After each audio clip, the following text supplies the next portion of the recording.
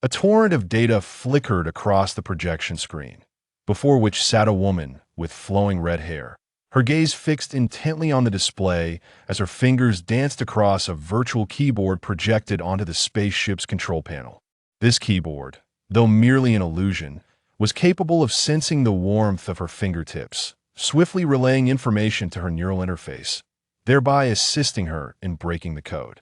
Behind her, a group of men either crouched or stood, all clad in black and white uniforms. Unlike the woman, whose brown eyes gleamed with determination, the men exhibited a spectrum of colors: emerald green, pure blue, and even an eerie orange, with pupils so subtle they were nearly imperceptible. "Ray, sir, do you think it's possible? I've heard that's the pinnacle of technology from Berkeley," ventured a man with green eyes in a hushed tone. "Shh, be quiet, Owen. Don't disturb Racer while she's working," admonished an SSP officer. "Racer's decoding prowess is unparalleled. No program can thwart her," asserted a colleague. The greeny man chuckled softly. "Charlie, don't speak so recklessly. We all know you have a soft spot for Racer, but to claim that no program can stop her is rather subjective." "You." Charlie, the officer with yellow eyes, flushed with indignation, raising his hand as if to strike Owen. At that moment, the dense data on the projection screen vanished without a trace, replaced by a video feed from a camera. The backdrop was a potato-shaped celestial body, pockmarked and adrift in the abyss of space. A man stood in a crater on this desolate orb, seemingly engaged in conversation, while a small private spacecraft, predominantly blue in hue, gleamed against the dark void.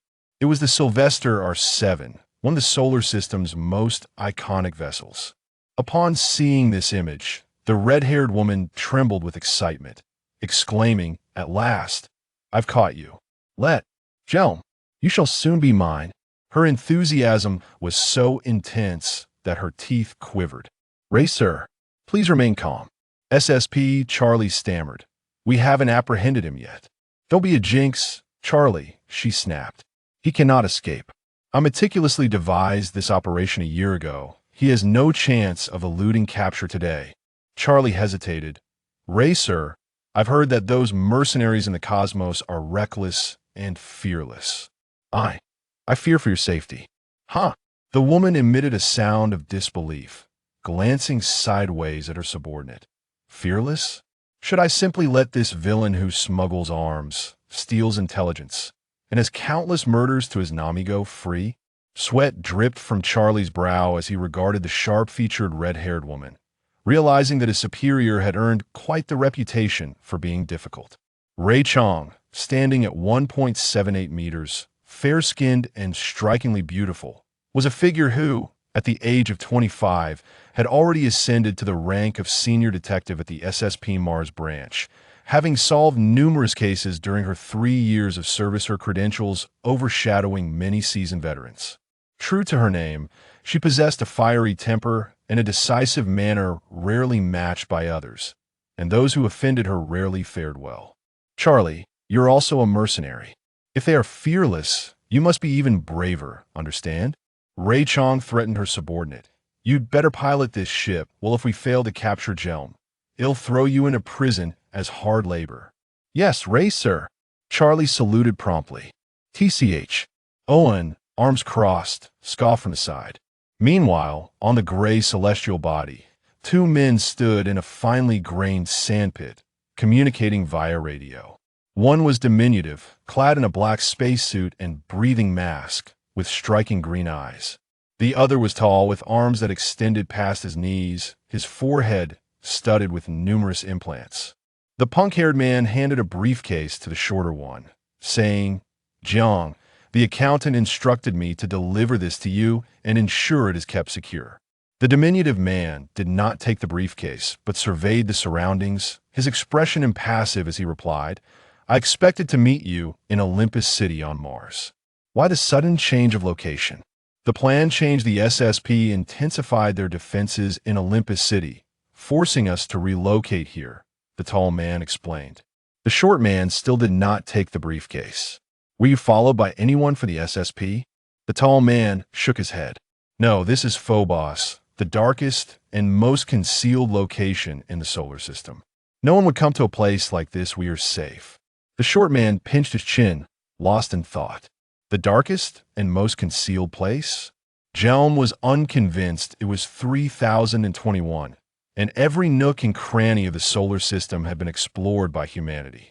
Even the debris in Saturn's rings have been assigned millions of identifiers by bored individuals, not to mention Phobos, a well-known moon. How could it be safe and hidden? Yet, there was indeed no one around. If there were SSP agents, where would they be hiding? Jiang, hurry up and take the item. The longer we delay, the more trouble we invite.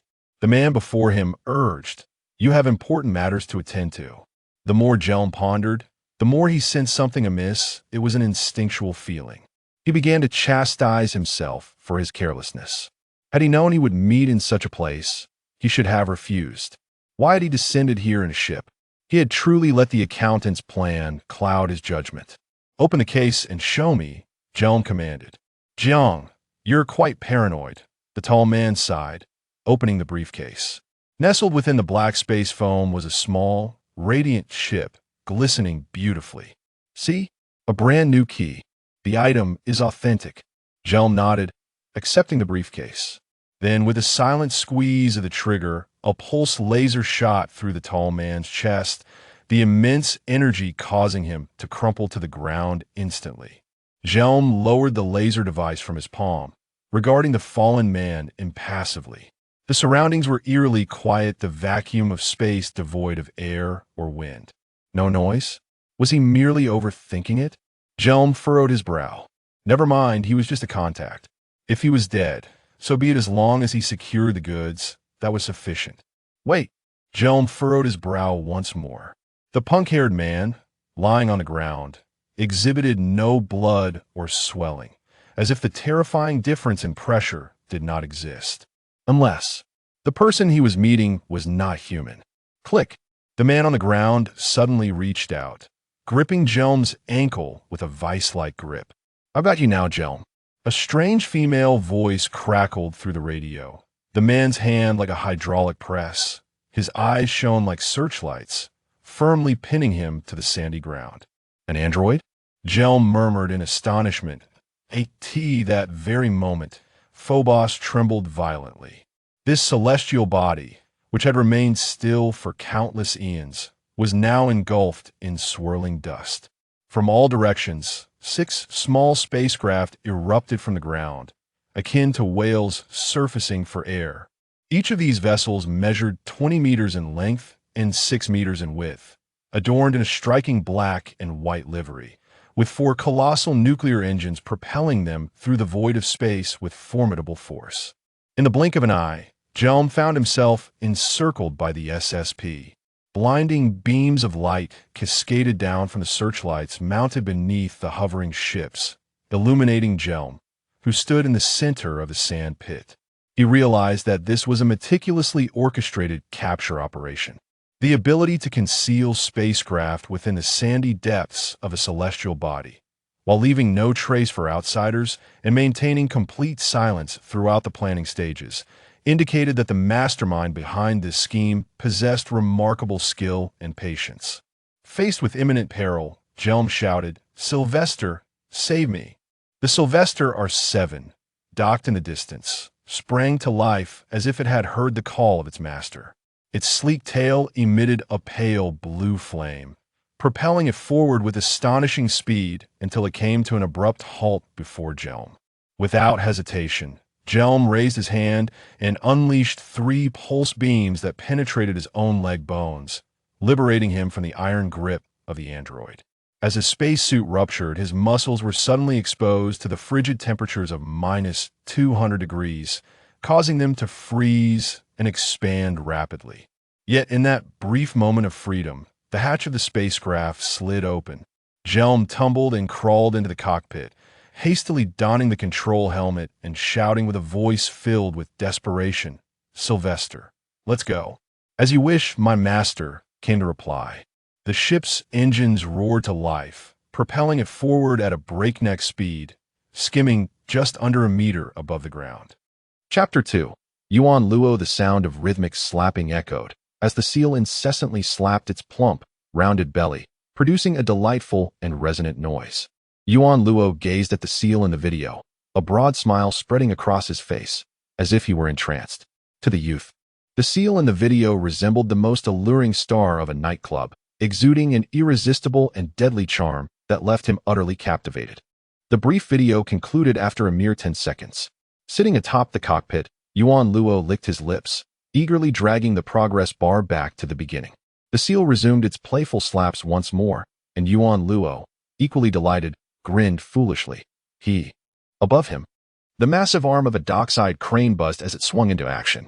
Suspended from the crane were human-like dolls, both male and female, each embodying the ideal proportions of beauty, females with slender waists and long legs, and males with robust muscles and well-defined bones. However, most of these dolls bore visible scars, missing limbs, and dripped with artificial pink fluid. Eventually, Berkeley Me discovered that while their dolls boasted superior quality, they struggled to find a market, as inferior competitors sold their subpar products in greater numbers. As a result, Berkeley Me's advertising slogan evolved to more lifelike than real people. Yet, with the surge in doll sales came an increase in returns for repairs and the business of cargo ship drivers. "Hey, Yuan Luo," someone shouted from below. Yuan Luo heard the call but chose to ignore it, engrossed in scrolling through videos of seals slapping their bellies. After several attempts to get his attention went unanswered, the voice grew impatient, banging on the ship's metal door. "Hey idiot, are you deaf?" Yuan Luo grimaced, irritated, before shutting off his phone and glancing down. Standing below was a brown-skinned man, smoking a cigarette, clad in a soiled mechanic's uniform, with striking yellow eyes. It was Bezos, the logistics supervisor of the cargo fleet. Bezos brandished a thin display screen, reprimanding, "You little brat, the cargo must reach the space station before 10 tonight. If you're late, the Berkeley Me repair department will be closed." The crane was an hour late. "I won't make it by 10, Yuan Luo replied flatly. Bezos seemed oblivious to Yuan Luo's protest, gruffly insisting, "Don't be late. They'll deduct your pay." Being late had nothing to do with Yuan Luo, yet the penalties would come out of his earnings. It seemed profoundly unjust. Yet, Yuan Luo was disinclined to argue, finding it a hassle, knowing that disputing it would change nothing. He jumped down from the top of the ship, landing in front of the antiquated Ease H1 cargo ship. This small vessel, 10 meters in length, was heavy and worn, its paint peeling, resembling a crumpled matchbox devoid of aesthetic appeal. The Ease H1 was a cargo ship provided by Berkeley Me for transporting human dolls. It wasn't fast, but its only advantage lay in its durability, despite its dilapidated state. It was the only possession Yuan Luo had, having relied on it for over 2 years for sustenance and survival. He caressed the cold, rough exterior of the ship, his facial expression softening, as if he were stroking a beloved's chin. Then, Yuan Luo opened the ship's door and adeptly leaped into the cockpit. Inside, a bag of refreshing air freshener hung. The glove compartment contained several paper shipping documents, and a sealed cup of milk rested nearby, along with a few faded photographs cut from magazines, taped to the cockpit's glass window. The photos depicted an endless expanse of azure sea, while the human-like dolls were neatly packed into containers, subsequently lifted into the hold of the H1 by the crane. The ship swayed slightly under Mars' low gravity. Yuan Luo glanced at the ocean photograph, turned the key, and ignited the ship's engine. The Ease H1's underside erupted with crimson flames, lifting the vessel slightly. At that moment, the glass window was wrapped again. Yuan Luo looked up to see Bezos still had something to convey. He pressed the window button. Bezos leaned against the glass, exhaling smoke, and said, "Oh, one more thing I need to tell you." "What is it?" Yuan Luo coolly pressed the ship's ventilation switch to clear the smoke. Bezos exhaled another puff. "Eden just sent me a notice this afternoon, stating that your monthly nurturing loan has increased from 400 credit coins to 500 credit coins." Yuan Luo replied, "So it's a 25 increase?" "Indeed." "Why? What is the reason?" Yuan Luo inquired, perplexed. "Inflation," Bezos replied, exhaling a cloud of smoke. "But my wages haven't increased due to inflation," Yuan Luo retorted. Bezos chuckled, shrugging his shoulders. "I'm merely informing you. The final explanation lies with them. You know how the contract is worded." With that, he stuffed his hands into his overalls and sauntered off, likely to join his co-workers at a bar by the Sandglass Sea. The Ease H1 launched into the sky. In the cockpit, Yuan Luo grasped the control stick with one hand while retrieving his phone with the other, propping it up on the safety airbag cover, saying, "Little butler. Tao Tao. At your service." The slim phone projected a cheerful blue bouncing ball, speaking in a pleasant tone. "How may I assist you?" Yuan Luo instructed. "Check the latest news from Eden Biotech regarding the increase in nurturing loans. Searching for you." "Oh, found it." The bouncing ball announced in a cheerful tone.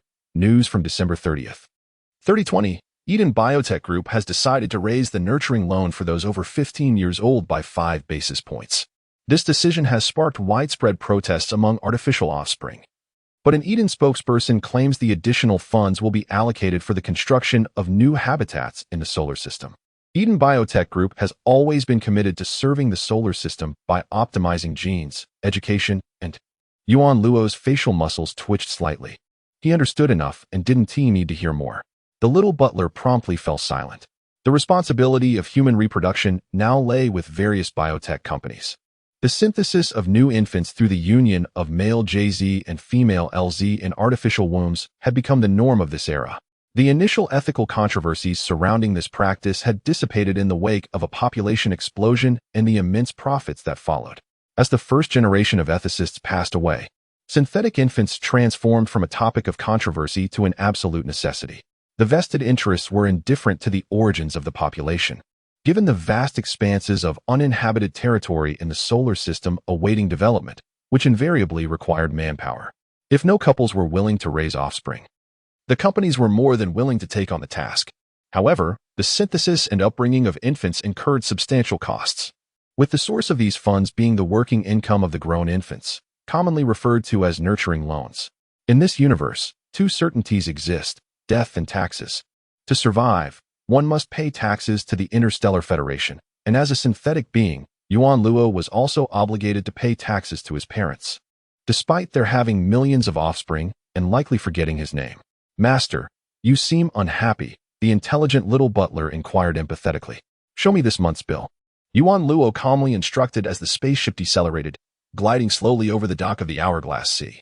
His mobile device immediately projected a circular interface, clearly delineating 4 categories: taxes, food, savings, and living expenses. Taxes occupied approximately half of the circle. Savings took up a small portion, while food and living expenses were minimal. "Help me identify where I can extract 100 credit coins," Yuan Luo commanded. The mobile assistant promptly began its calculations. "Your salary is 2,000 credit coins, with a federal tax of 15%, totaling 300 credit coins. The nurturing loan is 20%, amounting to 400 credit coins. Daily sustenance costs 300 credit coins. Savings are set at 300 credit coins monthly, while rent is 550 credit coins and living expenses are 150 credit coins." After a thorough assessment, the assistant reported, "To maintain your current lifestyle, your savings must be reduced from 300 credit coins per month to 200 credit coins." "No way." Yuan Luo's gaze swept over the large ocean photograph affixed to the spaceship's ceiling. Savings were non-negotiable. He pondered how to adjust food and living expenses instead. The assistant re-evaluated the food and living categories. After a prolonged analysis, it spoke with a hint of dismay. "If you further reduce your food intake, it will adversely affect your physical condition, thus impacting your ability to operate the spaceship. You will have to save less money." "Absolutely not." Yuan Luo grasped the control lever with determination. "Savings cannot be altered." "Then there is no alternative," the assistant pouted. Yuan Luo was cut off as the spaceship gradually departed the docking area, entering the ceaseless expanse of the Martian surface. "You have a delivery to make, Master. Please remain focused," the assistant chimed innocently, and with a soft puff, the projection vanished. "How dare you instruct me on my duties?" Yuan Luo muttered dryly, pressing down on the slim mobile device, his expression darkening as he increased the power. The Escher H-1 cargo ship emitted a resonant roar, swiftly ascending into the void of space. Chapter 3, Complete Lockdown, Sir. In the cockpit of the SSP ship, Charlie shouted while wearing the control helmet. "An anomaly has occurred. The bandit has lost a leg and is fleeing." Crack. Lei Chi-Chong seized the radio, commanding loudly, "All units, lift restrictions and fire at will." Countless beams of pulse light streaked across the sky above Phobos, striking the mountains on the satellite, which crumbled silently into the cosmos like paper. The beams hit the surface, and the resultant dust cloud soared thousands of meters into the thin Martian atmosphere. However, when the beams collided with the pale blue ship, they inexplicably veered off course, redirecting to other locations. Sir, his ship is equipped with a prism system. The pulse weapons cannot penetrate. Charlie shouted frantically. Switch to missiles. Lei Qichong bellowed. Sir, wake up. Missiles can't catch up to the ship. Charlie exclaimed in despair. Then ram into it. Do you understand ramming? Lei Qichong roared in the cockpit, wishing she could snatch the control helmet from Charlie and pilot the ship herself. Unfortunately, she was utterly incompetent in flying, a complete novice. Okay. Charlie stammered, still reeling from the intensity of the command. In space, the ship was humanity's sole reliance. In the ocean, one might persist for a time without a vessel. But in space, if a ship were to malfunction, survival would last mere seconds. The order to collide was undoubtedly a peak of madness in the eyes of the newly appointed SSP helmsman. Nevertheless, no one dared defy Lei Qichong's orders. 6 SSP ships simultaneously deactivated their weapon systems and hurtled towards the Sylvester ship at a velocity of 50 kilometers per second. Over the course of 5 billion years since the formation of the solar system, countless meteors have battered the surface of Phobos, rendering it pockmarked. From a distance, these craters resemble adolescent blemishes, but upon closer inspection, they are coarse and dreadful. The terrain is riddled with countless ravines and craters, creating a complex landscape that defies description. Navigating at such high speeds through this topography requires exceptional piloting skills and keen reflexes. The speedometer on the ship surged, escalating from 1,000 kilometers per hour to 2,000, then from 2,000 to 4,000 kilometers per hour. Despite the pressure protection mechanisms, Lei Qichong found herself pressed firmly against her seat, unable to move, her eyes bloodshot as the scenery flashed by at a pace akin to a slideshow. Signs of her brain struggling to process the rapid visuals became evident, yet she could barely discern the decreasing distance to the Sylvester R7. However, when the two vessels were less than a kilometer apart, the blue Sylvester unexpectedly decelerated and executed a sharp turn, disappearing behind a series of craters. The 6 SSP ships followed suit, but their deceleration was insufficient, and in the blink of an eye, the Sylvester left them trailing behind. The sudden decrease in speed made Lei Qichong feel nauseous, yet she clung to the radio, shouting, "Hurry, catch up, don't let him escape." "Sir, our ship cannot surpass the Sylvester." Charlie, seated in the pilot's chair, was drenched in cold sweat beneath his helmet. "His ship is more advanced than ours. Don't blame the machine for your own inadequacies." Lei Qichong showed no mercy, seizing the radio to contact the SSP Martian Division. Division, this is Officer 0731. The decapitation plan has encountered obstacles. The target is too agile. I request reinforcements. A surprised voice replied over the radio. Lei Qichong, even you couldn't capture him? Is it that easy? Old man. Lei Qichong's expression soured severely as she watched the distant, erratic ship, her voice laced with venom. Stop dawdling. Lock down all space cities around Mars, close all space channels, and halt all vessels on Martian routes. No ship is allowed to land until I capture him. A sharp intake of breath came from the man on the other end of the radio. Lei, this is a significant move if you fail to catch him. Do you know the pressure the SSP will face? Failure to act now will result in even greater pressure.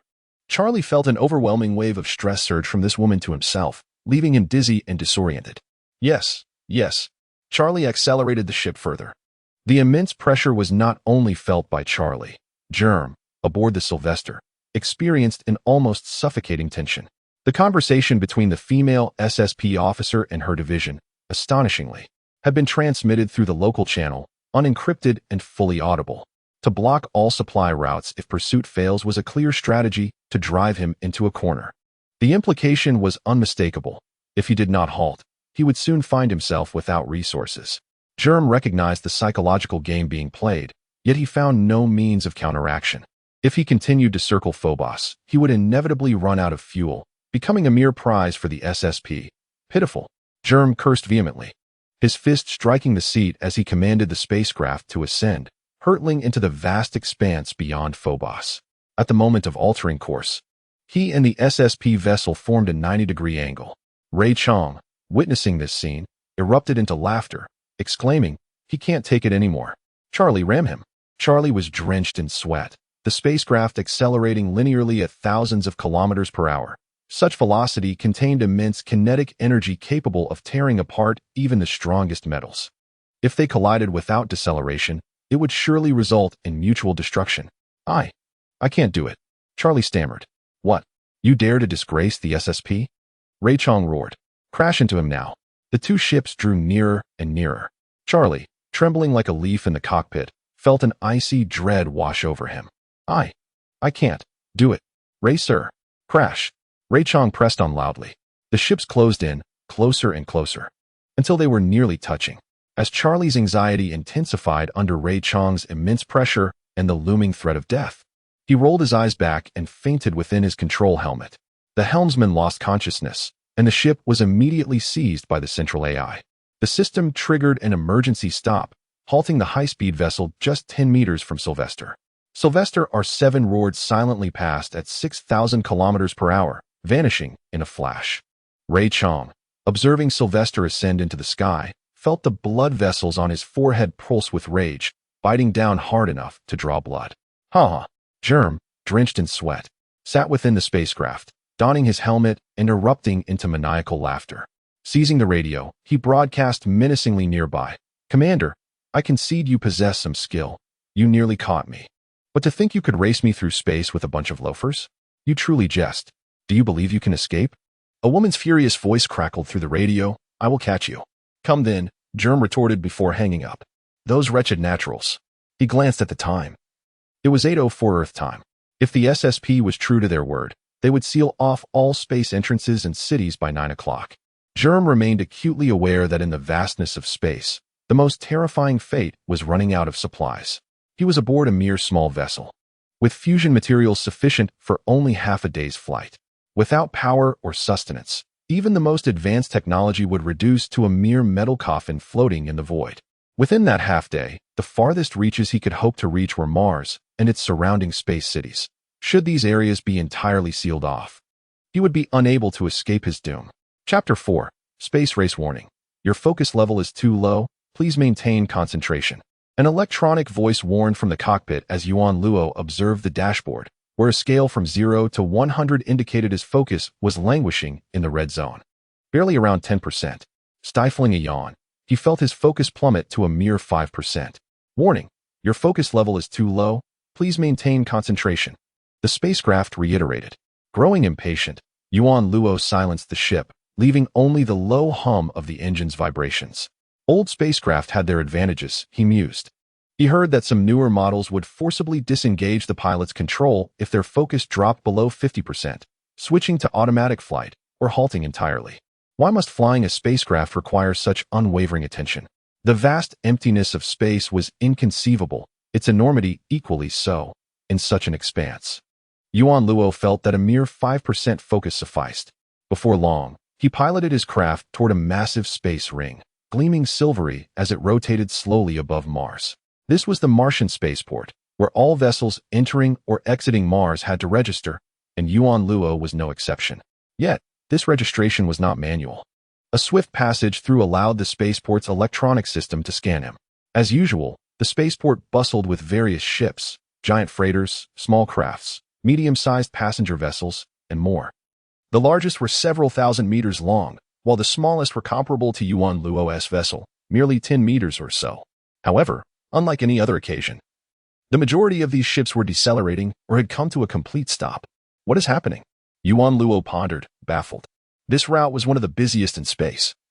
After all, Mars was dubbed humanity's second home, with frequent trade interactions with other planets. In past visits to the spaceport, he had seen ships racing past one another. For in the solar system, time equated to currency, and efficiency was paramount. Emergency notifications? Closure of the spaceport and space cities?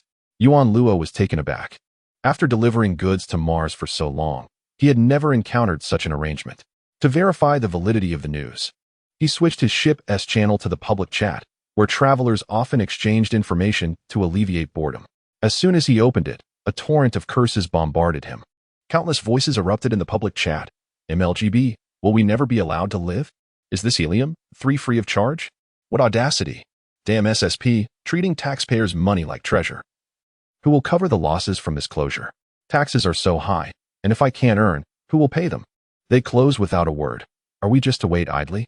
All these naturals, why make it difficult for one another? Unbelievable, they speak of force majeure. My mother died and I still have to deliver. Never seen any true force majeure. Wake up. Where do you think your mother came from? Your mother is the company. How delightful. I wish my mother would also die. Indeed. Hope my mother dies. Hope my mother dies.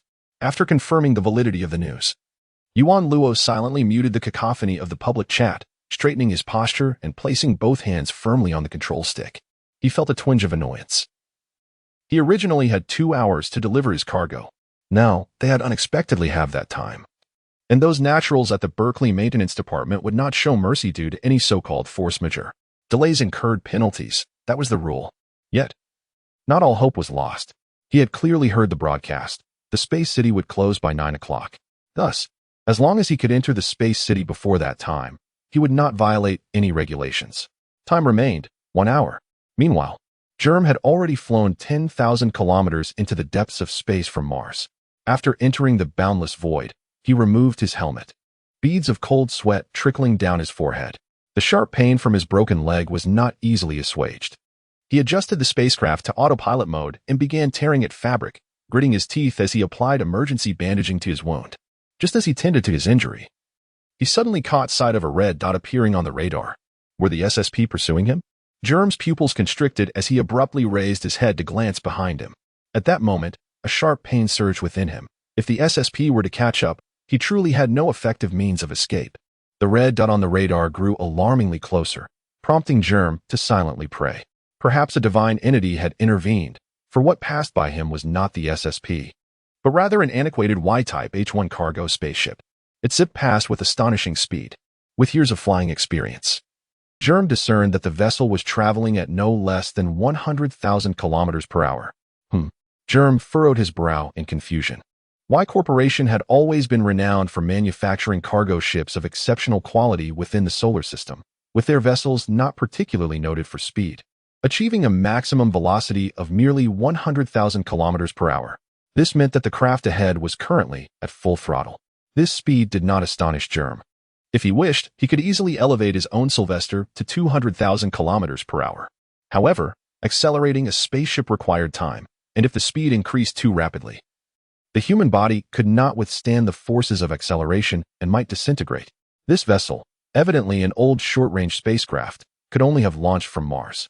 To achieve such acceleration at such proximity to Mars suggested an extraordinary and reckless burst of speed. What a reckless individual, Germ muttered, and then a realization struck him, causing his expression to shift to one of uncontainable joy. Indeed, fate had not abandoned him. This region of space was typically one of the busiest trade routes in the solar system, bustling with cargo ships every day. However, following the SSP's alert, the area had become eerily desolate. This made acquiring supplies or altering his identity exceedingly challenging. Yet, by a stroke of luck, there was someone who completely disregarded the SSP's warnings, piloting a ship through the void of space. It was nothing short of divine providence. If he could commandeer this small vessel and then use his automated Sylvester as bait to divert the SSP's attention, he could pilot this old ship into Space City and, once rescue arrived, make a successful escape. At this thought, Germ nearly shed tears. The pain from his leg wound faded away. He donned the control helmet, and the 4 nuclear engines of his Sylvester roared to life, propelling him swiftly through space at an astonishing 150,000 kilometers per hour. The Y-type H-1 drew ever nearer until they were side by side. As the relative speeds between the two vessels came to a standstill, Germ clearly observed the ancient H-1 beside him. A garish poster of a voluptuous, curvaceous anime girl adorned its side, her pose enticing. Below the image was an exaggerated pink slogan, "Be-claim, more human than real human." Inside the cockpit sat a young man clad in a gray cargo uniform, wearing a baseball cap, appearing around 17, with black hair, thin lips, and pale skin. His striking blue eyes were almost transparent. He was a synthetic human. Germ felt a wave of relief wash over him. Being a synthetic himself, he understood them well. Convincing the young man to halt would be a trivial task. To that end, he picked up the ship's radio, connecting to the local channel, and said, "Hey there, could you slow down a bit? I'm the maintenance manager from B-Claim, and I have something important to discuss with you." After finishing, he set down the radio, waiting for the young man to comply. To his surprise, the Y-type H-1 showed no signs of slowing down, continuing its steady flight through the cosmos. Germ frowned and seized the radio again, commanding, "Hey, delivery boy. I said stop. Did you not hear me?" Watch out, or I will dock your pay. Such harsh words even startled Germ himself. He knew how sensitive these delivery personnel were regarding their salaries. If the young man halted, it would grant him the opportunity he so desperately needed. Reaching into the glove compartment, Germ retrieved a pulse device while clutching a breathing mask, ready to seize the ship at any moment. However, once again, the Y-type H1 remained indifferent, continuing on its course. Germ sensed something was amiss. If this individual were indeed a synthetic, how could he be so unresponsive to threats regarding his pay, exhibiting such blatant arrogance? Nevertheless, regardless of the reasoning behind the young man's brazen demeanor, Germ's only chance for survival lay in seizing the unassuming vessel before him. He donned the helmet and issued a stop command through his mind to the Sylvester. The ship sprang into action, veering aggressively toward the Y-type H1. As Germ pondered his financial woes, he calculated the costs of using the Earth space elevator, the expenses of living on Earth, and the steep price of a ticket to visit the planet. He determined he would need at least 110,000 credits to see seals and touch their plush bellies, a sum that would take him 245 months to accumulate. After deducting the 2 years he had already saved, he realized he would need to continue saving for another 18 years. While Germ was lost in thought, the Sylvester had already moved in closer. Observing the ship, he wore an expression akin to someone who had just tasted something foul. With so vast a universe to navigate, why was this ship tailing him? Was the pilot's judgment impaired? The dashboard indicator surged from 1% to 5%. Germ extended a hand, tapping the main control screen. The Y-type H1 shuddered slightly, descending 10 meters in height to deftly evade the encroaching Sylvester. 18 years seemed an eternity. How could he possibly amass the required funds? To Germ's surprise, the delivery pilot reacted swiftly, yielding the path. Yet Germ did not seek merely passage. He craved the young man's ship. His consciousness transformed into electrical signals, pervading the entire vessel. The Sylvester's top engine unleashed power, forcing the ship downward in a bid to once again compel the H1 to halt. The young pilot was quick to respond. Perceiving the Sylvester's descent, he instinctively pressed the control stick downward while simultaneously shutting off the right engine. This imbalance in thrust caused the H1 to roll, executing a smooth 360-degree turn, positioning itself beside the Sylvester R7. Germ scoffed, bemused by the audacity of the pilot, who dared to maneuver so frivolously in such a decrepit ship. The Sylvester trembled as its nuclear engine's tokamak device rapidly fused helium-3, releasing a tremendous amount of energy. However, this energy was not directed toward acceleration but rather allocated to the auxiliary steering engines, rendering the ship remarkably agile. Germ controlled the vessel's tilt with his mind, directing it almost vertically toward the H1, as if to deliver a mighty slap from the void of space. Where did this XX thing come from? Yuan Luo pressed the control panel, stepping on the brake pedal, reducing the spaceship's speed to 98,000 kilometers per hour, creating a speed differential with Sylvester. The ship that had approached him brushed past due to its own high speed, narrowly avoiding him once more. Impressive, exclaimed Germ, wearing a control helmet. Once or twice could be excused, but to narrowly avoid collision 3 times was unprecedented. Yet that ship maintained a constant linear motion towards the distant space city. This was utterly unheard of for Germ. Chapter 5, The Struggle of a Cornered Beast on the Sandy Surface of Phobos. Several spaceships were parked haphazardly. The tops of the ships were wide open, and a few young SSP members were struggling to pull the muddy Charlie out of the cockpit. Lei Chong stomped her foot on the ground, feeling extremely displeased. Crossing her arms, she asked her subordinates, "Where do you think Germ has run off to?" The SSP members exchanged glances. A young man with green eyes stepped forward and spoke confidently. "Sir Lei, I have some thoughts." It was Owen, a capable subordinate of Lei Chong, who had been born in the Cambrian Biotechnology Company and had joined the SSP early on. He had worked alongside her to solve many cases and was a brainy individual whom Lei Chong greatly relied upon. "Speak," Lei Chong commanded. Owen raised a finger and continued. "Within the Martian space domain, there are only 4 places where supplies can be obtained. First, commercial trading ships. Second, Deimos. Third, the space city. And fourth, Mars itself. As for commercial ships, they must first be encountered, and one must have weaponry to carry out a raid. However, Sir Lei, you have already halted all ships on that route, so we can eliminate that option." Lei Chong nodded. "Yes, that makes sense. Go on." Owen raised 2 fingers. "Secondly, Deimos is a research station with very few people, mostly impoverished scientists. If a luxurious Sylvester ship were to dock there, it would certainly raise suspicions. However, it cannot be ruled out that Jelm might raid supplies from Deimos and then head into deep space, so we could deploy some police forces there to prevent such incidents. Owen raised 3 fingers. Thirdly, the space city has many luxurious vessels, and his Sylvester could easily conceal itself there. However, the security in the space city is stringent. I can hardly conceive of anyone daring to intrude there. There have been no precedents for such acts in history. After hearing this, Lei Chan's expression brightened. You make valid points, Owen. Let us proceed as you suggest. You take the main force to the Mars spaceport and thoroughly inspect all incoming and outgoing ships. Owen was taken aback. Then, where will you go, Sir Lei? Lei Chang replied, I will head to Deimos. I still have some concerns about that place. Those scientists are quite important to humanity.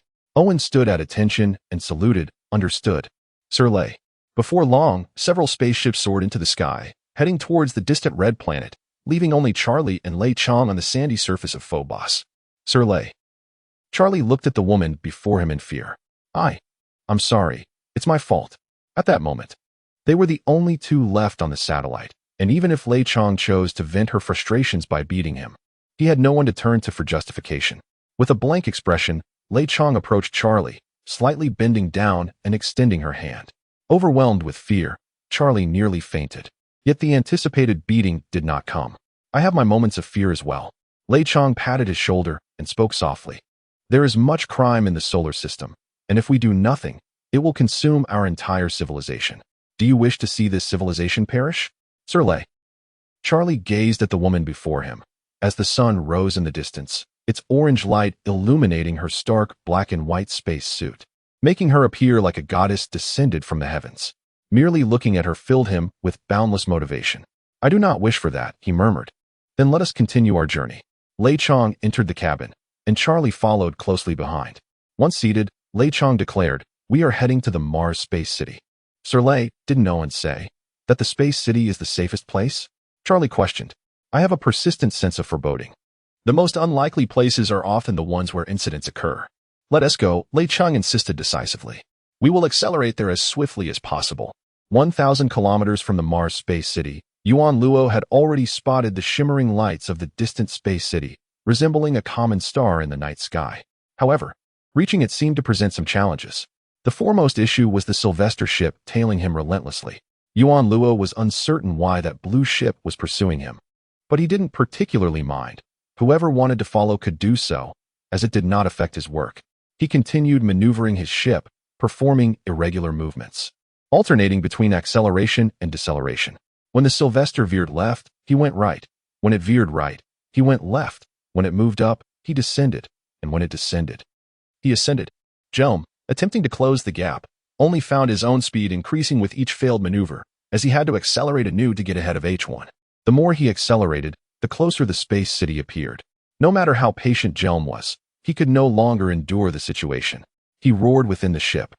And the Sylvester rapidly surged forward, soon leaving H1 behind, vanishing from Yuan Luo's view. Then, when the Sylvester was just a few hundred kilometers from H1, it suddenly decelerated and turned its bow towards H1, launching into a sprint. A few hundred kilometers was merely a matter of seconds in space.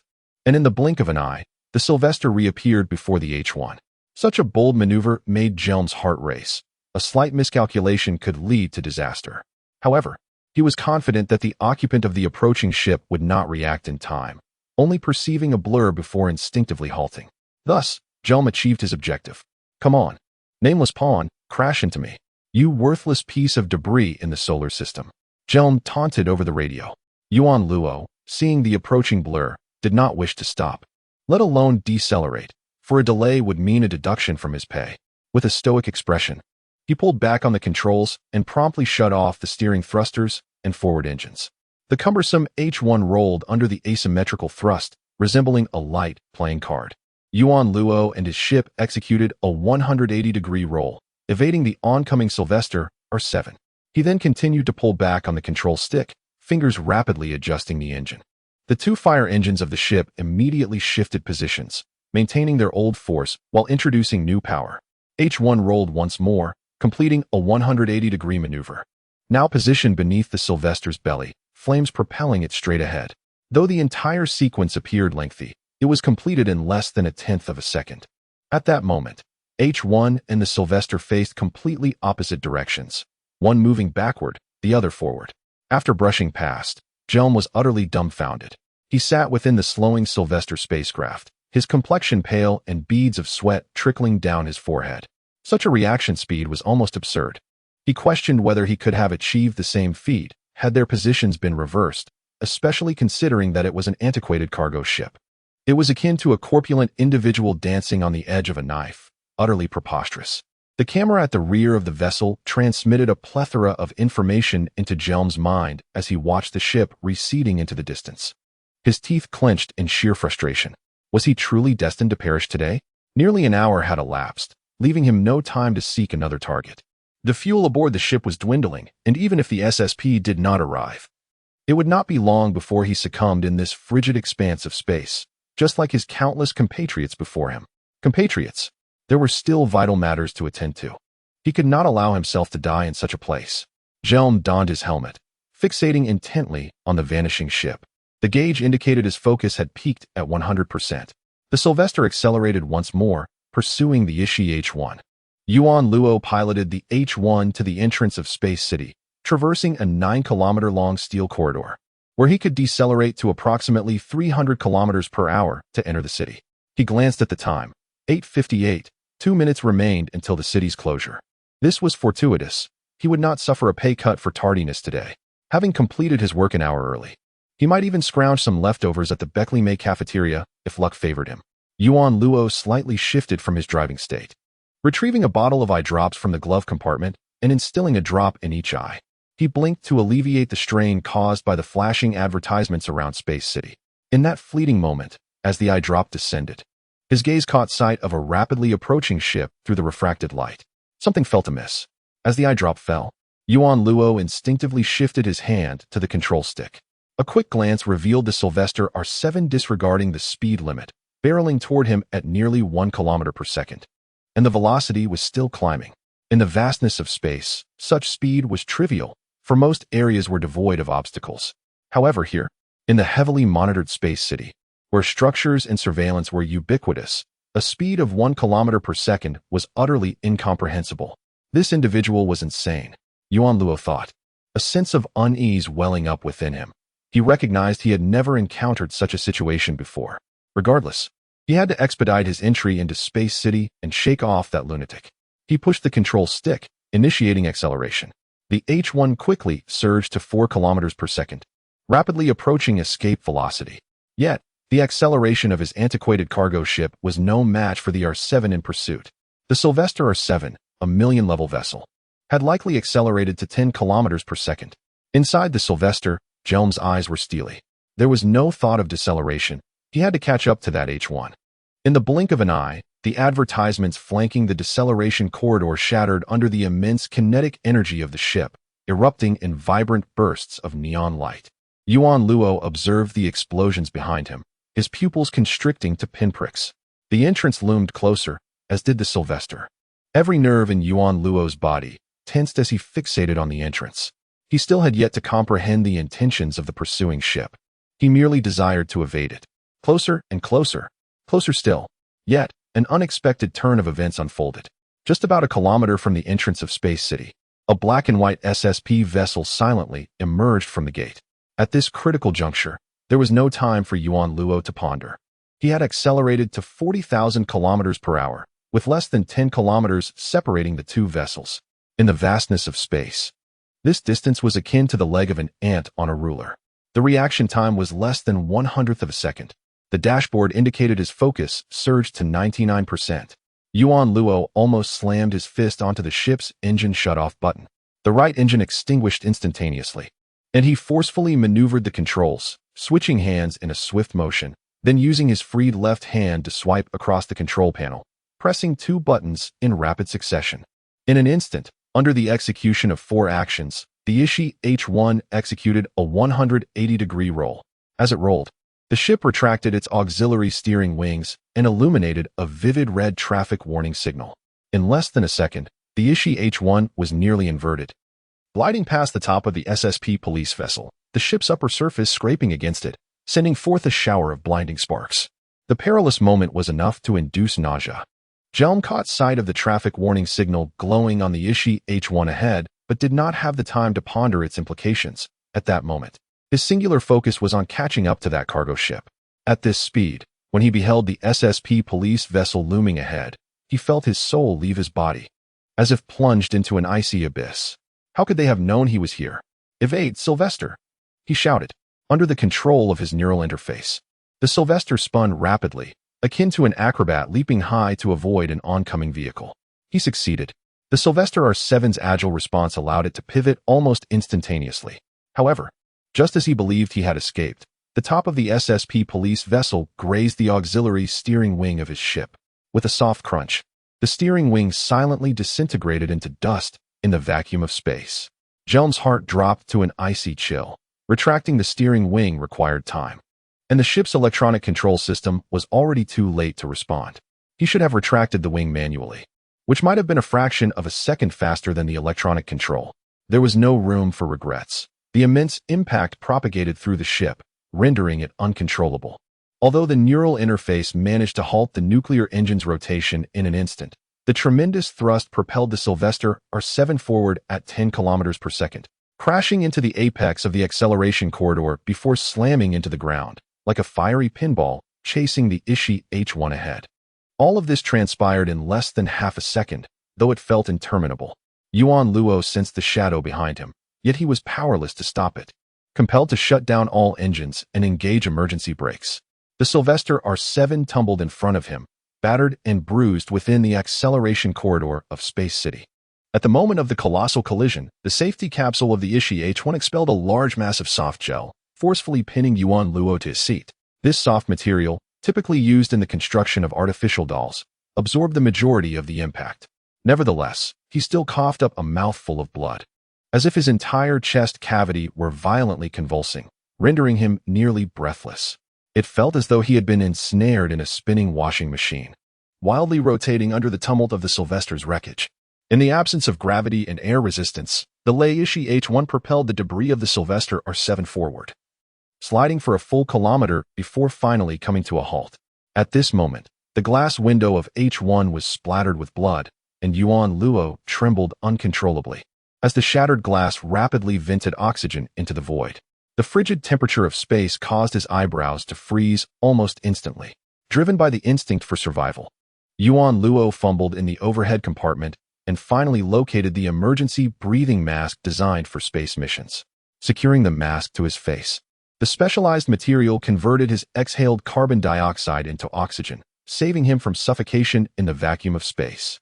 He struggled to swallow the blood pooling in his mouth, unfastened the spacecraft's safety belt, and forced open the hatch, emerging into the weightless deceleration corridor. The sight that greeted him made Yuan Luo's lips twitch involuntarily, and he bent over, his complexion paling. Two ships were grotesquely entangled, arcs of electricity dancing amidst the chaos. The entire bow of his H1 was lodged deep within the Sylvester's cabin, having utterly obliterated the opulent cockpit. The man seated in the cockpit was ensnared within the mechanical framework, shards of glass having sliced away his head. The headless corpse remained wedged in the seat, blood spurting forth in a gruesome display, freezing instantaneously into red crystals that floated languidly around Yuan Luo. Time slipped away, second by second.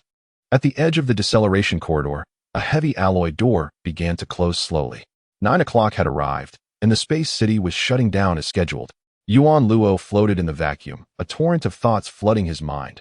Misfortune, shipwreck, death, accident, murder, law, escape, surveillance, network, insurance, unemployment, compensation, SSP, death penalty seal.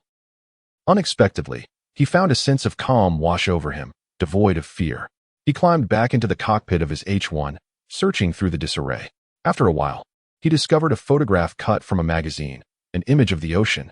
During their journey, Lei Chichong did not maintain a strict demeanor, sitting beside Charlie with curiosity. "What is it like wearing that helmet? It sounds complicated." With a hint of regret, Lei Chichong replied, "I can't fly anyway. I trained at a driving school years ago, but the instructor said my reactions were too slow. It's not that difficult, Lei sir. With an auxiliary helmet, it can significantly reduce the cognitive load on the brain. With advancements in helmet technology, I'm sure a suitable spacecraft for you will be available soon, Charlie reassured her. Lei Chichang scoffed, come on, just stick to your job. When the ship is flying fast, I can't see anything clearly. Actually, my reactions aren't that quick either, Lei sir. My performance at driving school was merely average, Charlie admitted somewhat awkwardly. Only average? Lei Chichang asked, surprised. Yes, Charlie responded while wearing his helmet. At driving school, I encountered someone exceptional who could pilot a ship with just 50% concentration and still perform remarkably well. 50% concentration? Lei Chichang inquired. Charlie pointed to the circular dial at the center of the dashboard. Lei Chichang glanced at the gauge, which indicated 90%. This is my attention level. The ship's central control can analyze my focus. Generally, the higher the attention, the greater the precision in piloting, Charlie explained. Why not 100%? Lei Chichang chided. Charlie's face flushed, and he murmured, Lei sir, you're talking to me.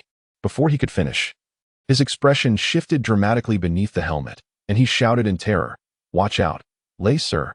Lei Chichang's eyes widened in alarm as she momentarily saw a still image. The space corridor ahead appeared to be erupting with fireworks, colorful debris swirling in the vacuum, creating a lively spectacle. Among the chaos, an old cargo ship flipped over, gliding past like a leaping whale. Suddenly, she felt a shadow pressing down on her. With a thunderous roar, the entire ship shook violently, as if it had been struck by a powerful electric current, convulsing like a dying animal. Are you all right, Lei sir? Someone whispered nearby. It was Charlie. Lei Chichang looked up to see him pinning her down, his orange synthetic eyes shimmering in the darkness. What happened, Charlie? I thought I saw something fly by, Lei Chichang asked. Yes, 2 ships flew past, including the one we were looking for. Charlie's lips moved, but no sound emerged. A sense of suffocation surged. The cabin's air was rapidly escaping. Following Charlie's gaze, Lei Chichang spotted a massive crack at the top of the ship, through which air was escaping. She stared at Charlie, gesturing for him to hold his breath. However, this usually compliant subordinate did not comply. Instead, he placed a breathing mask over her face and then tilted his head, gently kissing the mask.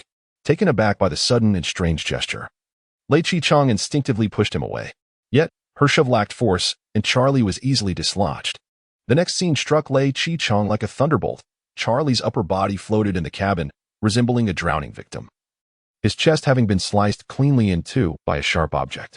She covered her mouth in shock, calling out Charlie's name, but no sound emerged, and she could not revive her subordinate. Silence enveloped her.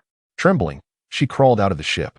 The entire top of the vessel had been torn open by an unknown colossal force, and countless metal fragments floated in the air, resembling lines extending deep into the corridor. 7. The scapegoat, a man with emerald green eyes, clad in a black and white uniform, sat before him, leisurely pulling out a notebook and pen, his head remaining down as he asked, Name? Yuan Luo. Age? 17 years and 2 months. Synthesized by Eden Corporation? Yes. Over 500 years ago. The laws of the Alliance government mandated that biological companies alter the genetic traits of synthesized infants, particularly their eye color, to facilitate identification among the populace, distinguishing them from natural-born humans. Among all biological firms, Eden chose striking blue eyes. Are you working or studying? How long have you been employed? The SSP inquired while taking notes. 2 years and 6 months. Who taught you to pilot a spacecraft? How long have you held your pilot's license? 2 years and 6 months. At 15, you set out to pilot a spacecraft. What gave you the courage? Owen closed the folder, casually questioning. Owen raised an eyebrow, aware that the Federation government had set the working age for natural-born humans at 20. However, there were no regulations governing the working age for synthetic humans. In fact, as this boy indicated, most synthetic humans began working around the age of 15, including himself. 15 held no special significance. It was simply the age determined by various companies through meticulous calculations aimed at maximizing costs and benefits. If the age were lower, it risked premature mortality for synthetic humans. If higher, it became economically unfeasible. After all, the income of synthetic human companies stemmed from the taxation of adult synthetic humans, a well-known secret in the solar system. Every additional year meant a sharp increase in costs. At that moment, the square iron door of the major case interrogation room swung open, and another SSP hurriedly entered. He placed a small booklet on the transparent table and whispered in Owen's ear, "This is the file sent by Eden Biotech Company. They claim that the traffic accident is not their responsibility, and we can handle this individual as we see fit. I knew they would say that. Biotech companies lack after-sales service and display a similar indifference towards their offspring. They are unconcerned with the consequences once an issue arises. They leave it to others to deal with. He waved his hand dismissively, and his colleague exited the major case processing room. Owen picked up the file from Eden and began to peruse it. The paper detailed the boy's date of birth, education, upbringing, and even his genetic coding. Everything aligned with what the boy had stated. He was born on the assembly line of Eden in 3004 and received basic education at Eden Group. His educational journey was uneventful, devoid of any aberrant behavior or exceptional talents. At 15, he chose to study piloting at the Spaceship Management Office. After graduating, he was fortunate enough to be selected by the Beclaim Company as a delivery worker, serving them for 2 years and 6 months until now. As Owen leafed through the thin file, he occasionally glanced up at the boy sitting across the transparent table. After the interrogation ceased, the boy returned to a state of composure, revealing neither fear nor trepidation. His drooping blue eyes appeared somewhat vacant. In truth, since he had turned himself in after the fatal incident, and following Officer Lay's delivery to the major case processing room, he had maintained a dazed demeanor, resembling an emotionless piece of wood. "Aren't you afraid?" Owen inquired. "Under interstellar law, you could face the death penalty. What has happened cannot be changed," Yuan Luo murmured. "Ah, that is indeed true. I don't know him." Yuan Luo shook his head, then raised his gaze. "I would like to request a lawyer. I did not mean to kill him." "A lawyer? Well..." Owen's lips twitched slightly. He had never heard of a synthetic requesting legal counsel. He sighed sympathetically, standing up. "Let me be frank. Having killed someone, even a natural person cannot escape punishment, let alone you. Even if you were not sentenced to death, you could face decades of imprisonment.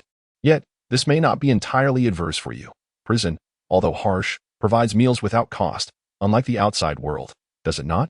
Yuan Luo contemplated this and found merit in the reasoning. Had he never witnessed a seal, imprisonment would merely be imprisonment. Sitting in a spaceship cockpit and languishing in prison felt quite similar. However, he had seen a seal and yearned for the day he could touch one. After the interrogation concluded, the SSP departed, and the room fell silent once more. Not far from the major case interrogation room, Lei Qichuang stood expressionless in his office, the only illumination emanating from the projection before him. In the projection, an elderly gentleman clad in uniform sat in a chair. "Humph." The old man in the projection appeared relieved as he approached his cabinet and poured himself a glass of wine, stating, "I have truly spoiled you, engaging in such a reckless endeavor for your sake. I swear, there will not be a next time. You too should exercise some restraint. Fortunately, nothing went awry this time, or you would have faced the consequences. I promised I would capture him, and I did," Lei Qichuang replied sternly. "It's just a pity for my subordinate. Such a young synthetic. A pity for your subordinate? Spare their blood." Lei Qichuang erupted in fury, yelling, "How dare a bunch of sordid beings who create synthetic toys hold me accountable? Do you expect me to consult with those who study the shapes of female anatomy?" The old man in the video fell silent, his expression darkening as he patiently replied, "Qichuang, their actions are irrelevant. They provide millions of jobs in the solar system, stabilizing societal order. They have a right to the truth." Lei Qichuang clenched his fists tightly, glaring fiercely at the old man in the projection. The elder reclined on the sofa, crossing his legs, and calmly stated, "Had you captured Jelm alive this time, I could have assisted you with a few words. Alas, he is deceased, and no information can be extracted, rendering the input-output ratio unfavorable. Furthermore, if not for the two synthetics today, you would have already faced dire consequences. But you cannot rely on such luck every time. It is wise to remain composed in future encounters." Lei Qichuang, incredulous, retorted, "Help me take the blame? For what?" The old man sighed, exasperated. "Please, Qichuang, you shut down the entire Martian spaceport for a whole hour, causing immeasurable economic losses. You even triggered a traffic accident in a space city that hasn't seen crime in centuries. Such occurrences tarnish your record. Fortunately, a reckless youth killed Jelm. Otherwise, who knows how those timid space investors would react?" "What?" Lei Qichuang tilted his head. "What are you saying, old man? Wasn't Jelm killed by me? What does it have to do with the synthetics?" "Nonsense. You are mistaken," the old man in the video rebuked. "It was merely an employee of Beclaim who, in his greed, violated a prohibition and inadvertently collided with someone at the entrance of the Martian passage. It is that simple. You." Lei Qichuang slammed the table, incensed. "Aren't you going to clarify the truth to the public?" The old man in the video scoffed. How do you suggest I frame it?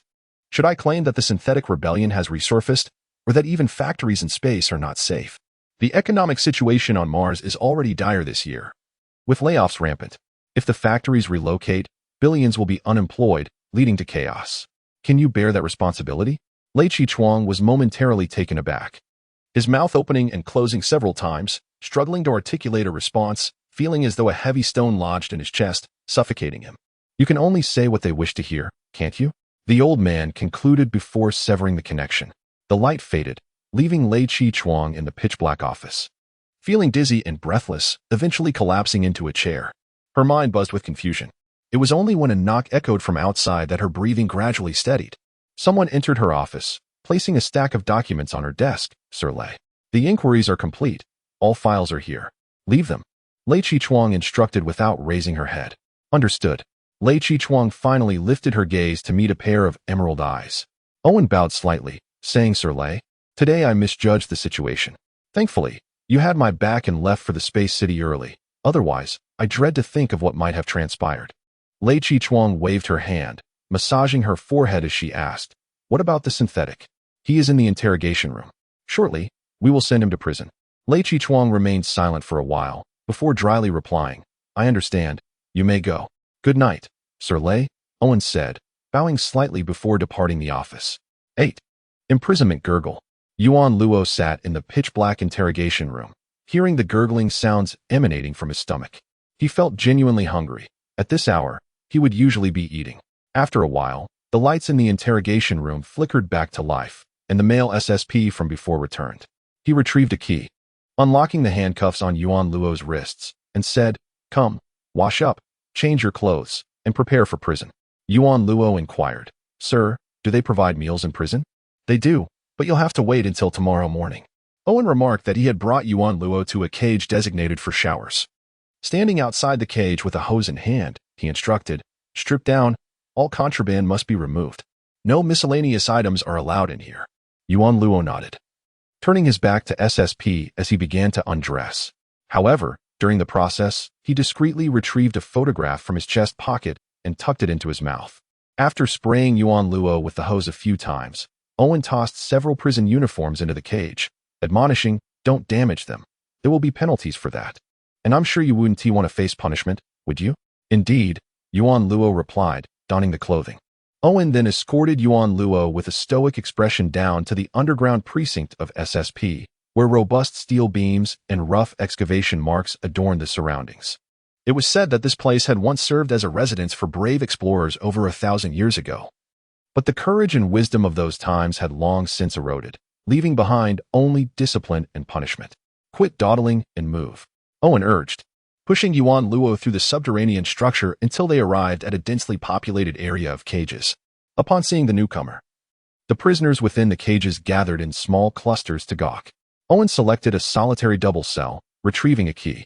Yuan Luo observed the wretched figure slumped within the cage, its disheveled hair and unkempt beard suggesting a long absence from cleanliness. He thought to himself that if he were to reside here for a decade or two, he would likely end up in a similar state. After depositing Yuan Luo in his cell, Owen whistled as he departed. Yuan Luo surveyed his new quarters, which were dilapidated at best, furnished with 2 military cots and a solitary toilet wedged between them.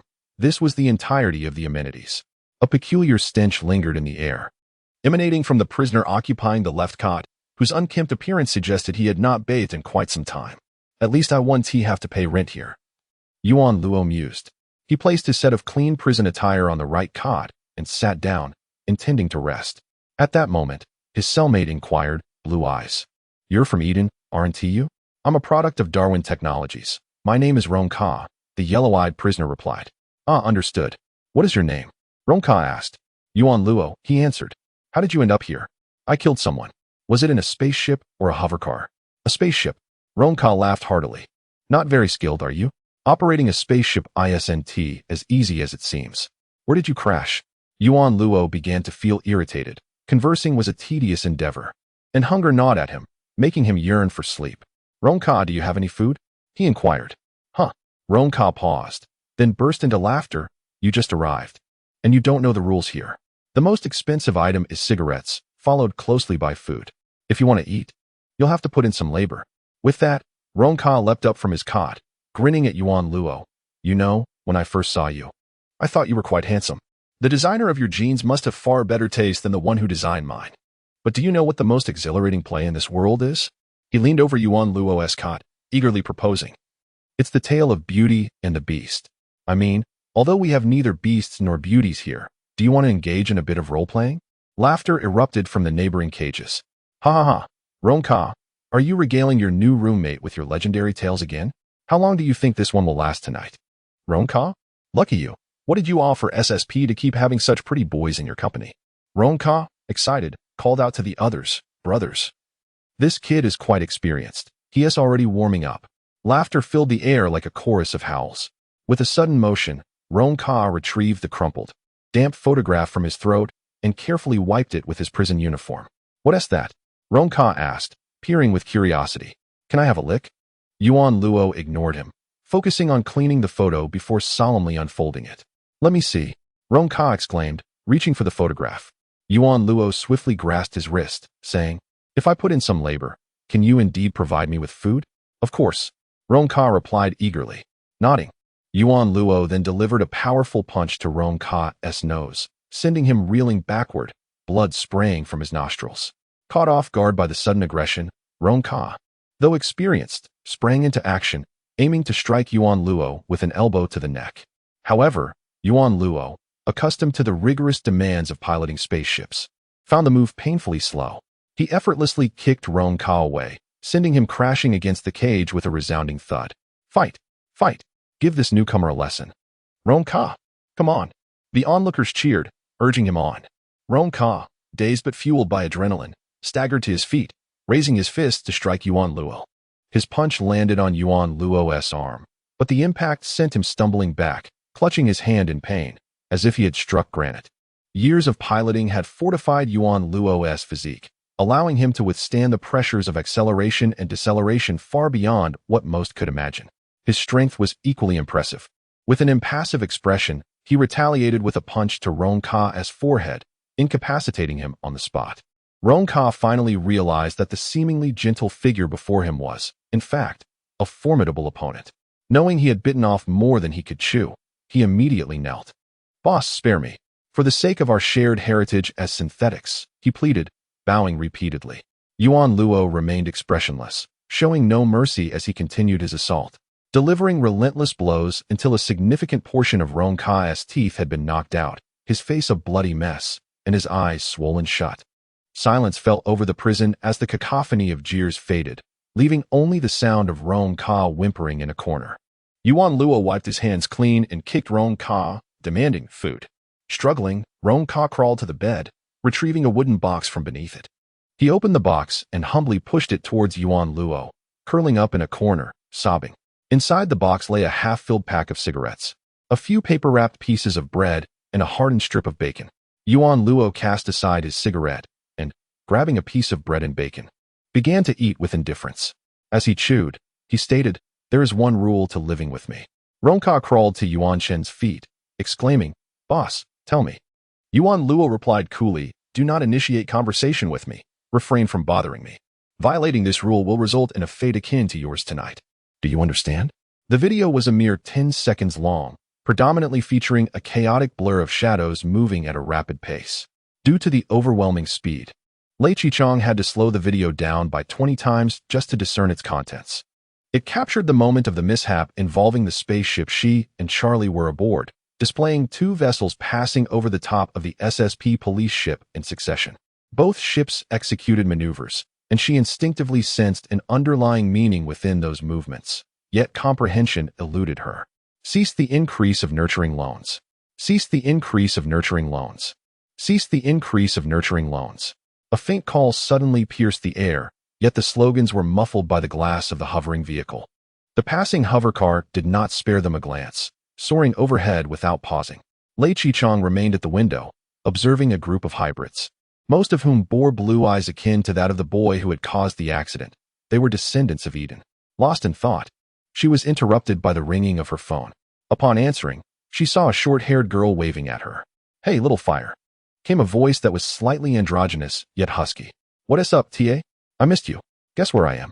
Lei Qichang fell silent, realizing that the person on the other end could communicate with her in real time, implying they were on the same planet. "I'm at work," she replied. "Come on, little fire. I've come all the way to Mars. You won't even meet me?" After more than 20 years of friendship, that's rather inconsiderate. Lei Qichang remained quiet, her gaze still fixed on the hybrids, even though they had receded into the distance. "Let us meet up," suggested the voice eagerly. "I flew for ages just to reach here." Lei Qichang felt torn. She was not in the mood for socializing. Yet TA was an old friend she hadn't seen in years, and it would be remiss not to meet. "Where shall we go?" she inquired. "To Olympus Plaza. There's a fabulous new bar there," Tia exclaimed. "All right, I'll change my outfit first," Lei Qichang said absently. "Huh? Change your clothes?" The voice inquired with curiosity. "Do you want me to wear my uniform to apprehend someone?" Lei Qichang replied, exasperated. Yes. Make it a bit sexy," Tia responded gleefully. Half an hour later, Lei Qichang emerged from her hovercar, adjusting the high-collared coat she wore. The area was filled with an array of luxurious vehicles, vibrant and resplendent, occupied by various young people adorned in the trendiest attire of the solar system, some in groups, others wrapped in embraces, frolicking and laughing. Before long, she spotted the person she was waiting for. Leaning against the door of a sleek black Europa, TA donned a form-fitting black outfit, her short black hair framing her face. Sunglasses perched atop her nose, and a lollipop in her mouth.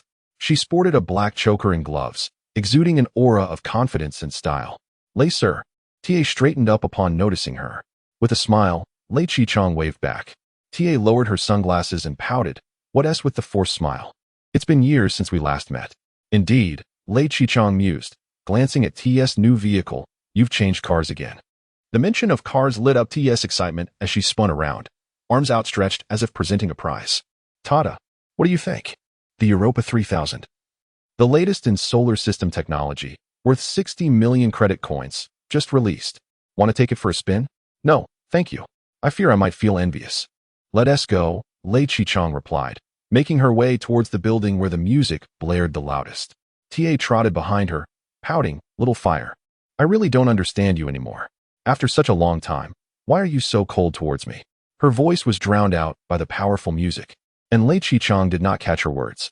TA tugged on Lei Qichang's arm, pulling her towards the center of the dance floor, navigating through the throng of swaying bodies. They arrived at the spot where the band played the loudest. This vibrant scene starkly contrasted with the tranquility of Phobos, where Lei Qichang had waited in silence, able to hear her own heartbeat and breath with clarity. Here, amidst the pulsating crowd, where everyone danced and celebrated their existence, she felt her own presence diminish to that of mere air. As the band played exuberantly, TA joyfully bounced beside her, her energy infectious, the shifting lights casting various hues across her profile. TA seemed to bounce on springs, seemingly tireless, while Lei Qichang instinctively wrapped her arms around TS' waist, protecting her from the lights, even though reason told her they were merely decorative. The music crescendoed, and as Lei Qichang closed her eyes, unwanted images of Charlie's severed body and Jelm's head adrift in space flooded her mind, sending her stomach churning. She doubled over, clutching her abdomen. "What's wrong?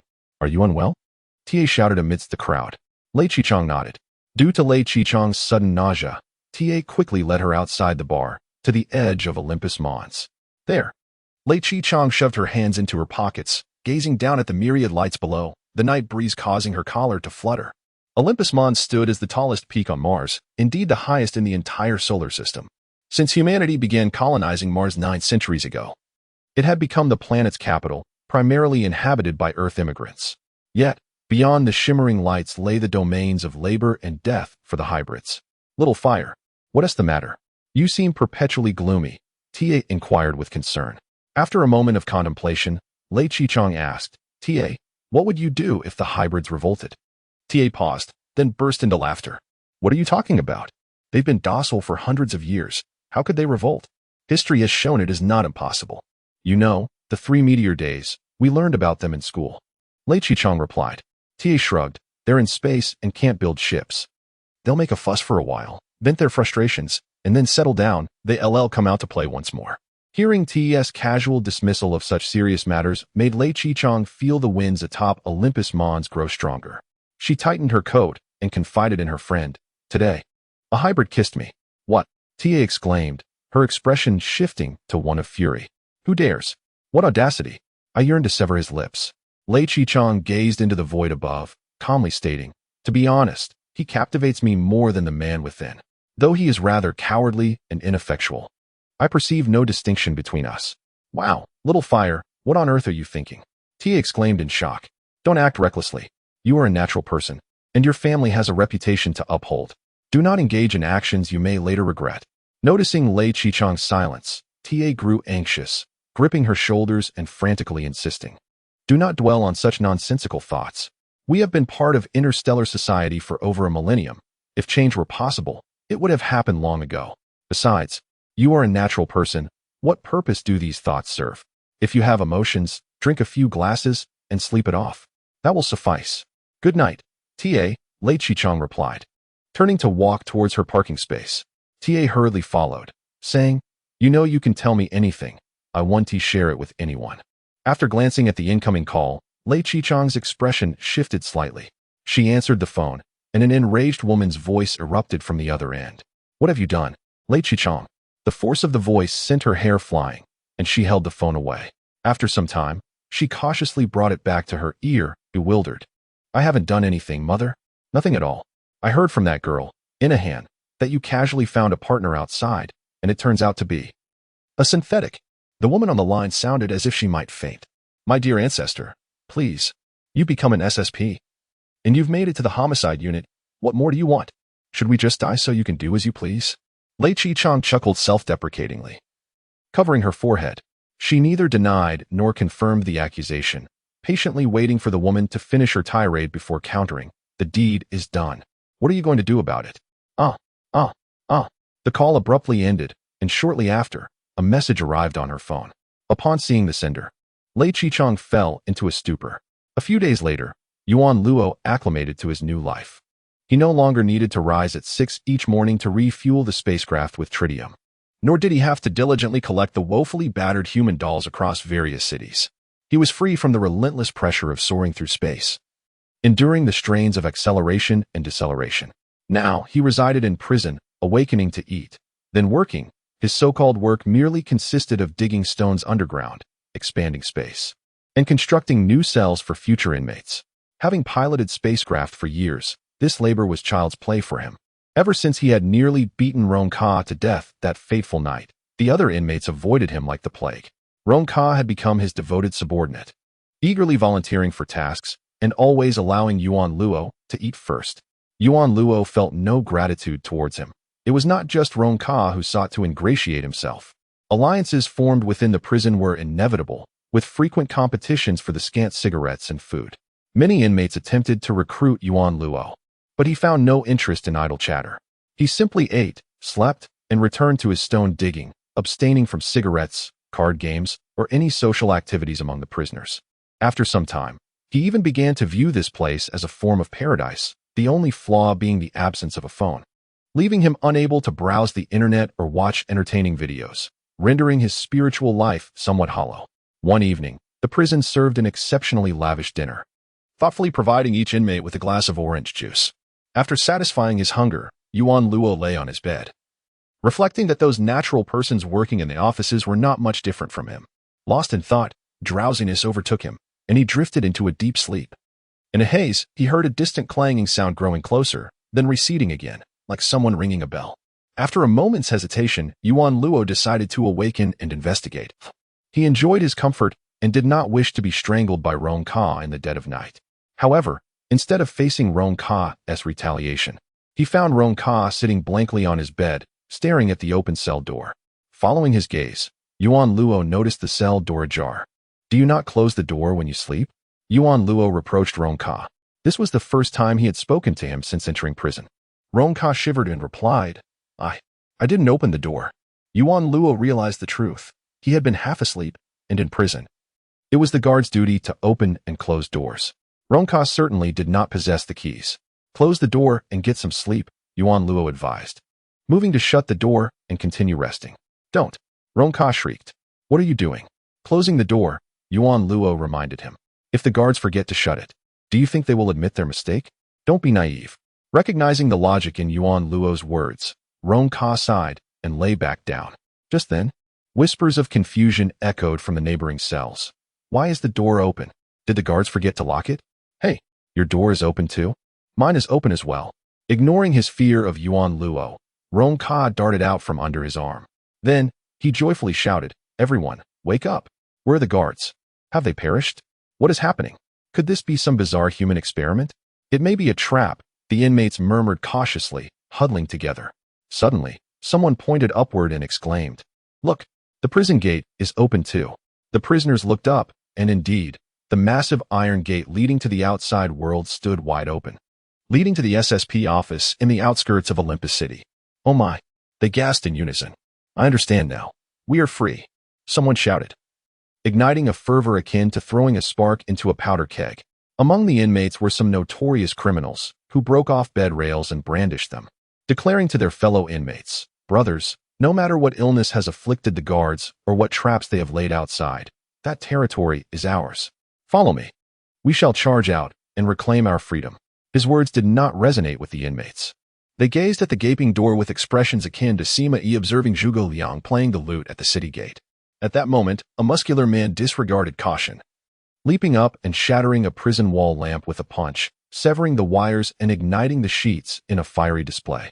He waved the burning fabric and bellowed, "Brothers, do you desire women? Do you want?" The inmates exchanged glances. The muscular man brandished the flaming sheets and shouted louder, "I can't hear you. Do you want women?" "Yes." The inmates, stirred by his crude provocations, grew animated, their voices rising. "Do you want credit coins?" The muscular man continued to wave the sheets. "Yes." "Do you want freedom?" "Yes." "Is there any freedom in this prison?" "No." The clamorous uproar resonated throughout the space, akin to a tempestuous wave crashing upon the shore. The prisoners hastily retrieved their bed linens to ignite them, while some even shed their prison garb to set it ablaze, brandishing it aloft as they fervently waved, "Let us charge forth! Charge forth! Charge forth! Charge forth!" They collectively chanted, resembling a herd of migrating buffaloes rushing towards lush pastures upon sighting them, heedlessly surging toward the prison's exit. "Freedom?" Yuan Luo languidly scoffed. "Such a concept does not exist in the cosmos. Mars still orbits the sun. What makes you think you deserve freedom?" Rong Ka was momentarily taken aback, his mouth agape in bewilderment. Yuan Luo, disinterested, turned his back and waved his hand dismissively, signaling him to depart hastily. Undeterred, Rong Ka vigorously shook Yuan Luo's bed frame, exclaiming, "Boss, we must leave at once. If we are discovered, it will be too late. Surely, you do not wish to languish here until old age, do you? This is a rare opportunity."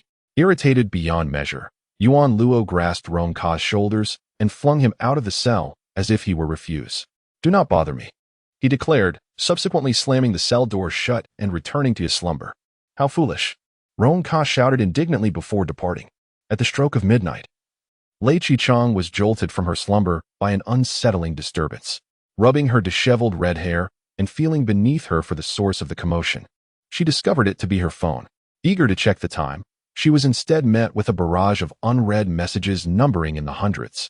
In exasperation, she discarded the device, running a hand through her hair, feeling a sheen of perspiration forming. The past few days since her dismissal had not afforded her restful sleep, and with mounting worries, she found herself unable to drift back into slumber. Resolute, she rose and wandered aimlessly through her apartment, seeking sustenance to alleviate her boredom.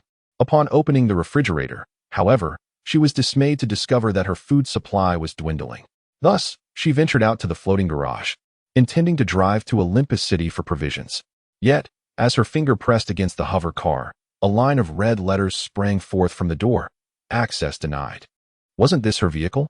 Gritting her teeth in frustration, she made her way to the convenience store downstairs, hoping to procure some food.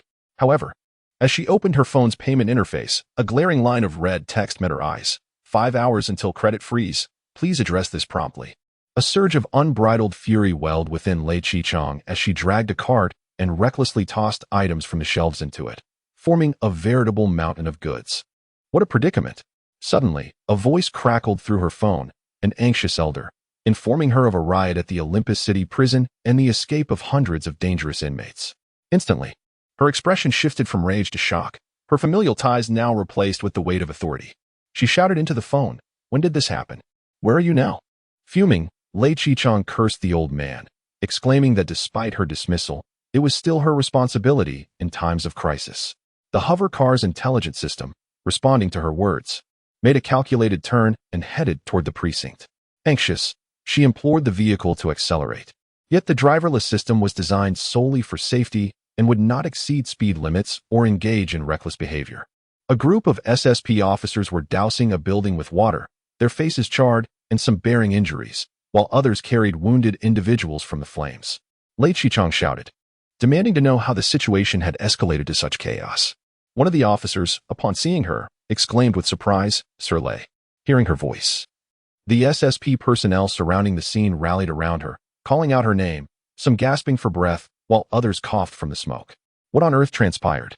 Lei Qichang asked, her voice steady but commanding. Who was on duty tonight? Glaring at the officers, she demanded to know where Owen was. The SSPs exchanged anxious glances, remaining silent. Frustrated, she insisted they speak up. One officer dragged over a black body bag, revealing its contents. A man lay within, clothes torn, eyes wide in horror, body bruised.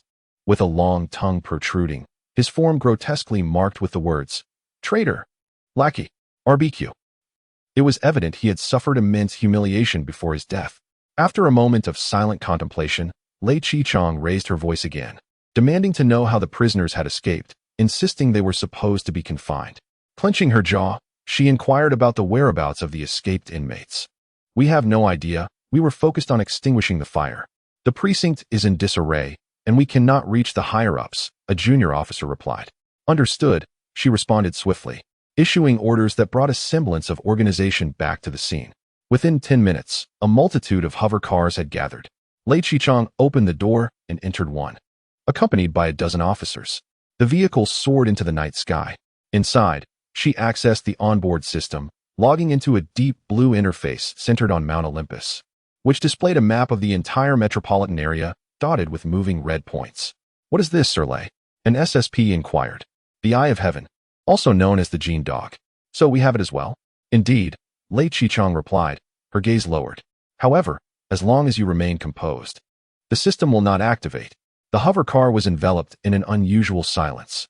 Soon, they arrived at an area densely populated with red dots, a red light district at the foot of Mount Olympus. In the windows of dilapidated buildings, numerous synthetic women danced, their scant attire and glassy eyes in hues of red, purple, yellow, and blue captivating and unsettling in equal measure. The hover car encircled a sizable nightclub. Upon spotting the vehicle, a man at a nearby barbecue stand abruptly discarded his bottle and fled. In response, several SSP officers burst from the vehicle, apprehending him with handcuffs. The scene sent many revelers scattering in panic. Emerging from the hover car, Lei Qichang commanded, "Capture them all, leave no one behind." More officers disembarked, some apprehending suspects while others maintained a perimeter. Chaos erupted in the red light district. Armed with a pulse gun in one hand and her phone in the other, Lei Qichang strode resolutely toward the nightclub, where synthetic women shrieked and fled in all directions upon sighting her. She pushed through the entrance, brandishing her weapon and demanding that everyone inside take cover.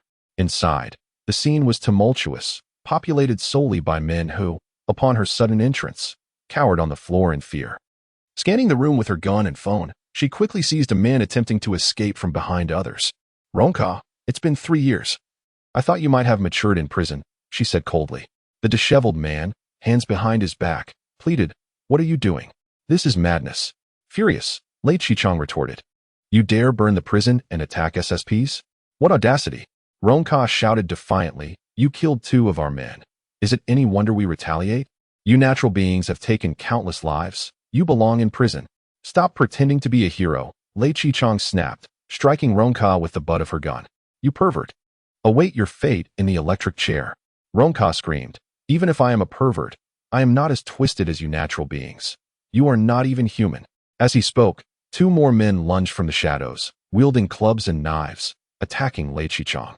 Taken aback by their ambush, she stumbled back several paces. Just as the clubs were about to make contact, gunshots rang out, and the assailants collapsed, lifeless, with gaping wounds. Terrified, Ronka raised his hands, screaming, "Don't kill me. I was just playing around. I didn't do anything." In the distance, 2 armed male SSP officers hurried over, calling out loudly, "Sir, are you all right?"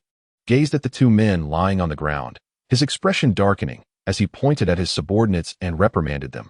"Did I authorize you to open fire?" The reinforcements from SSP looked bewildered and replied, "Sir, they were attacking you with weapons." In a fit of anger, delivered a sharp slap to one of them and exclaimed, "Fools! The streets are teeming with trigger-happy synths. If we kill them, it will incite a riot. Bring them outside and do everything in your power to save them." Though the two SSP officers struggled to comprehend his words, they yielded to his authority and dragged the two wounded criminals outside for urgent medical attention. 3 hours later, in the charred remains of the SSP precinct's main hall, the flames had been extinguished and a line of prisoners squatted on the ground, clutching their heads. After counting for a while, set down the register and remarked, "This is strange. There are 187 prisoners recorded, yet only 186 are present. One is still missing." He stated emphatically, "One person is unaccounted for." It was a young man, around 20, with black hair and blue eyes. She vividly recalled the peculiar youth who had inadvertently caused the death of. Where could he have gone? If anyone knows, speak up, urged the group of prisoners huddled on the ground. S expression darkened, for she understood that the death of and the incident involving the space city were not mere accidents caused by the synths. There were deeper secrets at play.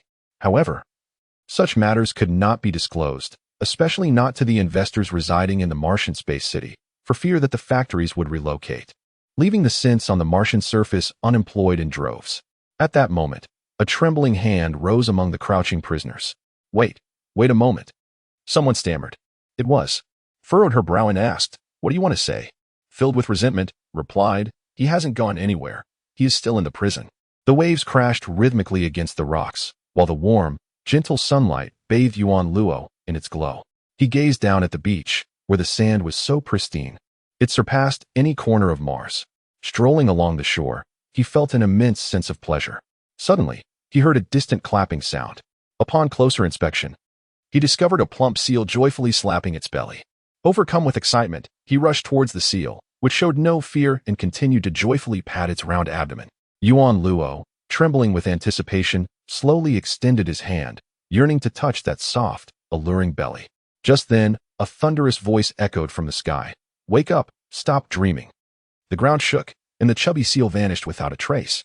As Yuan Luo opened his eyes, he found himself staring at the filthy ceiling of a prison cell, the uneven walls adding to his despair. The stark contrast felt like a descent into hell. He was filled with hopelessness. He had been so close, just a mere moment away from touching it. A voice nearby commented, "You really are oblivious. The chaos outside is unbearable, yet you sleep so soundly." Turning his head, he saw a tall woman with red hair, arms crossed, looking down at him. It was the SSP officer who had brought him to prison. Outside the cage stood several SSP officers, pointing and whispering in disbelief. Yuan Luo's heart filled with revulsion. If it were Rong Ka, he would have surely been bloodied and broken by now.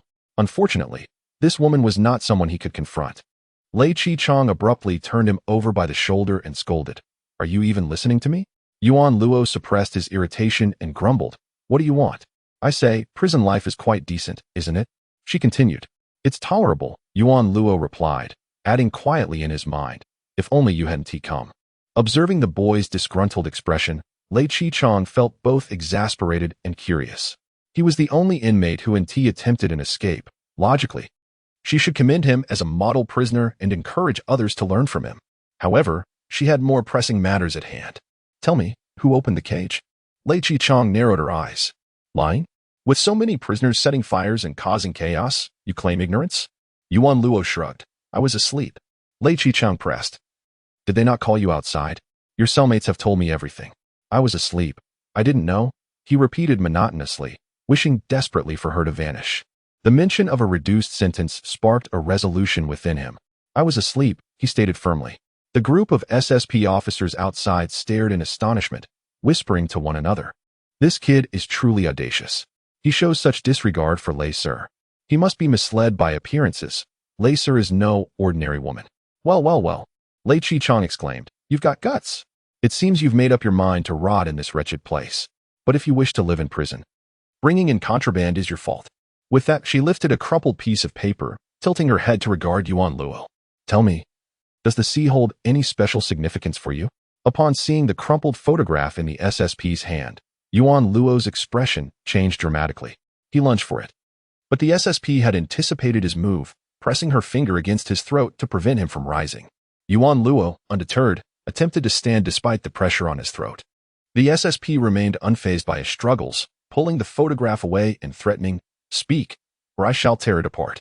"Give it back," Yuan Luo shouted. "It's just a piece of paper. If you want one, they're everywhere. For me, perhaps, but not for you. In this bottomless prison, don't expect to see any movies or television for 30 or 40 years. The blue of the sea, TSK, you likely will never behold it again. It's surprising that someone from Mars would yearn for the sea. Your spiritual life must be quite rich." Lei Chi-chong leaned closer, a sinister glint in her eye. "What were you dreaming about earlier? A beautiful woman, or the sea?" The SSPs outside the cage shivered, turning their heads away in discomfort. Yuan Luo seethed with anger, feeling a mix of humiliation and rage at having his deepest desires exposed. After taking a few deep breaths to quell his instinct to strangle her, he replied, "I did wake once at midnight, hearing someone jingle keys against the cage. However, many heard that sound.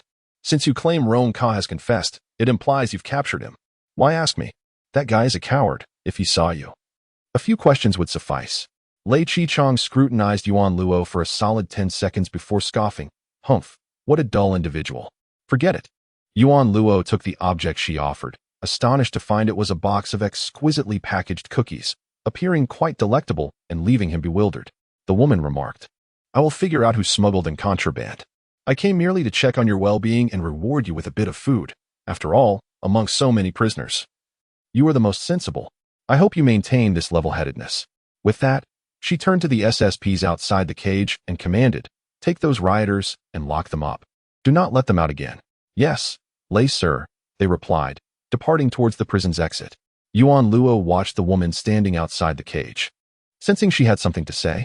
However, after a moment's hesitation, she shook her head and turned away, leaving the prison. Yuan Luo had never encountered such a natural person. Curiosity piqued. He stood and approached the cage door, watching her depart. Yet, as he took a few steps, a deafening explosion reverberated through the air. The ground shook violently, causing him to lose his balance and fall.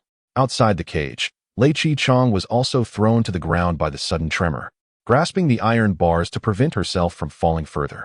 The explosive sound was so intense that dust and debris rained down from the prison's ceiling. Yuan Luo rose unsteadily, his ears ringing and the world reduced to a dull roar. He touched his nose, finding blood seeping out.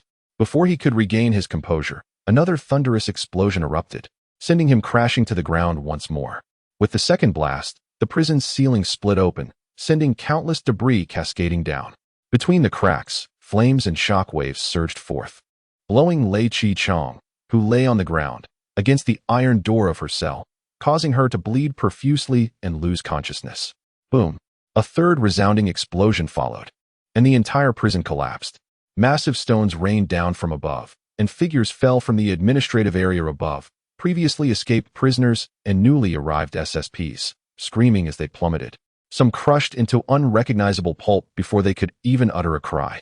Through the fissure blasted open in the prison dome, Yuan Luo beheld a swarm of small drones swiftly soaring through the air, relentlessly dropping bombs that rained down upon the ground, marking the epicenter of destruction. A cold gasp escaped Yuan Luo's lips. With death looming, he dared not linger in the prison for another moment.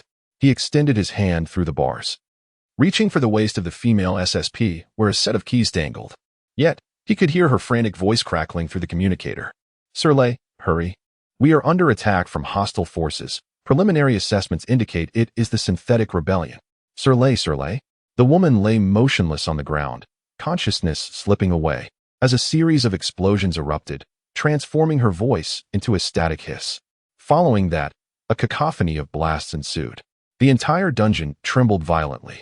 The female SSP was thrust towards the cell door by the shockwave of the explosion, and at last, Yuan Luo grasped the keys. The prison quaked, and his head buzzed with chaos. Miraculously, he clutched the keys and hurriedly unlocked the cell door, dashing outside. After just a few steps, he suddenly felt a grip on his ankle. Looking down, he discovered an SSP pinned beneath a massive stone, his lower half crushed, eyes bulging as he gasped out blood. Pleading, "Go, save her, quickly, save her." With his life at stake, Yuan Luo could not afford to linger on such matters. He kicked the man clinging to his ankle twice. The already dying man ceased to breathe. Yuan Luo yanked his foot free and stumbled towards freedom. Not long after, someone seized his wrist, and upon turning, he found another SSP trapped in the rubble, able to move only one hand.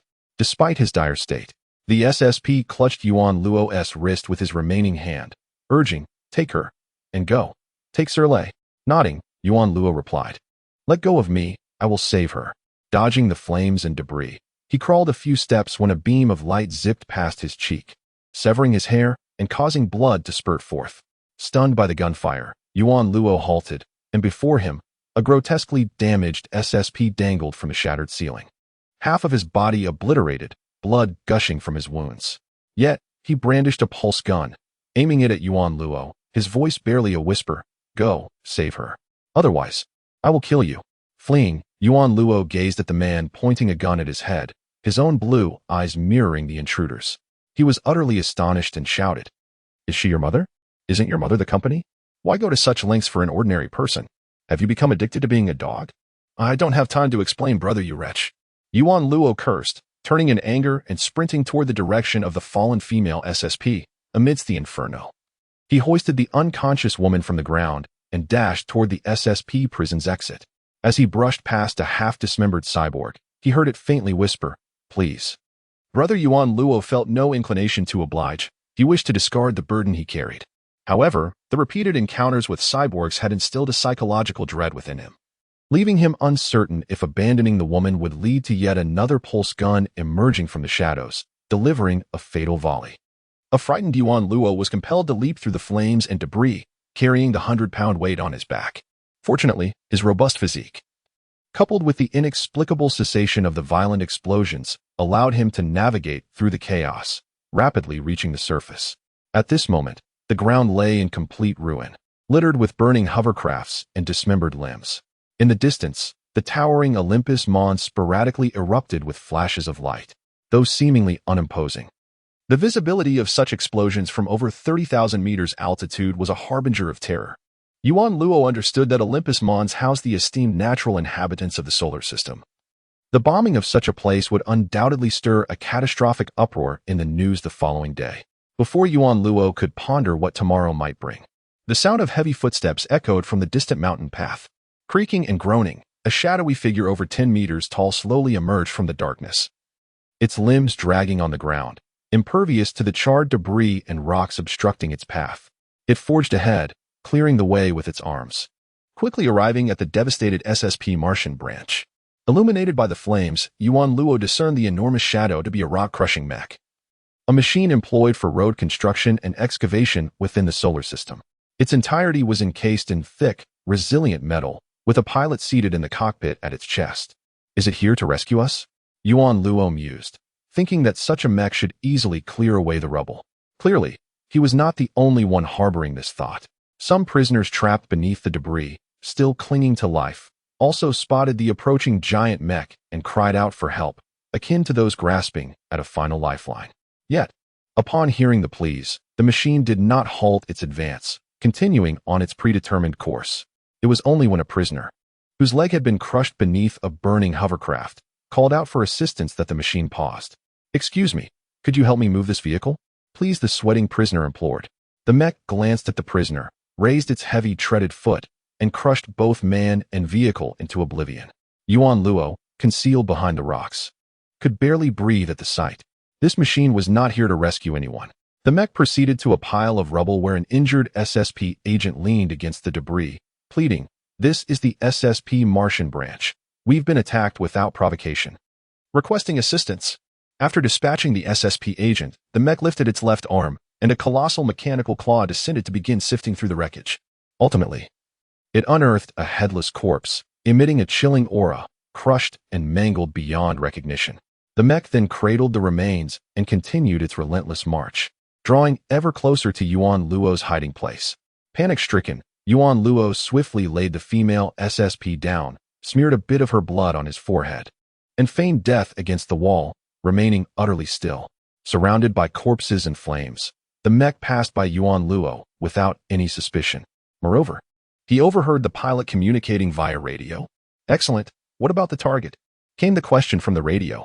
Carrying the headless body, the mech moved further away, allowing Yuan Luo a moment of relief. However, just then, a voice beside him inquired, What is happening? Yuan Luo froze. It was the female SSP, awakening at the worst possible moment. He quickly covered her mouth, but it was too late. The towering mech slowly turned, its headlights illuminating the pair amidst the ruins. The blinding light from the mech's chest rendered Lei Qichang unable to open her eyes. But Yuan Luo could see clearly that the mech charged toward them the instant it spotted them. Hey, where are you going? Lei Qichang called after Yuan Luo as he bolted away. Then, the immense shadow loomed behind her as the mech raised the chunk of rock it held, aiming at her head.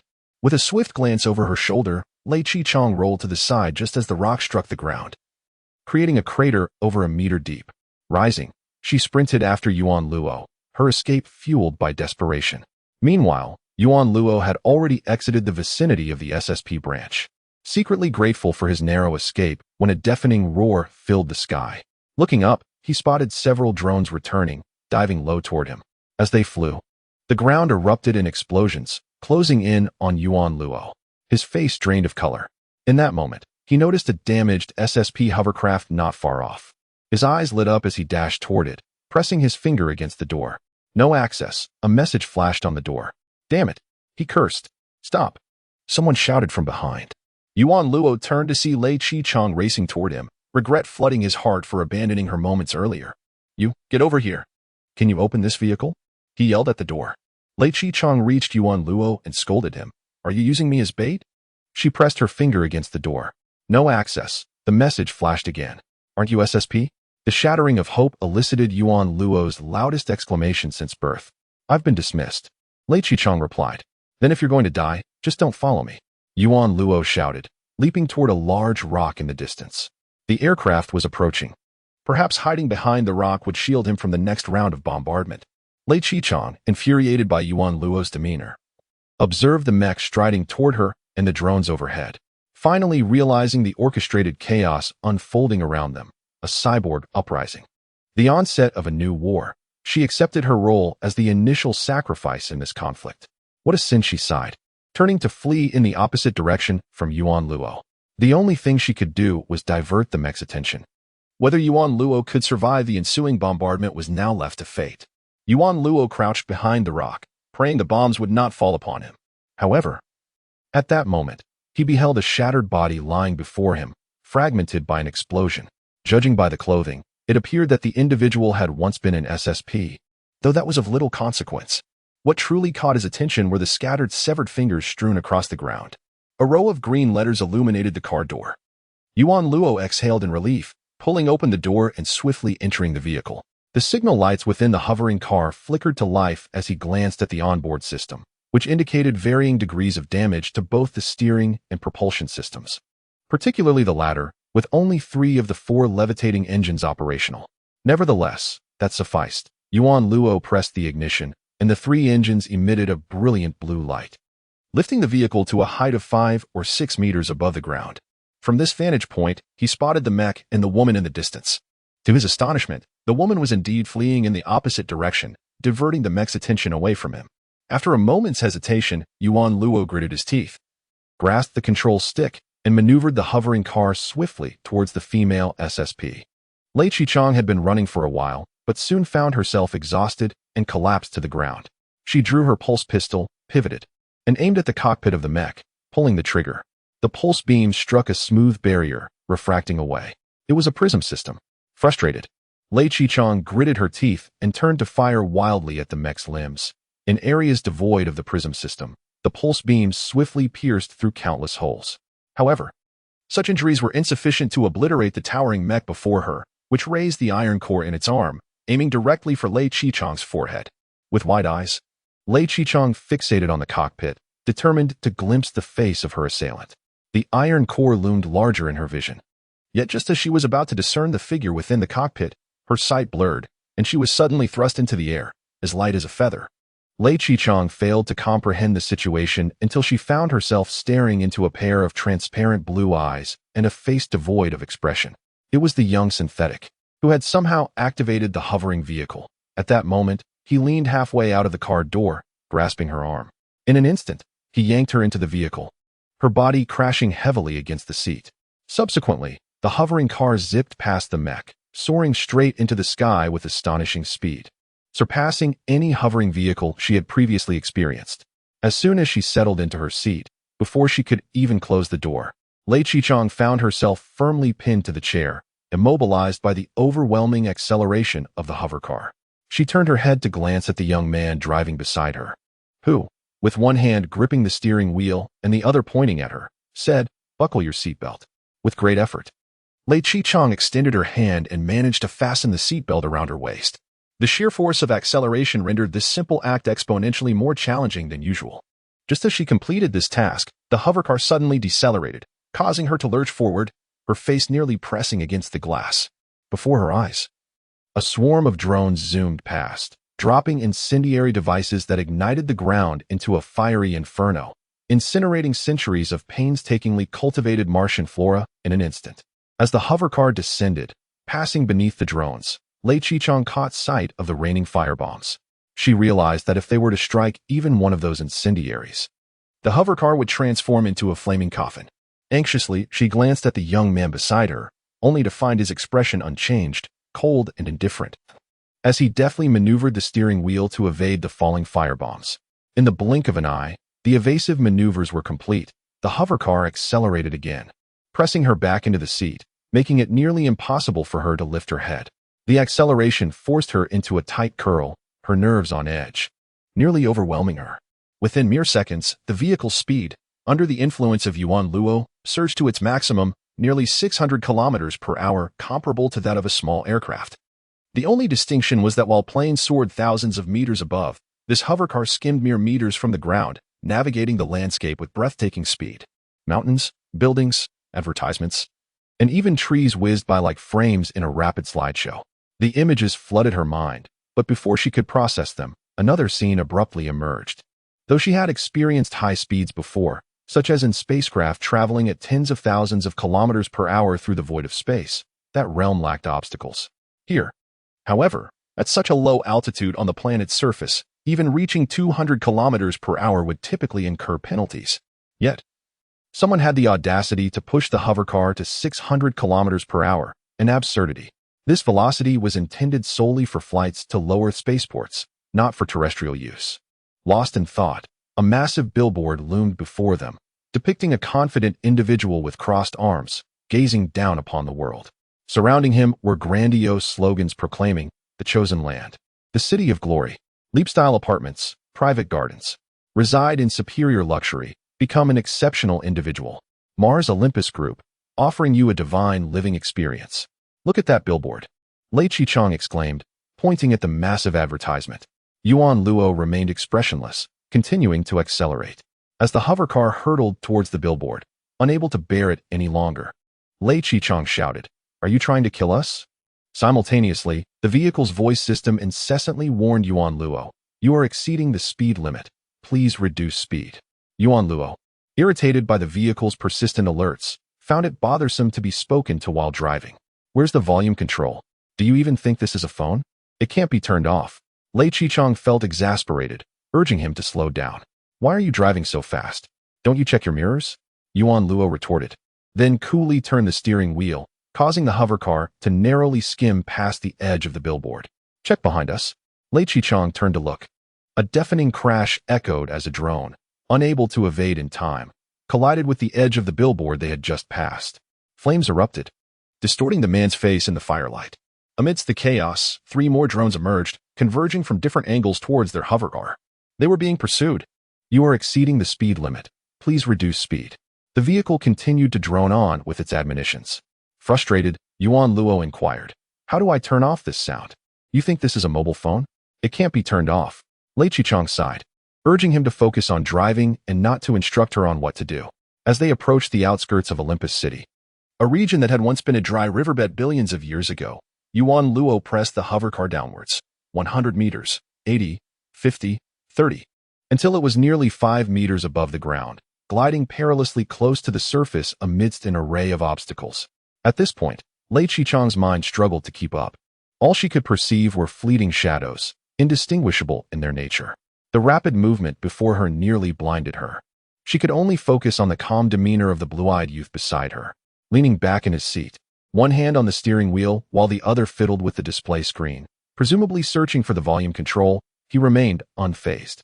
Lei Qichang had encountered many drivers before, Charlie and others, but she could not reconcile this young man with any of her past experiences. Perhaps it was the subtle air of disdain and aversion that lingered in his expression. "You are exceeding the speed limit. Please reduce speed." The vehicle's repetitive warnings were relentless. After a lengthy search, Yuan Luo finally managed to silence the incessant noise by applying the brakes to halt the hovercar. At last, the irritating voice ceased. Startled, Lei Qichang turned to him. "Why did you stop? Aren't there drones still pursuing us? This car is unbearable. It's impossible to control," Yuan Luo replied. "But you were driving just fine," Lei Qichang genuinely remarked. Despite her lack of driving knowledge, she sensed an inexplicable aura of competence surrounding him, something Charlie lacked. If it had been Charlie, he would never have managed to navigate her through such a perilous environment. The young man merely scoffed, parked the vehicle, and opened the door. "Get out." Lei Qichang, unfamiliar with driving, exited the hovercar. Before her stood towering stacks of containers, intertwined with numerous antennas and tracks. She recognized this place as the assembly area for androids, home to many who provided services to Olympus City. "Are we safe now?" she asked, her heart heavy with concern. "No," Yuan Luo replied, restarting the hovercar. Lei Qichang had braced himself for the prospect of being abandoned once again to fend for himself, but to his surprise, after merely 2 seconds inside the vehicle's cabin, he emerged once more. The hovering vehicle, however, had taken flight on its own, hurtling directly towards the distant mountains, before colliding with them and shattering into fragments. Shortly thereafter, 3 pursuing drones arrived, circling the wreckage of the hovering vehicle while incessantly scanning the area. "For now, we are safe," Yuan Luo remarked. "It just guided us away from danger." Lei Qichang gazed at the distant flames with sorrow. "What saved you from peril was me. That contraption is nothing but a heap of scrap," Yuan Luo retorted with disdain, advancing towards SSP, seizing her clothing without hesitation, and tearing it asunder. "What are you doing?" Lei Qichang raised her hand, poised to strike Yuan Luo. Unflinching, Yuan Luo replied, "You are dressed in a police uniform. You will soon be discovered." Realizing the truth in his words, Lei Qichang shrugged off his grip, asserting, "I can handle this myself. Such matters do not require your intervention." With that, she shed the SSP uniform, revealing a protective underlayer against radiation. Although it left nothing exposed, its form-fitting design accentuated her remarkably fit physique. In the gathering place of the synths, refuse and trivial advertisements littered the ground, much of it having been transported from Olympus and subjected to a secondary sorting. The small ads plastered on the containers primarily advertised various dubious and unspeakable job opportunities. Amidst the chaotic night, numerous tattooed individuals screamed boisterously, the sounds of shattering and laughter echoing through the air. Yuan Luo was well acquainted with life here. After stepping out of Eden and taking a position as a courier at Bicolami Company, he had resided in similarly dismal areas. There were no rules or hopes in the assembly, only a downward spiral of decay. Yet, if utilized wisely, one could indeed discover a wealth of resources. A nighttime department store caught his attention, showcasing an array of small hover motorcycles and assorted home appliances. Several synths adorned with spikes were engaged in conversation atop one of the motorcycles. "Hello," Yuan Luo greeted as he stepped into the store. A man wearing sunglasses turned his head, noticing Yuan Luo, and casually remarked, "What do you want?" "Looking for something?" "Not looking, but buying," Yuan Luo replied. "Finally, someone here for business," the man said, leaping off his seat. "What would you like to purchase?" "A mobile phone," Yuan Luo stated. "Ah, that's my specialty," the man chuckled, leading Yuan Luo to a counter where he produced a collection of worn-out, outdated phones. With an air of seriousness, he began to introduce them. "This model, the Fruit 500, is a classic from the millennium. This one, the Rice phone, was produced just last year and costs 500 credit coins, and this one." "I'll take the cheapest one," Yuan Luo interjected bluntly. The man's expression shifted, his enthusiasm waning significantly. He rummaged through the phones and handed Yuan Luo one with a shattered screen. 100 credit coins. Upon opening the phone, Yuan Luo discovered it was still functional. He quickly logged into his payment account, relieved to find his savings intact. After completing the transaction, He inquired about the motorcycles at the entrance. How much for that hover motorcycle? Casting a glance at the craft, Yuan Luo remarked, this Mintelev was discontinued in 3001. It's hard to believe you dare to claim it's in near-new condition. This vehicle has changed hands at least 3 times, and the fuel tank has sustained considerable damage. The hull shows signs of modification. Selling such a worthless item for 10,000. Are you mad? The sunglasses-clad man shrugged nonchalantly, sighing. I see I've encountered an expert. Well then, my friend, what price do you propose? 1,000, Yuan Luo stated without hesitation. He had no fondness for haggling. He had his own valuation of vehicles, and this motorcycle was worth no more than 1,000. However, thinking of the natural man outside, he felt a sense of acceptance. Not wishing to squander time, he nodded. 2,000 it is. Let us process the payment. Splendid, brother, the man exclaimed, promptly retrieving a phone from his pocket and scanning Yuan Luo's face. An electronic voice inquired, do you confirm the payment? Yuan Luo nodded, affirming, confirm payment. Once the transaction was complete, Yuan Luo wasted no words, pushing the motorcycle away. As he departed, he casually snatched the sunglasses from the seller's face. The synth with yellow eyes was visibly displeased, exclaiming, what are you doing? I quite fancy your sunglasses, Yuan Luo replied. You made an extra 1,000. It's only fair you give me a pair. After exiting the repair shop, Yuan Luo handed the sunglasses in his possession to Lei Qichong, who was waiting outside, saying, put them on. Lei Qichong did not accept the sunglasses. Instead, she fixed her gaze on the repair shop and the jet ski in Yuan Luo's hands, declaring, such establishments are nothing but black markets, filled with stolen goods. Do you expect me to use contraband? Yuan Luo chuckled coldly, and what of it? Is it wrong to use stolen items? You are truly repugnant, Lei Qichong retorted, as Yuan Luo forcefully positioned the sunglasses on the face of the female SSP. This is the territory of the synthetics. Do not let them see your eyes. If I find you disgusting, why did you save me? Lei Qichong snapped back, removing the sunglasses and placing her hands on her hips. This small Monterlef flying machine cost me 2,000 credit coins, the sunglasses 20. Additionally, having saved your esteemed life as a natural person, I am not greedy, merely requesting a modest sum of 100,220 credit coins. Produce it.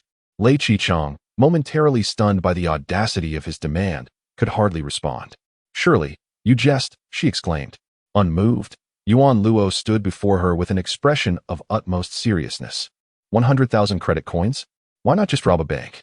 My monthly salary barely amounts to 10,000 credit coins. She fumed. Who are you trying to deceive?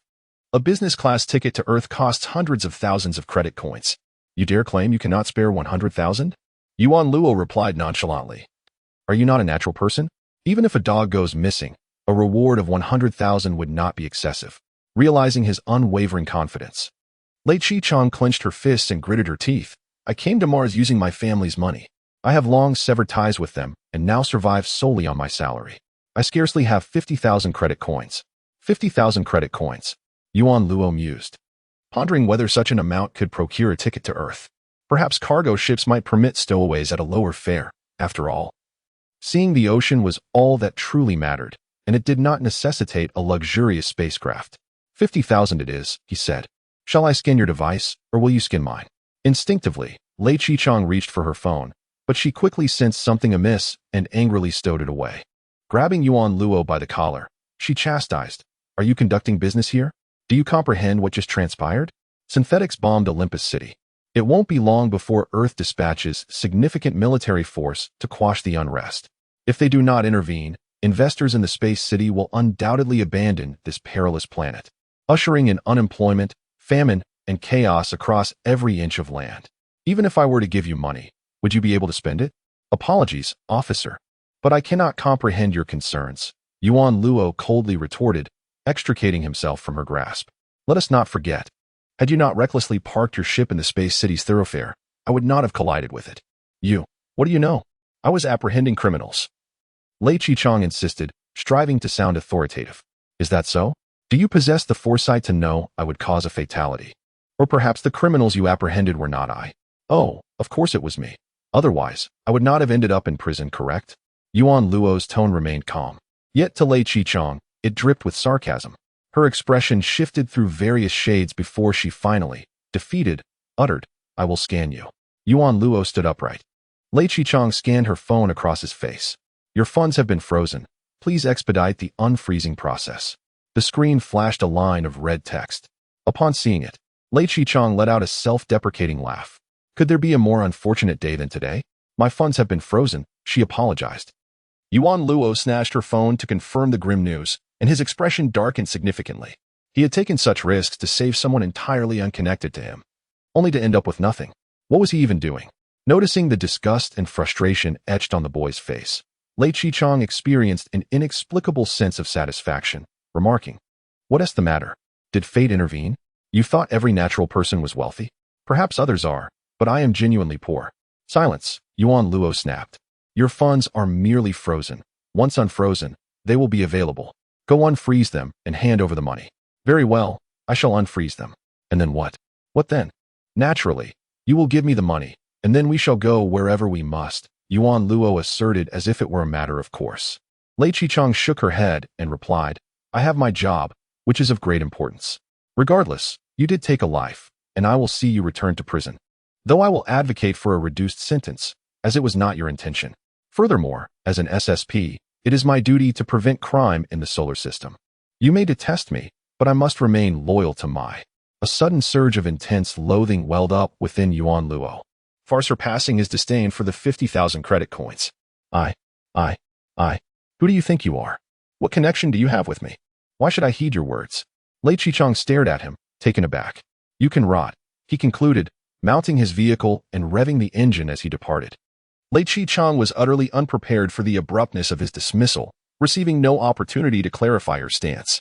The night breeze enveloped her, leaving her shivering with cold. The synthetics from the repair shop had heard the commotion and the roar of the motorcycle.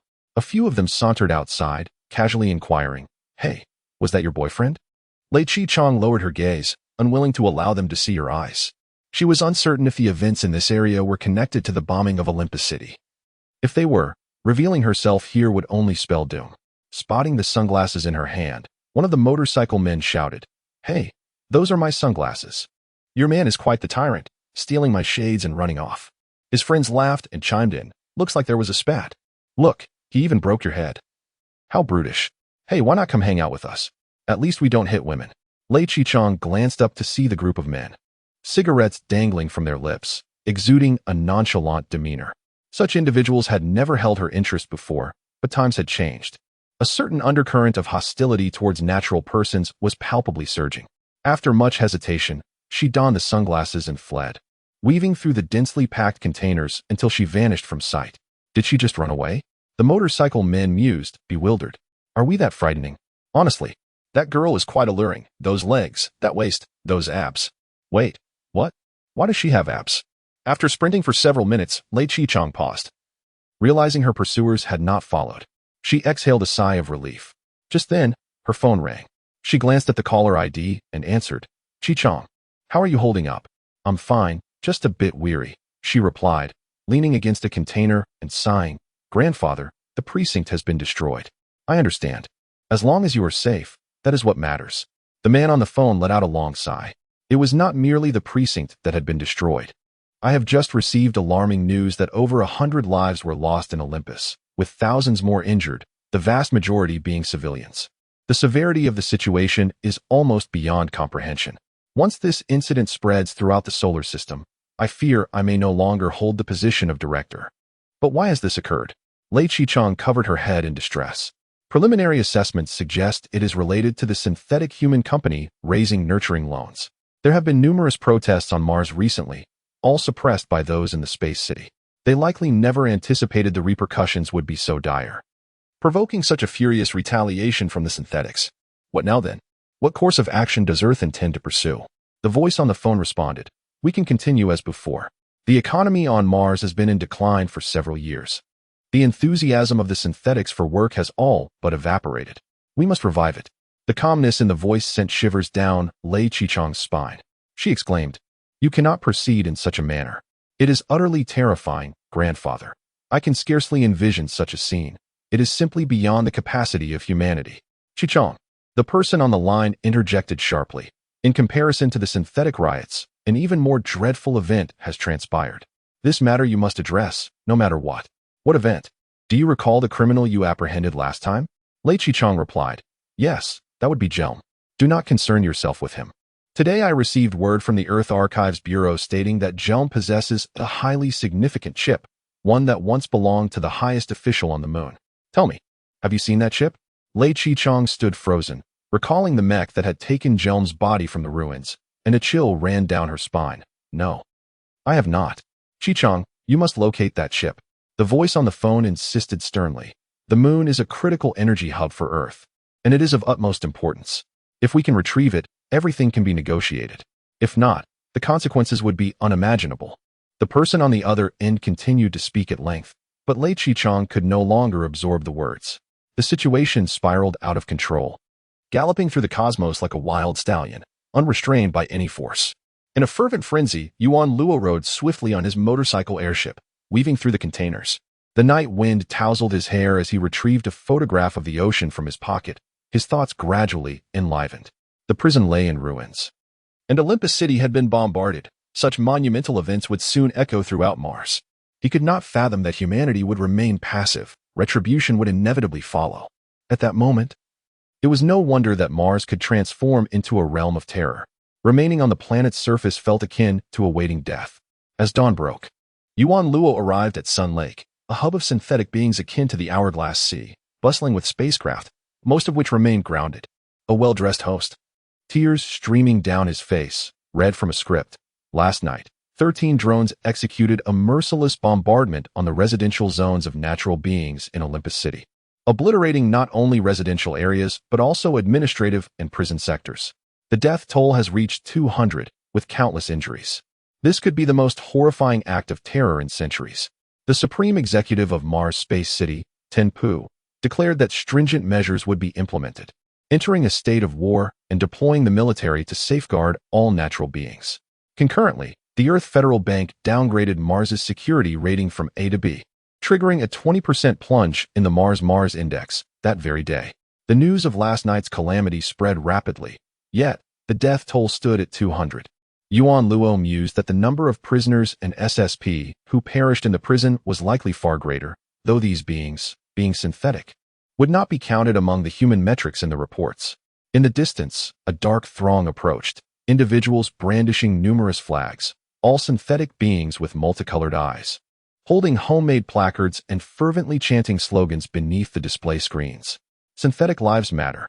Ban the enhancement loans. Natural beings, leave Mars. It was a large-scale demonstration. Yuan Luo remained indifferent to the news, the bombings, and the protests. He had traversed the cosmos and witnessed space cities. He was fully aware of the formidable nature of natural beings, rendering the actions of these synthetics utterly meaningless in his eyes. He sped past the throngs on his motorcycle, encountering individuals brandishing weapons and scrutinizing the eyes of everyone present, himself included, subjected to multiple inspections and bombarded with flyers. Glancing at a flyer, he noted a colorful I emblazoned with bold golden letters. Recruiting heroes, anti-natural being rally at the center of Sun Lake. Join us in striving for a better future for Mars. Initiator, Sun Snake Man. The name of the initiator piqued Yuan Luo's interest, Sun Snake Man. He had heard of this flamboyant figure, the ship administrator in the Sun Lake vicinity, who managed numerous rental spacecraft. During his time at Berkeley, he had learned of this individual. To his surprise, he was now rallying against natural beings. A stirring within him prompted Yuan Luo to park his motorcycle at the roadside, blending into the demonstrators, waving his arms without conviction. As they marched, chanting, they ultimately arrived at the heart of Sun Lake, where towering speakers had been erected alongside a steel-framed stage, the backdrop a massive LED screen replaying footage of the assault in Olympus City. The crowd halted before the screen, raising their arms and chanting, their cries initially chaotic, gradually coalescing into a singular refrain. Snake Man, Snake Man, Snake Man. Amidst the clamor, a man clad in a suit, adorned with a serpent tattoo around his neck, ascended the stage, eliciting a roar of approval from the synthetic crowd. Below the screen, the Snake Man seized the microphone, exclaiming, "Brothers, compatriots, did you witness the events of today?" "We did." The synthetic beings responded in unison. The Snake Man continued, "For over a century, we have labored tirelessly in the solar system, earning meager wages with an average lifespan of merely 35 years. unable to afford even a restroom in Olympus. Confined to living in containers. Brothers, why is this so? Are we unworthy? Or are the natural beings merely too greedy? Too greedy. Too greedy. The crowd echoed, some even shedding tears amid their fervor. How is it that those natural beings in Olympus can live for centuries, leisurely traversing the skies in their ships? Did they cultivate this Mars? Is their name inscribed upon this land? The Snake Man bellowed. Is one who has drilled through XX more esteemed than one who is not? The crowd surged with emotion, waving their arms and unleashing a cacophony of indistinct cries, venting their primal feelings. Yuan Luo stood amidst the throng, unmoved, neither inspired nor affected. Suddenly, the stage rotated. A kneeling man was dragged from beneath, his mouth bound with ropes, his hands and feet secured to the platform. His plight struck a chord with everyone present, save Yuan Luo. Refuse rained down upon the man kneeling at the center of the stage, and the frenzied synthetics roared. Kill him! Kill him! Kill the natural being! The man struggled desperately, his mouth sealed, unable to produce a sound, only able to whimper in sheer terror. Yuan Luo furrowed his brow, observing the man's eyes, distinctly black, a stark contrast to the vibrant eyes of the synthetics. Did the Snake Man truly intend to incite a riot? He had numerous ships and had ventured into space. Surely he understood the terrifying nature of natural beings. The calls grew louder, the Snake Man smiled, and from his arm sprang a glimmering blade. In a swift flash, blood sprayed forth as the head, severed by the mechanical arm, was brandished in the air for all to see. A profound silence enveloped the crowd, as none had anticipated the Snake Man's decisive act of beheading a natural being. Suddenly, the demonstrators erupted in synchronized cheers. Snake Man! Snake Man! Snake Man! The synthetics cried his name, some even kneeling in tears, extending their hands as if beholding a savior. Now, with the severed head in hand, the Snake Man stood upon the stage like a hero, surveying the crowd as he proclaimed, "This is our Mars, not their Mars. We have our own path to forge, our grand endeavors to undertake. From this day forth, let the synthetics rise to greatness." The crowd echoed his sentiments, chanting, "Rise to greatness! Rise to greatness! Rise to greatness!" Their voices resonated like thunder, reaching far and wide. Amidst this fervor, the Snake Man raised a hand to quell the clamor, appearing somewhat composed. As the tumultuous cheers subsided, he intoned, "Today, we shall no longer endure. We will confront these insatiably greedy natural beings in a decisive battle. However, war demands resources, and for that, I require substantial supplies. I need the bravest warriors. I need..." Suddenly, Yuan Luo bellowed from the crowd, his voice resonating with such force that it eclipsed the Snake Man's proclamation. On stage, the Serpent Man gazed in astonishment at Yuan Luo amidst the crowd. With a single powerful movement, Yuan Luo leapt onto the stage, seizing the Serpent Man's microphone, and bellowed to the demonstrators below, "Is it sufficient to slay but one natural man? Centuries of oppression, generations of servitude, birthed from those cold machines only to perish in silence. Can such profound hatred be washed away by the blood of a single individual?" The Serpent Man, bewildered, stared at the suddenly appearing Yuan Luo, his mouth agape. The recently quelled roar reignited with Yuan Luo's provocation, and from the throngs of synthetic beings below, a thunderous cry erupted, "Not enough! Not enough! Not enough!" The Serpent Man lifted his head, a twitch at the corner of his mouth. "Master, I am willing to be your most valiant warrior." Yuan Luo grasped the Serpent Man's shoulder, fervently exclaiming, "Grant me a spaceship, and I shall obliterate the capital of Olympus." A collective gasp arose from the crowd. The Serpent Man staggered, eyes wide as he regarded the impetuous youth. After a moment, he stammered, "But, if you do that, you will die? What is there to fear in death?" Yuan Luo retorted passionately, "I live for this day, esteemed Serpent Man. I am weary of this numbing existence. In this hellish world, I beseech you to fulfill my humble wish. Allow me to become fire and incinerate the sins of Olympus." With that, Yuan Luo spread his arms towards the synthetic beings below, proclaiming, "Brothers, bear witness. I shall soar to Olympus, igniting every inch of wrongdoing upon this earth. Let us synthetics commence our greatness. Commence greatness, commence greatness, commence greatness." The rallying cries surged in waves. The Serpent Man, mouth agape, beads of sweat forming on his brow. "Esteemed Serpent Man, please grant me a ship," Yuan Luo implored, gripping the Serpent Man's arm fervently. Such impassioned declarations moved the audience to tears as they fervently chanted for Yuan Luo. Give him a ship. Give him a ship. Give him a ship. In the sweltering heat of the sun, Lei Qichang trudged through the barren sands, her head cradled in her hands, gasping for breath due to the low oxygen levels.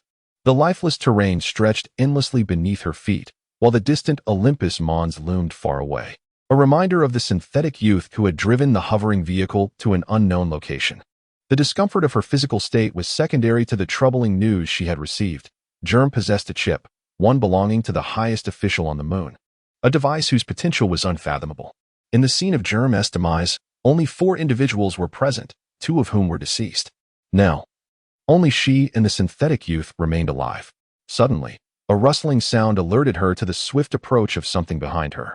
As she turned, several gray figures materialized before her. They were hovering motorcycles, manned by a group of young ruffians sporting punk hairstyles.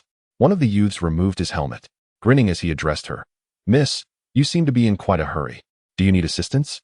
Recognizing the yellow-eyed man from the previous night at the synthetic gathering hub, where he had been selling stolen motorcycles, Lei Qichang felt a wave of unease wash over her.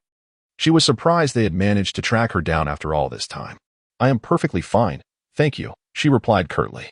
The yellow-eyed man, undeterred, bluntly remarked, "I must say, you are a natural human, aren't you?" A chill ran down Lei Qichang's spine, a foreboding sensation taking root within her.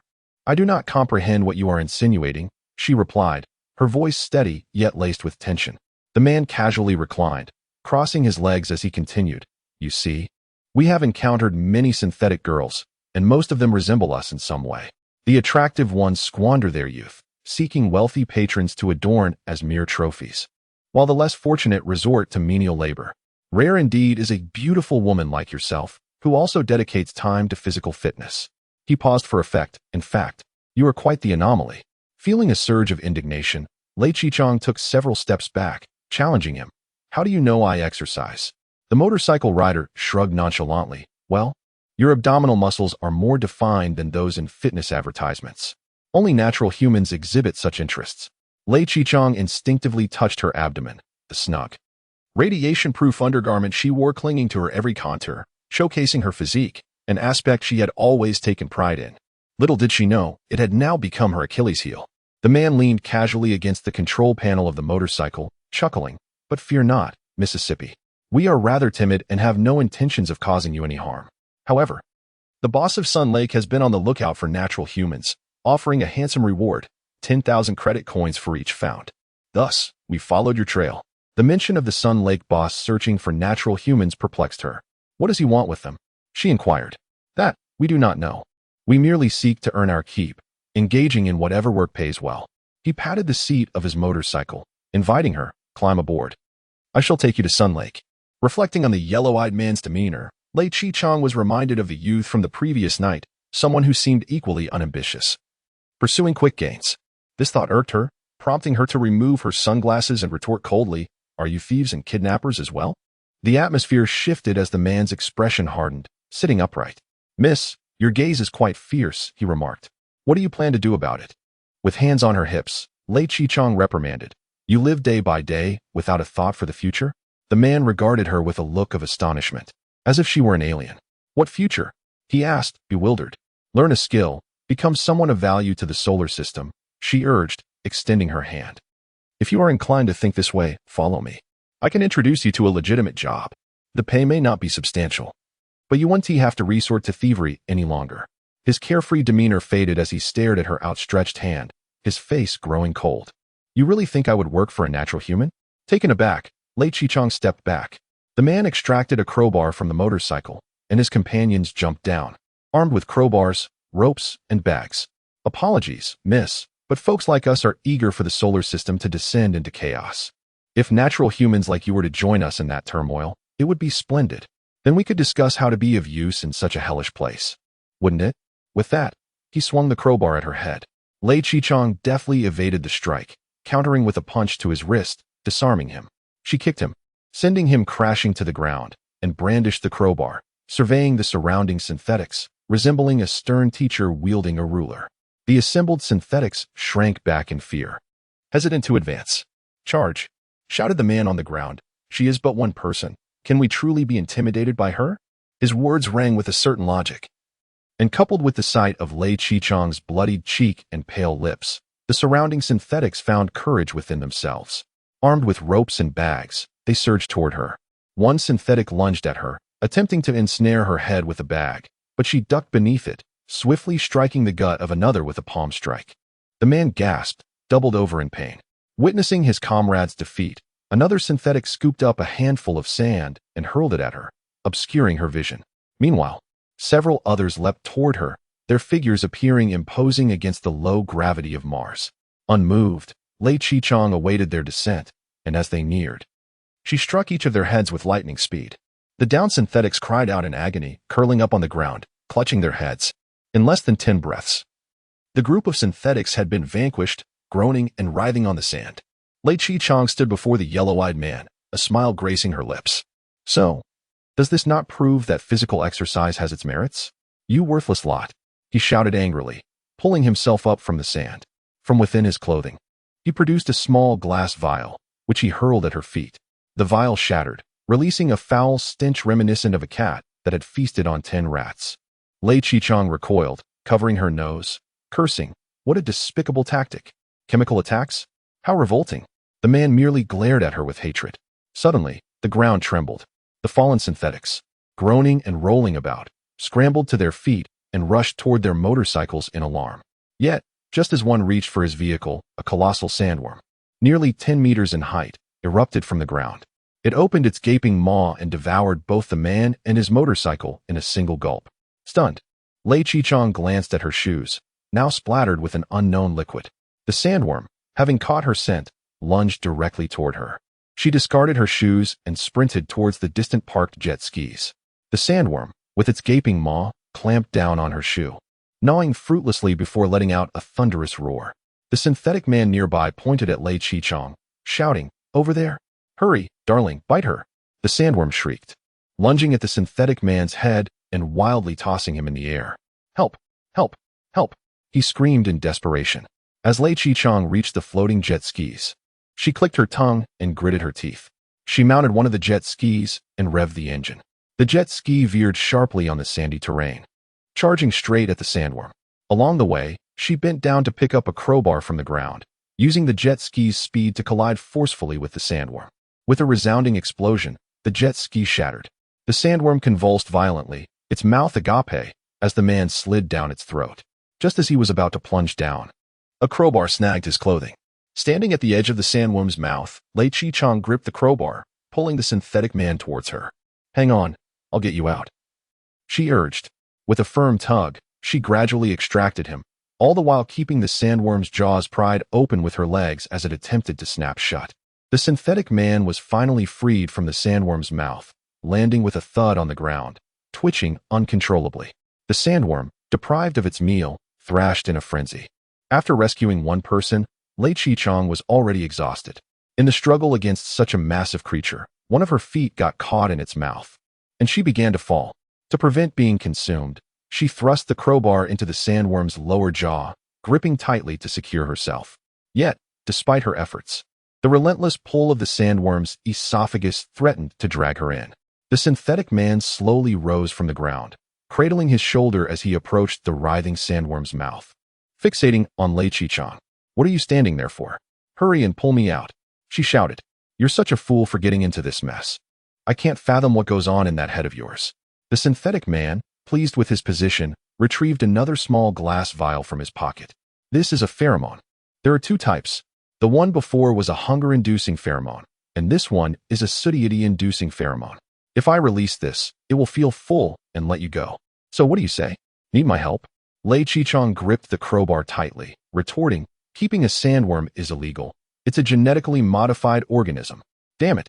The synthetic man cursed, kicking Lei Qichang in the head. "When they modified our eyes, they never mentioned it was illegal." Blood and mucus dripped from Lei Qichang's face as she struggled to hold onto the crowbar, her gaze stubbornly fixed on the man. "I never said it was right. I just lacked the power to hold them accountable." He gazed at the woman in the sandworm's mouth, her eyes so resolute that he momentarily lost his words. Nearby, another synthetic man approached with ropes and bags, nervously asking, "What should we do, big brother?" The synthetic man gritted his teeth and snapped, "What do you mean? What should we do? We tie her up and send her to Sun Lake. 10,000 credit coins will keep us living lavishly for months." With that, he crushed the pheromone vial. Instantly, the sandworm ceased its struggles, slumping to the ground as it regurgitated Lei Chichong, along with the previously devoured synthetic man and jet ski. The other synthetics surged forward, binding her hands and feet, swiftly stuffing her into a large bag. The fervor at the Sun Lake Center persists, as the crowd of synthetic beings erupts in a chorus of shouts. "Give him a ship! Give him a ship! Give him a ship!" Yuan Luo, microphone in hand, passionately declares, "We have no retreat. We must fight to the death. Let me be the vanguard." The expression on the Serpent Man's face shifts, seemingly startled by the sudden emergence of this audacious youth from the shadows. At that moment, a loud cry rises from the audience below the stage. "Lord Serpent Man! Lord Serpent Man, we have captured a natural being." Yuan Luo's heart stirs. The frenzied crowd's attention is drawn, and the uproar fades as several synthetics emerge from the throng, dragging a bag behind them. Upon recognizing the figures, Yuan Luo is seized by a sense of foreboding. These are the very individuals who sold him the jet ski the previous night. Unaware of Yuan Luo's identity, the excited synthetics eagerly unveil the contents of the bag, dumping out its occupant. Yuan Luo's lips twitch at the sight. Indeed, it is the female SSP, now in a disheveled state. Her face smeared with grime and inexplicable slime, blood staining her skin. The synthetics gleefully poke at Lei Chong's eyes, exclaiming to the Serpent Man, "Look, boss, see these eyes? A genuine natural being." The Serpent Man stands transfixed, like a sailor entranced by the siren's song, utterly motionless. Lei Chong, catching sight of Yuan Luo on stage, gasps in disbelief, momentarily lost as to her surroundings.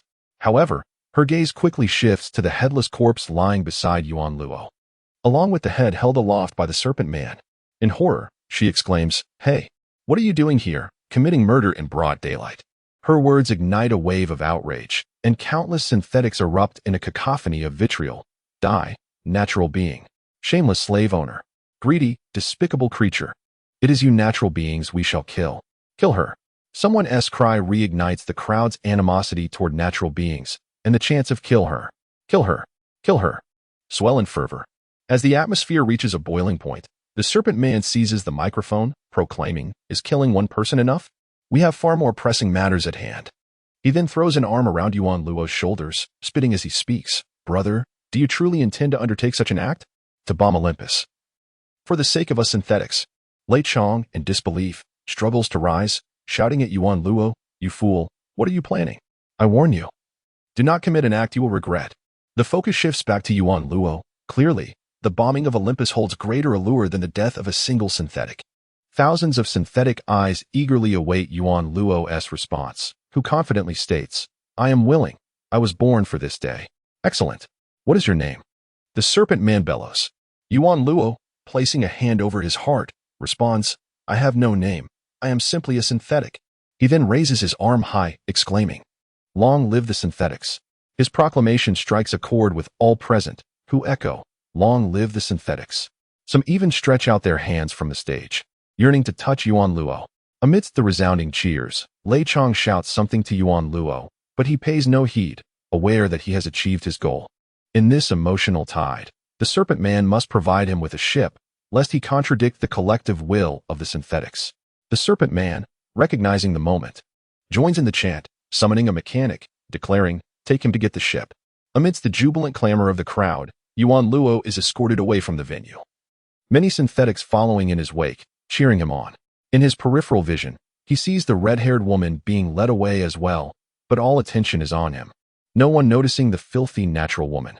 How the Serpent Man chooses to deal with her, whether to kill or to humiliate, is of no concern to Yuan Luo. He knows the retribution from natural beings is imminent. His immediate priority is to gather sufficient resources, then venture into the depths of space, where only the vast, tranquil cosmos can offer him protection. Before long, Yuan Luo is brought to a vast hangar at Sun Lake, sprawling over tens of thousands of square meters. Adorned with several towering mounds draped in black cloth, alongside numerous mechanical arms of varying sizes, the mechanic ascends a lift and approaches one of the black mounds, directing a mechanical arm to unveil the cloth. Before Yuan Luo, a massive diamond-shaped spacecraft, approximately 80 meters long and 30 meters wide, emerges. Yuan Luo recognizes it as a Poseidon III, a rather antiquated cargo vessel. The previous owner, likely a proponent of ramming tactics, had outfitted the ship with an array of sharp ramming spikes, some stained with an unknown reddish-brown substance, giving the vessel a fearsome appearance akin to that of a porcupine. Yuan Luo detests such exoskeletons or collision avoidance shells. These exaggerated spikes evoke his disdain, as he abhors anything without meaningful purpose. Can one truly rely on these spikes for protection at speeds of tens of thousands of kilometers per hour in space? How cool is it, brother? The synthetic mechanic inquires enthusiastically. It's amazing, Yuan Luo exclaims. These spikes will surely terrify those natural beings. Brother, you're not actually planning to bomb Olympus, are you? The mechanic asks with a hint of concern. What do you mean? Yuan Luo frowns, questioning. Are you doubting my resolve? No, it's just Never mind. The mechanic hands Yuan Luo a set of keys, saying, off you go. With that, he hurriedly departs. Watching the mechanic's retreating figure, Yuan Luo's fervor dissipates entirely. Here, he can still hear the distant chants from the assembly and the Serpent Man's fervent incitements. He leaps into the spacecraft, swiftly initiating its systems. The Poseidon III's 4 engines roar to life, ejecting plasma as the vessel ascends rapidly, soon reaching high speeds, flashing past the heavens. After a brief trajectory toward Olympus, Yuan Luo sharply alters course, setting his sights on the Hourglass Sea, his familiar territory for cargo assembly. If fortune permits, he hopes to procure ample supplies there for an extended existence in the void of space. After an hour of flight, Yuan Luo pilots the spacecraft to the far side of Mars, where it is still early morning, yet the landscape is aglow with lights, the entire planet bustling with activity. As he descends, he arrives at the outskirts of the Hourglass Sea, a site where he frequently refuels with helium-3. To survive in space, one must first secure adequate fusion fuel. However, as Yuan Luo approaches the usual helium-3 station, he is taken aback by the throngs of spacecraft clustered in the area, forming an extensive queue. This surprises him, despite the limited number of skilled pilots. Such a multitude gathered here raises concerns about whether the fuel station has enough helium-3 to accommodate them all. Outside the deuterium-tritium station, a large screen displays news. The female anchor announces, since the terrorist attack in Olympus City occurred just hours ago, protests against natural beings have erupted across Mars, unprecedented in scale and severity in a century. Rumors abound that some synthetics intend to pilot their ships for a suicide attack on the capital of Olympus. To this end, the capital of Olympus has implemented the highest level of alert, where all incoming and outgoing vehicles will undergo thorough inspections, and all synthetics will be meticulously scrutinized and expelled. Natural persons are requested to understand and cooperate, and rest assured, everything is under control. Yuan Luo, expressionless, glanced at the news before pulling out his phone to download a short video app, indulging in the delightful sight of seals belly flopping. Having not seen these adorable creatures in ages, he became completely engrossed.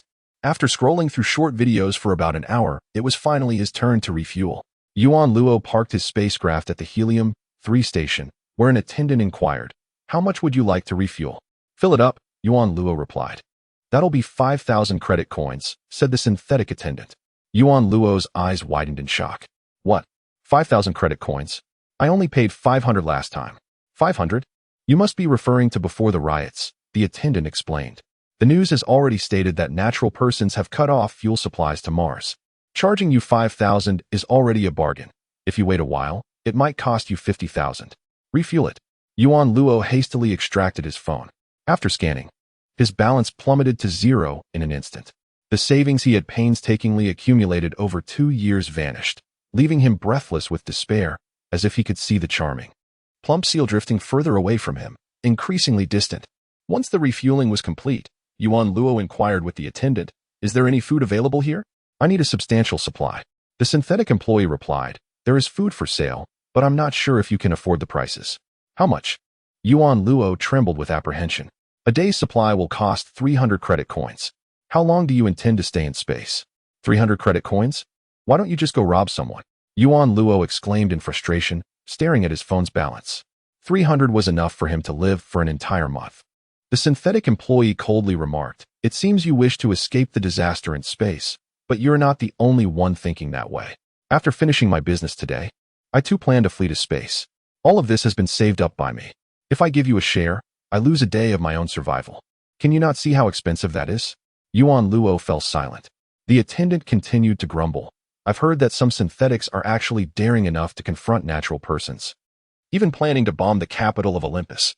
Truly, they must have lost their minds. They don't even realize their own limitations. What do they think they can contend with? The spacecraft was built by others, the fuel refined by others, and even the food produced in their factories. They must see us as mere dogs. I say, it's best to behave like dogs and not overthink it. Wouldn't you agree, my friend? Can I buy on credit? I could work to pay you back. Yuan Luo pleaded in despair. You must be dreaming. If you have no money, then leave. Don't disrupt my business. The attendant waved dismissively, urging him to depart. Yuan Luo, unwilling to concede, gritted his teeth and moved his spacecraft aside. Merely having fuel without food would serve no purpose.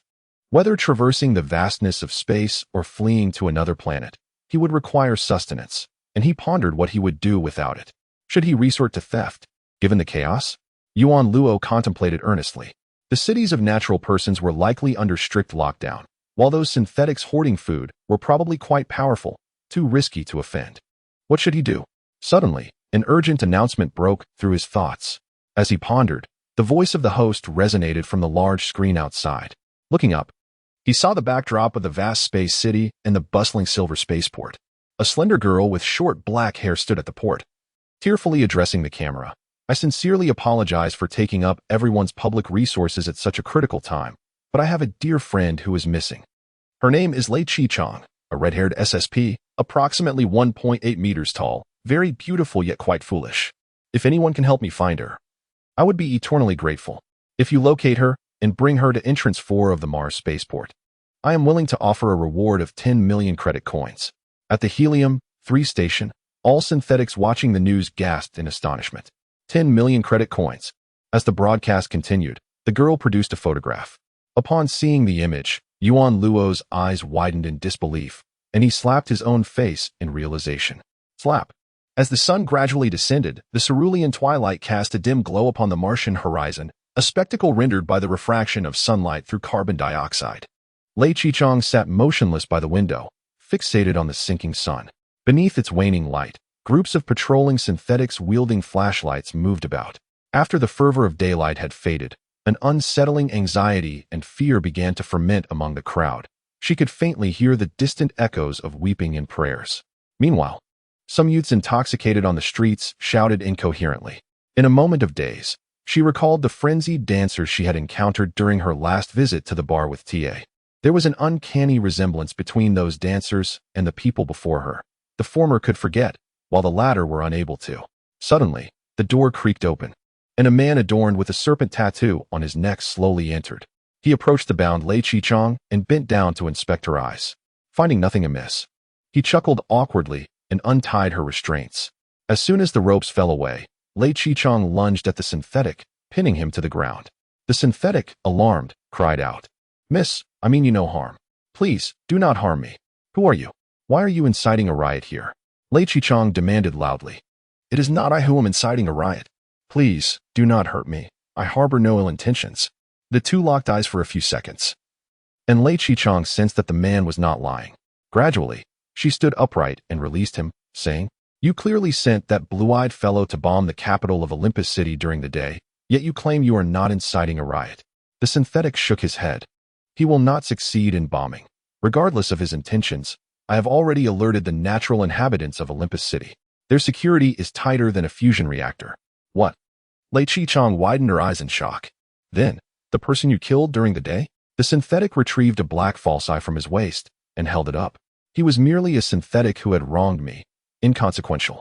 I had him wear the false eye. To be mistaken for a natural person in death is a privilege for him. How could it be fake?"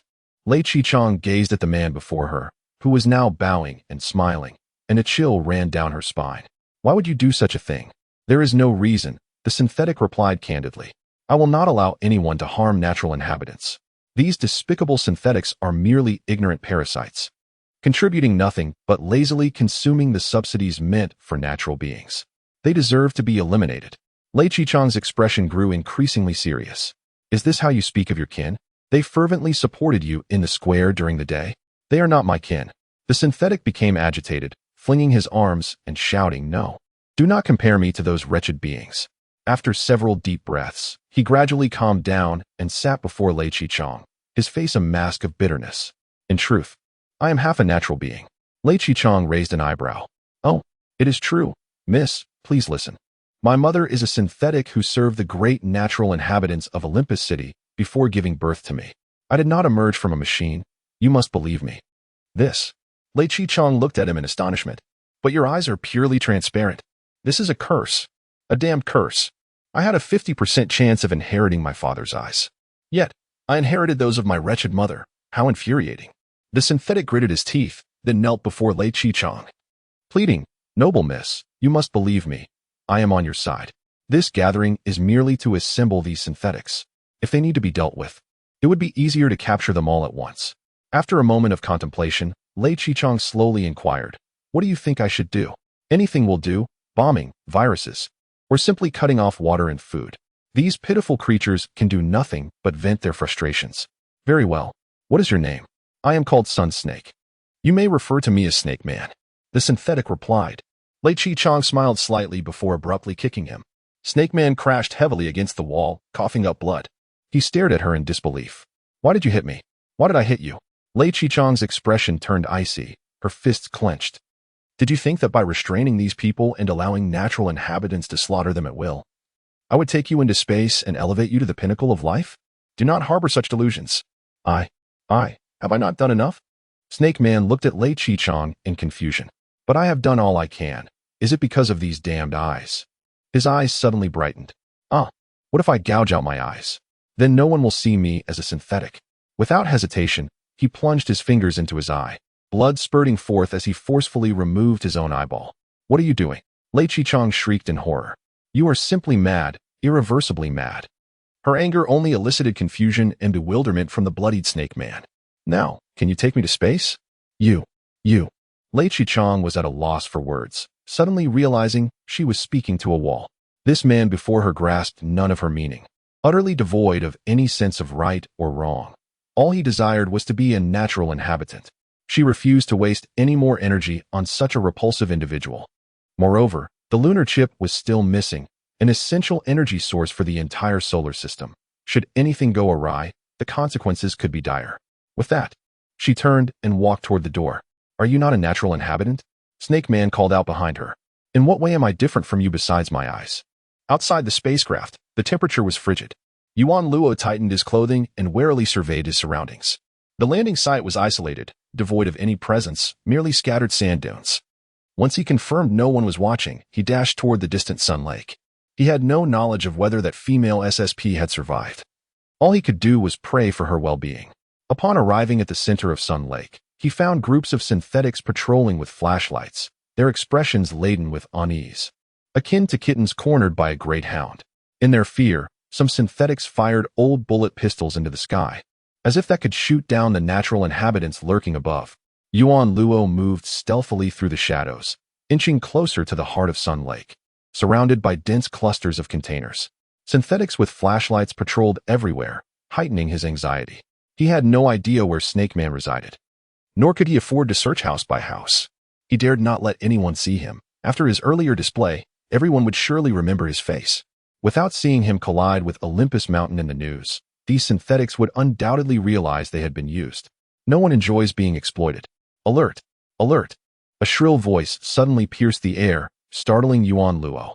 He turned to discover the sound emanating from a speaker mounted on a nearby pillar. Startled by the sudden commotion, the patrolling androids drew their pistols and shouted as they closed in on Yuan Luo's location. Pressed against the wall, Yuan Luo dared not breathe. "Alert! Alert! A natural human has escaped. She has injured Lord Serpent Man. Quickly, capture her." The piercing voice blared from the loudspeakers, demanding, "Seize that red-haired woman, regardless of her fate." Behind the wall, Yuan Luo let out a long sigh of relief. It was indeed good news that the female SSP had survived and managed to flee, as he had been troubled by her absence. Soon, alarms blared throughout Solar Lake, and distant gunfire echoed in the air. Yuan Luo hastened toward the source of the gunshots, accompanied by hundreds, if not thousands, of androids. However, The darkness and chaos rendered him unrecognizable to them. Upon reaching the site of the gunfire, he found it surrounded by androids. Bowing his head, he struggled to push through the throng to the edge of the encirclement. There, he spotted a flash of red. The woman was leaning against a hovering vehicle. Uncertain of her condition and wary of the frenzied androids surrounding her, he hesitated to rush forward and rescue her. How audacious! Do you still believe this is Olympus City? To dare injure Serpent Man. We should have acted during the day, one android proclaimed. Serpent Man has already killed a natural human. With so many pests, what is there to fear? Brothers, eliminate these despicable natural humans. Weapons were brandished as armed androids took aim, while the unarmed hurled stones and metal rods at the hovering vehicle. Yuan Luo felt a surge of urgency, but was powerless to intervene. After a barrage of attacks, the female SSP shouted from behind the vehicle, "You have all been deceived. Serpent Man intends to sell you all to the natural humans, to ensnare you all at once. You think anyone will believe you, lying natural human?" The androids retorted angrily. "Why would we heed your words? Please, trust me. I have connections on Earth. If you refrain from rioting, I will advocate for you there. Believe me, if this continues, you will face dire consequences. Do not trust her." An android shouted back. "She merely seeks to escape. To natural humans, we are nothing but insects." "I do not consider you insects," the red-haired woman cried desperately. "If you continue this uproar, when the Earth and Space Corporation send their people to annihilate you, will it all come to an end? They will produce mass quantities of androids to colonize Mars, exploit its resources, and to them, it will only mean a loss of some credits, while you will lose your lives." Her impassioned plea momentarily stunned the androids, bringing an unexpected calm to the chaos. Perhaps the earlier frenzy was merely a continuation of their daytime fervor. Now, under the cold embrace of Mars night, each android grasped the terrifying reality of their situation. Lei Qiang stepped out from behind the hovering vehicle, raising her hand. "If killing me could change everything, then go ahead and do it. But will my death be of any use? Across the 7 planets and countless satellites, your kin may never even hear of it. The corporation will continue to manufacture androids ceaselessly, in an endless cycle. Those beings share your genes, your eyes." With a quiver in her voice, she implored, "The existence of androids is inherently wrong, and I despise it too. Yet, the reality has occurred, and we must look ahead. Preserve your lives first. We can discuss other matters afterward. If you persist in this uproar, the natural humans will truly annihilate you. I beg you, remain calm." The androids gazed at the tearful red-haired woman in the sand, exchanging glances, momentarily at a loss for what to do. The sudden tears of the female SSP jolted Yuan Luo, reminding him of the androids who had pleaded for his help during their near-death experiences in prison. What a sentimental fool, he mused, thinking of those who were prone to overthinking. After all, their fates were of no concern to her. At that moment, from the corner of his eye, he noticed a tall man cloaked in a black spacesuit stealthily infiltrating the crowd. He discreetly withdrew a pulse gun from his pocket, aiming it at the tearful red-haired woman in the sand. Seeing the weapon emerge from the shadows sent shockwaves through Yuan Luo. 10 million, he shouted in desperation before leaping forward. With a whoosh, a pulse of laser light flashed through the air. Blood splattered forth. In a new job, Lei Qichang raised her arms, gazing at the synthetic being soaring toward her, her eyes wide with astonishment. The newcomer possessed striking blue eyes, black hair, and a notably youthful and handsome visage. She could recognize him even if he were reduced to ashes. A faint whoosh resonated. In the next moment, Yuan Luo fell to the ground with a thud, clutching his abdomen as he curled up. Instinctively, Lei Qichang bent down, a searing laser piercing through the boy's abdomen and scorching her shoulder, leaving her in agony. Someone had shot at her, utilizing a pulse gun. Lei Qichang abruptly raised her head, drawing her own pulse gun from her waist. However, this action triggered the synthetic being's instincts. The negotiations that had just borne some fruit evaporated in an instant, and the synthetics swiftly drew their weapons, aiming at Lei Qichang. All she could see was a tall shadow silently retreating from the crowd. A suffocating silence enveloped the air, and the figure in black vanished like a specter. Under the cover of night, few synthetics even registered his presence. From their perspective, it seemed someone had suddenly emerged, followed by the woman drawing her pulse gun at the crowd. With no time to dwell on the assailant lurking in the shadows, Lei Qichang immediately lowered her weapon, raising her hands to signal her lack of threat. Yet her gesture did not alleviate the synthetics' wariness. They shouted in alarm, "What are you doing? Are you toying with us?" Lei Qichang felt a bitter taste in her mouth. The pulse gun emitted no sound. its essence merely a beam of light that would not disperse. Only those with lightning-fast reflexes would notice its presence. Unfortunately, such individuals were scarce. Had it not been for the sudden intervention of that figure, she herself would have remained oblivious to the perilous laser. By the time she recognized it, her instinct to draw her gun for self-defense was already too late. At that moment, someone noticed the curled-up synthetic on the ground and shouted, "Look, it's that kid, the one who deceived us aboard the ship during the day. He never intended to bomb Olympus." Gunfire erupted as armed synthetics began to shoot. Without hesitation, Lei Qichang scooped up the curled-up boy and leaped to the top of a container structure. Bullets clanged against the metal, sparking fiercely. "Don't let her escape," echoed a heart-wrenching scream from the loudspeaker, the voice belonging to the Serpent Man. More synthetics emerged from the containers, converging on Lei Qichang from all directions. Seeing the ever-growing throng, Lei Qichang dared not delay. She cradled Yuan Luo against her chest, one arm around his back and the other around his thigh, and began to leap away. In the low gravity of Mars, each bound propelled her 5 to 6 meters forward. However, more lights flared up behind them, and numerous hovercraft surged forth from the assembly point, many of which were manned by armed synthetics. The speed of the hovercraft far surpassed Lei Qichang's pace. Yuan Luo, feeling the urgency, tightened his grip around Lei Qichang's neck and shouted, "Head east." "I left the ship there." Instantly, Lei Qichang altered her course, racing eastward. Yet her speed was no match for the hovercraft, the sound of their pursuit growing ever closer. Gritting her teeth, Lei Qichang bent down and placed Yuan Luo on the ground. This action startled Yuan Luo, and he clung desperately to Lei Qichang's neck, exclaiming, "Are you going to abandon me? I saved your life. Are you just going to leave me here to die?"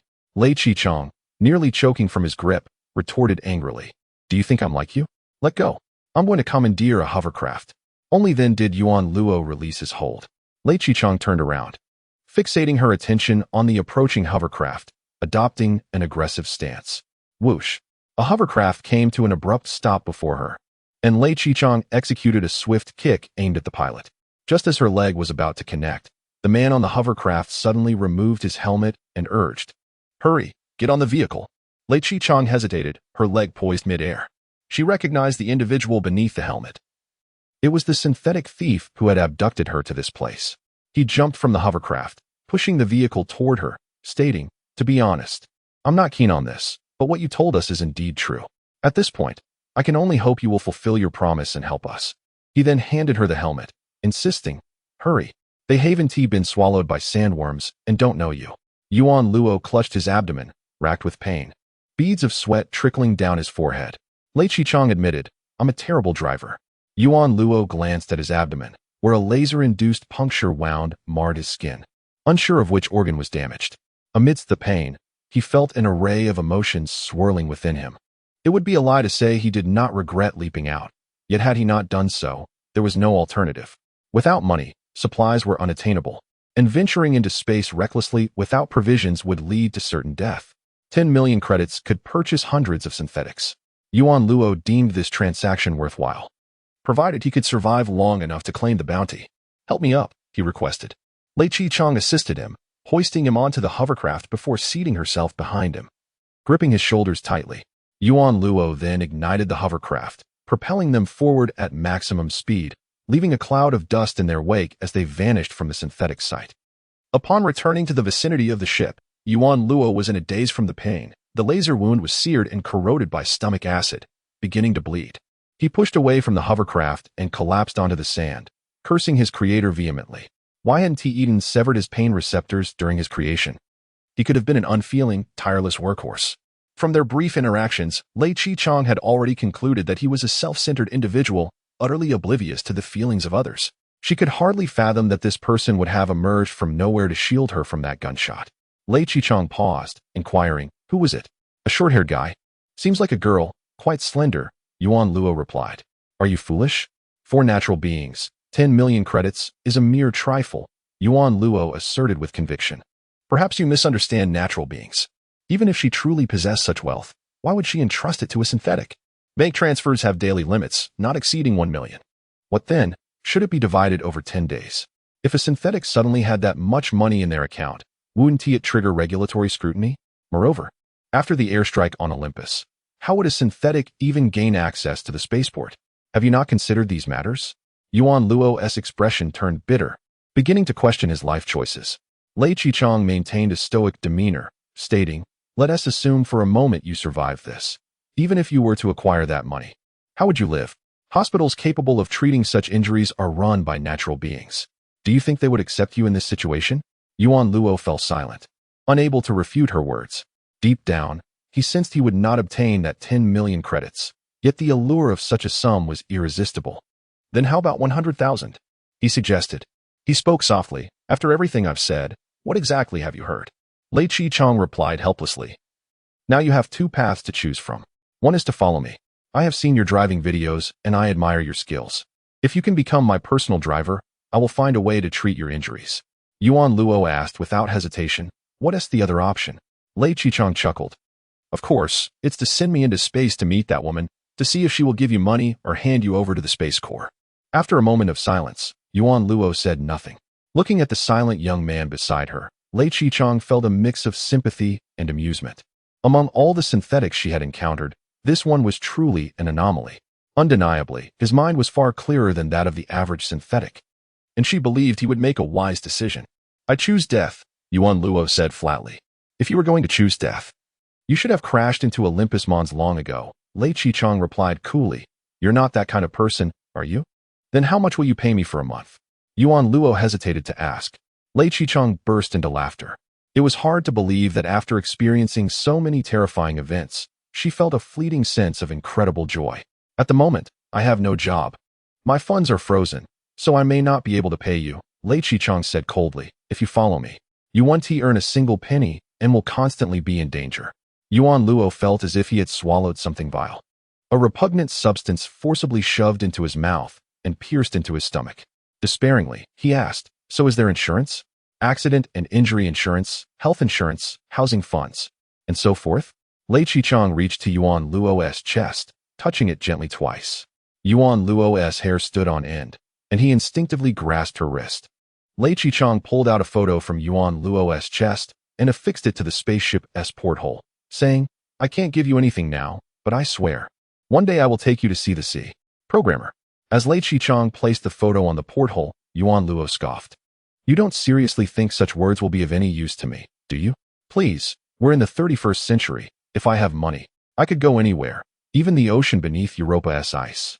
Instead of all this nonsense, just give me 10,000 credit coins. That's far more practical." Lei Qichang sighed, shook her head, and remained silent. Yuan Luo continued bluntly, "I can work for you, but I need to ensure my safety and nothing else. But I warn you, don't preach to me or offer any platitudes. You are no different from the natural beings I've served in the past." No different. The brief happiness dissipated, and Lei Qichang's expression darkened. She clenched her fists, feeling blood rush to her head, overwhelmed with anger. Yuan Luo activated the spaceship, and the layered rocks of Mars gradually diminished from their view. Taking a deep breath, Lei Qichang suppressed her indignation and said, "There's a retired physician at the adventurer's camp whom I know. Go there, you can receive treatment." Yuan Luo was all too familiar with the layout of Mars.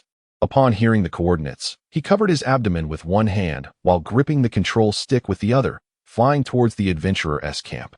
After landing, Yuan Luo clutched his stomach, his face pale and covered in cold sweat. The intense pain rendered him nearly unable to rise. Lei Qichang reached around his back, lifting him effortlessly. She carried Yuan Luo through the abandoned bubble structures until they arrived at a particularly dilapidated house. Outside, she called out, "Teacher Sai, Teacher Sai." Before long, a middle-aged man with a scruffy beard opened the door. He looked at the two in the dust storm, surprised. "Lei, is that you?" "It's me, teacher. I need your help again." The bearded man glanced at the boy Lei Qichang was holding, while Yuan Luo cautiously scrutinized the man before him. A synthetic. The man sighed in resignation, saying, "You haven't changed your habit of picking up stray dogs, have you?" "He is not a stray dog, Teacher Sai." Lei Qichang frowned. "He is my driver. If that is the case, you should at least consider your identity. After all, you are a woman," the man replied, stepping aside to let them in. Inside, the room was crammed with various metallic apparatuses, with tangled cables and circuits overhead. While the floor was strewn with numerous chips and heat sinks, the temperature within was surprisingly high. Yuan Luo lay in Lei Qichang's arms, staring blankly at the cables on the ceiling. Who would have thought that in such a remote place, there would be such a high-tech room? Shouldn't someone of this caliber be in a dust-free workshop in Space City? Lei Qichang laid Yuan Luo on a platform where a disassembled robot lay, its internal chips and circuits clearly visible. Upon seeing the newcomers, the robot's eyes moved slightly. Mitochondrial telomere abnormalities, gene mutation degree 0. 1. Stomach perforation, damage degree 30. Surface burns, preliminary diagnosis of level 3 disability, please treat as soon as possible. A mechanical arm moved, placing a breathing mask over Yuan Luo's face. White mist filled his lungs through his nostrils. After taking a few breaths, his body gradually relaxed, and the abdominal pain faded. He realized he was being anesthetized. The bearded man emerged from the shadows, donning plastic gloves and a mask as he said, "You know, there have been many reports about you in the news these past few days. That girl from the E family has been searching for you. I have my life to live. It has nothing to do with her," Lei Qichang replied calmly. "Hurry and help him. He has a perforated stomach. You may not care about her, but you should care about your family, Lei. Your parents are very worried about you. They don't know where you are." The man retrieved various medications and instruments from the shelf, unbuttoning Yuan Luo's clothing to work on his abdomen while chatting casually with Lei Qichang. "Teacher, I'm already an adult. I have my own job, and this work is very important to me," Lei Qichang responded. "Do you still hold on to such naive thoughts, Lei? The world won't improve because of you. To those in Space City, you are currently on a very dangerous path. Humanity has paid too high a price to explore it, ultimately proving it a dead end. I know, but I can't bear to do otherwise. Perhaps you could close your eyes." The bearded man fell silent, and their conversation ceased. Under the effects of the anesthetic, Yuan Luo drifted into a heavy slumber. In his dreams, the spaceship silently traversed the void between stars, billions of meteors streaking across the sky, fallen birds crashing to the ground, ensnared in their cages. Silent flames blazed in the dark abyss, suffocating all breath. After the surgery, Teacher Sai said to Lei Qichang, "Go take a shower and change your clothes. God knows what you've been up to lately. You're filthy." Lei Qichang stuck out her tongue. "I've been working. What can I do?" Teacher Sai walked to the corner of the room, retrieving a red spacesuit from a box, folding it neatly before handing it to Lei Qichang. "This is my latest creation. It has camouflage, illumination, communication, everything you need. I've even equipped it with the latest decryption software. With it, I believe no firewall in the solar system can stop you." "Teacher, although this may not sound good, but have you devised any new programs for Berkeley Beauty?" "Why do you ask?"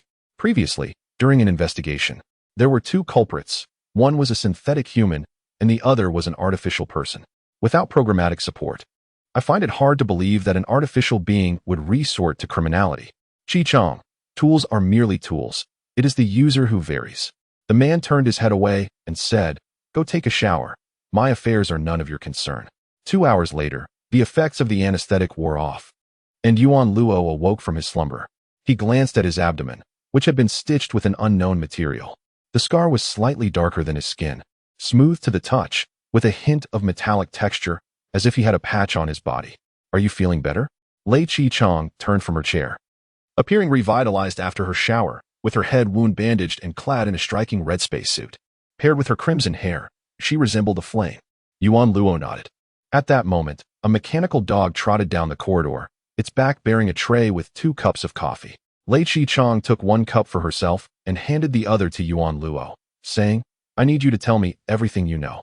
Yuan Luo replied, "I don't know what you wish to inquire about." Lei Qichang continued, "What did you hear that night in prison? Who opened the cage and incited the riot? And who shot at me last night? Since you shielded me, you must have seen the assailant, correct?" Yuan Luo stated, "I've already told you everything about that night. Not knowing means I simply do not know." The shooter was entirely clad in a black spacesuit, obscuring their identity. "Is that so?" Lei Qichang appeared quite disappointed. "Of course I remember," she said. "Did you not ask me to lure him into fleeing? That is unimportant. What matters is that I heard him conversing with another man inside the mech, referring to him as the accountant." "The accountant?" Lei Qichang paused, her brow furrowed. Yuan Luo calmly added, "Moreover, the mech unearthed a corpse from the ruins, lacking a head. I presume it is the individual I inadvertently killed that day. I suspect the mech instigated the riot in prison to retrieve that body." Lei Qichang's expression softened, and she exhaled in relief. "You certainly know quite a bit. Why didn't you tell me earlier? Did you discard it in pursuit of wealth?" "I surmised that before his demise, Gel must have swallowed the chip, prompting those individuals to bomb the Olympus prison aiming to create chaos and seize the chip. However, Jelm is a synthetic human, and his DNA is still recorded in the cloud. If I use a genetic dog to investigate, I can pinpoint Jelm's corpse's exact location. Once we identify that, we can trace back to the individuals who took Jelm, and subsequently, we may uncover this so-called accountant, perhaps even the one who shot at you last night. Me? No, no, no. It is directed at you. Yuan Luo declared resolutely, a person like me, even if I brushed past him 100 times, he wouldn't spare me a glance. You truly underestimate yourself, Lei Chi-chang retorted, then shouted, sigh, sigh. The bearded man peeked his head from another room in the corridor, weary. What is it now, Lei? May I borrow your light brain? I need to use a genetic dog for a case. The bearded man sighed. You really are a workaholic, Lei. I can hardly keep up. The light brain is right here. Help yourself. Without further ado, Lei Chi-chang pulled Yuan Luo up. He impatiently remarked, I've told you all I know. If you wish to investigate, do it alone. Don't drag me into it. Yet, Lei Chi-chang did not release her grip, stating, stay focused, you are still young. If you perform well and help me solve this case, I can advocate for a reduced sentence for you. Once you are released from prison, I will register you for an SSP position to work alongside me. You will receive a salary. And all the benefits, wouldn't that be splendid? The price is that I must be ready to die for you, just like those synthetic humans in prison? Yuan Luo retorted coldly. They did not die for me, Lei Chi-chang clarified. We merely shared a common goal. They died for the objective. That is quite a statement. Yuan Luo muttered indignantly, you could turn the deceased into living beings in your narratives. While he mocked Lei Chi-chang, he inexplicably began to think of the seals again. Lei Chi-chang ushered Yuan Luo into the machine room, where she activated the projection screen and logged into an interface. Entering a password, the screen displayed a map of Mars, with countless red dots blinking across it. Lei Chi-chang intently searched the map, while Yuan Luo exhibited visible impatience as he surveyed the surroundings. In the adjacent room, separated by a glass wall, Yuan Luo observed the bearded man engrossed at another light brain, typing away. The computer was connected to a disassembled robot, which occasionally twitched and raised its mechanical hand, performing various gestures in the air. In contrast to Lei Chi-chang's work, Yuan Luo found the moving robot more intriguing. He inquired, what does your teacher do? Is it related to the artificial human company, Berkeley Beauty? Indeed, she affirmed. That is also why he can heal you. The materials used to mend your body have been applied in artificial human technology. Rest assured, his skills are exceptional. Your stomach will be even more resilient than before your injury. Berkeley Beauty, his former employer. Yuan Luo had heard that the human dolls from Berkeley Beauty could unlock 100 times more poses than humans. Could it be that those positions were conceived by this reclusive old man? After an extensive search, Lei Chi-chang's expression brightened. She pointed at the virtual projection, exclaiming, look, you have truly been of immense help. That individual transported Jelm's corpse to the polar salt lakes of Mars, which were once the largest freshwater development site on the planet.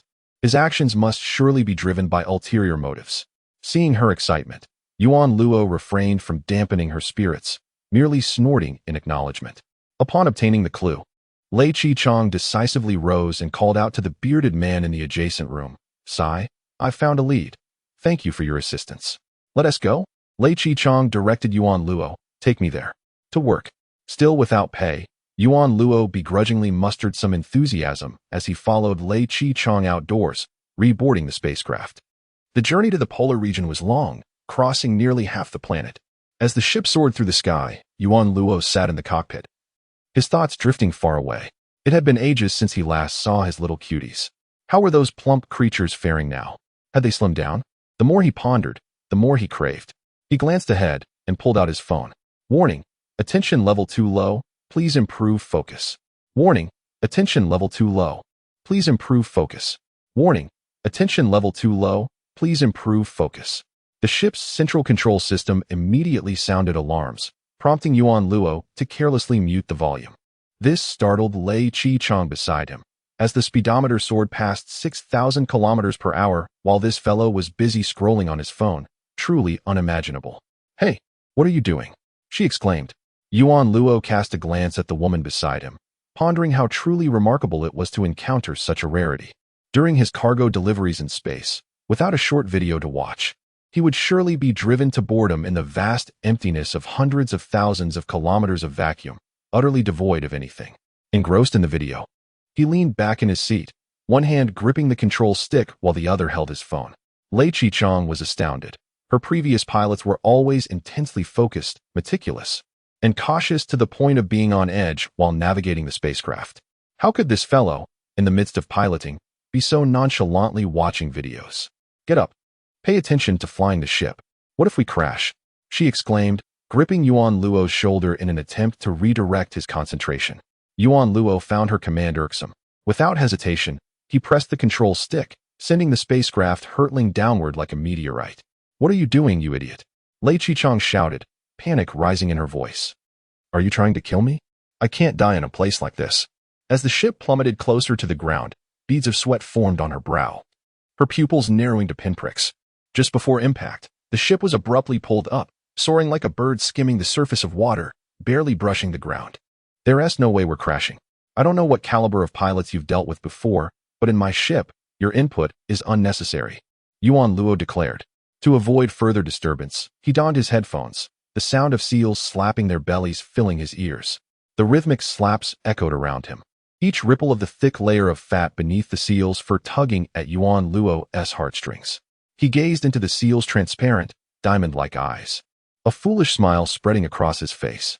Those pesky little creatures remained as plump and charming as ever. In the co-pilot seat, Lei Chi-chong stared in shock at the instrument panel. She recalled her former pilot, Charlie, who had often spoken about the importance of focus. The focus level on this man's panel had never exceeded 5%, not even during the perilous maneuver just executed. Remembering how Charlie had maintained a focus level of 90%, yet met with misfortune, her frustration grew. It was akin to watching a profoundly talented singer squander their potential by choosing to sleep in every day instead of performing. Stop watching, Lei Chi-chong said, suppressing her displeasure. Don't speak to me, Yuan Luo replied, grinning foolishly. What? Lei Chi-chong retorted angrily. Your focus is only at 5%. What if something goes wrong? You've had accidents before. Apologies, but the only time I had an incident was when you inexplicably placed the ship in my path. And I have no idea who your last pilot was, but he was quite foolish. He didn't even react when I was about to collide with him. Does someone like that even deserve to fly in space? Yuan Luo remarked nonchalantly. Be quiet. Lei Chi-chong snapped, snatching Yuan Luo's headphones and crushing them in her hand. Instantly, the sound from his phone blared into the open air. The seals continued their rhythmic slaps. Lei Chi-chong froze, her cheeks flushing as she shouted, What are you watching? Yuan Luo, exasperated, set his phone down. Are you kidding me? You only need to tell me the destination and how long it will take. And I'll get you there. That is my job, okay? How I get you there, whether lying down or standing up, is none of your concern. Heart racing. Lei Chi-chong quickly glanced at the phone screen, discovering a chubby spotted seal slapping its belly. As her anger faded, embarrassment took its place. She clutched her hair tightly, trying to shake off the images her mind had conjured. Having finished his thought, Yuan Luo waved his hand in irritation, picking up his phone to scroll once more.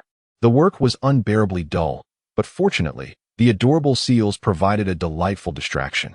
Watching them slap their bellies, extend their necks, leap forward, or simply do nothing while sleeping in the water brought him immense satisfaction.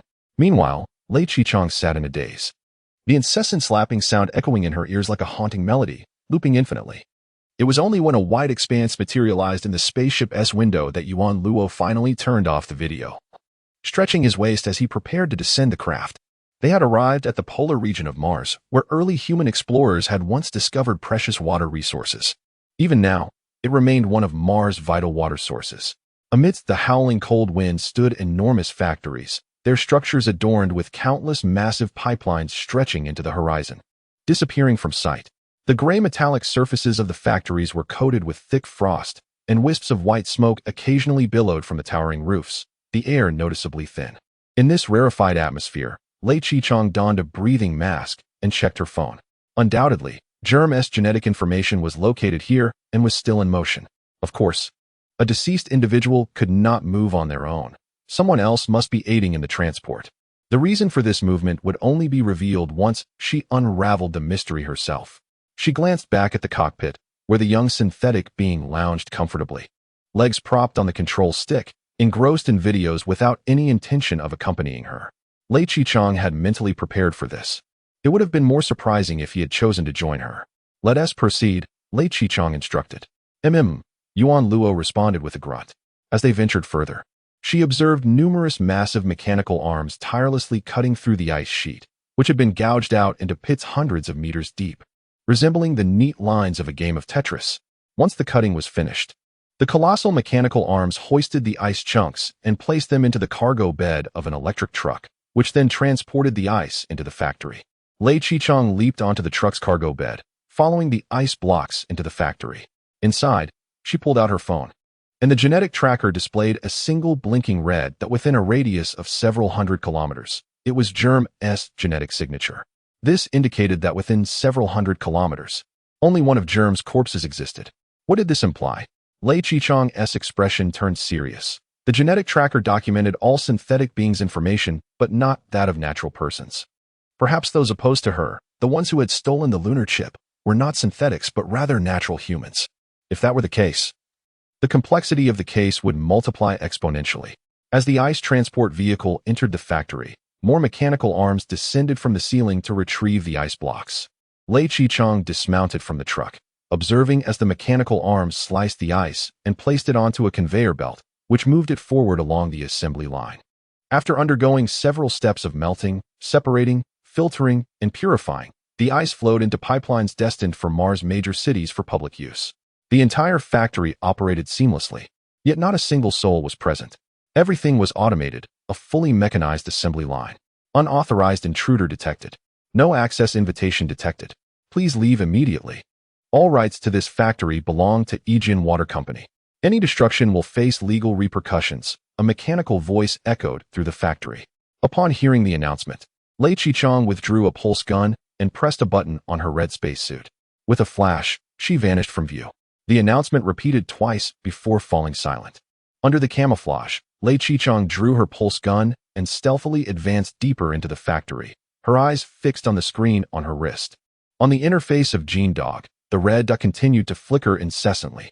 As Lei Qichang drew closer to the dot, she still saw no signs of life, causing her heart to tighten. She once again recalled the haunting smile of Jelm before his demise, a smile that lingered ominously in her mind. What could he have been thinking at that moment? Passing through two plastic curtains, she finally laid eyes on the solitary figure within the factory.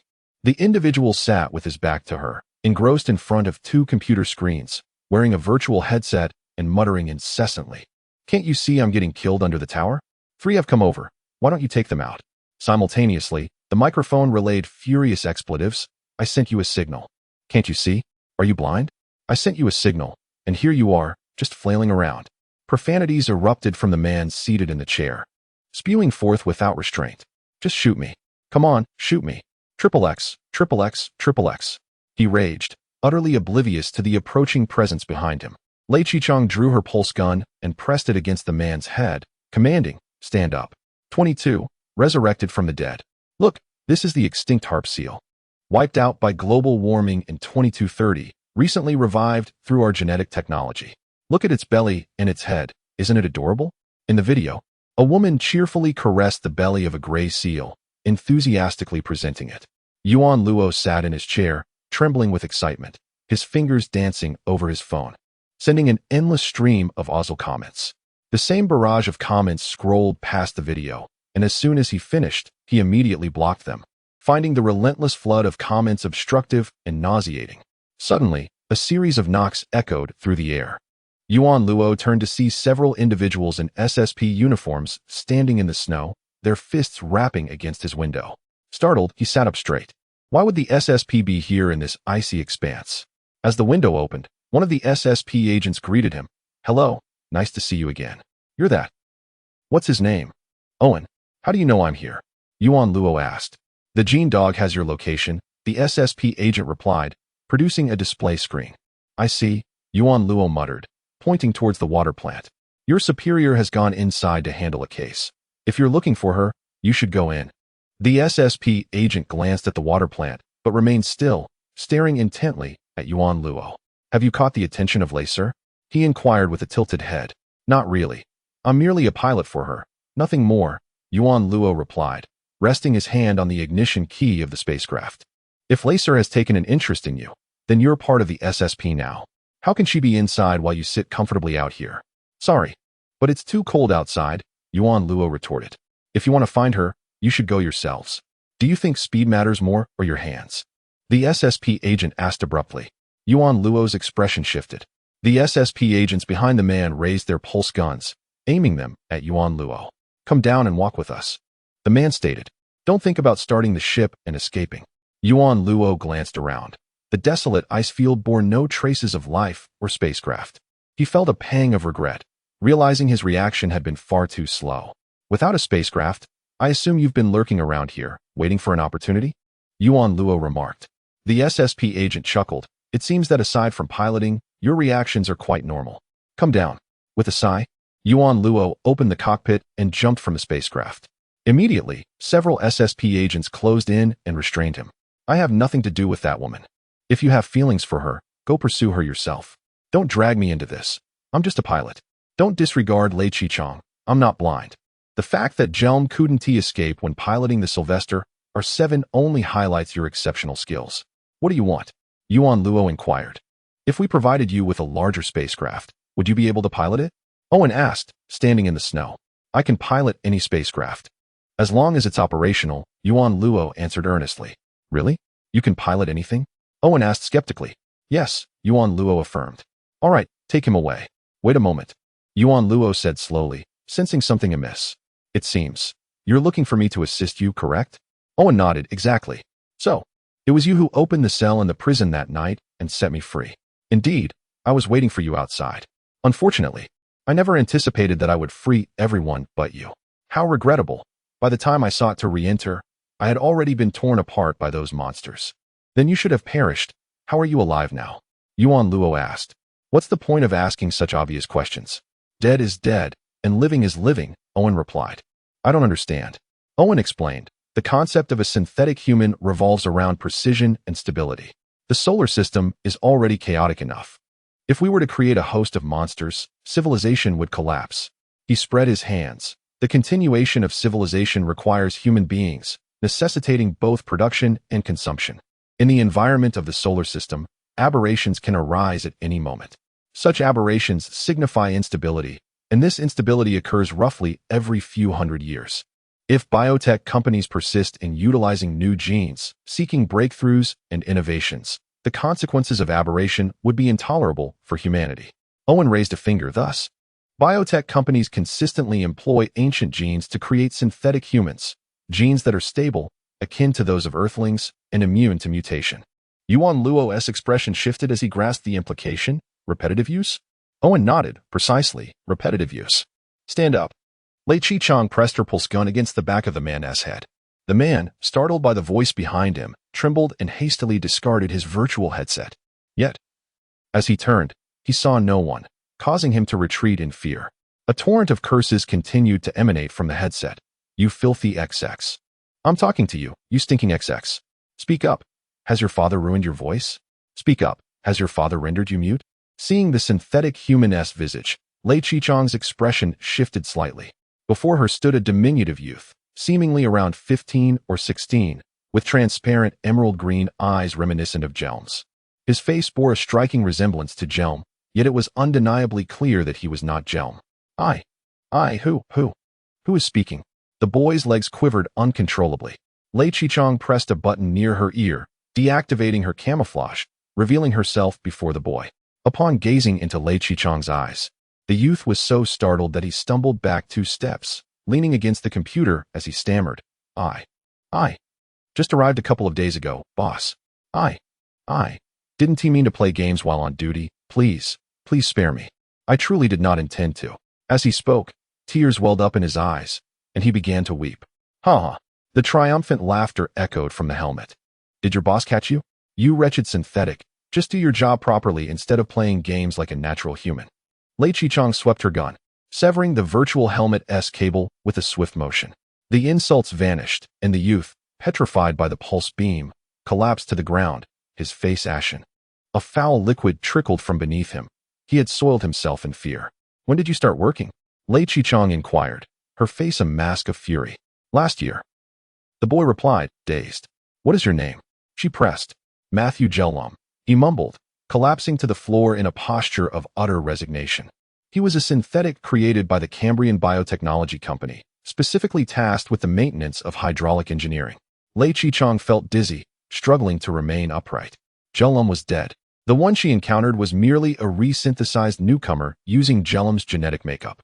Or perhaps there were many such newcomers, but due to ethical concerns, such practices had long been forbidden among natural humans. It was shocking to discover that these biotechnology firms openly defied the law, repeatedly creating identical genes. The company. Lei Qichang gritted her teeth, her stomach churning as if she might vomit. Company. Company. Company. Company. She suddenly screamed, firing her pulse gun wildly, riddling the computer. Cables and distant pipes with countless holes.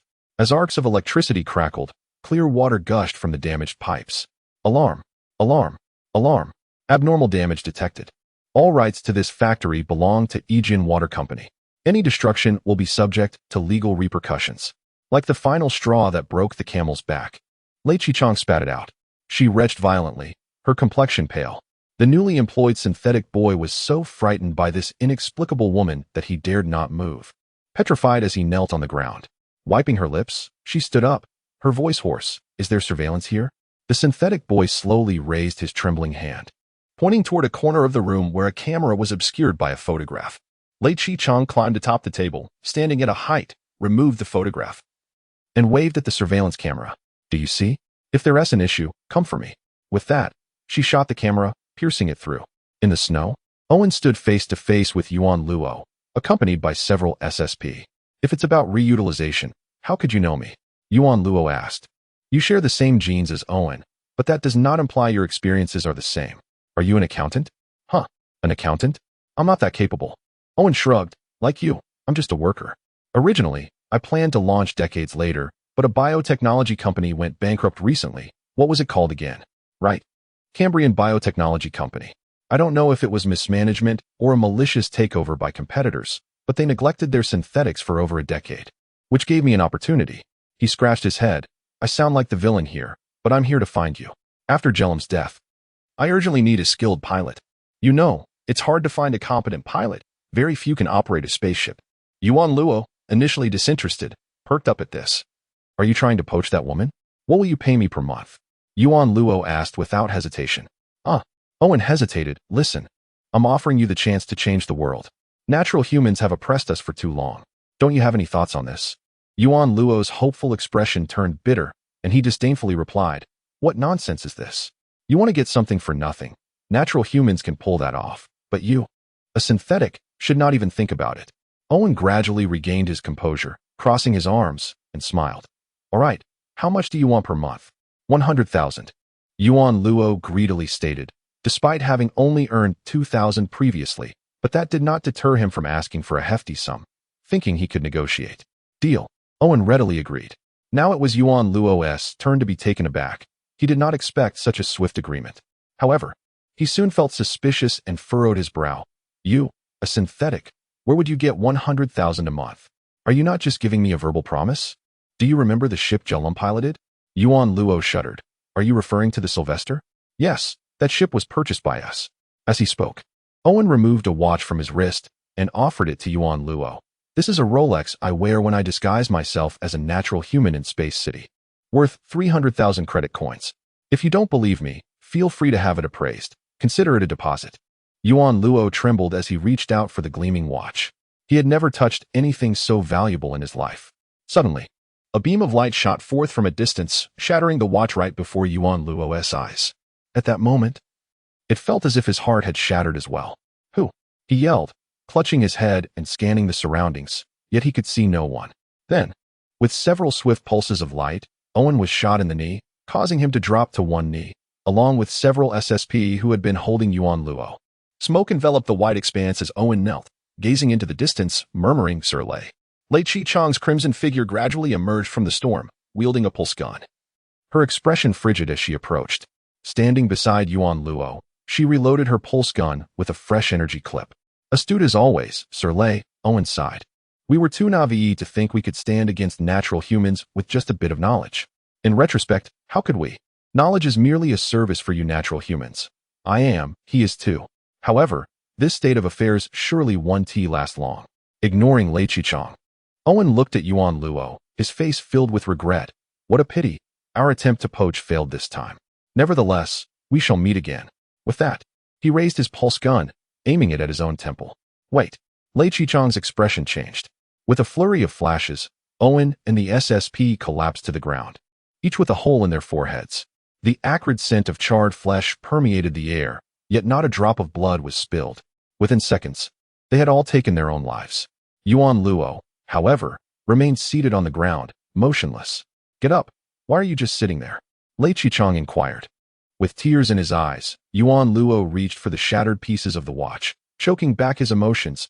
You could have broken their legs, but why did you have to shatter the watch? Lei Qichong sighed in exasperation. Yuan Luo, can you please disregard that watch? It's just an object. Am I not an object? A person like me can be produced in multitudes on an assembly line. Yuan Luo cried, tears streaming down his face as he held the remnants of the watch. I could work my entire life and still never afford something like that. There are many things more important than credit coins. What could that possibly be? Yuan Luo shouted in anguish. Tell me. Lei Qichong was no longer inclined to engage in idle chatter with Yuan Luo. She swung open the spaceship hatch and leaped inside. Subsequently, she grasped Yuan Luo by the shoulders and pulled him into the cockpit. Yuan Luo wiped away his tears and tucked the broken watch into his pocket. He had already formulated a plan. Since Lei Qichong mentioned that Owen was not alone, he resolved that when he encountered him again, he would insist on leaving with him, no matter what. As the spacecraft descended from the ground, an oppressive tension enveloped the cabin. Lei Qichong refrained from initiating conversation, acutely aware of Yuan Luo's discontent. Yet, she struggled to find words of comfort, genuinely believing that the watch held little significance. The darkness of the sky deepened as the vessel traversed from the polar regions into the vastness of deep space, with Mars gradually diminishing in their view. Yuan Luo had never heard of the Cambrian Biotechnology Company, but it was evident that the headquarters of such a biotech firm was established in Space City.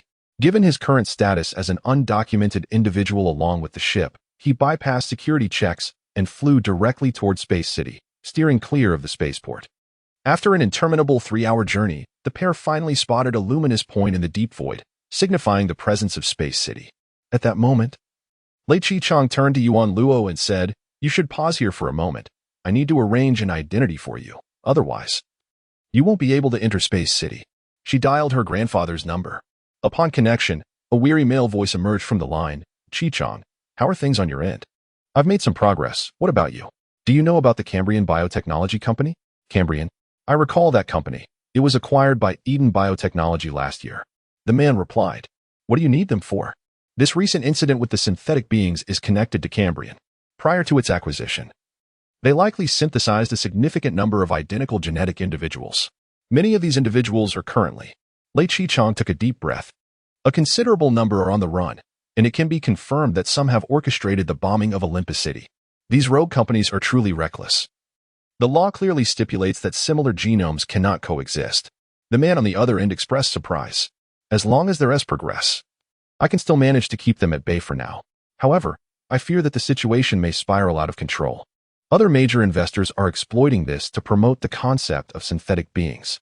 You need to resolve this quickly, especially in locating the lunar chip. Otherwise..." "What is that noise on your end?" The voice inquired suspiciously. Lei Qichong glanced at the youth beside her, who was engrossed in short videos, and she felt an overwhelming headache. "It's nothing, just a friend with peculiar tastes. Speaking of which, could you assist me in obtaining a natural person-s identification? Preferably male." "What do you intend to do?" The man's tone immediately turned wary. "A natural person, and a male at that? This case absolutely requires my friend. It's for work. Hurry, I need it right away." Yuan Luo caressed the phone screen, murmuring softly, "Little rascal, you're simply too alluring." The voice on the line shouted, "Lei Qichong, I warn you, don't think that just because you've grown up, I can't control you anymore. If you dare associate with dubious individuals, you'd better watch out for the consequences." "What nonsense are you thinking?" Lei Qichong shouted back. "I told you he has peculiar tastes. He enjoys watching seals clap their bellies. What can I do about that? Do you expect me to believe you? Your mother told me, and I still didn't believe it. You better show me a video now. Will this old man ever stop? Cease your wild imaginations. I've had enough." With that, she abruptly hung up the phone and fiercely grabbed Yuan Luo, glaring at him. "You can look, but why do you have to turn the volume up so loud? Was it you who broke my headphones?" Yuan Luo, increasingly irritated, retorted, "You all have filthy minds. You see filth in everything. Don't pin it all on me. Lei Qichang was momentarily at a loss for words. She glared at her phone for a moment before reluctantly acknowledging that the seal clapping its belly was indeed both plump and adorable. With nothing else to do, she snatched Yuan Luo's phone and, after a brief glance, found herself inexplicably captivated. Do you really like seals? She couldn't help but ask. Is there anyone who doesn't adore seals? Yuan Luo replied matter-of-factly. They are the most adorable creatures in the world. Indeed, Lei Qichang mused, glancing at the phone. They truly are quite charming. As she listened, her peripheral vision caught Yuan Luo. In discussing seals, he momentarily shed his usual indifference, his eyes sparkling with enthusiasm. Resembling an ordinary boy from next door. This contrast momentarily lost her in thought, and she suddenly realized that this young man before her was merely 17. At 17, she had been preoccupied with school, mingling with her peers, indulging in a carefree lifestyle of revelry and chaos. Hey, are you even listening to me? Yuan Luo's annoyance broke through her reverie as he noticed her gaze. I am, Lei Qichang replied. Please, continue. Before long, Lei Qichang regretted having initiated that conversation with Yuan Luo, for she soon discovered that he was remarkably loquacious. From the various species of seals to their origins, evolutionary history, favored foods, preferred temperatures, and dreaded predators, he recounted them all with impressive detail. In truth, the most adorable species is the harp seal pup, pure white with large, dark eyes. Generally, they love fish. If you could feed them a bucket of fish in sub-zero temperatures and then gently rub their bellies, the experience would be utterly delightful. Time slipped away as he spoke, leaving Lei Qichang feeling somewhat dazed. Fortunately, her phone vibrated just in time, signaling the arrival of a temporary identity document. She quickly interrupted Yuan Luo, exclaiming, All right, once we wrap up this case, I'll take you to Earth to see seals in person. For now, we must proceed to Space City. Yuan Luo smacked his lips, still unsatisfied, marveling at how he could loathe this person yet engage in such lengthy conversation. After their brief exchange, he recalled the watch that had been pierced. He knew that once he found Owen, he would inevitably part ways with Lei Qichang. After addressing the message from her grandfather, Lei Qichang held her phone up to Yuan Luo's face, scanning him. Soon, a new information file materialized on her device. She handed the phone to Yuan Luo, stating, Your current identity is that of a technician in the SSP Mechanical Safety Department. Do you understand? Yuan Luo stared at the picture of himself, accompanied by a series of impressive credentials, utterly astonished. You want me to masquerade as a natural person? Yes, just temporarily. But my eyes. Yuan Luo hesitated. The distinction between a natural person and a synthetic being was glaringly obvious. That is indeed a concern. Lei Qichang glanced around the cockpit, rummaging but finding no sunglasses. Then, her gaze fell upon an old pilot helmet in the storage compartment, covered in a tangle of wires. Why don't you use the pilot helmet? She inquired, lifting it. Yuan Luo cast a disdainful glance at it, declaring that as too rudimentary, only those who have no affinity with spaceships would resort to such things. But you could use it, couldn't you? Well, sort of. Yuan Luo remarked. This will suffice. Don the helmet and act accordingly. Without further ado, Lei Qichang affixed the helmet onto Yuan Luo's head. Within the helmet, slender, sharp spikes swiftly penetrated Yuan Luo's spine, causing his body to shudder as a cascade of faint electrical current surged, inundating his mind with a wealth of information. His probe and radar transformed into eyes, granting him a direct gaze into the vastness of deep space, with a panoramic view extending to 360 degrees. The engines now became his thighs and arms, ready to ignite at his command. A myriad of parameters flickered in his mind, enhanced by virtual reality. Although Yuan Luo had never utilized a pilot's helmet, he comprehended its fundamental principles. In the vastness of space, where velocities could soar to over 100,000 kilometers per hour, most individuals would struggle to react in time. However, the helmet dramatically amplified both his visual and information processing capabilities, allowing him to perceive obstacles from great distances. After a brief moment of acclimatization, he embraced this novel mode of piloting. He issued commands with his thoughts, and the ship's 4 engines simultaneously expelled plasma as it glided toward the space city. As they approached the space city, they were met with a dense array of warships, meticulously lined up in the void, each bristling with thousands of plasma cannons capable of vaporizing asteroids in an instant, silently showcasing the solar system's supreme might. Following the incident in Olympus City, the entire space city was on high alert. At the entrance, Yuan Luo's vessel was intercepted by two small warships. The ship he had deceitfully acquired from the Serpent Man was adorned with numerous jagged spikes, immediately indicating it was not a craft operated by a natural person. Yuan Luo could see the distant warships through the helmet, and in terms of combat capability, his vessel's offensive power was but a mere fraction of a plasma cannon. Yet its brutal appearance was unmistakably a cause for concern among natural humans. Several soldiers clad in spacesuits floated to the side of Yuan Luo's ship. Lei Qichong swiftly activated the ship's radio, and a voice crackled through. "This ship has not been registered at the spaceport. Who are you, and what is your purpose? Please present your credentials." Lei Qichong donned a breathing mask, exited the vehicle, and handed her phone to the soldier before her. The soldier accepted the phone, scanning it, and then scanning Lei Qichong's body before lowering his pulse gun in salute. "That individual must also undergo inspection, officer," the soldier pointed to Yuan Luo, still wearing the helmet. "Everyone entering the space city must be checked. This is his identification." Lei Qichong offered Yuan Luo's phone. After scanning it, the soldiers instructed, "Have him disembark, we need to scan his face." Furrowing her brow, Lei Qichong observed another luxurious vessel pass by, merely halted for a few perfunctory questions before being allowed to proceed. "Why not search them instead?" she remarked coolly. The soldiers hesitated momentarily. "That is my subordinate. His body has been modified, and he is part of the ship. He cannot leave the seat." The floating soldiers exchanged glances, and the lead soldier replied, "Officer, our departments differ, yet our objectives align. I kindly ask for your cooperation, as the current situation is tense, with dangerous synthetic beings everywhere." As he spoke, one soldier floated near the viewport and tapped on the glass.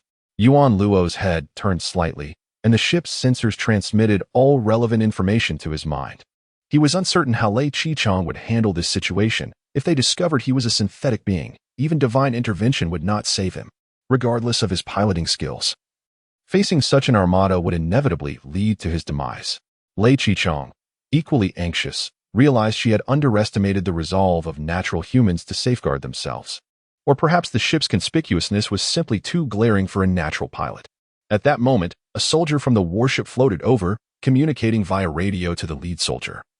"Captain, we've received orders from above to disregard this vessel." The soldier appeared astonished. "That's the directive from above?" "Indeed. Officer Lei is executing a covert mission and must remain inconspicuous," the soldier affirmed. The other soldiers immediately straightened in the void and saluted. Once they entered the space deceleration corridor, Lei Qichong, still apprehensive, said to Yuan Luo, "We must find a place to swap this ship. It attracts too much attention." Yuan Luo nodded silently, his gaze fixed on the deceleration corridor. The remnants of the previous catastrophic impact had long since vanished, and now the corridor was bustling with ships, all belonging to natural humans. Each vessel was immaculate and elegant, a stark contrast to the spiky beast he piloted. After passing through two airlocks, the ship entered the interior of the space city.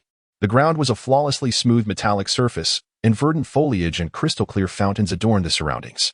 On the benches lining the streets, natural humans leisurely fed pigeons with bread. The buildings in the space city were predominantly transparent, through the glass facades. Yuan Luo observed numerous handsome men and beautiful women aimlessly wandering the malls, while some elegant, sophisticated individuals sat in cafes, meticulously avoiding coffee stains on their lipstick, gazing in astonishment at the ships gliding beneath them. Such beings lived with exquisite finesse, Yuan Luo mused, as the beast beneath him emitted a low growl of discontent. Its engine's power stifled by civilization, akin to a tiger in a zoo, merely for display. Upon entering the space city, Yuan Luo sought out a small spaceport to dock the ship, while Lei Qichong ventured to a nearby unmanned convenience store to procure a pair of sunglasses for him. Once adorned with the sunglasses, the two proceeded down the streets of the space city. Throughout their stroll, Yuan Luo's gaze remained fixed on the shops and the crystalline skyscrapers, which were so immaculate that they evoked confusion. Why could civilization not tolerate even a speck of dust? Lei Qichong, unaware of Yuan Luo's thoughts, noticed his prolonged gaze at the storefronts and, realizing they had not eaten in quite some time, inquired, "Are you hungry?" Yuan Luo nodded. "Let us find something to eat." With that, Lei Qichong took Yuan Luo's hand and casually approached a nearby shop. At the entrance, Yuan Luo suddenly recalled something and grasped Lei Qichong's arm, exclaiming, "Have you forgotten? You have no money." Lei Qichong replied, "Everything in the space city is free. You may eat as you please." Yuan Luo's eyes widened in shock. Having visited the space city thousands of times, he had never encountered such a rule. Throughout his life, he had been conditioned to believe that everything had a price, especially the possessions of natural humans, which were exorbitantly valued. Lei Chi-chang's expression dimmed slightly. She understood that this rule only applied to natural humans in the space city.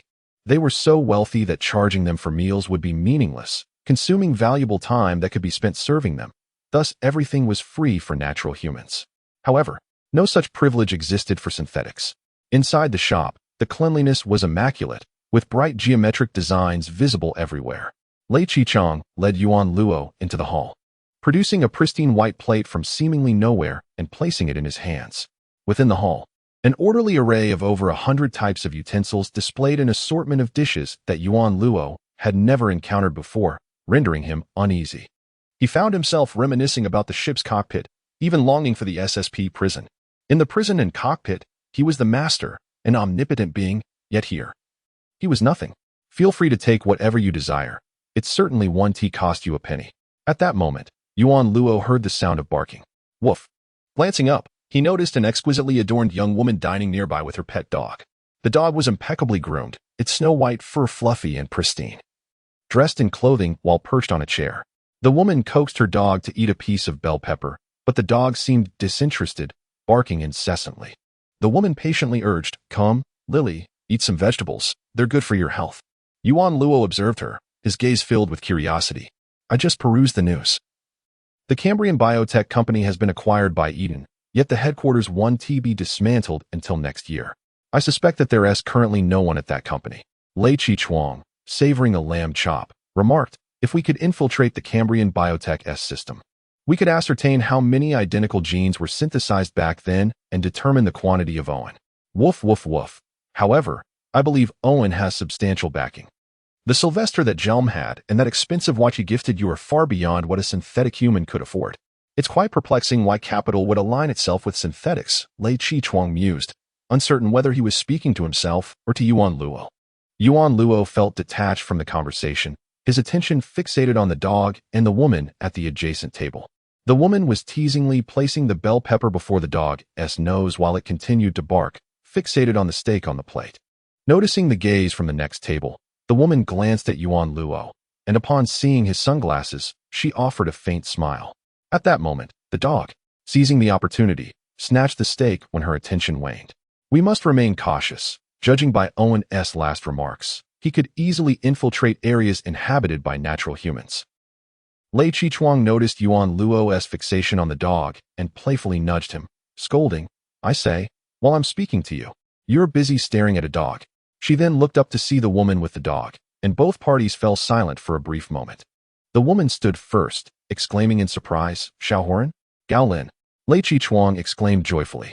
The woman hurriedly approached Lei Chi-chang in her high heels. "It's truly you.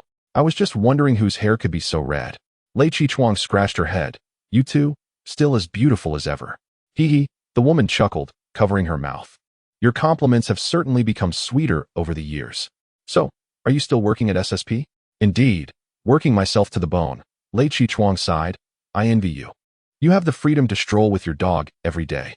The woman lamented. "Who told you to choose such a thankless job? Back in school, so many boys liked you. If you had chosen one to marry, you'd be far happier than I am now." Lei Chi-chang replied. Yuan Luo remained transfixed on the dog, which had climbed onto the table and was licking everything with abandon. Drool and remnants were strewn about. It devoured all the meat, yet left the bell pepper untouched. The woman's gaze shifted to Yuan Luo, inquiring, "Who is this young man? Is he?" "Don't get any funny ideas, Gao Lin. He is my intern, working with me," Lei Chi-chang interjected. "You really don't seem like a girl at all," the woman remarked, seating herself. She pulled out her phone, angling it toward the sky. "Come, Xiaohoran, we haven't seen each other in years. Let us take a picture." Lei Chi-chang instinctively smiled, and with a click, the photo was captured. The woman gleefully posted it, declaring, "Now all those old classmates will be envious of me. You've been so elusive, making so many worry about you." At first, Lei Chi-chang didn't quite grasp the significance, but when realization dawned, her expression changed dramatically. She grasped the woman's delicate arm, exclaiming, "You posted it on social media?" Startled, the woman stammered, "Why yes, with a location tag?" Why yes, is TA also in your friends list? Lei Chi-chuang questioned loudly, her tone resembling that of an interrogator. The woman appeared uneasy. Are you referring to Inahan? Yes, we used to hang out in college together. Have you forgotten? Ah, Lei Chi-chuang exclaimed, covering her head in disbelief. Almost immediately, the woman's phone vibrated. She glanced at it and smiled, just as I was saying, Inahan just like my post. Yuan Luo remained captivated by the dog, and Lei Chi-chuang, without further ado, seized him by the collar and dragged him out of the restaurant, exclaiming as they dashed. It was lovely to see you, Lin. I have something to attend to, so I'll take my leave. Her hasty departure left the woman momentarily stunned. Watching Lei Chi-chuang's retreating figure until her dog, content after its feast, barked at her feet. After a short distance, Lei Chi-chuang paused, breathless. They found themselves in a parking unit of Space City, surrounded by numerous light blue magnetic levitation motorcycles, elegantly designed and powered by compact fusion engines. With blue plasma swirling around their chassis. Can you operate this shared motorcycle? Lei Chi-chuang asked. Yuan Luo glanced at the light blue motorcycle and nodded. I can operate any functioning machinery. Excellent. Lei Chi-chuang proclaimed, hopping onto the rear seat. Let us go. Take me to the headquarters of Cambrian Biotech. That woman is my friend and has revealed my location. It won't be long before someone comes looking for me. Once again, the prospect of work weighed on Yuan Luo, his expression tinged with mild weariness. He mounted the levitating motorcycle, retrieved his phone, and located the Cambrian Biotech headquarters on the map before accelerating onto the road. After about half an hour of following the navigation, just as Lei Chi-chuang had predicted, the surrounding vehicles and motorcycles began to multiply. Most motorcycles sported vibrant, eye-catching designs, and the riders donned form-fitting spacesuits, showcasing an array of hairstyles, some even bearing distinct modifications. One motorcycle drew near, and its rider inquired, "Excuse me, are you SSPS Lei, sir?" "No," Lei Chi-chuang shouted in response. "What a nuisance. Is she a child?" Lei Chi-chuang scolded. "I need to work. Stop bothering me." Suddenly, a powerful roar accompanied by a whirring sound erupted as a sleek black hovercar ascended from the roadside, hurtling towards the motorcycle with relentless force. Yuan Luo caught sight of the swiftly approaching vehicle and pulled the handlebars, maneuvering the motorcycle to the left, pushing them to the edge of the road with nowhere to retreat. "Damn it! How did you manage to arrive here so quickly?" Lei Chi-chuang lamented from the back seat. TA, at the helm, sharply retorted. "Do you have any idea how little sleep I've had these past few days while searching for you? I even created a missing persons website for you. And here you are, joyriding with someone else behind my back. I can't believe you. At 25, and you're still chasing after a boy. What a disgrace. I'm not chasing after you." Lei Chi-chuang snapped back, nearly ready to hurl her shoe at him. Yuan Luo glanced sideways, astonished. Seated within an opulent vehicle, the slender girl sported a short hairstyle, a black necktie adorning her neck, and dark circles under her eyes. Wasn't she the very individual he had seen on television, offering a bounty of 10 million credit coins for the capture of Lei Chi-chuang? Though this possibility had been dismissed by Lei Chi-chuang himself, the sight of the luxury car ignited a yearning within Yuan Luo. Perhaps 10 million was indeed an exaggeration, but what of 100,000? If that proved insufficient, 50,000 would suffice. Given her evident excitement, it seemed she would be willing to part with some funds. As the vehicle slowed, Lei Chi-chuang, having been deceived by Yuan Luo on numerous occasions, recognized the calculating glint in his eyes. A surge of anger welled within him as he drew a pulse gun, pressing it against Yuan Luo's forehead. "I warn you, Yuan Luo, if you dare to stop today, I shall eliminate you immediately." The murderous intent emanating from the woman behind him sent chills down Yuan Luo's spine. He could not afford to offend her and dutifully accelerated the jet ski to its maximum speed. The girl in the driver's seat shouted as she increased the power, the luxurious hovercar rapidly closing in on them. Spotting the swiftly approaching TA, Lei Chi-chuang urged Yuan Luo, "Faster, accelerate even more. I am already at full speed." Yuan Luo replied calmly. As Lei Chi-chuang checked the speedometer, he saw the hovercar exceeding 100 miles per hour, indeed reaching its maximum velocity, surpassing even the safety limit. Unfortunately, the speed of public vehicles could not compete with that of private hovercars and jet skis. TS speed surged beyond 200 miles per hour as she remained fixed on the shared jet ski ahead, intent on colliding with it. Bystanders, oblivious to the unfolding drama, gasped in unison, covering their mouths in shock. "TA, have you lost your mind?" Lei Chi-chuang shouted back. TA shouted in response, the brief distance evaporating in an instant. Ahead lay a circular light bridge, typically employed for electronic signage and speed detection, its surface adorned with flashing green LEDs and Japanese characters reading. As the black hovercar approached, Yuan Luo slightly rose, tilting his body as he maneuvered the jet ski into a sideways flip. Gliding along the edge of the light bridge and soaring into the air. In a daring leap, he evaded the hovercar's grasp. Ta, having missed the target, immediately slammed on the brakes, astonished as she observed the jet ski on the light bridge. Though the bridge was a mere 10 meters long, the jet ski astonishingly executed a flawless 360-degree roll in midair, landing and continuing its forward momentum. Wow! The onlookers below gasped in awe, marveling at how the small jet ski had evaded the hovercar's charge in such an incredible manner. Upon landing, Lei Chi-chan's face turned pale as he clutched Yuan Luo's waist tightly. You wish to play games, do you? Ta seethed from within the Europa 3000. Tying her short hair back, her fingers flying over the controls as the hovercar shifted into race mode, 3 massive thrusters deploying from its rear. With a thunderous roar, the Europa 3000 surged forward with an acceleration rivaling that of a spacecraft, racing towards the jet ski. Hot on its heels were dozens of eager bikers, seeking the exhilarating rush that only high speed and rapid maneuvers could provide in their otherwise mundane lives. Lei Chi-chang, clinging to Yuan Luo's shoulder, asked in a state of heightened anxiety, "My friend has also obtained a professional pilot's license. Do you possess the confidence to shake them off? Do you have any idea who I am?" Yuan Luo replied calmly. Just then, a fork in the road emerged ahead. One path led into the bustling city, narrow and teeming with pedestrian traffic. Crowds meandered among the various buildings, chatting and laughing as they strolled along the thoroughfare. Yuan Luo revved the jet ski, skimming just above the heads of pedestrians, inciting a chorus of indignant shouts from below. How reckless! Watch where you're going, young man. Such a lack of manners. This is a public space. Before the reprimands could dissipate, a deafening roar approached. TS Europa 3000 executed a rapid hover, blocking the street, the force of its propulsion sending pedestrians staggering. A biker, catching up, shouted, "T, that guy took the narrow road." T, observing the distant jet ski, commanded, "This route is short. You lot pursue him, while the rest of you block the exit. I refuse to believe he can escape today. Let us go, brothers." The bikers, fueled by adrenaline, raised their arms in excitement, their engines roaring as they surged into the alley like wolves on the hunt. The thrust of their engines sent pedestrians scattering, their cries echoing in the air. Meanwhile, in the constricted passage, Lei Chi-chang clung tightly to Yuan Luo's back, incessantly voicing his concerns. "What will we do? There are too many people here. We can't go fast.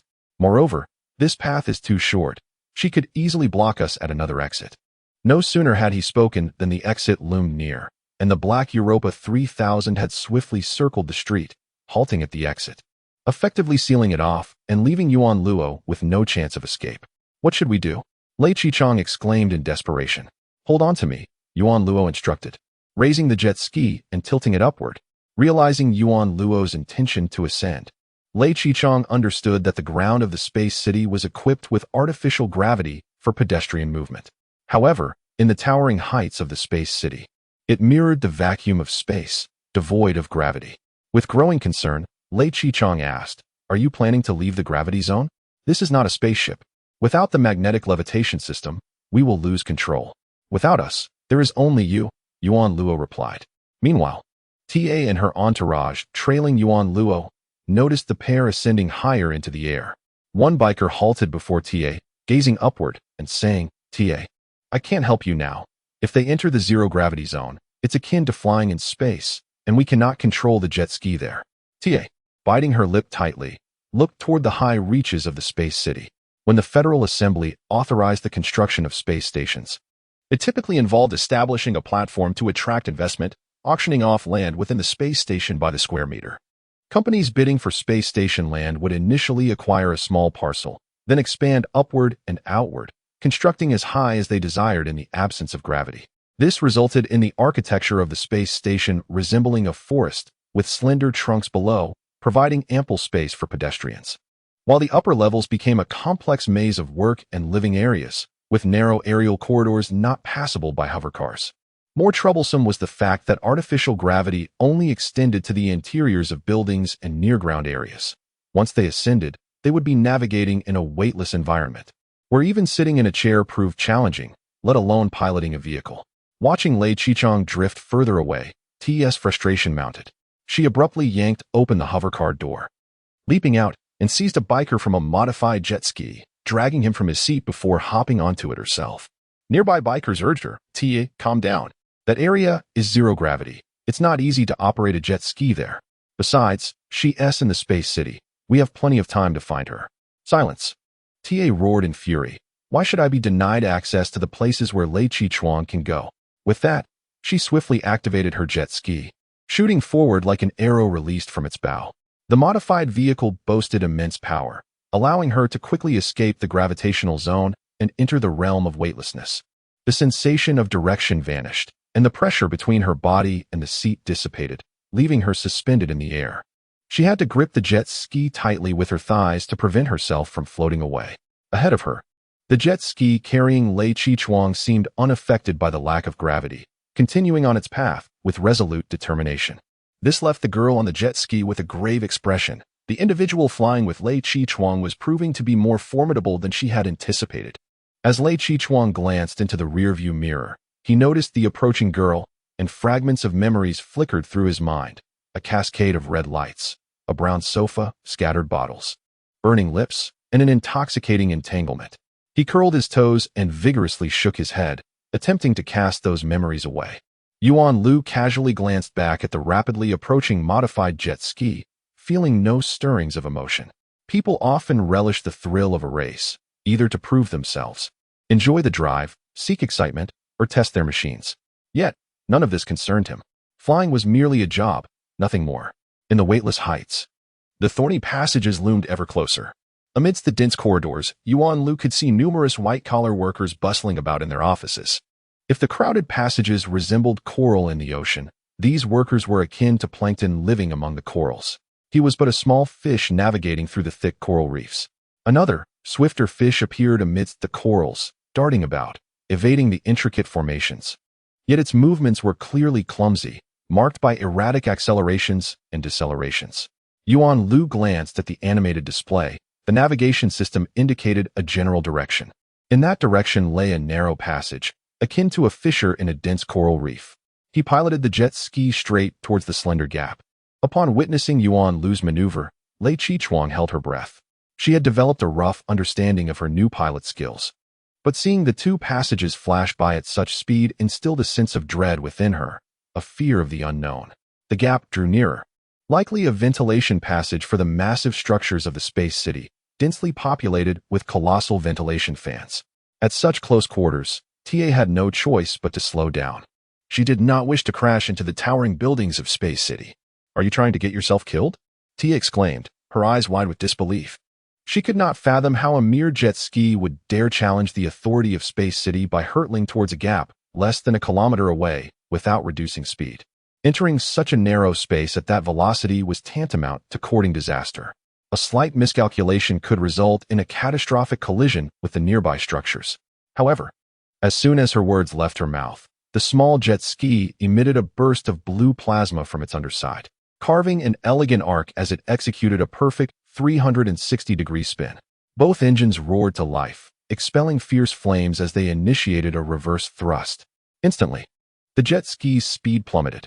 Following this, the vehicle executed another graceful spin, leaving behind a dazzling blue arc of light as it deftly maneuvered into the narrow passageway, completing the maneuver in under 20 seconds, much like a three-pointer swishing through the hoop from 80 meters away. "What?" Tia gasped, her eyes widened in astonishment.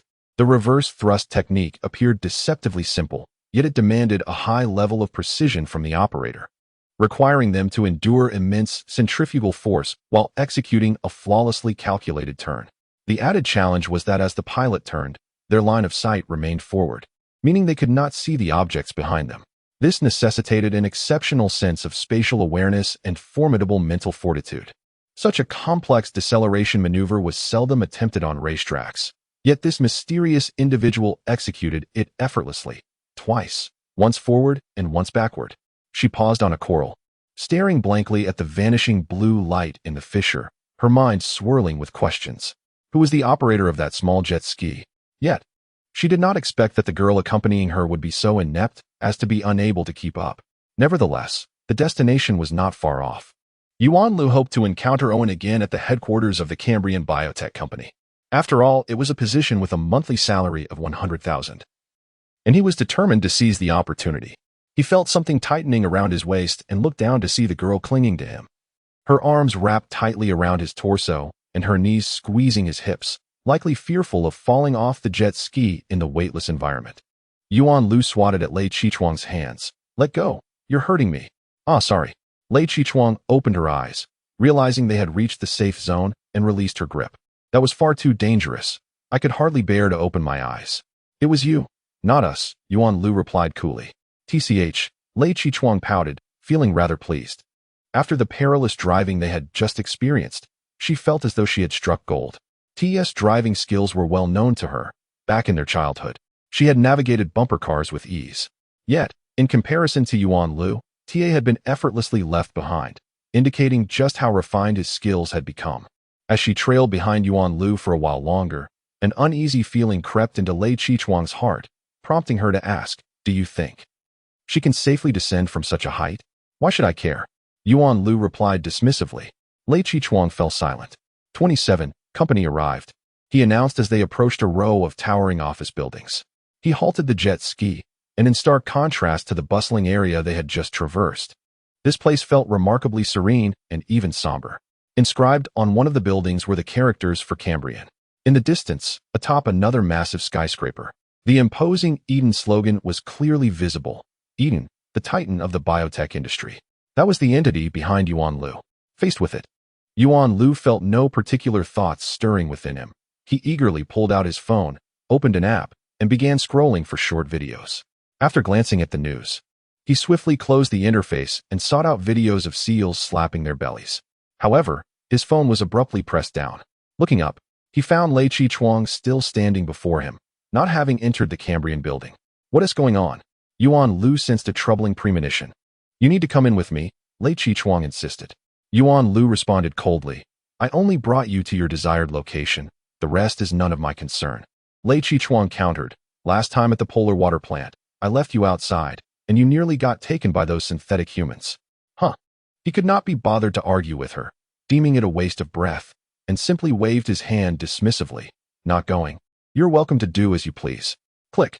Yuan Lu's expression shifted dramatically as a pair of handcuffs clamped onto his wrists, the other end securing to Lei Qichuang's wrist. "For what crime have I been arrested?"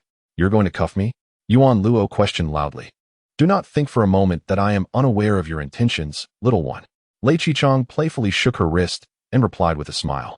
"You wish to wait here for Owen, intending to leave with him once you see him, do you not? I see you still possess the watch he gifted you." Unabashed by being seen through, Yuan Luo retorted confidently, "Who can blame me? He was generous, unlike you, a natural human who is as stingy as a miser." She added, "I may be poor, but I do not wish to witness you one day aboard an enemy's warship, being mercilessly bombarded by natural beings." With that, she took Yuan Luo's hand and headed towards the headquarters of Cambrian Technologies. "You are meddling far too much," Yuan Luo grumbled beside her. The grand rotating glass doors of Cambrian were locked with heavy iron chains, adorned with a sign indicating the premises were for sale. Without hesitation, Lei Qichuang drew her pulse gun and fired several rounds, melting the chains into molten iron that dripped to the ground. As she pushed open the transparent revolving door of Cambrian, they found themselves in an exceptionally vast hall. The hall was as large as 5 or 6 basketball courts, its floor made of impeccably polished marble, smooth and devoid of dust. The ceiling soared to an astonishing height, adorned with statues of various creatures, shimmering in silver, their material a mystery. The entire hall was eerily silent, devoid of any human presence. Suddenly, it dawned on him why civilization could not tolerate dust. The vastness of this hall indeed brought a sense of tranquility. With her pulse gun held cautiously, Lei Qichuang approached the consultation desk, which was empty save for a few scattered documents. After glancing at the papers, she discovered they were merely visitor logs, the most recent entries dating back a year. A year, ample time for a virus to mutate 17 times. She set the pulse gun down and pressed the button for the elevator. Surprisingly, it still functioned, opening at her command. After a moment's hesitation, she led Yuan Luo into the elevator, pressing the button for the top floor. The elevator ascended smoothly and steadily, accompanied by a melodious female voice. Welcome to Cambrian Biotechnology Company. Our company adheres to the principles of optimized allocation and enhanced product competitiveness, tirelessly striving towards a brighter future for humanity. As the voice continued, a screen lit up, showcasing a group of beautiful, blue-eyed youths joyfully descending from a spaceship staircase, frolicking on the grass. The soothing voice continued, we understand genes, creating them with ease. Genes are comprehensible. The future is effortlessly bright. Yuan Luo listened in silence. Gazing out at the view, the double helix metallic structures slowly revolving in the glass walls of the elevator as if boasting silently. Suddenly, his hand was grasped. And looking down, he saw Lei Qichong's red-gloved hand holding his for reasons unknown. Puzzled, he glanced at her, but she merely clutched his hand tightly. Just as he was about to express discomfort, her grip loosened as they reached the top of the Cambrian building. As the elevator doors opened, they were greeted by a shattered corridor strewn with shards of glass. The artworks that should have adorned the entrance lay in disarray upon the floor. Lei Qichong raised her pulse gun, cautiously maneuvering around the glass, moving deliberately.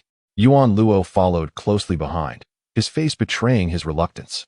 The eerie silence of the place, combined with the chaotic scene, filled him with unease.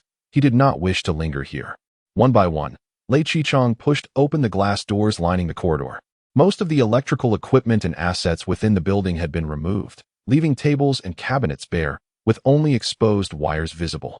After searching for a while, they arrived at a spacious room, likely once an executive office, now showing signs of a struggle, in complete disarray. Several mainframes lay scattered on the floor, and a few projection lines were haphazardly placed on a desk along with various documents and files. The papers displayed financial data, easily comprehensible to Lei Qichong, who had received elite education among natural beings, making it as simple as quenching thirst. As she perused the documents, confusion began to cloud her mind. The company's cash flow and finances appeared robust, with clients including major Martian mining operations, leading service industries, and even collaborations with Earth's upper echelons.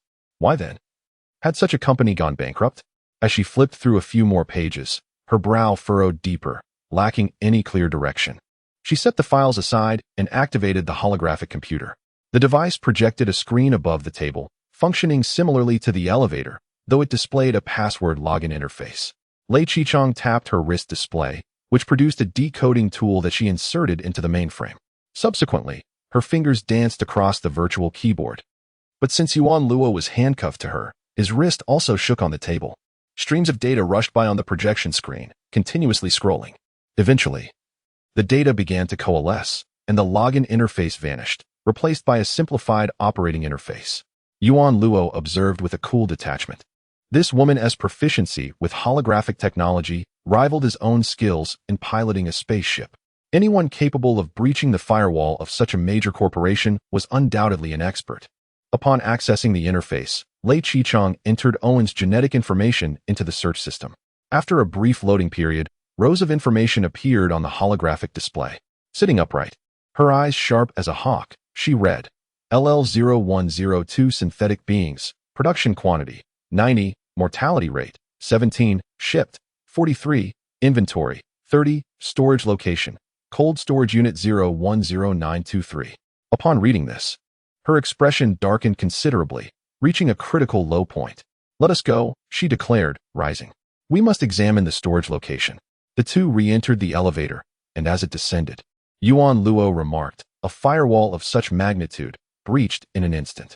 As a woman, how did you become so adept in such a domain? Do you harbor some bias regarding gender? Lei Qichong replied, amused. Isn't it peculiar? Yuan Luo stated matter-of-factly.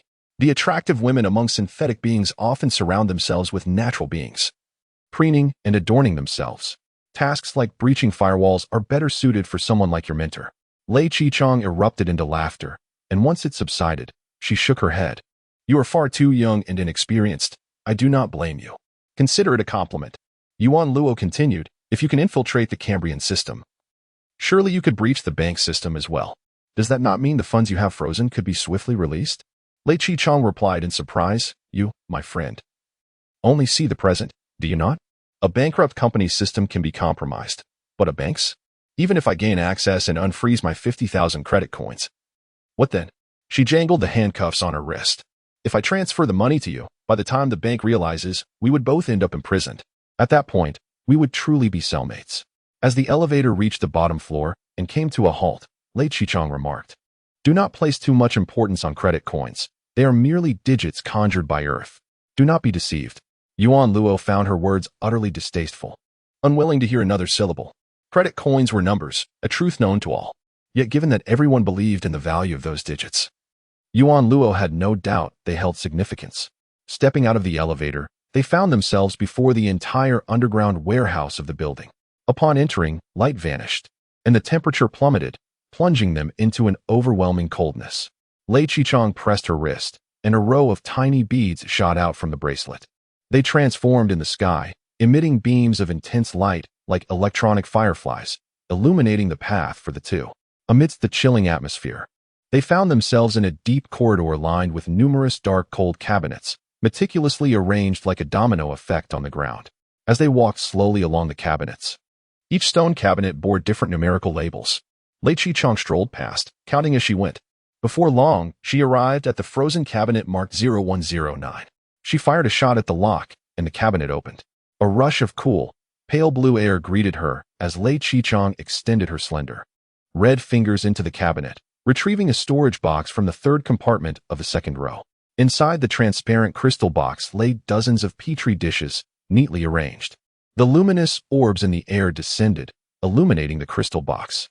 With the aid of the bright light, Yuan Luo could see that each petri dish contained small pink buds, within which faint red pulsations were discernible. Was I once like this? Yuan Luo murmured with curiosity. She counted. Indeed, there were 30 consistent with the system's records. A total of 90 had been created. Here lay 30, 17 had succumbed, and with 2 more lost outside, that meant 41 identical genomes were still adrift in space. With this realization, Lei Qichang felt the weight on her shoulders grow heavier. Having confirmed the numbers, all that remained was to apprehend them. Beep, beep, beep. The dark, silent space was pierced by a shrill alarm. Yuan Luo jumped, startled by the sudden sound in this already eerie and frigid environment. The red alert originated from Lei Qichang's wristband. She glanced down at the display, her brow furrowing. Geiger counter anomaly detected. Radiation present. Then, let us depart. Yuan Luo stammered.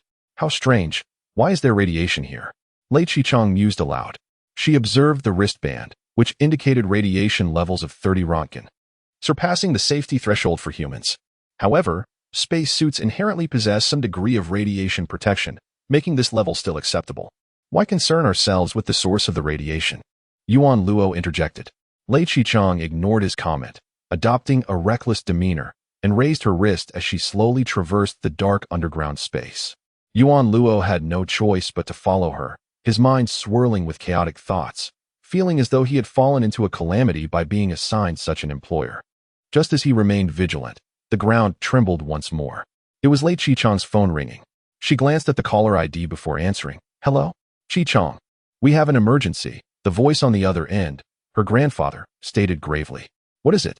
Moments ago, the Space Army informed us that a uranium-235 enriched missile aboard a warship has gone missing, and they require our cooperation in the search. Lei Qichang's eyes widened. Her hands and feet turned icy. She shouted into the phone. What on earth are they doing bringing enriched uranium to Mars? ISNT fission technology obsolete. The voice on the other end replied, I have no idea what they're thinking, but you need to mobilize personnel quickly. They seem quite urgent. Can they not be urgent? Lei Qichang glared at her watch, her teeth clenched. She swiftly hung up the phone, dragging Yuan Luo toward the elevator. As the elevator descended, the radiation levels displayed on Lei Qichang's wristband surged at a visible pace. 50 Rontgen, 100 Rontgen, 300 Rontgen, 1,000 Rontgen, 4,000 Rontgen. Even though Yuan Luo was unfamiliar with radiation, the rapidly escalating numbers and the deafening alarms terrified him. He grasped Lei Qichang's shoulder, shouting, Are you trying to kill us? Where are you taking me? The elevator reached the bottom and opened to reveal a blinding blue light. Yuan Luo was stunned by the sight before him. This should have been the underground parking garage of the building, yet it had been transformed to resemble a nuclear power station. Dozens of scattered floating vehicle shells lay strewn about. The fusion cores had been extracted and were slowly rotating, emitting a ghostly blue glow. In the center of the garage, amidst the chilling air, stood a massive circular machine, its design distinctly antiquated, connected by numerous thick black cables, its rugged steel body riddled with holes. Below the machine, a dozen figures clad in various attire were busily attending to it. Some inspected machinery, while others lay motionless on the ground, blood streaming from their orifices. A few huddled around a silver missile, cutting into it with tools. The blue light distorted their forms, rendering them as mere mirages. Lei Qichang was horrified by the scene before her. She staggered back, leaning against the elevator wall, muttering, How is this possible? Hearing the commotion, the workers turned in unison to reveal identical faces, those of Owen. How did you get in here? Lei Qichang exclaimed in shock. The Owens merely glanced at Yuan Luo and then returned to their tasks, apathetic and calm. Lei Qichang bit her lip, stepped forward, and demanded, Hey, what are you doing here? Yuan Luo sensed something was amiss. Although these Owens looked identical to the one he had encountered, their eyes bore an alien familiarity, suggesting they were not the same. Moreover, he felt an inexplicable aura of recognition emanating from them, though he could not pinpoint its origin. Not daring to dwell on it, he pulled Lei Qichang back, urging, Let us go. The radiation is so high. The missile head must contain fission materials, combined with the surrounding fusion materials. This is beyond your control. Lei Qichang shook off Yuan Luo's grip and shouted at Owen. Have you considered the consequences of this? Do you understand what retaliation awaits the billions of synthetic humans on Mars if you proceed? Several Owens turned at the sound, looking at the pair with confusion, seemingly oblivious to Lei Qichang's outburst. The others remained focused on disassembling the missile. Stop what you're doing. Lei Qichang charged forward, but Yuan Luo desperately pulled her back, frantically pressing the elevator buttons. However, Lei Qichang's body wedged in the elevator doors prevented them from closing. One of the Owens pried open the silver-enriched uranium missile, trembling as he extracted the uranium core. Instantly, the radiation levels on the wristband skyrocketed. 10,000 Rontgen. 20,000 Rontgen. 30,000 Rontgen. Even from a distance, the overwhelming radiation was palpable, let alone at the epicenter. The Owen holding the uranium core collapsed, blood streaming from his orifices, lifeless. The remaining Owens gathered to lift the uranium core, struggling to insert it into the machine. Let me go, Yuan Luo. Lei Qichang screamed. I must stop them, otherwise. The space city, this space city. Then unshackle yourself. Yuan Luo shouted back, if you wish to die, do so alone, don't drag me down with you. Lei Qichang retrieved a key from her waist and inserted it into the handcuffs. Seeing her determination, Yuan Luo was taken aback. With such high radiation, the Owens were doomed. Realizing escape was futile, he focused on preserving his own life. After hesitating for approximately 0.3 of a second, he seized Lei Qichang's hand and then collided headfirst into her. The sudden impact caused Lei Qichang to bleed from her nose and faint instantly. The elevator ascended rapidly. Yuan Luo's heart raced tumultuously, blood surged through his veins, and he tasted the metallic tang of blood in his mouth. The air before him shimmered with a faint iridescence, an exquisite sight. Upon reaching the ground floor, Yuan Luo hoisted the unconscious Lei Qichang over his shoulder and sprinted through the marble hall like a sack of potatoes, escaping the confines of the Cambrian building. Outside the building, just as Yuan Luo mounted a small motorcycle, a distant roar echoed, You little thief, let her go. Looking up, he saw a sleek hovering vehicle hurtling toward him, its driver glaring furiously. Yuan Luo felt a surge of elation. Fate had not forsaken him. As he had been worried about the motorcycle's sluggish speed, the black hovering vehicle came to a rapid stop right in front of him. Ta. Witnessing the bloodied and unconscious Lei Qichang shackled to Yuan Luo, trembled with rage and gritted her teeth, demanding, What have you done to her? With a swift motion, the driver's door was yanked open. Even in her fury, Ta felt a jolt of fear. What are you doing? At that moment, Yuan Luo, disregarding any semblance of courtesy, grasped her shoulders and kicked her from the driver's seat to the passenger side. He then tossed Lei Qichang onto the short-haired girl, who was caught off guard. Taking the driver's seat, he immediately cranked the vehicle's speed to maximum and shot forward. The immense thrust forced Ta to cling to Lei Qichang, desperately trying to remain seated. Within 10 seconds, the hovering vehicle reached a staggering 400 kilometers per hour. As the acceleration ceased, Ta, shaking her fists in fury, shouted, Who the hell are you to lay your hands on me? Yuan Luo lifted his right elbow, deflecting her attack, and retorted, Get lost, amateur. Don't obstruct me. Suddenly, in a moment of distraction, A motorcyclist attempting to intercept Yuan Luo was obliterated. Blood and brain matter splattered against the window. TA clutched her head, nearly losing her sanity, and screamed, "You've killed someone. You've used my vehicle to kill someone." Before her words could settle, a heavy thud resonated from deep beneath the ground. Thud. The sound was peculiar, striking the heart like a heavy hammer. Though not loud, the force it carried was potent enough to induce bloodshed. It was the immense energy unleashed by particle disintegration. TA turned her head just in time to see the Cambrian building swell like a gluttonous giant before it erupted in an explosive collapse. As the building crumbled, blinding light engulfed everything in its vicinity. Some pedestrians on the streets had not even registered the sound before they were obscured by the searing brightness, reduced to mere shadows. The torrents of neutrons surged forth like invisible bullets, reducing everything in their path to dust. Buildings further away swayed under the shockwave, their walls undulating like waves. And before those inside could react, the windows shattered, raining shards that turned the living into mere blood mist. The windshield wipers moved vigorously, clearing the blood from the glass. Under Yuan Luo's control, the hovering vehicle sped away, covering thousands of meters in an instant. He could see the blinding explosion behind him, his ears ringing with a deafening hum. The brilliant light drew nearer. Yuan Luo felt cold sweat bead on his forehead. Within a certain range, the light halted. As if reaching a limit, it seemed to be brewing something ominous. After what felt like an eternity compressed into a single second, boom. A second. Muffled explosion reverberated from the depths below. The light suddenly expanded, its speed defying belief. Grasping the hair of the dazed short-haired girl beside him, he shouted, "Hey, is this vehicle really this fast?" TA, overwhelmed by the spectacle, stood frozen, her gaze fixed behind. Yuan Luo seized her chin, forcibly turning her head to face him, and shouted in her ear, "Can this vehicle go any faster?" TA finally snapped back to reality, with death looming. She scrambled to find the ignition button on the control panel and pressed it with trembling hands. The Europa 3000 adjusted to its ultimate racing mode. 3 massive thrusters extending from the rear, emitting intense plasma that propelled the vehicle into a new surge of acceleration. 400 kilometers per hour, 500 kilometers per hour, 600 kilometers per hour. The speed climbed to an astonishing 700 kilometers per hour. The scenery outside blurred into a mere slideshow, impossible to discern with the naked eye. With life hanging by a thread, Yuan Luo had no time to inquire whether the girl had a control helmet. He gripped the steering wheel tightly, his years of transporting goods in space cities coming into play as a colossal map of the space city spun in his mind, allowing him to navigate and accelerate based on sheer instinct. At this velocity, countless hovering vehicles were left in his wake, and those that fell behind would, in the next moment, be consumed by the encroaching light. TA clutched Lei Qichang with all her might, her cold sweat cascading down her face like a waterfall. In her 23 years of life, she had never been so close to death, compared to the deadly light pursuing them. The rapidly shifting path ahead resembled a highway to hell, as if each turn harbored a grim reaper wielding a massive scythe, waiting.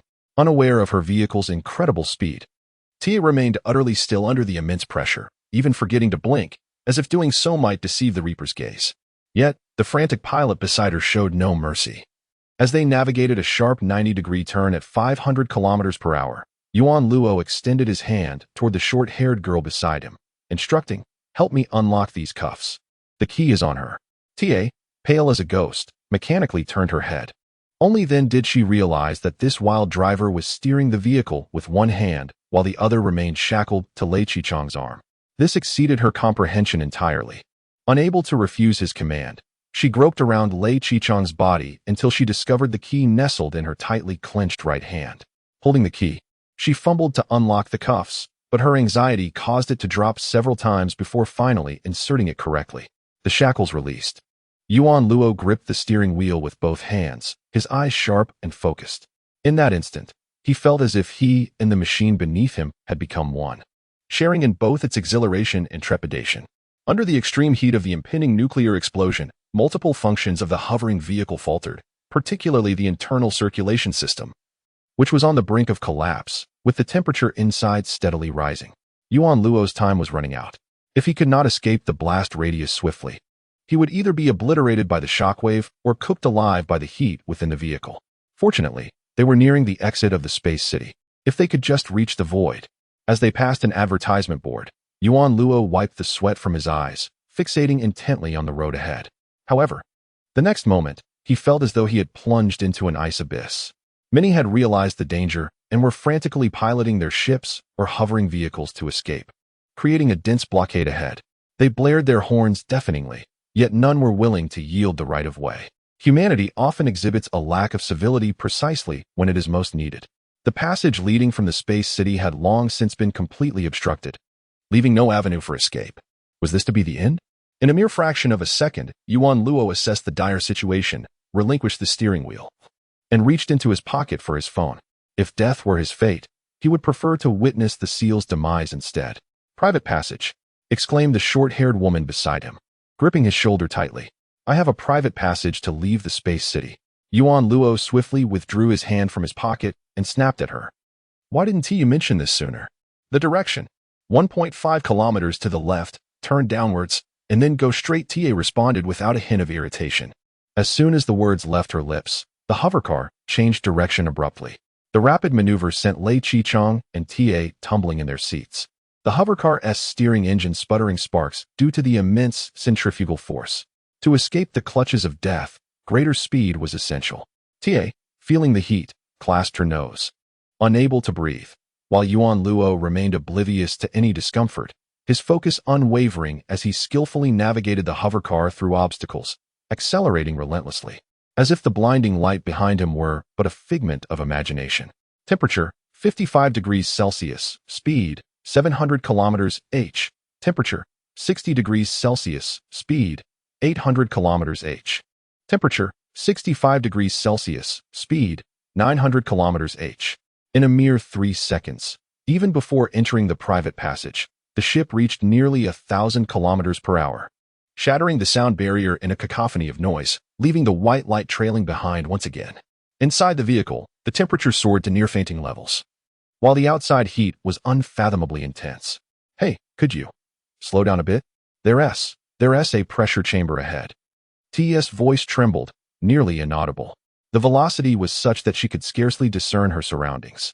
Yuan Luo remained unresponsive, maintaining the hovercar's maximum acceleration, his gaze fixed ahead, utterly motionless, his concentration absolute. With a downward thrust, Yuan Luo propelled into the subterranean private passage. Thick, double-layered pressure chambers stood at the entrance, and though Yuan Luo spotted them, he showed no intention of decelerating, barreling straight ahead. TA's retina swam with white flashes as she struggled to retrieve her phone and hoarsely uttered, "Tao Tao, little steward, open the door." A bouncy ball emerged, forming a heart shape in response. The pressure chamber opened. In a fleeting instant, Yuan Luo piloted the hovercar past, the two side mirrors snapping off due to the partially opened chamber. During the frantic linear acceleration, the surface of Europa 3000 turned crimson, and as it burst forth from the space city, it resembled a searing meteor, tracing a brilliant arc across the sky. The radiance gradually faded into the vacuum. Like a fish returning to the sea, Yuan Luo piloted the hovercar away from the realm of death. As his focus gradually shifted from driving, he released the steering wheel, ceasing any unnecessary maneuvers, allowing the vessel to glide uniformly through the vacuum, forging ahead. At that moment, he became aware of his drenched state, every inch of him soaked. A testament to the earlier intensity of his driving. He did not wish to dwell on it. From the very second of his existence, every day had been a struggle for survival. Now, he felt he had exerted enough effort. What transpired next, and whether he would live or die, was a matter of destiny, beyond his control. Exhausted, he slumped against the steering wheel, attempting to watch short videos on his phone, only to find the electronic components ravaged by radiation, rendering it useless. Unable to view the seal, Yuan Luo felt an overwhelming weight of pressure. He removed his sunglasses, cast them aside, and reclined in his seat, succumbing to sleep. Hey, she shook Yuan Luo's shoulder vigorously. "What happened? Say something." Yuan Luo turned to the short-haired woman, pointing at Lei Qichang, and weakly replied, "Wait until she wakes up, then you can ask her." In the anti-roll seat, Ta caught sight of a pair of azure, translucent eyes, her heart racing. "You're an artificial human," she exclaimed. Yuan Luo, exasperated, retorted, "Are you blind? 200 billion artificial humans in the solar system. Why the fuss? Are you Lei Qichang's boyfriend?" Ta clutched the unconscious Lei Qichang protectively, her tone wary. "Huh? Yuan Luo blinked in disbelief, finding the short-haired woman's words absurd. Do you think a natural human would date an artificial one? Are you suggesting she has lost her mind or that I've lost mine? Have you kissed her? Ta pressed, her skepticism evident. Yuan Luo found the situation amusing. First of all, I'm an artificial human. We leave the gene transmission to the company. Secondly, do you really think I would bring a child into such a world of suffering? Spare me. Romantic relationships hold no significance for me, both physiologically and psychologically. Why would I engage in something so devoid of meaning? Ta remained unconvinced. Lei Qichang had confided in her days prior about being kissed by an artificial human. If not this one, who else could it be? Ta was determined to claim Lei Qichang for herself, refusing to let anyone encroach. With a sideways glance at the boy slouched in the seat, she pouted and leaned in, pressing her lips against Lei Qichang's. Whispering devilishly, she asked, "How about it? Aren't you tempted? Don't you want to try a kiss?" Witnessing the two women entwined, Yuan Luo felt nauseated, as though someone had just burst a pregnant fly beside his mouth, revealing a mass of writhing white matter inside, an embodiment of the universe's infinite expansion. "Suit yourself," Yuan Luo remarked. Ta, observing the lethargy in Yuan Luo's eyes, perceived a deeply hidden rebelliousness and defiance. Her heart settled. If he were truly her boyfriend, he would not wear such an expression. Undoubtedly, his demeanor reflected that of a typical artificial human. No longer kissing Lei Qichang, she boldly declared, "It seems you truly have no connection with her. If that is the case, I must thank you for saving my life. Are you wealthy?" Yuan Luo inquired, pointing at Lei Qichang. "I saw you on television offering a bounty for her, offering 10 million credit coins." Ta shrugged. "I won't deny that. There aren't many in the world wealthier than me." Yuan Luo swallowed hard. "I've brought her back. When will you give me the 10 million credit coins?" Ta hesitated, then frowned. "Hey, that's not fair. She was clearly my find. How can you claim she was delivered to you? I think it was actually taken from you." Yuan Luo, irritated, countered, "Then what is my life worth? I saved you. That I don't know. Emotionally, it should be priceless. Objectively, it's probably my entire fortune," Ta replied. "But I can't give you my entire fortune. How about this? I'll give you 10 million. You provide me your account, and I'll transfer it over 10 days as a token of gratitude for saving my life. That amount should suffice for an artificial human to live comfortably for a lifetime." Yuan Luo paused for a moment, then burst with joy. He had truly been fooled by Lei Qichang. This short-haired woman was far more straightforward than he had anticipated, showing no inclination to renege on her promise. Had he known, he would have delivered Lei Qichang to her at the first opportunity. "My phone is broken," Yuan Luo said. "I can't give you my account until you buy me a new phone." The woman with short hair glanced at her phone and exclaimed, "Ah, my phone is also out of commission. I'll have someone bring me 2 more shortly." She declared, "I want the latest model of the fruit phone. It's a trivial matter." The more Yuan Luo looked at her, the more he found her pleasing to the eye, 100 times more so than Lei Qichang. Heaven must have taken pity on him. After so long, he had finally encountered a wealthy patroness. However, as he gazed, a trickle of blood flowed from the wealthy woman's nostril. Ta was taken aback, touched her own nose, and said, "I'm bleeding." Yuan Luo nodded. "Yes, you are." The short-haired woman sucked on a tooth and heard a crisp crack. She reached into her mouth and pulled out a bloodied fragment of tooth, stating in shock, "My tooth has fallen out." Yuan Luo replied, "Indeed, it has." A strand of black hair slipped from her forehead. My hair is falling out." The short-haired woman stammered in fear. Yuan Luo calmly nodded, "You might be going bald." Suddenly, Yuan Luo remembered something, his expression shifting dramatically. He grasped Lei Qichang's arm and flipped her wristwatch over. The Geiger counter read a staggering 5,000 Röntgen, showing no signs of diminishing. He involuntarily convulsed, the metallic taste of blood rising in his mouth. While they had narrowly escaped a nuclear explosion, their close proximity to the radiation source had tainted both Lei Qichang and himself with potent radiation, which would expose anyone who came into contact with them to high-energy particles. They were like invisible bullets, continuously penetrating everything around them. Hey, wealthy lady," Yuan Luo shouted, "don't you dare die on me. You haven't settled the bill yet." How could I possibly die?" Tia replied, as blood trickled from her lips. She looked at her hand, crying, "Something's wrong. What is happening to me? Where can I save you?" Yuan Luo hastily restarted the hovercar, shouting, "Quick, give me a coordinate. You're not going to just drop dead on me, are you?" "On my car, huff, huff." In the southwestern airspace, Above Olympus City, there's a Titan cruise ship, that's mine. Before she could finish her sentence, her head tilted, and she began to convulse, blood frothing from her mouth. Hey, wealthy lady, Yuan Luo shouted. The wealthy woman was unresponsive, merely convulsing. Yuan Luo activated the hovercar, cursing relentlessly. Why is it so difficult to make some money? The hovercar sped towards the southwestern airspace, achieving incredible speeds within the space city. Yet, once in space, the hovercar's velocity became inadequate. Even this most luxurious hovercar couldn't compete with a standard cargo ship. The two vehicles were fundamentally different in concept. After flying for a full half hour, the darkness before him showed no signs of receding. In comparison to the vast cosmos, the hovercar's speed seemed laughable, crawling at a mere 1,000 kilometers per hour. Indistinguishable from a snail's pace, a speed that drove Yuan Luo to the brink of despair. The wealthy woman beside him was in dire straits. He could see her meticulously manicured nails slowly detaching, floating in the air. Most horrifyingly, the lips that had touched Lei Qichong's were now entirely purple, blood continuously oozing from them, resembling a decaying flower, a truly terrifying sight. Beneath her, Lei Qichong was not faring any better, purple veins creeping up her face, her body twitching in unconsciousness. The area where Yuan Luo had struck her had begun to rot, crimson spots of blood scattered throughout the cabin. The pitiful sight of the two women was unbearable for Yuan Luo. He searched his own body, only to discover that his own nails felt slightly loose. A realization that plunged him into despair. Damn these natural beings, damn this red-haired demon, damn this solar system. Why am I being punished like this? Within the hovercar, Yuan Luo's tormented soul ground its teeth in fury, questioning the universe. 5 hours passed. The darkness showed no signs of diminishing.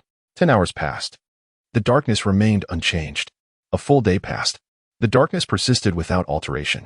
To make matters worse, the hovercar's internal circulation system had been damaged in the nuclear explosion, leaving it as frigid as a cold iron coffin. At that moment, he noticed the multitude of swollen blisters forming on his skin, a truly revolting sight. What was all this wealth, this wealthy lady? In the end, it was all for naught. He glanced at the two masses of protein huddled together beside him, feeling nauseated. He would rather not die alongside these natural beings. Merely breathing the same air in this universe was enough to make Yuan Luo feel ill. Damn it all.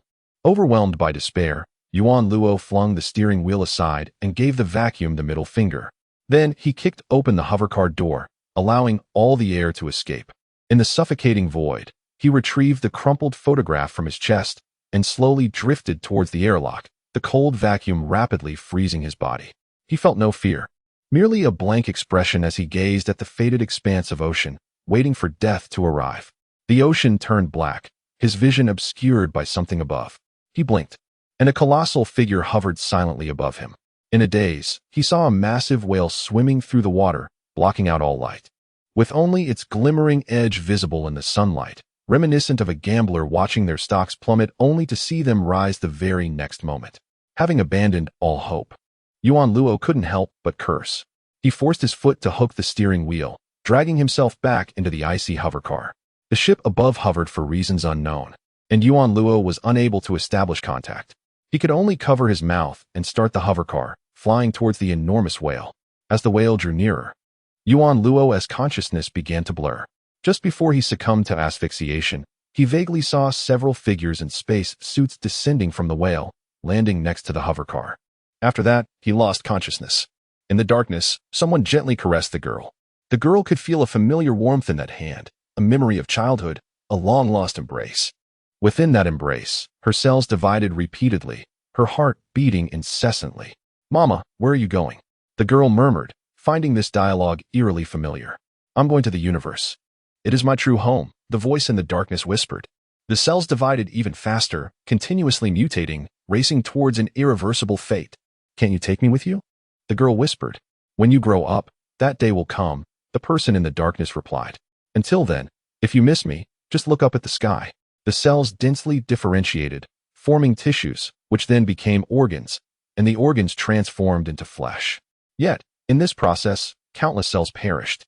Suddenly, the girl felt a heart-wrenching, nameless pain. She could hear silent screams and the sound of someone burning in silence. The whispers in the darkness began to merge with the dividing cells, pulsing and murmuring. Chi-Chong, I've heard that those who have seen the stars hope for a better world. Do you think it could be so?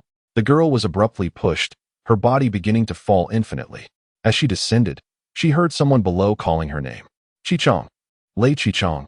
Lei Chi-Chong. Save me. Save us. The girl abruptly opened her eyes, confronted by a blinding white light.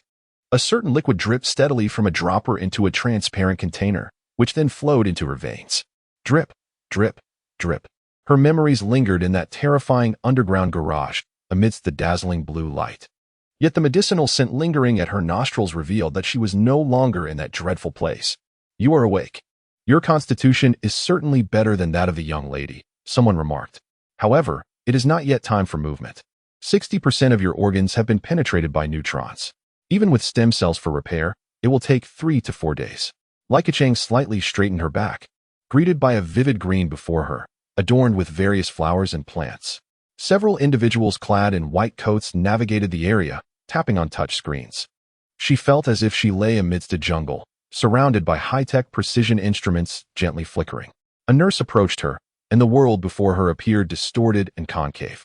She realized she was placed within a container, surrounded by transparent soft gel.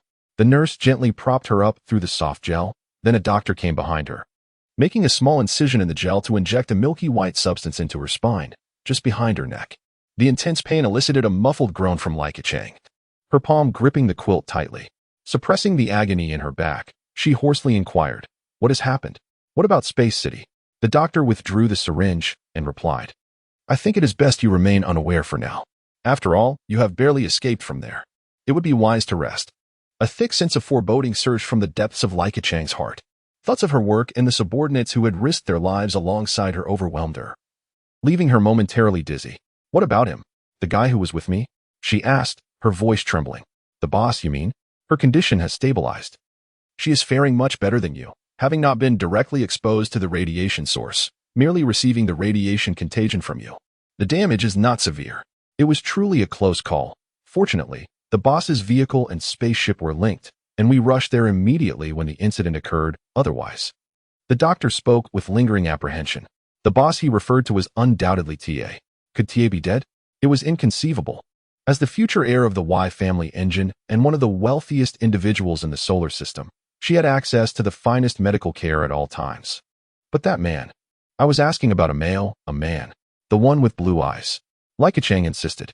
Was he not beside me when I was found? The doctor and the nurses exchanged startled glances, evidently taken aback by Chang's inquiry.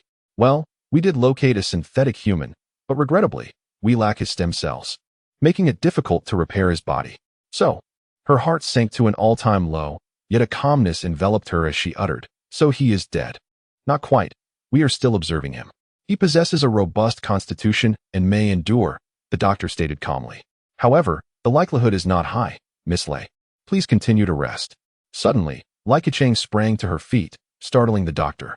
The woman who had just been lying in a transparent isolation unit now stood upright. The doctor and nurses rushed to her bedside, exclaiming, "Miss Lei, why are you getting up? Your body is still under repair. If you move now." "Isn't there stem cells?" "I can just use them," Chang asserted, ripping the 4 from her arm and tearing away the soft gel protective cover, standing barefoot on the floor. As the soft gel was removed, several nurses and doctors fled, gazing at the woman emerging from the gel with expressions of horror. "Miss Lei, please don't do anything rash. You have radiation. Isn't there stem cells? What is there to fear?" Chang replied, "I demand to know where you have placed him. He is in the adjacent ward. Rest assured, we will take him for treatment," the doctor said. "Please, lie down. What if something happens?" Chang gazed out the porthole, where the infinite expanse of stars and the universe lay before her. "Forget it. I know your tendencies all too well. Take me to him." The doctor felt cold sweat trickling down his forehead as he pleaded, "Please leave such matters to us. Rest for now." Chang slowly approached the doctor, each step igniting sharp pain, yet she remained oblivious. Upon reaching the operating table, she spotted the gleaming alloy surgical knife, while the doctors cowered in the corner. Unable to meet her gaze, she seized the doctor, stating, "Let us go. You certainly do not wish to linger with me for long. I possess patience. But you may not have your life." The doctor gritted his teeth and stood up, instructing the nurses, "Go, clear out the unnecessary personnel from the spaceship." Do not let them exit. The nurses hurriedly exited the room, and the doctor retrieved a set of protective clothing from the rack, saying to Chang, "Please, follow me." The doctor walked ahead, donning the protective gear, while Chang leaned against the wall, trailing behind. The spacious interstellar cruiser was lavishly furnished, adorned with the Y family engine logo and opulent metallic structures. The floor was covered with intricately patterned carpets, momentarily entrancing Chang as she imagined countless cells undergoing differentiation. The fleeing staff hid within the cabin, locking the doors tightly, peering through the glass walls at the barefoot woman and the doctor clad in protective gear as they traversed the corridor. The elevator doors opened with a ding, and the doctor waited inside. Upon entering, Chang trembled uncontrollably, memories flooding her mind of the elevator's bottom filled with blue light bands, numerous fusion devices, and fission apparatuses. The elevator reached its destination and opened. They were in the lower chamber of the spaceship, where a solitary Europa 3000 was docked. "Is this the adjacent ward?" Chang scoffed. "Please be clear-headed. It is merely a synthetic human," the doctor reminded her, somewhat irritated. Chang ignored him, pressing forward until she encountered a layer of radiation-resistant soft gel. She peeled back the gel and continued onward, only to meet yet another layer. After removing 6 layers of soft gel, she finally stood before the Europa 3000. She reached for the car door, revealing the blue-eyed youth slumped in the seat, his body nearly melding with the chair. His skin exhibited an unnatural gelatinous quality, melting like wax to reveal the crimson muscles beneath. He remained motionless, his mouth slightly agape. Upon noticing Chang's approach, he slightly turned his eyes, signaling that he was still alive. Even through the air, Chang could sense the neutron beams bombarding her retina, casting an eerie, beautiful, prismatic halo over her vision. "Quite perilous, isn't it?" Chang said softly, bending down before Yuan Luo, her arm slipping behind his back. "But fret not, I shall take responsibility." She gently lifted Yuan Luo and turned towards the doctor, who had retreated to the elevator door, perceiving her as a woman whose mind had been shattered by radiation. After narrowly escaping death, she was recklessly risking herself, which he found utterly incomprehensible. Navigating through the layers of soft gel, Chang addressed the doctor, "Heal him for me, regardless of the cost." Although the doctor felt trepidation, he resolutely stated, "Miss Lei, the treatment for radiation injuries is not inexpensive. If treatment is to be pursued, the costs begin at a staggering 10 million credit coins. Frankly, I am uncertain whether the employer would be willing to incur such an exorbitant expense for an artificial being." Cells rapidly divided. Lei Qichuang rotated her arm, single-handedly supporting Yuan Luo. With her other hand, she subtly moved, brandishing a sharp alloy scalpel directly at the doctor. "Do you perceive this as a request?" Lei Qichuang slowly articulated. "This is an order. You may choose to comply or refuse." The doctor was incensed. "I warn you, Lei Qichuang, do not act recklessly. Were it not for Miss E, we would not permit you aboard. We have neither the responsibility nor the obligation to allocate medical resources for an artificial being. This is entirely contrary to our professional ethics." Gulp. The doctor swallowed hard. A sharp pain pierced his chest as the scalpel silently penetrated the muscle, coming to rest less than a centimeter from his heart. Terrified, he stood frozen. For a long time, Yuan Luo had been accustomed to solitude in his quarters, particularly since emerging from the Eden nursery ship. He held a profound aversion to crowded places, especially when it came to resting. He wished to see no one and hear not a sound. A scream erupted from the adjacent room. "My hair!" Yuan Luo wished to cover his ears, but his body was entirely bound in bandages, rendering him immobile as he silently endured. Another scream rang out. "Where has my hair gone?" Followed by a cacophony of clattering sounds and a multitude of voices clamoring. "Calm down, boss. Quick, find a wig. I refuse to wear such a thing." The aggrieved voice shouted, "It would be utterly humiliating." "Then go find some hair growth serum. Hurry, gather all the serum available." Others hastily suggested, "I don't want that stuff." The individual shouted, smashing things as they yelled, "Get out! All of you go away." A flurry of footsteps rushed out. Then, another wave of footsteps rushed in. "Where is Fire Girl? Is she all right?" a voice inquired. Yuan Luo mechanically turned his head to see a red-haired woman sitting cross-legged on the bed, clad in a loose white hospital gown, staring intently at a screen, her expression grave and serious. A sense of foreboding washed over Yuan Luo. 3 seconds later, bang! The door to the room was thrust open with a resounding crash. A bald girl stood at the threshold, also donned in a white hospital gown, followed by a large entourage of individuals, including doctors, nurses, and armed bodyguards. "Fire girl." The bald girl spotted Lei Chi-chuang and exclaimed, "I'm so glad you're all right." She dashed towards Lei Chi-chuang, eager to embrace her, only to be met by a transparent barrier. "What is this? It's so annoying," she complained, leaning against the soft barrier. "They have been exposed to massive radiation. Residual radiation remains within their bodies, preventing close contact." A doctor interjected from behind. They? Ta jolted, spotting Yuan Luo lying on another bed, and shouted furiously, "Why is he here?" The doctor's face paled instantly, and he fervently defended himself. "It wasn't me. We didn't bring him in.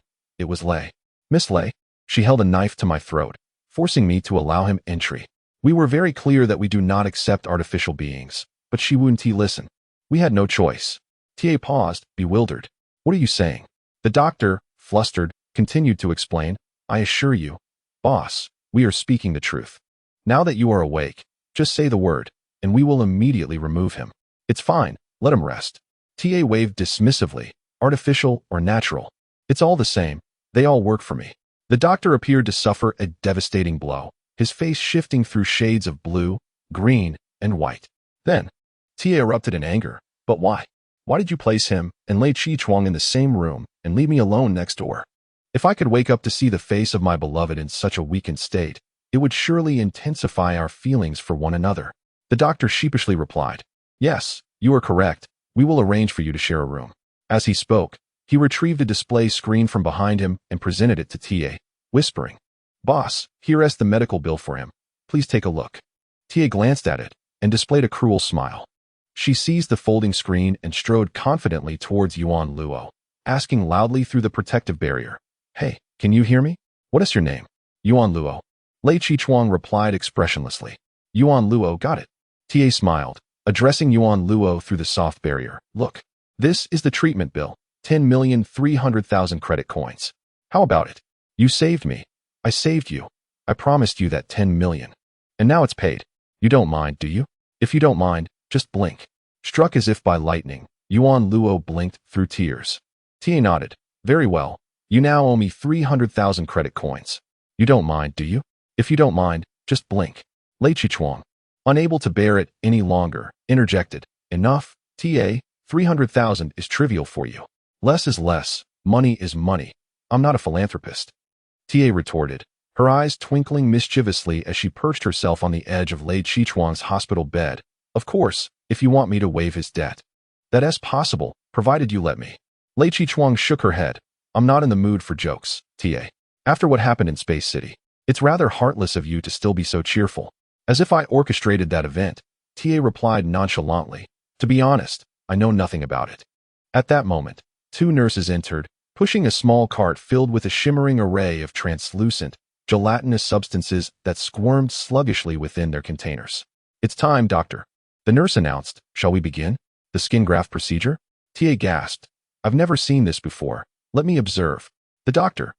The room was cleared of all except Lei Chi-chuang, Ta, and Yuan Luo. The doctor and several nurses donned protective gear and approached Yuan Luo, beginning to unwrap the bandages. Initially, perhaps due to the effects of anesthesia, Yuan Luo felt little. However, as more and more bandages were removed, an unsettling chill enveloped him, gradually transforming into sharp pain. And soon after, that pain escalated into excruciating agony, akin to being pierced by 1,000 needles. He gazed at his palms and the body revealed after the bandages were stripped away. There was no skin, only raw, exposed flesh. "Ah!" Yuan Luo screamed in horror. He began to thrash violently, but several nurses were prepared, swiftly restraining his limbs and securing him to the hospital bed. Yuan Luo was taken aback by his own transformation. His cries of despair directed towards Lei Chi-chuang, baring his teeth in a frenzied manner. The metallic handcuffs on the bed clanged ominously, producing a startling noise. Lei Chi-chuang pressed her lips tightly together, kneeling behind the soft barrier, remaining silent. A nurse delicately extricated a shimmering, translucent object from its container and approached the bloodied figure of Yuan Luo. She gently placed the translucent material over him. At that very moment, Yuan Luo let out a blood-curdling scream. Innumerable tiny, hair-like needles extended from the soft object, piercing his body. In that instant, every nerve within him ignited. The soft material moved across Yuan Luo's form as if it possessed life, spreading and extending its needles, merging with his nerves. The excruciating pain was beyond human endurance. The overwhelming agony stimulated Yuan Luo's adrenaline, causing his muscles to swell, and with a loud crack, he broke free from the metallic handcuffs. What astonishing physical prowess! The doctor, retreating in astonishment, mused, "Is this the technology of Eden? Can't you administer a sedative?" Lei Qichong shouted from within the soft gel, horrified by Yuan Luo's condition.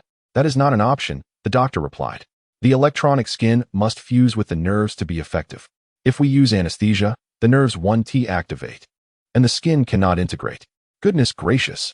Ta exclaimed, observing the agonized synthetic human on the bed. "Why not use stem cells to repair his skin? His genetic data belongs to Eden. Using it could lead to copyright infringement," the doctor responded, visibly troubled. "Incredible, simply incredible." Ta marveled. Yuan Luo gazed at the white gelatinous substance creeping up his arm, and the intense pain compelled him to tear off this dreadful entity. Yet, the resilient white material resisted all his efforts to remove it. Gradually, it enveloped him entirely, from head to toe. The moment the wrapping was complete, the pain peaked, as if every nerve in his body were pierced by needles. Yuan Luo's mind blanked, and he forgot how to breathe. A peculiar signal flowed from the skin to his brain, as if instinctively, something within the skin activated, allowing oxygen to surge through invisible channels into his bloodstream, enabling him to breathe without using his nose. The soft gel was removed, and the doctor mockingly crossed his arms before Yuan Luo, saying, "You're quite fortunate. Nearly 10 million credit coins worth of material has been used on a synthetic." The lingering pain subsided, and Yuan Luo regained awareness of his body. He stared in amazement at his hands, which had returned to their normal appearance, save for the absence of fine hairs on the backs of his hands. Only a few faint glimmers shimmered beneath his skin, nearly imperceptible. The doctor extended his hand, and a nurse handed him a scalpel. Without hesitation, the doctor brought the scalpel to Yuan Luo's cheek, slicing through the flesh. The sharp blade grazed him, and Yuan Luo instinctively recoiled, clutching his face. Yet, the incision left behind only a fleeting white mark, which quickly vanished. The doctor then produced a lighter, igniting it against Yuan Luo's chin. The intense heat seared his skin. While it felt unbearably hot, he did not flinch. For it was merely a burn akin to scalding water. There was no need to shatter the cup over it. Yuan Luo moved his body, noticing green plants in the distance, and a signal transmitted to his mind. Suddenly, his entire being transformed into a vibrant green hue. Astounded, he focused on the white bedding beneath him, and instantly, his body shifted to white, adorned with patterns reminiscent of bedding. "What is this?" he gasped in wonder. "Optical camouflage. Isn't it fascinating?" "You've never seen anything like it," the doctor replied. "How cool," T exclaimed, mesmerized by the ever-changing colors of Yuan Luo. "I wish I had a set for myself." The doctor quickly waved his hands, cautioning, "You mustn't speak carelessly, my dear. Such technology is reserved for space military and mercenaries. As a pure natural human, you must uphold the sanctity of humanity." Following a prolonged and harrowing skin graft surgery, Ta was transferred from another room to share the ward with Lei Qichong and Yuan Luo. Furthermore, she generously insisted that Yuan Luo vacate the room, relegating him to a small chamber alone. Yuan Luo left cheerfully, while Ta happily settled in. Only Lei Qichong felt the weight of discomfort. Once Ta moved into her room, she promptly arranged for a food cart laden with exquisite delicacies. There were perfectly cooked steaks, lobster drenched in sauce, freshly squeezed juices, wine sealed in barrels, and a mountain of delectable desserts, alongside a generous serving of black sesame. A professional chef selected a small portion from the feast, elegantly plating it in a silver dish for Lei Qichong, encased in a protective bubble. Lei Qichong stared at the food before her, devoid of appetite. She had gleaned the circumstances surrounding the space city, and the events that had transpired were unbearable, while the impending developments were even more intolerable. Meanwhile, Ta felt no discomfort. She quickly acclimated to her new hairstyle, sitting cross-legged on the bed, one hand dipping lobster into sesame, while the other activated the projector. A massive virtual screen illuminated the wall, showcasing a news anchor adorned with a white flower reporting on events. The backdrop revealed the shattered remnants of the space city, strewn with debris and metal, as soldiers clad in protective gear patrolled the area. Since the nuclear explosion incident in the space city, The death toll has risen to 69,813, with over 200,000 individuals currently hospitalized. Under immense medical pressure, the projected death toll could reach between 100,000 to 150,000. The perpetrators of this horrific act are undoubtedly synthetic beings from Mars. Investigations reveal deep corruption within these synthetics, rendering them incapable of fulfilling their mission of exploration and cosmic construction. The Martian High Administrator, Tinbu, has stated a reboot plan for Mars will be initiated by the end of this month to eliminate any unstable factors. The anchor emotionlessly turned the page, transitioning to stock market charts, where dense columns of red sent chills down the spine. Today, the Mars Index opened to another sharp decline, plummeting 10% within just 10 minutes, triggering a circuit breaker. This marks the fourth circuit breaker for the Mars Index this month, as market panic continues to escalate. The turmoil in the Mars Index has significantly impacted the solar system market over the past few days, with the biotechnology sector suffering the most. Over the past 120 hours, biotechnology stocks have plummeted by more than 80%. Darwin Biotech's share price has nosedived from 9,000 credit coins to 60, a historic low, while the previously esteemed Eden Biotech's stock has dropped from 25,000 credit coins to 5,000, reflecting the market's dwindling confidence in the future of synthetics. The anchor flipped another page, and the scene shifted once more. This time, it showcased a mass of demonstrators, brandishing banners and gathering before a somber, imposing building, chanting fervently, "Cease synthetic projects. Ban genetic alteration. Abolish synthetics. Return the solar system to us." The anchor stated. Naturals in the vicinity of Earth and Moon express profound sorrow for their fellow beings, fervently demanding the cessation of synthetic projects. This poses a significant blow to the already beleaguered biotechnology companies. Reports indicate that investigations into these companies have already commenced. TA, feeling utterly bored, switch the channel. Next, let us turn our attention to the latest news. Recently, due to the explosion incident in Space City, there have been varying degrees of synthetic human riots occurring in the Sea of Sand on Mars, Olympus Mons, Opal City, and Mount Abbas. To discuss this situation, we have invited an expert on synthetic human issues, Mr. Mushong, a designer from Darwin Biotechnology. Mr. Mushong, good day to you. Hello, host. May I inquire whether the scale of this movement is particularly different from past synthetic human movements? In truth, there is no significant difference. Many individuals online are concerned that this movement may impact some core industries within the solar system and result in financial asset losses. I must clarify that this is not a possibility. The vast majority of Mars' surface comprises living and consumption areas. Our processing and production zones are located in space, thus remaining unaffected. Host, as I understand, over the last century, many synthetic humans have acquired the skills to pilot spacecraft. Could this affect industries in space? Mushong, it will not. All synthetic humans capable of piloting spacecraft do not possess ownership over them, nor do they have the ability to manufacture them. They merely require a program to disembark. I see, Mr. Mushong. Allow me to interject. Host, we observe that not only on Mars, but also on the Moon and Earth, natural humans have initiated protests demanding the cessation of synthetic human production and the restoration of jobs to natural humans. What is your perspective on such movements? Mushong chuckled lightly and adjusted his glasses. With all due respect, host, many tasks in space are not suited for natural humans. Take the fundamental task of or extraction. For instance, individuals engaged in this work are inevitably exposed to high-intensity radiation within the solar system, which is an irreversible detriment. Without synthetic humans, the historical progress of the solar system could regress by centuries. Host, what about artificial humans? We observe that artificial humans are an emerging industry, with numerous companies developing new intelligences to replace synthetic humans. Do you believe such attempts are feasible in the future? Mushong shook his head. This is not the first attempt. Since humanity entered the technological era thousands of years ago, there have been rumors of robots replacing humans. However, as we progress today, programs and algorithms ultimately cannot replace the human brain. The reason is that the human brain possesses a unique chaotic system, which, unlike deterministic programs, embodies uncertainty. The greatest threat to the universe is uncertainty, and to combat it with deterministic programs is futile. Only the uncertain human brain can suffice. Mr. Mushong, please consider our viewers. The host interjected with a smile. Oh, my apologies. Mushong politely said, glancing at his watch. In summary, I perceive synthetic humans as irreplaceable. Host continued. Since you believe synthetic humans are irreplaceable, is there any method to improve them, reducing their volatility and aggression? For instance, lowering their testosterone levels during synthesis to foster a more peaceful and civilized demeanor? That is a question I have thoroughly discussed with my colleagues, and historically, there have been similar attempts. However, we discovered that reducing hormones also diminishes the desire to work. Since the advent of sexual reproduction, the ultimate goal of male effort has been to propagate offspring. Lowering this hormone would strip males of their motivation to work, while they are not currently needed for reproduction.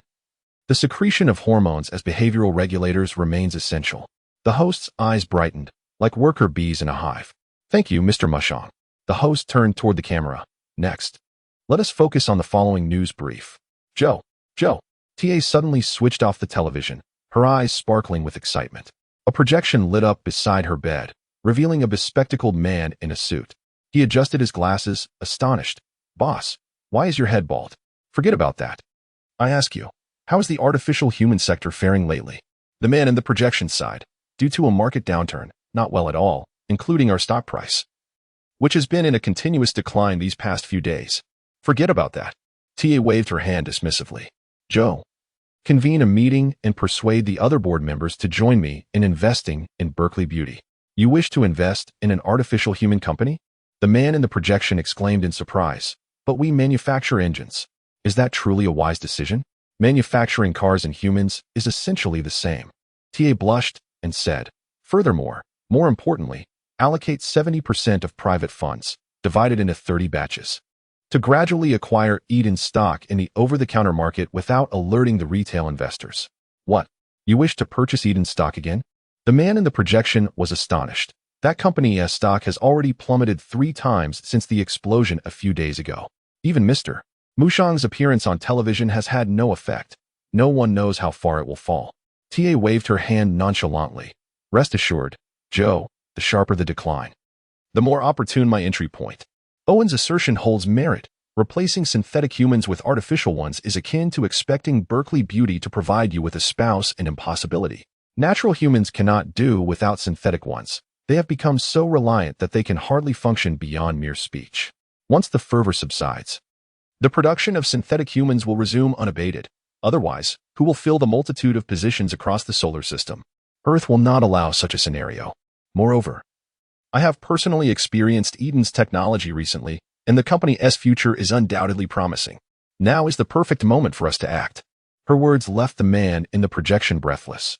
Once he steadied himself, he exclaimed, Yes, boss, I shall arrange it immediately. Hee. Credit coins, credit coins. Credits permeate the solar system. After making her decision, TA joyfully reclined on her hospital bed, humming a tune. After a while, she noticed Lei Chi-chong sitting dazedly on the bed, pale and untouched by the food before her. She exclaimed in surprise, Little fire person, why aren't you eating? You must know your body is in recovery. Lei Chi-chong took some time to compose herself, mechanically turning her head to stare at TA. Where is this spaceship headed? What a silly question. It is, of course, bound for Earth. Lei Chi-chong scoffed. You kill billions and not even blink? Tia was utterly astonished. We? What does that have to do with me? It was the synthetic humans that attacked Olympus Mons, and it was the synthetic humans who destroyed Space City. They are to blame for their own demise. I believe Earth would prefer to avoid such turmoil. TA continued. This generation of synthetic humans has become useless. Aside from your one employee who has shown some sense, the rest are increasingly outrageous. Lei Chi-chong remained motionless on the bed, her face cold as stone. If that is the case, why do you still wish to invest in Eden? Do you think synthetic humans are a given? Do not question me about such matters, little fire person. What would happen if we do not develop? Lei Chi-chong pressed. TA expressed her discontent, stating, civilization is progressing. There is no such thing as regression. Moreover, I have never harmed a single synthetic being. If it weren't for my development of the engine, how would the spacecraft in the solar system function? If I hadn't created millions of jobs, what would those synthetics eat? They should be grateful to me. With a sullen pout, TA continued, do you think this decision from Earth doesn't affect me? I am acutely aware of the losses my company will endure during the freeze.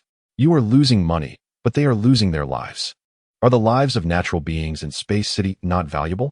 TA remarked dismissively. They initiated the conflict without reason.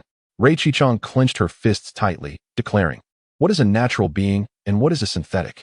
They are all human. Who can exist in a world devoid of malice? How can righteous fruits grow from the tree of evil? You know better than I where the root of this explosion lies. TA, feeling increasingly agitated by Ray Chi-chang's relentless pressure, retorted, "You can say whatever you wish, but can you resolve this? Do you think that merely being an SSP and handling a few cases in space will rectify such issues? Stop deluding yourself, Chi-chang. You cannot achieve it. Talk of equality and global harmony is nothing but the fanciful imagination of ancient thinkers. Reflect on history. Has there ever been true equality since we emerged from Earth? No, only continuous alienation and relentless warfare. The lack of conflict over these years is simply because synthetics could not prevail against us. Look, now that they have acquired a modicum of technology, they are eager to retaliate. Chi-chang, I respect your ideals and your efforts. Yet you are living on a pockmarked planet, dreaming of endless plains. How is that possible? I suggest you sit down with me and appreciate the beauty of this world. Raising a glass of juice, TA mused. The beauty of cruelty. Dragging humans from cold machines, allowing them to grow collectively and birthing ships. Then sending them to work themselves to death on various planets in the solar system. Should they resist, they are simply reset. And now, you dare tell me this is beauty? Inahan, don't you have any awareness of this? TA paused, her expression turning cold. Don't call me that name, Ray Chi-chang. You know I detest it. I also disapprove of your perspective, Ray Chi-chang replied, rising. You are too heartless. She pushed aside the soft gel. Where are you going? TA inquired. I am going to Earth to prevent what is about to happen, Ray Chi-chang stated. Such a stubborn fool, TA sighed. Your disdain for my views is inconsequential. But I spent several million credit coins saving you. If you intend to leave, you must settle the bill first. Ray Chi-chang was momentarily speechless, gazing at the smiling bald woman before her, suddenly feeling drained. I don't have that much money. You should have known. I know, but you are attractive. And as the ancients said, a moment of beauty is worth 1,000 gold coins. You are aware, Chi-chang, that I have never concealed my preferences from you. Ray Chi-chang groaned, holding her head in frustration. Seeing her distress, TA tenderly remarked, how unfortunate. With such grand ideals, Ray sir, you cannot even overcome this minor obstacle? Or perhaps, you are not as great as you believe, unprepared to sacrifice for your ideals. Ray Chi-chang silently regarded TA for a long moment before responding. You truly are a monster. Likewise, TA replied. Consider the gaze of that synthetic when he exchanged skins with you. In his eyes, were you not also a monster? I carry radiation. Are you not afraid of death? Ray Chi-chang said. TA smiled and replied, it matters not. I can wait until the day the radiation dissipates. Until then, you are not permitted to go anywhere. In the vastness of the universe, there are no sunrises or sunsets, only the relentless ticking of time. After 72 hours of confinement. Following near-endless stem cell regeneration, Ray Chi-chang felt the abnormalities in her body dissipate entirely. The radiation was completely eradicated. Tia in the same ward had also nearly recovered. Though her hair had yet to grow back, despite her daily consumption of black sesame seeds, which only served to heighten her irritability, she would often cause a ruckus, driving the doctors and nurses to the brink of neurosis, afraid to speak above a whisper. At night, after a day of commotion, TA finally fell asleep.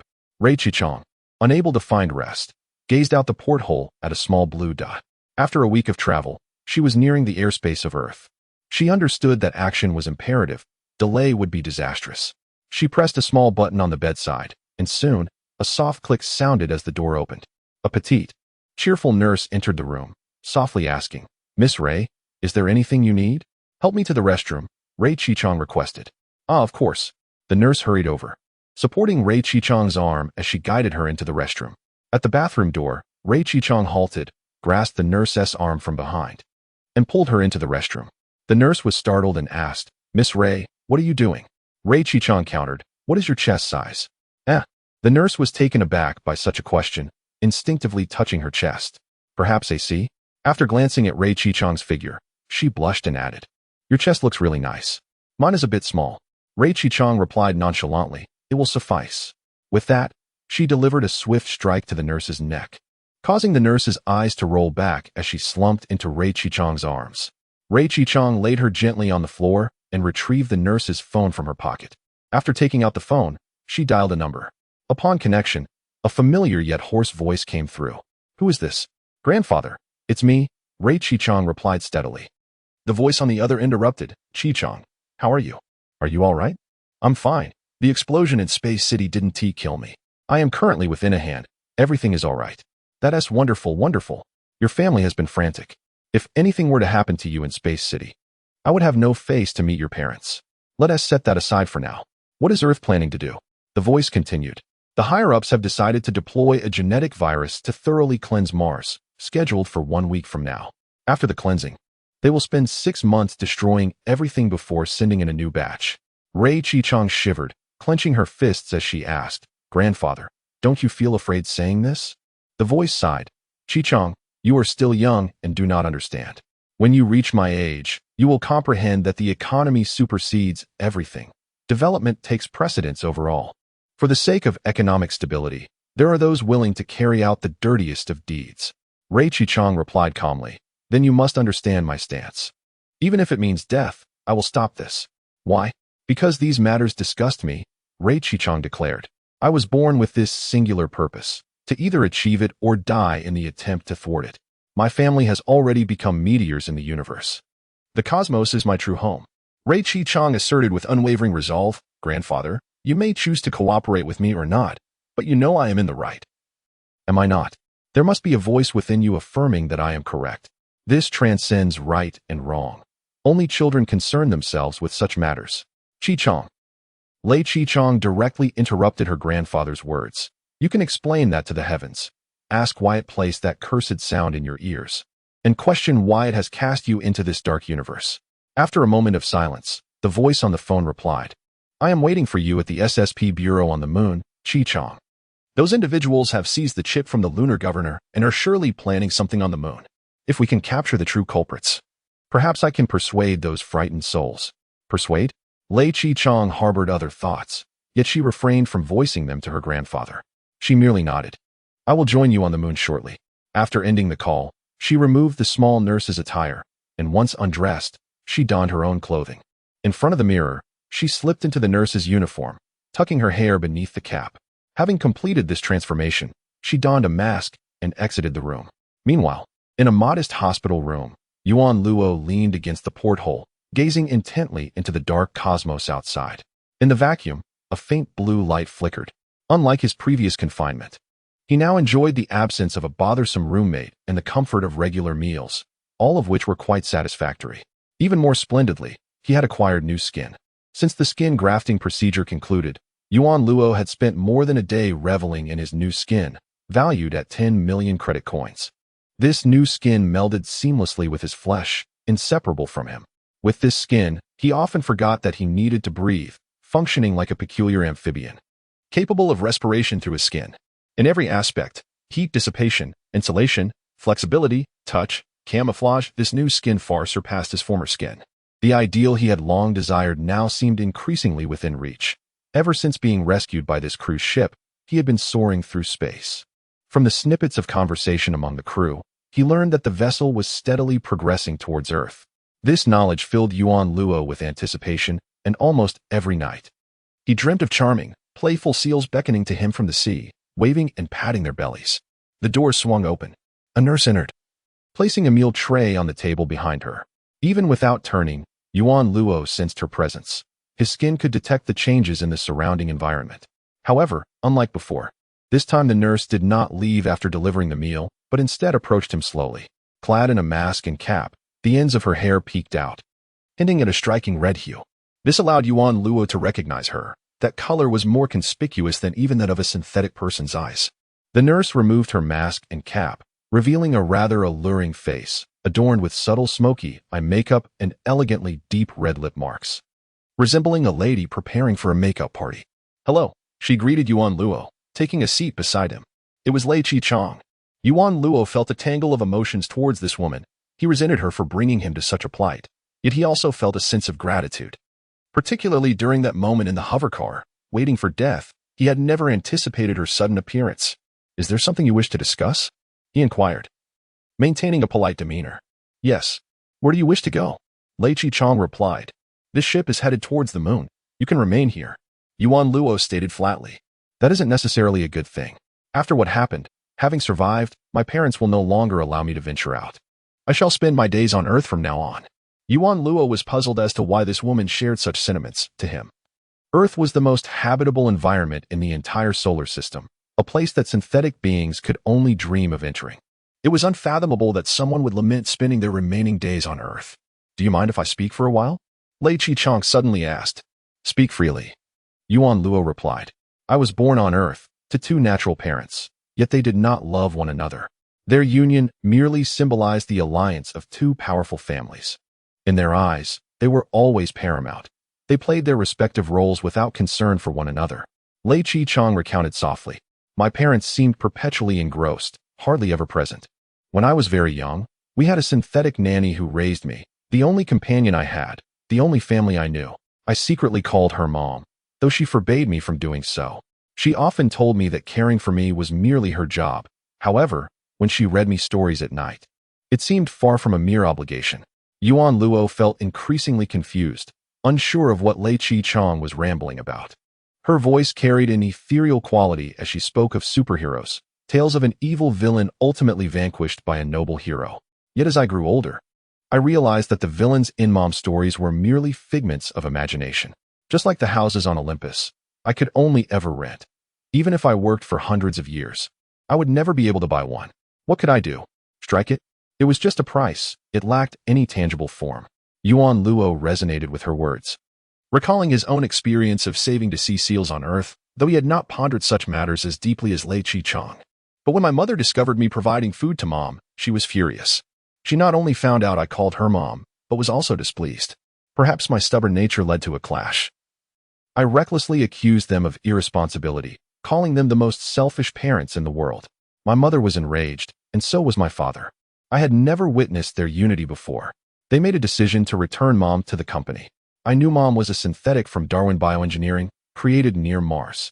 However, after searching, I discovered that Mom had long been destroyed. She had aged and could no longer adapt to Mars's gravity after years on Earth, rendering her incapable of generating value. In the end, like many others, she was incinerated in Mars's atmosphere, transformed into a meteor. Lei Chi-chang continued her monologue, her expression impassive, yet her voice quivered slightly. Upon hearing this, Yuan Luo felt little stir within. Such was the fate of a typical synthetic being. He had witnessed too much and understood that his own future would likely follow a similar path, thus he had long accepted this reality. He found her excessive sentimentality somewhat perplexing. After all, no one could ultimately escape death.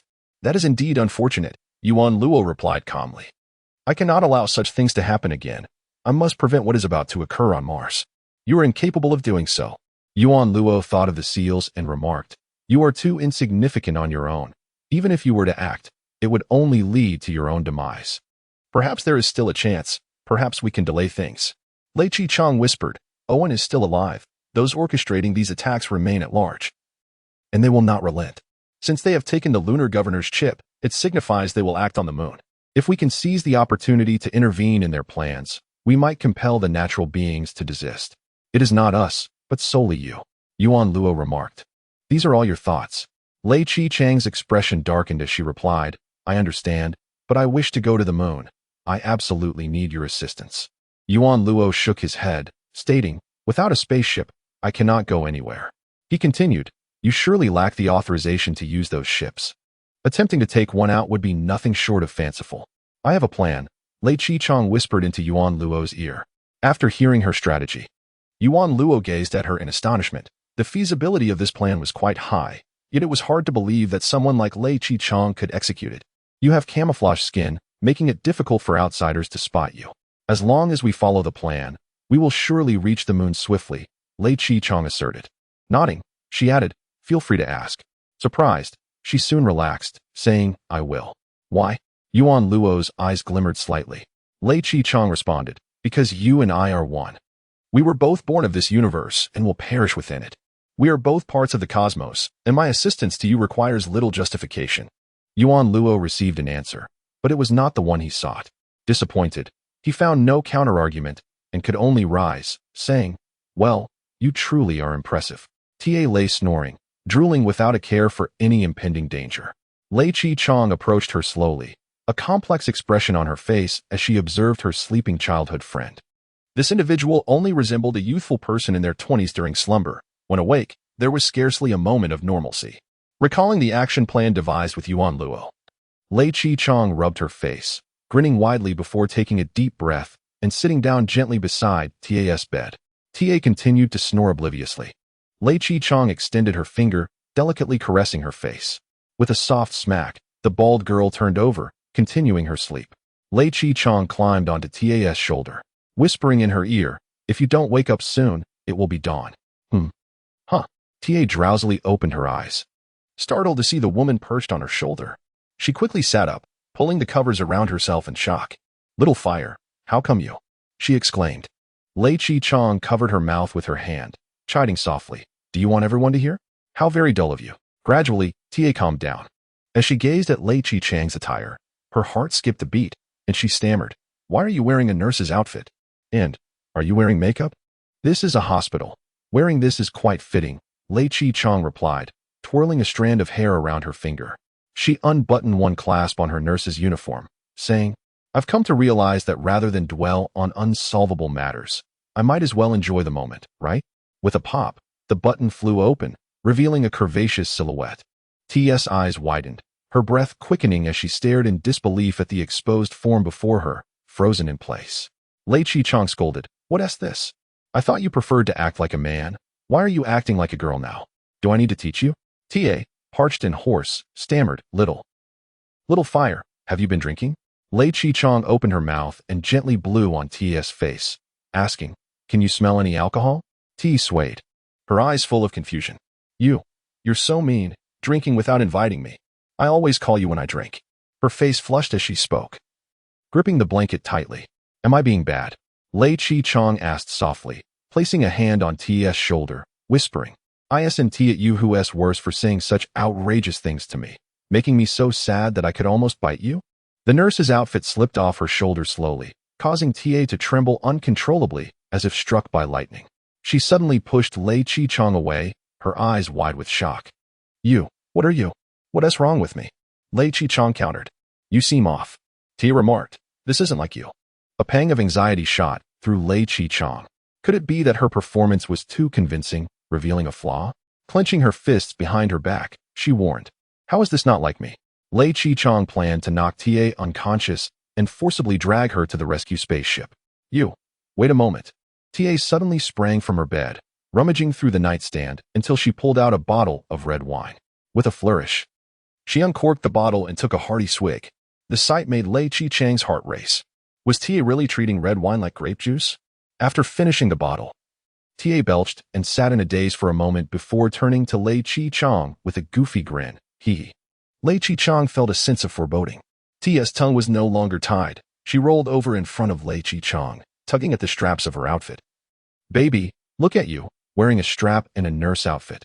So playful. Who taught you this?" Lei Chi-chong rolled her eyes. "Do you like it?" "Yes," Tia replied, lunging at Lei Chi-chong and tearing at her clothes, exclaiming, "My goodness, it's been 6 years since I last touched you. I've been so pent up." Lei Chi-chong endured silently, but when half her clothing was torn away, she suddenly grabbed TA, saying, "No, this isn't right." TA, caught up in the moment, hardly heard her, muttering, "What do you mean it's not right? We're already here. Just give in to me." With that, she leaned in to nibble on Lei Chi-chang's neck. Lei Chi-chong firmly held T's bald head, insisting, "No, not here. This place isn't suitable." T pouted, "Why not? What is wrong with it?" "I can't feel anything here," Lei Chi-chong explained. "What? No feeling? Then I'll help you with this."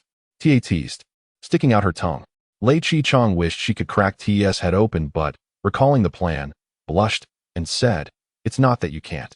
It's just that this location isn't right. The atmosphere is all wrong." "What is wrong with the atmosphere?" T asked, puzzled. "It lacks romance. It feels lifeless." Lei Chi-chong pouted. "It's utterly devoid of charm." T scratched her head, perplexed. Lei Chi-chong added, "I finally came to be with you. And you're so hasty. It's truly too dismissive. Besides, this hospital room is so large, clean, and empty. What do you want to do, sacrifice me?" Oh. TA quickly apologized. "Where do you want to go, little fire?" "Anywhere you wish. We could even go to the trash can if you want." "That's unnecessary."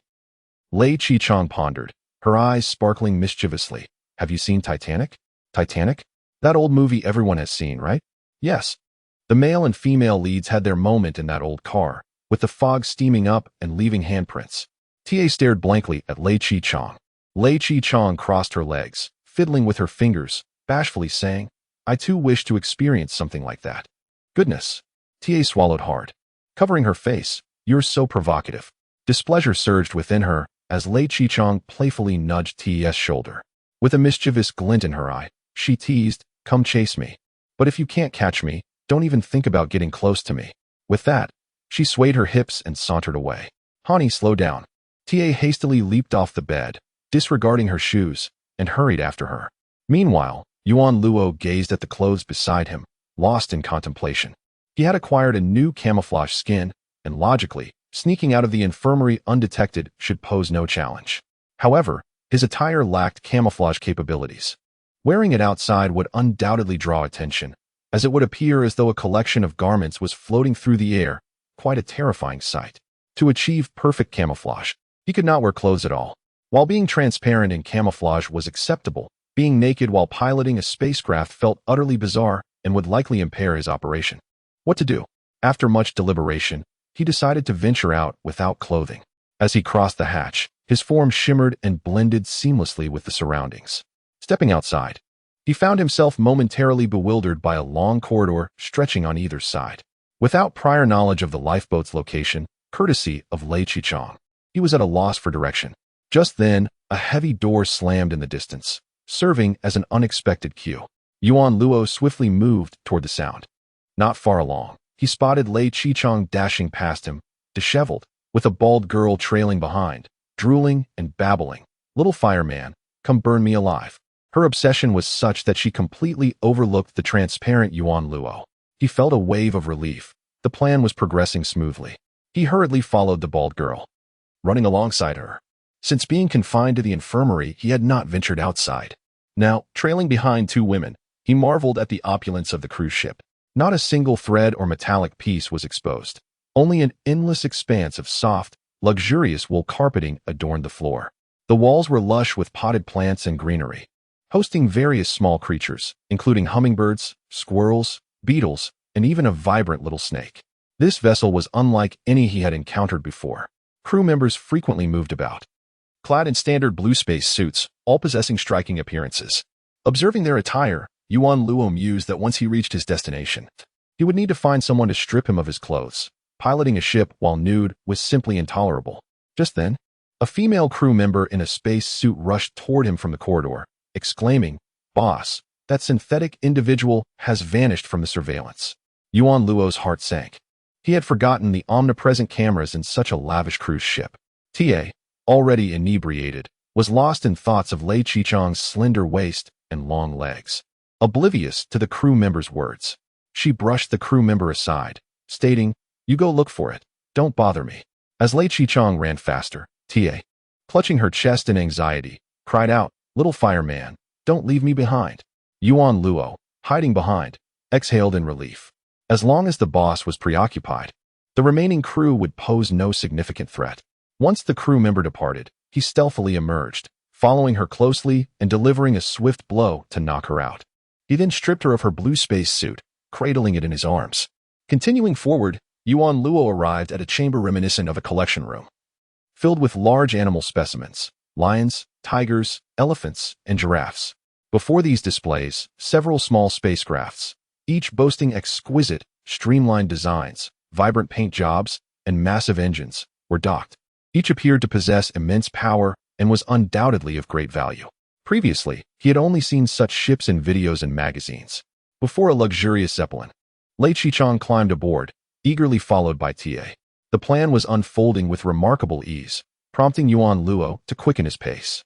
However, just then, a gray, spindle-shaped object caught his peripheral vision, leaving him stunned. Indeed, the shape and color. It had a round, plump form, a curvy body, and short, stubby arms stretched out in a comical flying pose. Its rounded mouth was tilted upward, resembling a dog without ears. It was a seal. As Lei Chi-chong jumped into the cabin, TA followed closely, nearly bursting in with impatience. She pushed her down into the cockpit, and Lei Chi-chong quickly pressed her head down, saying, "Don't rush, don't rush." "Then hold me," TA replied. "Little fireman, please hug me." Seeing her pitiful expression, Lei Qichang instinctively wanted to embrace her, but, recalling her own intentions, lamented, "Even Jack painted for Rose. You should at least sketch a little for me." Ta was taken aback. "But I can't draw. How about I film instead?" "You dare?" Lei Qichang glared furiously. Ta shivered. Realizing she had nearly slipped up, Lei Qichang pouted and sweetly said, "Just sketch a few lines. Make a record." Unable to refuse, Ta relented. All right, I will draw a few lines." She pulled out her phone, downloaded a drawing app, and began sketching Lei Qichang. Lei Qichang posed alluringly, her expression captivating, yet internally, she was rife with anxiety. Where was Yuan Luo? Why hadn't he arrived yet? With cameras monitoring everywhere on the cruise ship, if they delayed any longer, the staff would surely discover the missing Yuan Luo and the unconscious nurse. At that point, escaping would be far from simple. After only a few minutes, T's patience wore thin. She raised her screen for Lei Qichang to see, exclaiming, "Look, I finished." Despite the playful nature of the endeavor, Lei Qichang couldn't help but critique. "What is this? Is this me? It looks more like a sentient radish. I'm not a realist. I'm an abstract artist." T shot back defiantly. "Even you with your so-called artistic prowess, they call me the Picasso of the 31st century." Lei Qichang couldn't contain her mocking laughter. "You a Picasso? You might as well say you're the one who draws selfies." Ta retorted, tossing her phone aside. With a playful glint in her eye, she leaned closer to Lei Qichang, teasingly asking, "Little fireman, do you know who Picasso's good friend was?" "I don't know." Lei Qichang admitted honestly. "Cezanne," Ta whispered in her ear. Lei Qichang burst into laughter. "Do you think I haven't studied? Did you forget your high school art history?" Cezanne was a 19th century artist who died in the 20th century. At that time, Picasso was still a child. How could he be friends with Cezanne? Ta chuckled heartily, her hand reaching toward Lei Qichang's legs. "I'll help you with your Cezanne." It took Lei Qichang a moment to comprehend, nearly choking on her own laughter. She could no longer maintain her facade. She forcefully pushed Ta's hand away and swiftly executed a grappling technique to restrain her, exclaiming furiously, "What nonsense have you been learning all these years?" Ta, immobilized by Lei Qichang's grip, exclaimed in astonishment, "What is this? A blend of offense and defense? I'm your elder, you scoundrel." Lei Qichang pressed Ta firmly down. Gazing out of the porthole, she had been stalling for nearly 10 minutes, yet Yuan Luo had not yet arrived. Where could he possibly be? Yuan Luo stood before the seal specimen, utterly immobilized. All thoughts of plans, Lei Qichang, spaceships, and the moon were cast aside in that moment. He felt a profound emptiness in his mind. Was his long-held wish truly being fulfilled in such a simple and abrupt manner? He gazed upon the seal's round belly, its short, stubby flippers, and those glossy, pearl-like black eyes, all adorned with grayish-white spots. Each detail revealed the creator's wondrous artistry. It was simply adorable. "Oh, seal." Yuan Luo leaned before the seal, murmuring, "Seal, seal, seal, seal, seal." The seal remained motionless in its soaring pose, and Yuan Luo, unable to contain his excitement, yearned to witness the seal slap its belly. He wondered if this particular seal would do so. He lay on his side, patting his own belly beside the seal, offering it ample suggestion. After a while, when the seal showed no response, he assumed his camouflage was the reason it couldn't see him. He decided to remove the camouflage and began to slap his belly enthusiastically before the seal. As he stood again before the seal specimen, he felt his own belly was far from satisfactory. Years of piloting and resisting acceleration had left his abdomen as hard as a washboard, utterly devoid of any plumpness. The discomfort he felt when slapping it was incomparable to the soft, resilient seals he had seen in videos. Little treasure, may I touch your belly?" Yuan Luo stammered. Yuan Luo felt breathless, on the verge of fainting. Was this what they called default? He trembled as he extended his hand toward the seal's round belly. This area was the absolute realm he had longed for, the utopia he had envisioned for over a decade. He was about to discover what the seal's belly felt like. At the moment the camouflage was lifted, Lei Qichang in the cockpit spotted Yuan Luo and was astounded. Her pilot was now sprawled before a seal specimen, incessantly patting his own belly as if hinting at something. The absurdity of the scene left Lei Qichang at a loss for words. She had restrained Ta but had yet to take further action, which greatly displeased the dazed Ta. She shouted, "Little fireman, how long are you going to keep me locked up? I brought you to the cabin. I helped you draw. I even agreed to be a girl for you. When will you finally satisfy me? Fulfill you?" Lei Qichang retorted furiously, "After 20 years of knowing me, Do you not realize I am straight? TA froze for a moment before struggling violently in Lei Qichang's grip, shouting, Then what do you mean? Why did you bring me here? Why give me hope? Lei Qichang replied coldly, I'm sorry, TA, but I must stop this. I need your help to open the spaceship and the cruise ship's doors. I intend to go to the moon. You must be dreaming. Did I force you to come here? TA was equally furious. With a swift kick, she pushed Lei Qichang against the porthole, declaring, If you are so relentless, at least put that energy to good use. You have so many resources and could accomplish so much. Too easy. TA exploded, flipping Lei Qichang back down, her eyes blazing. Making money is too simple. Picking up girls is too simple. Everything is too simple, except for you, who is the hardest nut to crack. But rest assured, one day I will bend you to my will. I can't take it anymore. Glancing at Yuan Luo, who was now touching the seal, Lei Qichang's anger intensified. She pounded on the porthole, shouting, Yuan Luo, come here. Yuan Luo remained oblivious to the noise behind him, his mind consumed with thoughts of the seal's alluring form. Tia yelled, You and that synthetic pretty boy are indeed in cahoots. You've willingly sunk into depravity. It seems we have completely different understandings of what it means to be depraved. Furious, Lei Qichang pushed through the cabin, intent on finding Yuan Luo. Almost as she finished speaking, her phone was crushed underfoot, shattered into pieces. However, it was too late. A swarm of armed bodyguards burst into the collection room, wielding stun guns and clad in protective space suits, exuding an air of hostility. Yuan Luo, have you lost your mind? That SA specimen. It's dead, Lei Qichang shouted. Yuan Luo pressed his hand against the seal's belly, filled with anticipation. Yet, a hard, unyielding texture met his palm, causing the look of rapture to vanish from his face, replaced with disbelief. It was akin to spending 30 million on a rough stone only to discover it was a dull, pale rock upon cutting it open. It felt like a wealthy patron who gifted 100,000 credits to a streamer only to find, upon meeting, that the person was a heavily filtered dinosaur. This despair overwhelmed Yuan Luo. He collapsed to the ground, exclaiming, Why is it hard? Stand up. Raise your hands. Came a loud command from afar. Armed crew members pointed their stun guns at Yuan Luo, and a sense of hopelessness enveloped him. He felt drained, lacking even the will to escape. Lei Qichang was furious, and she forcibly dragged TA to the main seat of the spaceship's cockpit, pressing her fingers to the ignition button. TA gasped, What are you doing? Are you going to launch the spaceship from my collection room? Yes, your cruise ship is too small. I feel stifled, Lei Qichang replied, placing the helmet on her head. With a thunderous roar, the spaceship's engine expelled plasma, causing the vessel to hover slightly and sending a massive shockwave that toppled the bodyguards who had entered the collection room. TA turned pale with fear, snatching the helmet from Lei Qichang's hands, exclaiming, With your terrible skills, after failing the driving test 5 times, you think you can pilot a spaceship? With the helmet removed, the spaceship spiraled out of control within the collection room, as Yuan Luo wallowed in sorrow. The roar of the spaceship's engines echoed nearby. A crooked vessel loomed before him, its gilded belly smashing the hard seal specimen and other animal specimens into a chaotic heap, resulting in a mound of white foam. As the saying goes, a deceased ex-girlfriend is still an ex-girlfriend. Yuan Luo gazed at the pile of white foam, recalling the joy of their first encounter, and tears streamed down his face. In that fleeting moment, he had almost accepted the notion that the seal's belly was indeed hard. The spaceship's hatch opened, and Lei Qichang poked her head out, angrily scolding Yuan Luo, Look at you. If you want to see a seal, go to Earth. There are no seals locked up in this wretched place. As the words of Lei Qichang roused Yuan Luo from his stupor, he raised his head in a flurry and asked anxiously, Is a seal's belly hard?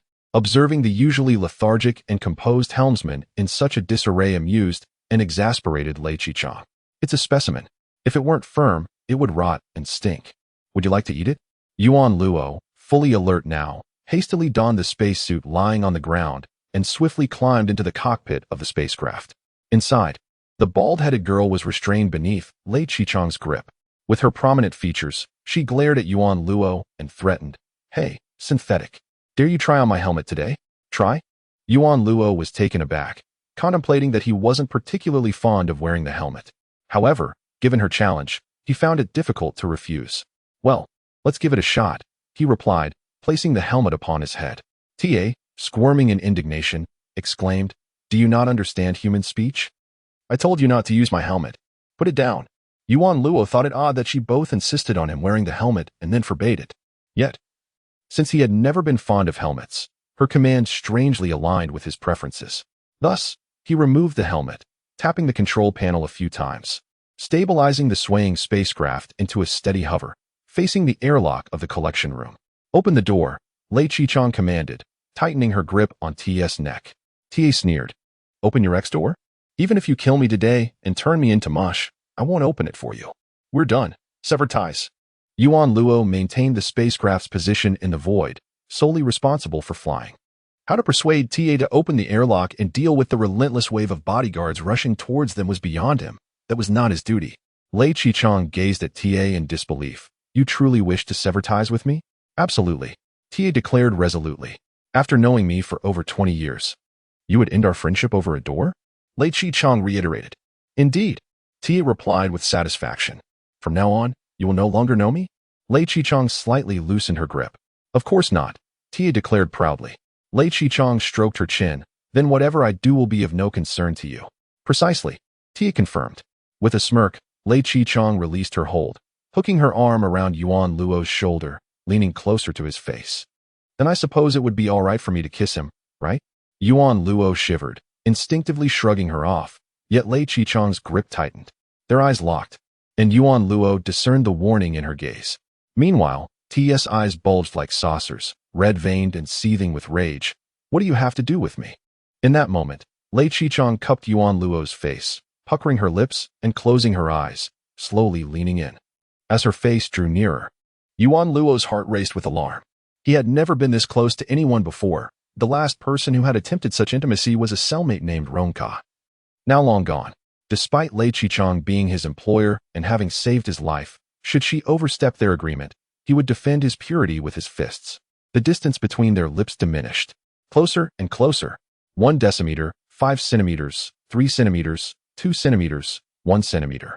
A bead of cold sweat trickled down Yuan Luo's forehead. Trailing past his eye, he released the control stick, preparing to swat away the impending kiss. Suddenly, a shrill voice erupted from the co-pilot's seat. "You shameless harlot! I've treated you so well, flying here to find you, rescuing you, and you dare betray me. You have the gall to betray me right to my face. Are you even human? You conniving witch!" The bald-headed girl burst into tears, hurling every vulgarity she could muster.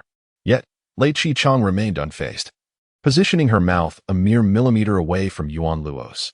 "Ah, you shameless wretch." She maintained an absurd posture, kneeling in the center of the cockpit. One foot pressing on the shoulder of the bald girl, leaning forward, hands cradling Yuan Luo's face, their gazes locked in an intense stare. The scene resembled a bizarre cult ritual. "You're ruthless, truly ruthless." Tia trembled in frustration. "Just wait. You think you're straight? Once on Earth. I'll have gender reassignment surgery, and then we'll see what you have to say." As she spoke, the airlock door creaked open. Yuan Luo seized the moment, steering the spacecraft into the airlock as Lei Chichang swiftly released her grip and took the co-pilot seat, locking TA in her embrace. Still weeping, TA continued to curse, "Shameless, shameless, shameless."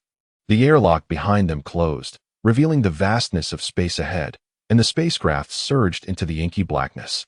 Awaiting them outside were countless small patrol ships. A cacophony of warnings blared over the radio. "Lei Chichang, release your boss. Should you enter Earth, you will face criminal charges. Your family has enjoyed a long-standing relationship with the E-family engines. I advise you not to let a moment of impulse jeopardize our enduring friendship. Miss Lei, have you forgotten how half of your grandfather's political donations were sourced? Release your boss for the benefit of us both."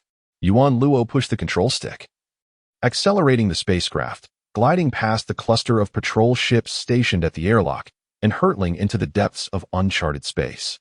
This vessel was superior to any he had encountered before. The interface was pristine and uncluttered, the interior serene without a hint of noise. And the engine's power output was remarkably smooth, making navigation feel as effortless as slicing through cheese. What was more commendable was the ship's pressure protection system, ensuring Yuan Luo's safety during rapid acceleration. With the power steadily increasing, the spacecraft soon reached a speed of 300,000 kilometers per hour, entering a state of cruising velocity. Realizing their warnings had failed to deter them, the patrol ships, wary of their own limitations, chose to follow at a safe distance.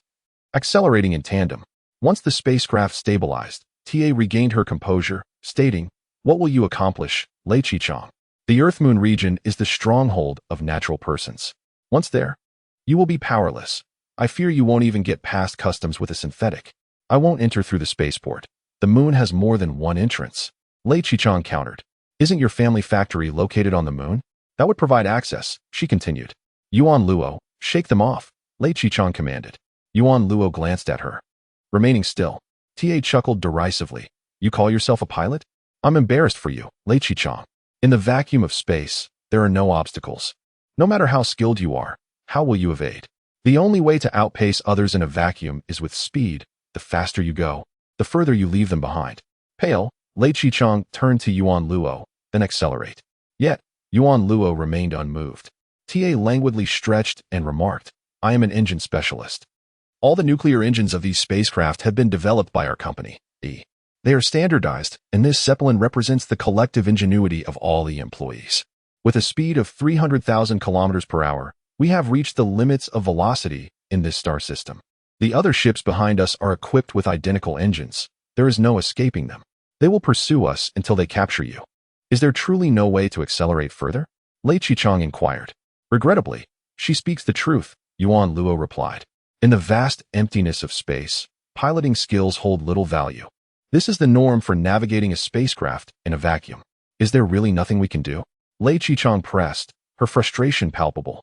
Yuan Luo remained silent. His attention drawn to a minuscule speck displaced by the gravitational field, shimmering faintly against the backdrop of space. This was unusual. Dust in a vacuum must have a source. He lifted his gaze to the inky expanse above, where the nearest starlight flickered tens of thousands of light years away, revealing no anomalies. Donning his pilot helmet, Yuan Luo reclined in his seat, feeling his consciousness flow into every corner of the ship. Utilizing the spacecraft's radar system, his awareness expanded exponentially. He perceived a flickering shadow in the cosmic backdrop, invisible without the helmet. His consciousness extended further until it finally settled, revealing the shape of the indistinct shadow, a burnt potato-shaped meteorite, tens of thousands of kilometers away, its surface marred with cracks and scars, intermittently ejecting dust and gas. The origin of the particles he had noticed. The pursuing ships altered their trajectories as soon as Yuan Luo did. Ta, witnessing Yuan Luo's change of direction, scoffed. Don't waste your efforts. No matter which way you turn, you won't shake off your pursuers. Best head straight for the moon. Unfazed, Yuan Luo steered the ship into the dark depths of space. After roughly an hour, a dim white point materialized before them. Concurrently, the dust and debris in the air began to increase. Yuan Luo reduced the spacecraft's speed from 300,000 kilometers per hour to 200,000. Why are you slowing down? Lei Qichang questioned, bewildered. You should be going faster. Yuan Luo did not respond. Instead, he maneuvered the control stick to avoid a small fragment hurtling through the darkness. The fragment, no larger than a fist, zipped past the ship. Ta observed the meteorite and the faint white light, her expression darkening. Damn it. We truly have stumbled upon a stroke of bad luck, she muttered. You encounter something that occurs once every 76 years. As the white point drew closer, it became apparent that it was dragging a massive tail behind it. Lei Qichang gasped. It's Halley's Comet. We encountered a cosmic broom. The vacuum became increasingly crowded with meteors, both large and small, gliding slowly past the ship. However, their slow velocity was misleading. In reality, both Yuan Luo and the meteors maintained a relative speed of 54 kilometers per second. At this pace, they could encircle the Earth's equator in just over 10 minutes. The co-pilot, Lei Qichang, stared wide-eyed at the scene before her. As numerous tiny ice crystals and dust particles collided with the spacecraft's deflective field, redirecting their paths. At a glance, it appeared as though the ship were navigating upstream in a silvery river of light, a breathtaking sight. Yet, the inherent danger was unmistakable. At such high speeds, colliding with a large meteorite that the deflective field could not alter would result in utter destruction. The trailing ships also recognized Halley's Comet and the dense debris surrounding it, subsequently reducing their velocities. To think you can shake me off here is sheer folly, Ta remarked. I concede you have some skill in piloting a hovercraft, but a hovercraft and a spaceship are entirely different concepts. Do not converse with me, Yuan Luo replied coolly. Ah, you are quite the arrogant one, Ta retorted. I would never employ someone like you. Just wait, my helmsman will catch up to you. Not necessarily, Lei Qichang chimed in. You already lost him back at Space City. Observing T's fervent confidence, Lei Qichang suddenly had an idea. The wager is you marry me. Without hesitation, Ta replied, "You must accompany me to bed every night." "Deal," Lei Qichang affirmed. No sooner had she spoken than Yuan Luo abruptly accelerated, the previously stationary meteorites rapidly receding behind them. The ship began to tremble slightly. At relative speeds exceeding tens of thousands of kilometers, even the smallest particles now resembled bullets. High-energy sparks erupted from the ship's deflective field. "Hey, slow down," Ta shrieked. "This is a limited edition Zeppelin. If you damage it, it would take 1,000,000 of you to compensate." Ignoring her, Yuan Luo pressed on, increasing the speed to 220,000 kilometers per hour, achieving a relative speed of 20,000 kilometers per hour to the comet.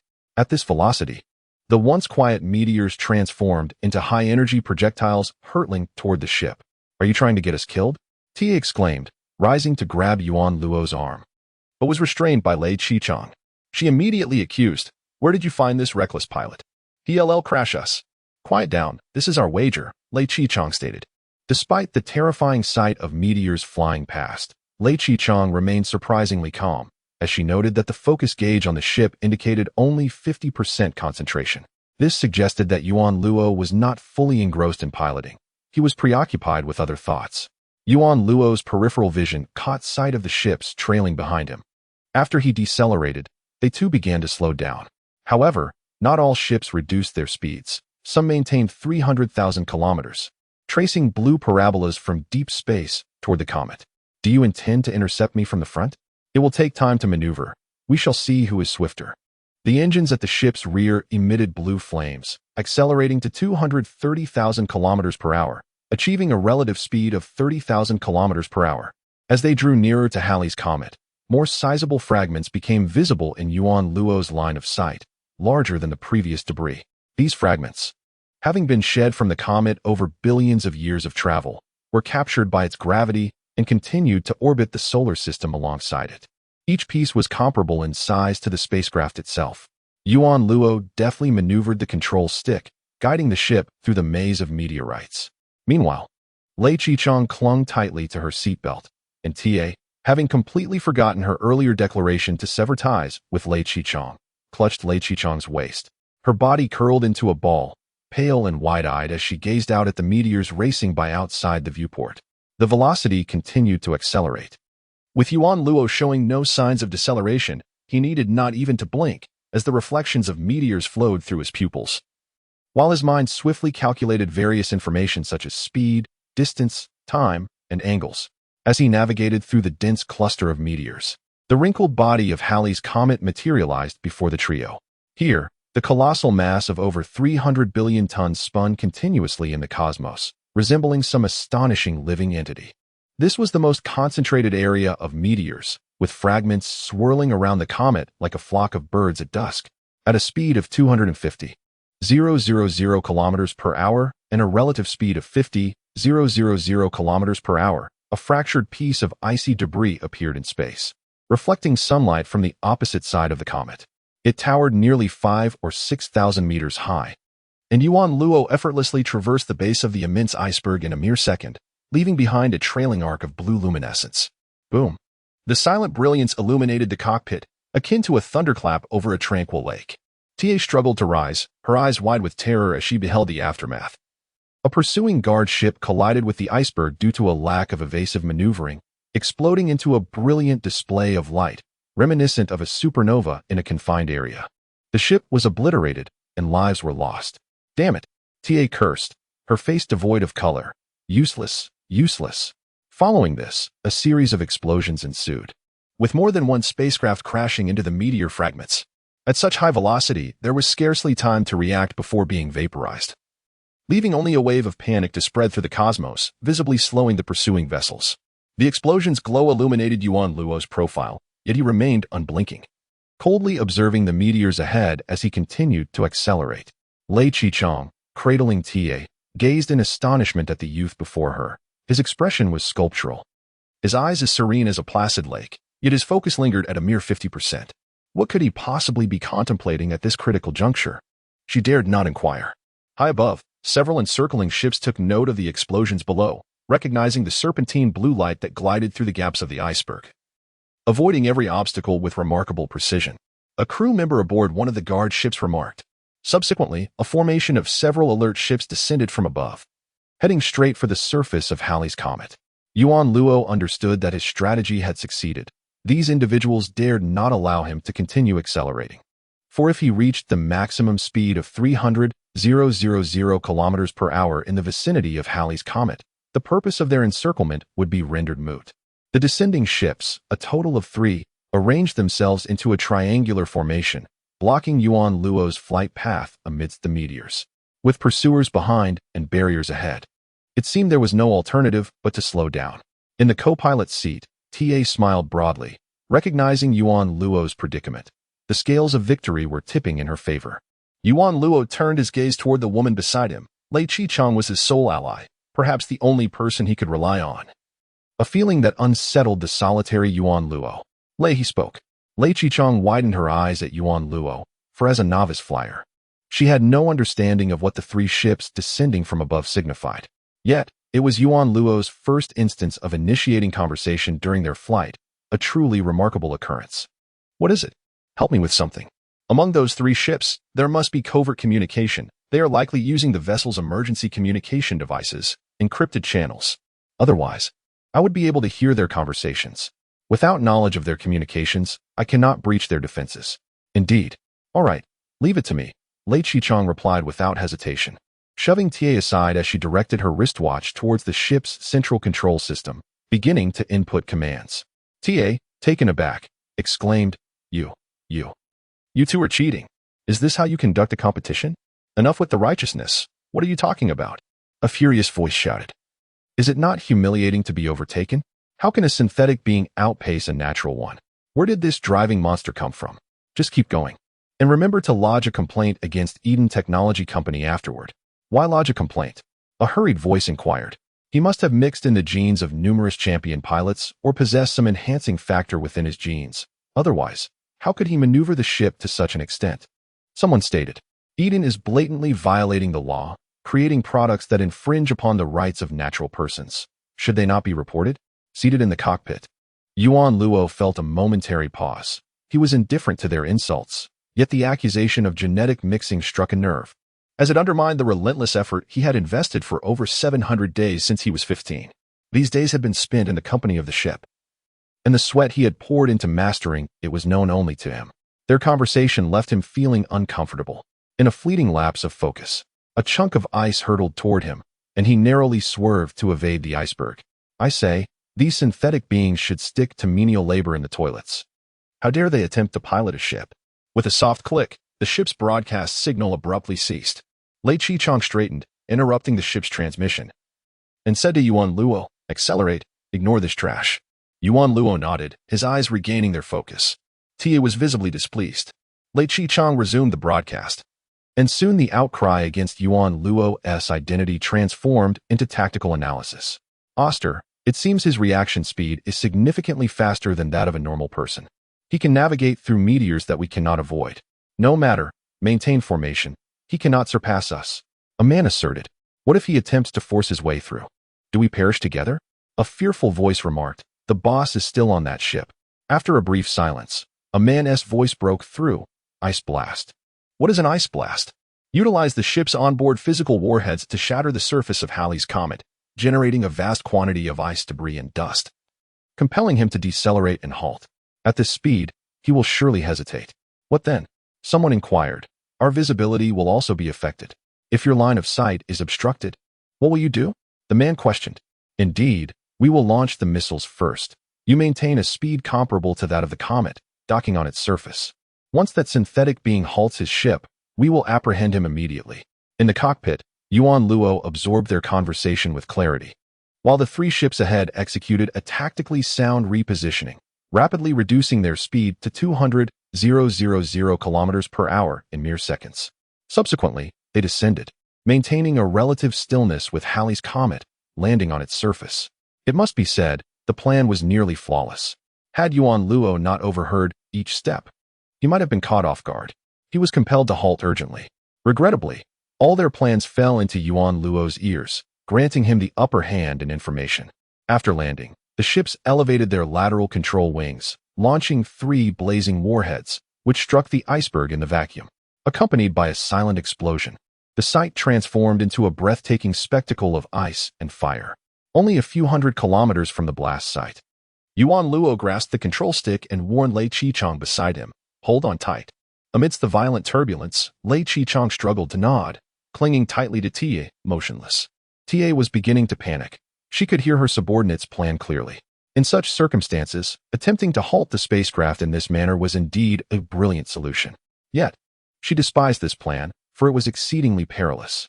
At any moment, her safety could be jeopardized, especially with the synthetic being beside her, who showed no inclination to decelerate as they charged headlong into the swirling debris of ice and dust, a reckless act that could prove fatal.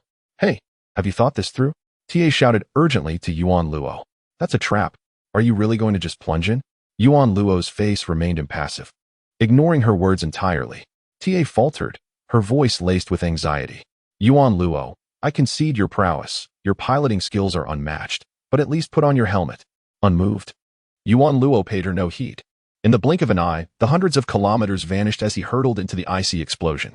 The moment he entered the hailstorm, alarms blared within the spacecraft. Deflection field compromised. Current integrity, 91%. Deflection field compromised. Current integrity, 82%. Deflection field compromised. Current integrity, 73%. Deflection field compromised. Current integrity, 64%. The alarms flashed frantically as Yuan Luo steadied his grip on the control stick, initiating deceleration. Soon, their speed dwindled to 200,000 kilometers per hour, maintaining a relative stillness against the comet. In that instant, it felt as though time itself suspended within his gaze. The exploding ice, the hurtling meteors, the debris being dragged along. Even the remnants from distant explosions, all entered Yuan Luo's field of vision. He remained utterly still, his mind calculating at its zenith, his focus razor-sharp. Yet, this stillness lasted less than a tenth of a second. The spacecraft's engines generated immense reverse thrust, further decelerating while simultaneously accelerating relative to Earth. The explosions surrounding them were drawn forward by the comet's gravitational pull, hurtling at 54 kilometers per second. Countless tiny fragments battered the spacecraft's surface, causing the deflection field to crack in myriad places. Deflection field compromised. Current integrity, 50%. Deflection field compromised. Current integrity, 41%. Deflection field compromised. Current integrity, 33%. Deflection field compromised. Current integrity. Amidst the tumultuous jostling, Ta shrieked, clutching Lei Qichang's waist, her words tumbling out in a panic. "We're going to die. We're going to die?" After what felt like an eternity of relentless impacts, the chaos subsided. The spacecraft's exterior resembled a flood-ravaged riverbank, riddled with jagged gaps, most of which were charred, marring the once exquisite paintwork. Fortunately, the core of the spacecraft remained intact. Yuan Luo turned the vessel's nose and shot forward in a single direction, accelerating rapidly, reaching 300,000 kilometers per hour within a mere 5 minutes. As the 5 minutes concluded, the shaken Lei Qichang opened her eyes, only to find the spacecraft had vanished, along with the comet and its nucleus, leaving only the vast expanse of deep space. In the void, a solitary blue planet shimmered. "What happened to Halley's comet?" she inquired. Yuan Luo understood the situation. Yet he was merely fulfilling his duty to Lei Qichang and felt no obligation to explain. Once his responsibilities were met, he settled into a comfortable position in the pilot's seat, one hand on the control stick, the other propping his head, his thoughts drifting far away, towards Earth, towards the seal. The dashboard indicated a rapid decline in attention, plummeting to a mere 5%. Lei Qichang had grown accustomed to Yuan Luo's silence. Apart from his eloquence aboard the seal, he was often as mute as a statue. "Ugh!" An ominous sound echoed within the cabin. "Ugh!" Ta, pale as a ghost, covered her mouth, her eyes glistening. She had never experienced such acceleration and deceleration before. Compared to this, her previous wild ride in the space city seemed trivial. Even with the pressure protection system, the extreme rapidity of the shifts stirred her stomach, and she teetered on the brink of collapse. "Is there a paper bag?" Lei Qichang hastily asked. "I don't know. This isn't my spacecraft," Yuan Luo replied, a hint of panic creeping in, more intense than when they were amidst the meteor shower. In the vastness of space, with no gravity, if this bald-headed fellow were to vomit in the cabin, it would be utterly revolting. "Paper bag. Paper bag." Lei Qichang frantically rummaged through the glove compartment. "This spacecraft." likely used for exhibitions, had no such provisions. Ugh. Tia could no longer contain herself and vomited. Yuan Luo instinctively held his breath. Turning to press the ejector in the overhead cockpit. The cockpit opened, and the vacuum sucked the vomit out, along with Tia's body, expelling a cloud of debris into the void, the arc of which was rather graceful. Tia, as pale as a sheet, weakly leaned against Lei Qichong, murmuring, "Where are my crew? Where are they? Those useless fools. They probably stayed on that comet." Lei Qichong replied apologetically. "They won't be able to catch up anytime soon." Tia, her expression twisted in anger, rose unsteadily, glaring at Yuan Luo. "Hey, jerk, how did you manage to escape?" Yuan Luo remained silent, disinterested in engaging. This individual couldn't even comprehend such matters. It was absurd that she was a ship's officer. So what if he could pilot a spacecraft? If he was so remarkable, why not compete instead? Tia, he's a synthetic being. How could he participate in a competition? Lei Qichong interjected. Just now, in the debris cloud, the spacecraft made a significant deceleration, and with the deflection field sustaining such severe damage, it indicates that debris was colliding with us. If debris was impacting us, it means we were absolutely stationary concerning it. Isn't that evident? The deceleration allowed the comet to drift away. TA, unable to grasp the logic, countered, if visibility was obstructed, we surely wouldn't see our surroundings. At a relative speed of 200,000 kilometers, meteors would pulverize us into dust. With such large fragments and meteors, how did we evade them? TA glanced at Yuan Luo, who, lacking a helmet, held the control stick with one hand, looking utterly fatigued, neither participating in the dialogue nor responding to her inquiries. The attention gauge indicated his focus on piloting was merely 5%. Is this even humanly possible? Where did you find such a monstrous pilot? Tia groaned, rubbing her temples. You win, Lei Qichong. Truly, you can't control anything. You always encounter these bizarre individuals. But rest assured, you will get your due. As we approach the moon, I hope you can assist me, Lei Qichong said. How do you intend to proceed? Tia inquired. According to custom, natural beings will soon conduct a purge of the synthetics on Mars to eliminate unstable potential threats. I cannot accept such actions, therefore, I must ensure they sign a ceasefire agreement. An absurd endeavor, a delusion. Tia replied flatly. Lei Qichong remarked. Those synthetic rebels have seized the chip belonging to the lunar governor, a chip that possesses extraordinary authority. I surmise they will certainly take action on the moon. So, will Sir Lei intervene to thwart them? Indeed, however, regardless of their plan, I believe I shall temporarily collaborate with them, at the very least. To ensure that the Earth side signs the ceasefire agreement first, he replied. Tia interjected, You are too naive, Lei Qichong. What has to stop them from signing and then tearing it up? To natural humans, synthetics are merely livestock. Did you see anyone rescuing chickens during the avian flu? They are buried when necessary. A chuckle escaped Yuan Luo, who had remained silent, but upon seeing Lei Qichong's serious demeanor, he suppressed his laughter. Tia regarded Lei Qichong with a complex expression, at times contemptuous, at times resentful, and at times filled with admiration. After a prolonged moment, she sighed. What can I say? Perhaps this is simply who you are. As they traversed the lunar expanse, the blue planet gradually loomed larger in their view, its colors distinctly different from those of Mars. Yuan Luo felt a surge of excitement. Blue signified the ocean, and the ocean symbolized seals. Despite having seen the Earth countless times in short videos, witnessing it with his own eyes stirred an overwhelming sense of awe within him. Just 40,000 kilometers further, and after a mere hour of flight, he would finally touch his dream destination. Neither Lei Qichong nor Tia exhibited any excitement at the sight of Earth, having grown up there. They had long since become accustomed to its existence. We have arrived at the Aitken Basin, Tia announced. Understood, proceeding to the Aitken Basin.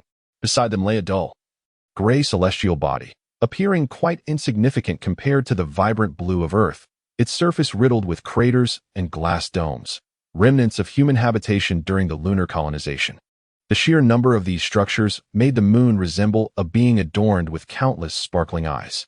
As they navigated along the map, Yuan Luo gradually decreased the ship's speed. As they approached their destination, enormous black ships began to materialize beside them, each stretching nearly several kilometers in length, some even exceeding 10 kilometers. They were numerous, standing upright in the profound void of space like slumbering whales, while countless unmanned vessels, akin to zeppelins, leisurely drifted by. resembling bees as they descended from the moon's surface to land upon the massive ships, where numerous machines scurried about, installing decks. "What are those?" Yuan Luo inquired. His curiosity piqued. "Helium. 3 fuel ships, delivering fuel to various planets throughout the solar system," Ta replied, her tone brimming with pride. "Have you never seen one? A single vessel can carry 50 million tons of helium. 3, sufficient for a planet's use over an entire year. Only 3 companies in the solar system can construct such colossal ships, and mine is one of them." "That's impressive," Yuan Luo responded sincerely. Lei Qichang questioned, "If one ship can carry so much, won't the moon eventually be hollowed out?" Ta shrugged, "That's not my concern. That's just the nature of fusion. However, I've heard that scientists on Earth are researching antimatter annihilation energy technology. If that technology matures, it could potentially replace fusion technology. At that point, we could venture even further into space. That would necessitate more synthetics," Yuan Luo remarked. "Indeed, indeed." Haraha. Ta playfully draped her arm around Yuan Luo's shoulder. "Did you know I recently acquired a portion of Eden's shares? Perhaps you should call me Daddy." Yuan Luo shook his head at the bald woman. Ta scoffed. "Once you're gone, I'll create thousands of you to pilot ships and call me Daddy." Lei Qichang interjected, "I won't allow such a thing to happen again." Ta crossed her arms. "We shall see." Beneath the black cargo ship lay a massive glass dome, and the vessel gently descended onto it. Under the dome was a dense industrial area, housing factories responsible for various functions, including smelting, processing, and assembly. Upon seeing the enormous gear logo of Esher Heavy Industries atop the factories, Yuan Luo was reminded of his childhood when he first boarded a spaceship departing from Eden Biotech, where he also witnessed similar factory productions. It seemed that every corner of the solar system bore a striking resemblance. As the glass dome opened, a fleet of unmanned ships equipped with decks gradually emerged, ascending toward the colossal vessel above. Seizing the opportunity, Yuan Luo flew down from the glass dome, landing in the factory area. As the cabin opened, the trio leaped out. The moon's gravity was even lower than that of Mars, allowing Yuan Luo to leap over a meter high with ease. While Yuan Luo was jumping, Ta and Lei Qichang conversed nearby. Lei Qichang instructed, "Get me a vehicle. I need to go to the moon's SSP branch, and also procure a pair of sunglasses to shield his eyes from view." Ta retorted, "Am I your servant? Why do you command me so?" Lei Qichang replied, "Don't complain. You have your factories on the moon, and if anything goes awry, it won't fare well for you either. Let us be responsible and cooperate with my actions. You wouldn't want the moon to become a second Mars space city, would you?" "That sounds rather ominous," Ta muttered, likely recalling the terrifying scenes of the Space City nuclear explosion. Soon, she procured a hovering vehicle and the sunglasses Yuan Luo needed. The vehicle was an unmanned, self-driving sightseeing car, eliminating the need for a driver. Yuan Luo relished the leisure of it all, donning the sunglasses and reclining in his seat, gazing up at Earth while contemplating when he might visit to see the seals. However, as the sightseeing car glided along the suspended tracks underground, the Earth above vanished from view. Yuan Luo glanced at the sides of the vehicle. The underground area was brimming with various dining halls and shops, where many engineers, clad in space suits, dined, their eyes unmistakably belonging to natural humans. It turned out that the living quarters on the moon were situated underground, shielded from cosmic radiation and extreme temperature fluctuations. Along the way, Yuan Luo encountered numerous electronic devices conducting inspections, but Ta efficiently dealt with each one. This was her factory, and naturally, no one could inspect her belongings. Before long, as the sightseeing car continued onward, they delved deeper underground, traversing numerous transparent, cylindrical tunnels resembling cables. Suddenly, the sightseeing car accelerated, swiftly reaching speeds exceeding 1,000 kilometers per hour, with the scenery whizzing by.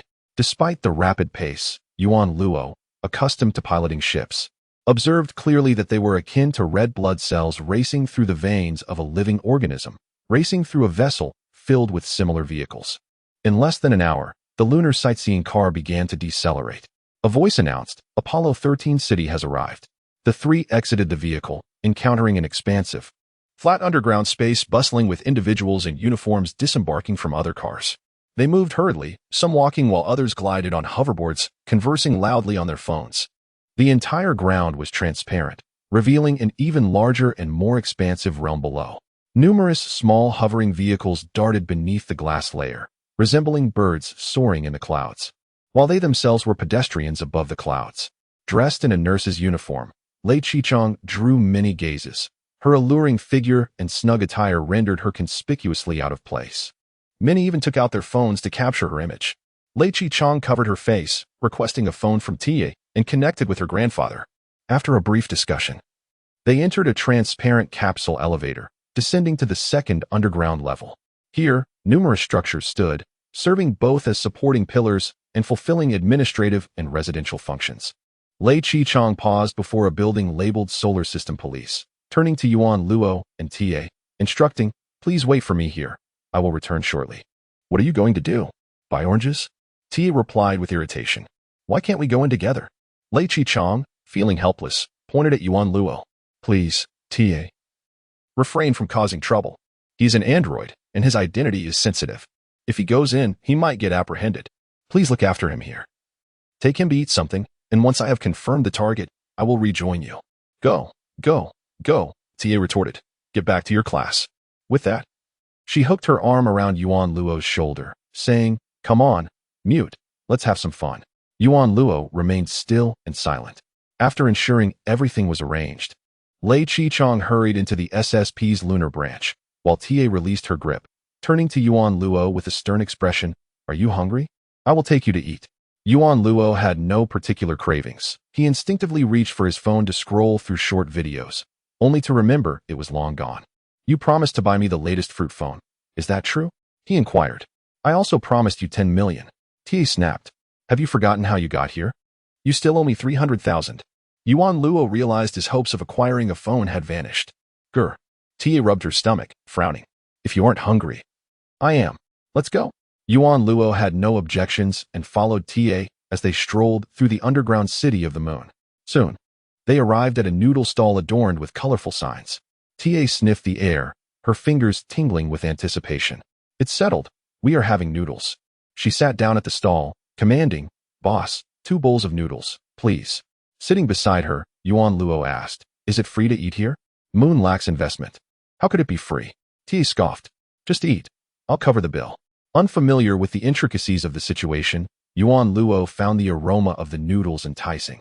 Far superior to the sushi Lei Qichang had previously treated him to in Mars Space City. Perhaps this street food resonated more with his usual fare. Once the boss served the noodles, he focused intently on his meal. Suddenly, a large crowd approached from the distance, dressed in bizarre garments adorned with circuit patterns. Their faces painted with metallic silver makeup, brandishing signs and chanting loudly. "Stability, stability, stability." Noticing the signs they held, which bore large red crosses over various colorful eyes and slogans such as "Eliminate androids" and "Protect the solar system environment, eliminate androids." Yuan Luo observed their fervor as they marched past the stall, the boss raising his hand in solidarity. Many others joined in support. Tia eagerly inquired, "What is this event? How long has it been going on? Why are they called the Machine Army? Why are they dressed like that?" The boss replied, "Haven't you seen the slogans? We plan to replace androids with artificial humans. Androids are too unstable. Every few hundred years, they cause havoc. Just this time, tens of thousands of natural humans died, resulting in trillions in damages. How can we endure this?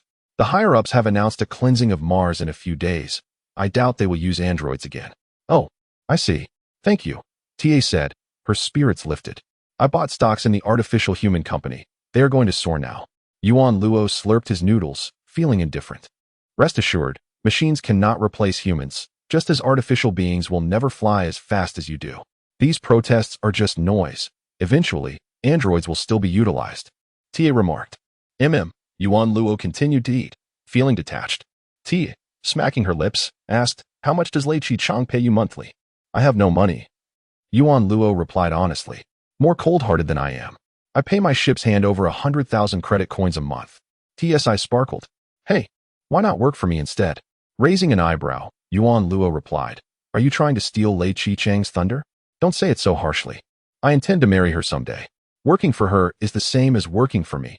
Tia chuckled. Yuan Luo felt disdain. Though his time with Lei Qichang was brief, he sensed her determination and strength of will. Such a woman would never settle into a conventional life of marriage.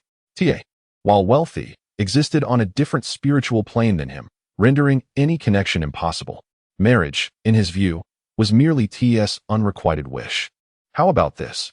I'll pay you a substantial sum each month. The minimum will be 100,000, TA tempted him. 100,000? Yuan Luo glanced at the glass ceiling, beyond which lay the ocean, a mere 38,000 kilometers away, the home of seals. Strangely, upon arriving at the moon, so close to Earth, his desire for money had significantly diminished. What need did he have for credit coins? He could not envision a life of indulgence. Acquiring property or luxury vehicles, none of that interested him. Let us discuss it later, Yuan Luo replied nonchalantly.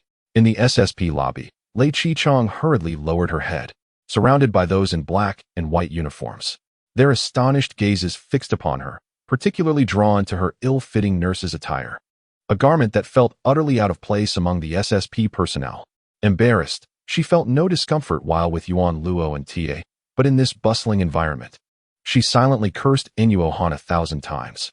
Were it not for that individual, she would not have donned such an outfit. Qichang, someone called from afar. Raising her head, she spotted an elderly man with gray hair and a mechanical cane, who stood in astonishment. Grandfather, Lei Qichang murmured, hurrying towards him.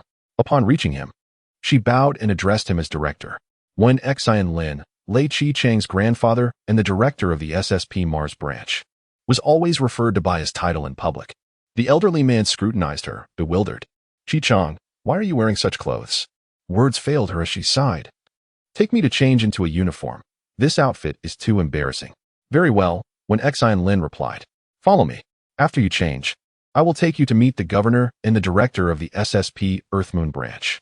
When Xinlin and Lei Qichang entered the interior of the hall, arriving at the SSP's equipment room, where an array of gear was displayed, including pulse guns, electric rifles, combat spacesuits, and individual flight equipment.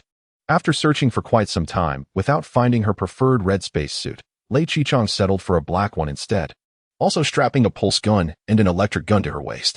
Once she donned the snug-fitting combat suit, she felt a sense of normalcy wash over her, exhaling deeply.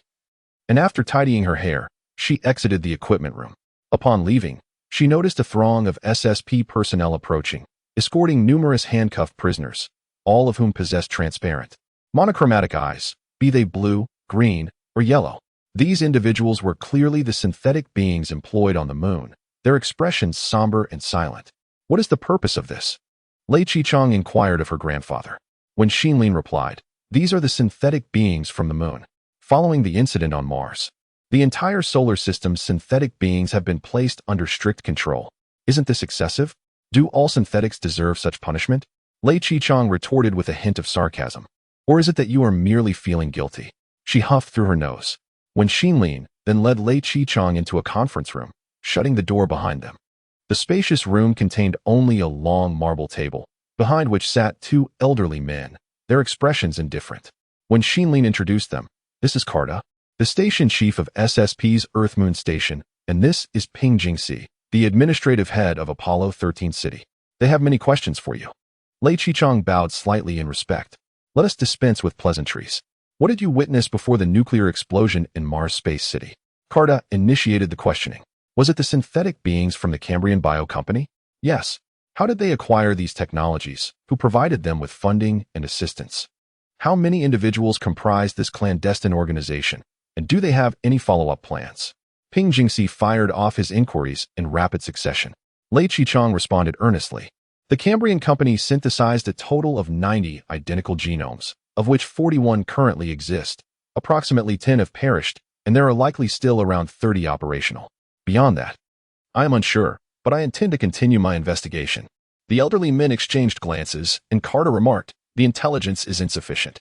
Lei Qichang added, the specific information should be related to that lunar chip. I need to understand its precise function, or it will be challenging to predict their next move. After a moment of silent exchange, the men nodded. Inside the conference room, Ping Jingxi activated a projector, revealing a vast structural map of the moon that rotated continuously before Lei Qichang. Pointing at the map, Ping Jingxi explained, this represents all structures established since humanity began developing the moon 1,000 years ago, encompassing the surface industrial area, helium, 3 collection zone, lunar habitation area, lunar nuclear power sector, and the hazardous materials containment area. Many of these regions are off-limits, particularly the helium, 3 collection zone, the lunar nuclear power sector, and the hazardous materials containment area. which are strictly prohibited for entry by anyone other than authorized personnel. However, last summer, a newly appointed lunar administrator was assassinated during their inauguration, and the high-security access chip prepared for them has gone missing. More alarmingly, that chip had not been matched with the deceased administrator, which implies that others could potentially match themselves with the chip and access these critical areas of the moon. Consequently, we have dispatched a heavy guard to these locations. The revelation of an assassination sent a shiver down Lei Qichang's spine. She had not heard of such an event, realizing how stringent Earth's information control truly was. The area we are particularly concerned about is the hazardous materials containment zone. I hope you will investigate it thoroughly, as your extended stay on Mars should have provided you with deeper insights into the behaviors of these synthetic beings. Understood, Lei Qichang saluted, then inquired, may I ask, what exactly is housed within the hazardous materials containment zone? The collective nuclear weapons manufactured on Earth throughout history. Carta, the Earth-Moon Station chief, answered. A chill ran down Lei Qichang's spine, her hair standing on end. Carta continued, 900 years ago, upon the advent of controllable nuclear fusion and the onset of interstellar civilization, several major powers decided to store all nuclear weapons produced over the centuries on the moon to quell Earth's conflicts and prevent catastrophic nuclear strikes. Ping Jingxi added. Given the recent Olympus City attack and the modus operandi of the synthetic beings at Mars Space City, we fear that they may attempt to infiltrate the nuclear arsenal and seize the millions of warheads stored there for a retaliatory strike against Earth. The likelihood of such a scenario is indeed high, Lei Qichang remarked. Where is the nuclear arsenal located? On the far side of the moon, in the center of the Sea of Storms, guarded by the 21st Military District. When Xinlin replied, I will head there immediately. I will also inspect the other two locations, Lei Qichang declared. However, I urge you not to rush into retaliation against Mars, as it is premature to conclusively identify the synthetics as the culprits. Are you suggesting that natural beings detonated the space city with nuclear weapons? Why not assert that George Bush orchestrated 9/11, Lei Qichang? Be mindful of your position. We are natural beings, Carta admonished sternly. Moreover, this matter does not fall under our jurisdiction. It is a decision for the Earth to make, Ping Jingxi stated coldly. Cough. Cough. Qichang, focus on your own responsibilities. Some matters cannot be rushed. When Xinlin coughed a couple of times, urging her, hurry, time is of the essence. Understood. Lei Qichang bowed slightly and exited the conference room. As she stepped outside, she struck the wall in frustration, her fists stinging from the impact. Despite her mental preparation, she realized she had underestimated the coldness of these individuals. Observing the captured synthetics in the hall, she understood that if she wished to compel the natural beings to cease their actions, she would have to rely on her own strength. Once outside the SSP building, she called Tia and learned they were eating, prompting her to head in their direction. Approaching the assembly point, she suddenly heard a chorus of voices. Stabilize. Stabilize.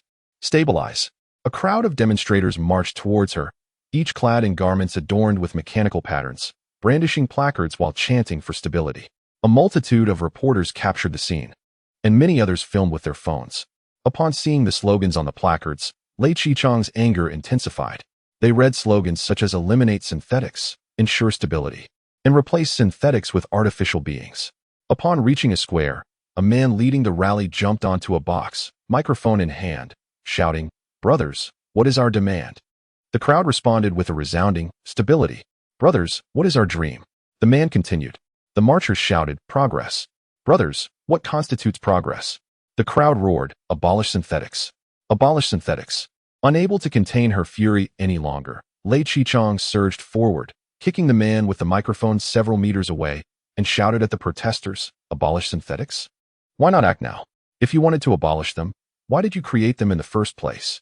The marching crowd was startled by the sudden appearance of a woman, who was soon surrounded by them, pushing and shoving as they exclaimed, How dare you hit someone?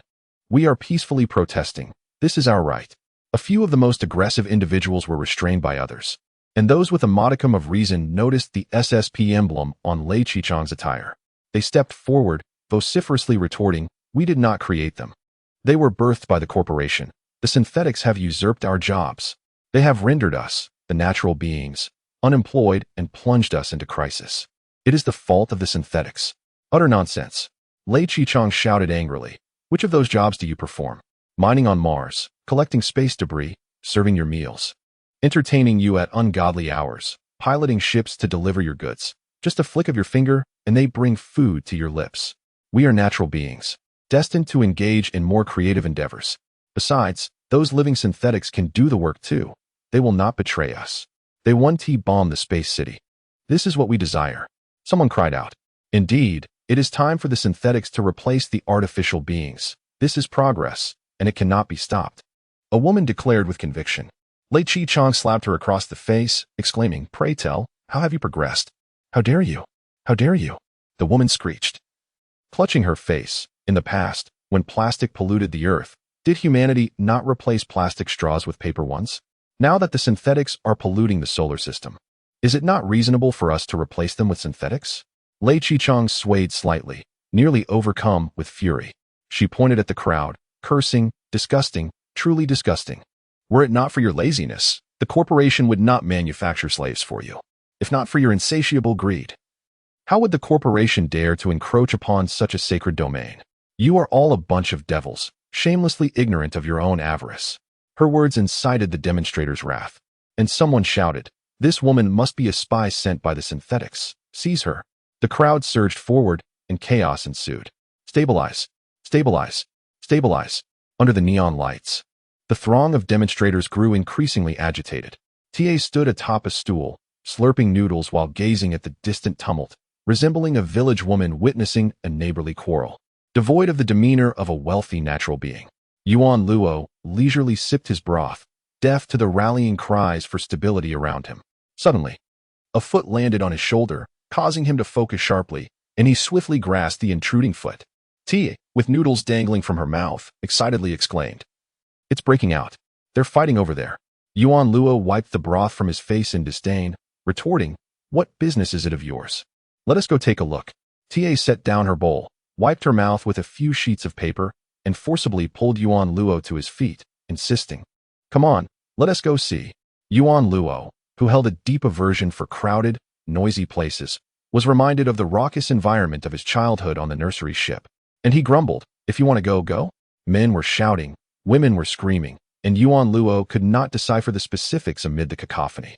Observing the bloodied individuals, a foreboding feeling crept over him. All these were natural beings. Those daring to assault natural beings must be natural themselves. Who would dare to attack those intent on eradicating the synthetics? TA, exhilarated by the commotion, stood on her toes to peer into the crowd, marveling. Suddenly, she spotted a flash of red hair, followed by a high kick that felled a man brandishing a sign, rendering him unconscious. A group of men then charged forward, fists raised, only to be struck by wild arcs of electricity, their bodies convulsing, hair standing on end, froth forming at their mouths. Tia's expression shifted drastically. She screamed and plunged into the crowd, pushing her way through while shouting, "Little fire person, what are you doing? Stop fighting, stop fighting." No one heeded her. The crowd surged forward, fists raised, fervently shouting. The individuals within the throng exhibited no fear, retaliating against every challenger. With sheer numbers, they resorted to using electric batons. Yuan Luo's complexion paled slightly, yet he remained motionless. TA, jostled and unable to halt the chaos, shouted in desperation, "Run. The synthetics are coming in ships to bomb the moon." This proclamation proved more effective than a bucket of cold water. The previously frenzied demonstrators began to retreat en masse, pushing and shoving, their faces stricken with fear. Some even dropped to the ground, cowering with their heads tucked between their arms, their posteriors raised high. Despite being mentally prepared, Yuan Luo could not help but feel a momentary daze at the scene before him. There stood Lei Chi-chong atop a mound of unconscious individuals. Clad in a black spacesuit that crackled with arcs of electricity, her crimson hair dispersed and floating in the air. Her arms and fists were smeared with blood, splattered across her face and chest, as she glared menacingly at the surrounding crowd, her sharp brows cutting through the tension like swords. It was as if a ferocious beast had taken residence within the form of a beautiful woman, a sight both bizarre and incredible. "What are you doing, little fire person?" TA cried out in exasperation. "You've injured so many people. The insurance company 1T be able to compensate for this." Yuan Luo instinctively stepped back, wishing to distance himself from her. Yet he had barely retreated 2 steps when the sound of urgent police sirens filled the air. In the sky, dozens of SSP hover cars sped toward the epicenter of the turmoil.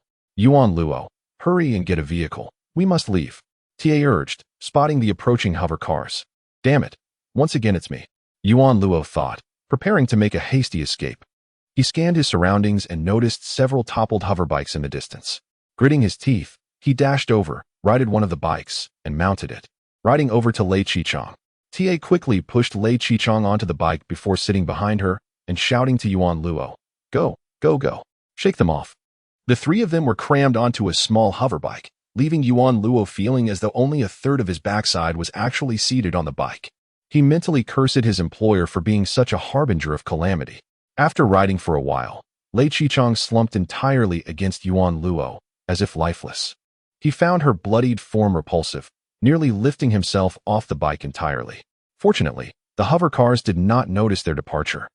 Their attention was wholly absorbed by the unfortunate souls lying on the ground. After navigating through the city for a time, Yuan Luo found a secluded area to let them off, feeling quite strained as he rode while maintaining a stable stance. Once he departed, Lei Qichong collapsed forward, her head landing on the bike's handlebars, her eyes devoid of any glimmer. Little fire person, are you all right?" Ta rushed to Lei Qichong, squatting down anxiously. Lei Qichong pushed her away, vacantly stepping off the bike. After stumbling a couple of steps, she suddenly clutched her mouth and retched into a corner. Once she finished, she slid down the wall and began to weep, her face covered. The sight caused Yuan Luo's lips to twitch. He could not fathom what affliction had befallen her, as she alternated between vomiting and weeping. "Little fire person, what is wrong with you?" Upon witnessing Lei Chong's tears, Tia's eyes immediately reddened. She knelt beside him, her voice choked with emotion. "If you're feeling down, I can take you to have something delicious. We're to the most entertaining places. Please don't be sad." Clearly, her words held little weight. Lei Chang covered his face with a bloodied palm, weeping uncontrollably. "At this juncture, do you still believe that natural beings are worth saving?" A voice, somewhat familiar, spoke from behind Yuan Luo. He turned abruptly to find a seemingly ordinary young man in sunglasses standing there, his hands tucked into the pockets of his loose, casual attire. A backpack slung over his shoulders. The newcomer was Owen, or perhaps yet another genetic clone identical to Owen. After greeting Yuan Luo, he approached Lei Chong as if an old friend, saying, "What form might humanity take after a millennium steeped in credit currency? Perhaps this very form, either refined self-interest or crude egoism. You have truly suffered, Lei Sir. Compared to them, you are the most classical of humans, yet in their eyes, you are the most alienated being in the solar system." Lei Chong ceased his sobbing, mustering the strength to stand upright. Drawing a pulse gun from his waist and pointing it at Owen, his complexion pale as he inquired, "How did you infiltrate the moon?" "Do not pose such questions, Lei Sir. You know full well they are inconsequential," Owen sighed. "I hold you in high regard, Lei Sir. If Noah's Ark could only accommodate one individual, that person would undoubtedly be you. Hence, I have come here to propose a collaboration." "What do you intend to do?" Lei Chong demanded, gun still raised. "To obliterate the Earth," Owen stated calmly. "What?" Ta interjected, stepping forward. "Which hospital did you escape from? Have you lost your mind?" Owen shrugged. "Every creature in nature, after nurturing its offspring, drives them away to grow independently in the wild. Humans alone are the exception, or rather, natural beings are the anomaly. Upon entering interstellar civilization, humanity should have bravely relinquished its ties to Earth and ventured into the cosmos. Yet natural beings cling to their maternal embrace, treasuring Earth's warmth. Even the slightest disturbance in the cosmos sends them trembling with fear. What distinguishes such humans from overgrown infants? Would you not agree, Miss Inahan? Without your family's protection, how long could you survive in the universe?" Furious, Ta retorted, "What did you call me?" "Inahan, a lovely name bestowed upon you by your family.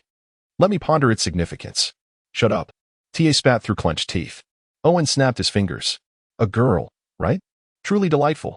Enraged, Ta lunged at Owen, only to be firmly restrained by Lei Chong, who heard her curse. "I earn enough in a month to purchase your entire company, you scum." "How pitiable," Owen remarked nonchalantly. Ignoring her, he addressed Lei Chong, saying, "I understand your intentions, Lei Sir. You wish for synthetic beings and natural beings to be treated as equals. Yet such aspirations are unrealistic. Natural beings exist on Earth, forever in an environment distinct from that of synthetic beings in a vacuum. How can such disparities nurture equality?" Lei Chong glared at Owen, who met his gaze until, gradually, Lei Chong lowered his weapon. "What do you propose, then?" "Quite simply, by borrowing your driver." A dull thud resounded. Owen was propelled nearly 10 meters forward, crashing into the wall beside Lei Chong, blood oozing from his forehead. Ta gasped in surprise, exclaiming, "I thought you were a match for him." Lei Chong stared blankly at Yuan Luo, who had somehow procured a trash bin and hurled it at Owen.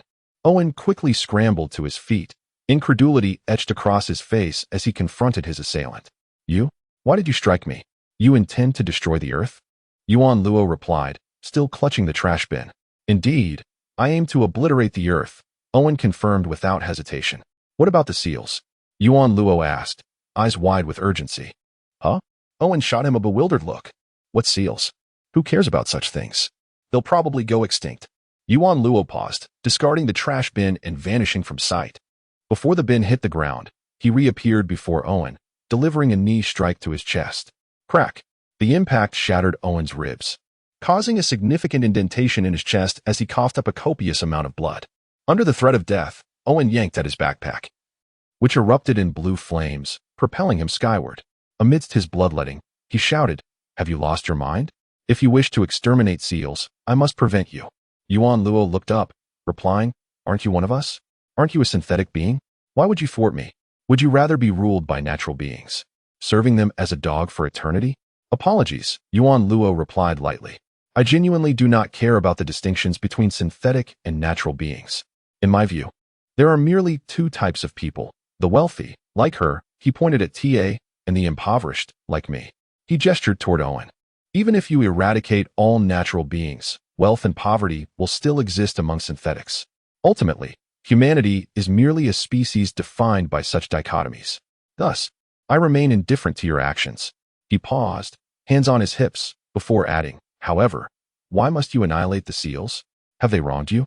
"Foolishness," Owen retorted, seething with anger as he floated in the air. "Are you truly so simple-minded? It is utterly incomprehensible. I once held high hopes for your flying skills, but now it seems you are hopelessly inept." Yuan Luo scratched his head, flummoxed by Owen's agility. Eyeing the lid lodged in the wall, Owen swallowed hard. Truly a brute with a simple mind. At that moment, Ta freed herself from Lei Chong's grasp and emerged, pointing an accusatory finger at Owen. "Where did you acquire such a personal flying device? That belongs only to the military. Who supports you from behind?" Owen smirked. "What do you think, young lady? Even within natural beings, there are no guarantees of unity." Ta removed her shoe and hurled it skyward, but Owen deftly evaded the projectile. "What is your plan?" Yuan Luo inquired. "How do you intend to destroy the Earth?" Owen wore a peculiar smile. "If you wish to know, come and witness it for yourself. I truly hope you get to see those foolish seals reduced to ashes." With that, the thrusters on his back propelled him higher and farther, until he vanished amidst the urban landscape. Unable to pursue him, Yuan Luo returned to Lei Chong's side, asking, "Can you locate his coordinates? I wish to eliminate them all." Lei Chong remained silent, her expression vacant since she had lowered her gun, her eyes dull and devoid of light. "Hey, are you listening?" Yuan Luo waved his hand before her. "It is time to move. There are no genetic dogs within the Earth-Moon range. Those only exist on Mars, I'm afraid." Lei Chong replied. Observing her lifeless expression, Yuan Luo felt a sense of unease. "Could it be that you have been swayed by that fellow's words? Contemplating the destruction of Earth?" Ta was taken aback by Yuan Luo's comment, playfully hitting him. "What nonsense are you thinking? That could never happen." Lei Chong shook his head, stating, "You're overthinking it, Yuan Luo. I'm just a bit weary. You must rally yourself," Yuan Luo exclaimed, shaking Lei Chang's shoulder. "Weren't you always full of energy?" "I apologize, but anyone can say that, except you." Lei Chong coldly removed Yuan Luo's hand from his shoulder. "Occasionally, I too wish to experience your way of thinking. I must admit, it is rather liberating." "Let it be. I shall find a place to rest." Upon seeing Lei Chang's intent to leave, Ta, barefoot, hurried after him. "Little fire. Where are you going? I can book you a hotel." Lei Chong brushed Ta aside, saying, "Please, let me be. Stop clinging to me." Ta, pushed away, stood there at a loss. Yuan Luo approached her and said, "Let us go. Help me find that fellow." "Huh?" Ta looked at Yuan Luo, who was brimming with energy. "Are you ordering me to do something? Don't you have numerous assets on Earth? Are you willing to watch them perish? If you don't mind." "It's of no concern to me, but if you do care, then we share a common goal," said Yuan Luo. "Goodness, what a character you are." Ta pointed at Lei Chong in the distance, then at Yuan Luo. "Have you two swapped bodies?" Noticing Ta was barefoot, Yuan Luo walked over and picked up her shoe, handing it to her. Come on, he said. Ta snatched the shoe and pointed it at Yuan Luo. Since you helped me deal with him, I'll reluctantly assist you this once.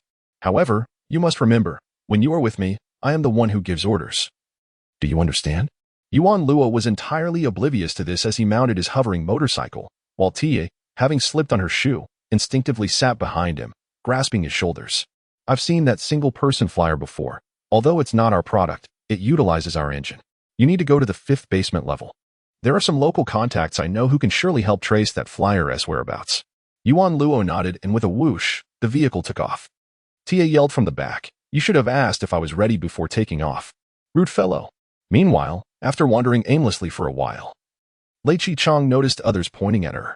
Many, captivated by her stunning yet bloodied appearance, approached her with concern. However, Lei Chi-chong found everyone bothersome at that moment, dismissing all who attempted to engage her. Upon arriving at a place named Moon Spring Palace, overwhelmed by the stares, she entered the lunar bathhouse. Inside, upon seeing her blood-stained visage, the attendants hurriedly offered her new shoes and a key. Throughout the bathhouse, numerous young men and women knelt in silence, their expressions serene. Lei Chi-chong inquired at the front desk, Are you still using synthetics here? She fixed her gaze on one of the kneeling youths, who, sensing her scrutiny, immediately smiled warmly. Miss, do you need assistance? You have a bit of blood on you. His smile was radiant, devoid of any fear. No, Lei Chi-chong replied curtly. The rejected youth remained undeterred, responding with a smile. I hope you are uninjured, and may the warm waters of Moon Spring Palace wash away your fatigue. After which, he resumed his stillness, akin to an NPC in a game. Lei Chi-chong noticed a small English tattoo on his smooth, pale neck that read B-Claim. Are your synthetics from B-Claim? She asked, frowning. Indeed, as soon as Mars encountered trouble, we withdrew all the synthetics from our shop and replaced them with replicants. The front desk attendant said cautiously. Lei Chi-chong said nothing further, stepping into the bathhouse, which was unusually quiet, perhaps because the natural patrons had gone to protest. After cleansing herself of the blood, she donned a bathrobe and settled on a tatami mat in the relaxation area. In a moment of clarity, she understood why Yuan Luo always appeared so unconcerned. Indeed, not caring about anything was exceptionally liberating. What connection do synthetics or natural beings have with her? Better to sleep. Out of sight, out of mind. She closed her eyes, yet she could still envision, under the dim light, a woman reading a story to a child by the bed. The protagonist of the tale was valiant, punishing wrongdoers with unwavering resolve. Mother, what can I do? What can I do? She sighed, slipping into a hazy slumber. Lei Chi-chong. Someone was calling her name. Lei Chi-chong, Lei Chi-chong. Someone nudged her shoulder. Startled from her reverie, she found a young girl in a bathrobe kneeling beside her, her sweet face adorned with a smile. How do you know my name? Lei Chi-chong asked, astonished. I have something to give you, the replicant replied with a smile. What is it? The girl gazed at her, her smile suddenly splitting into 4 parts, scattering across her face.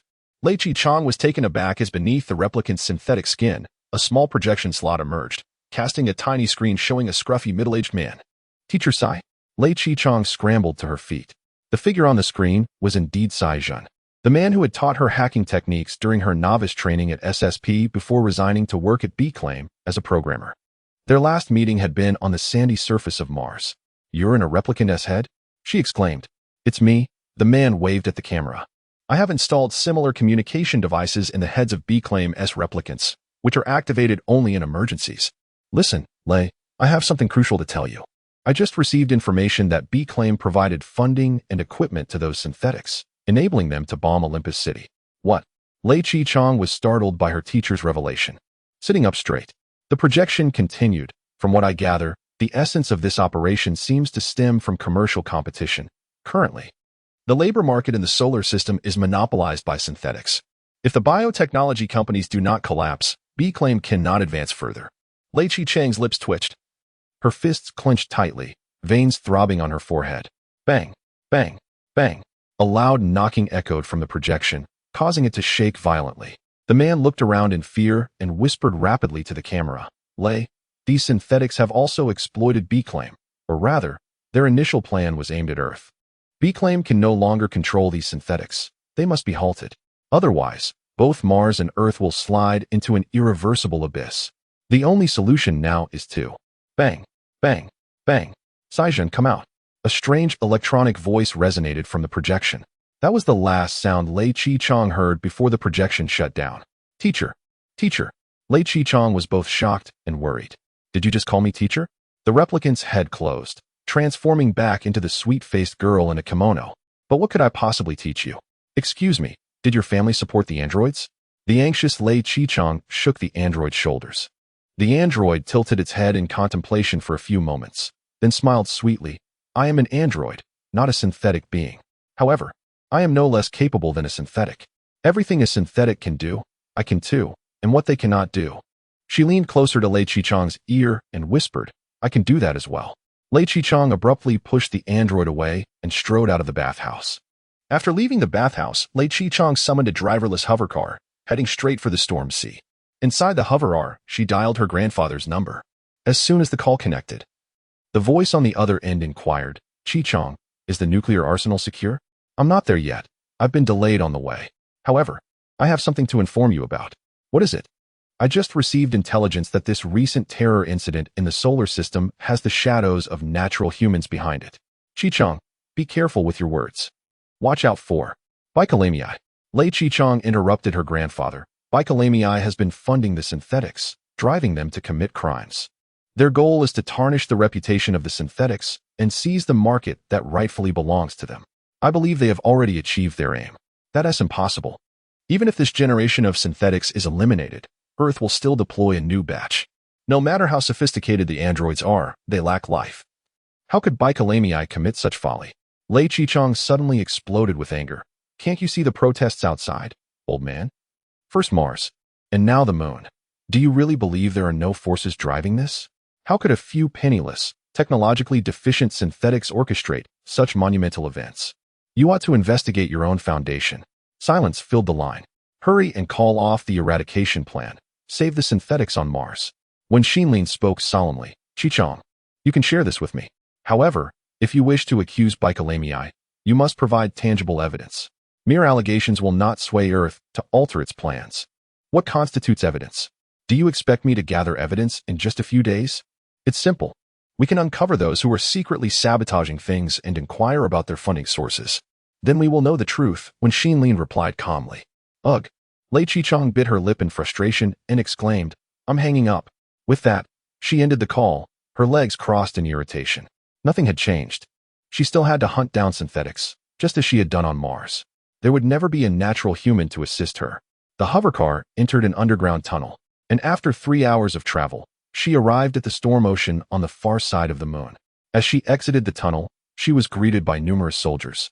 Well-equipped, wearing various enhancements, and armed with the most advanced pulse guns. They stood guard at the tunnel's mouth, seemingly waiting for something. Upon noticing Lei Chi-chong, they approached her eagerly. The leading soldier saluted with a cheerful expression, Officer Lei. Lei Chi-chong returned the salute and asked, And you are? Oh. We are members of the Space Force Reserve, the soldier explained. After the incident in Mars Space City, we have been stationed here at Storm Sea. Today, we received word that Officer Lei would be arriving, so we came early to coordinate with your actions. I see, Lei Chi-chong responded. Then let us hasten to the nuclear arsenal. Not so fast. The leading soldier rubbed his hands together. We have a request for you, Officer Lei. What is it?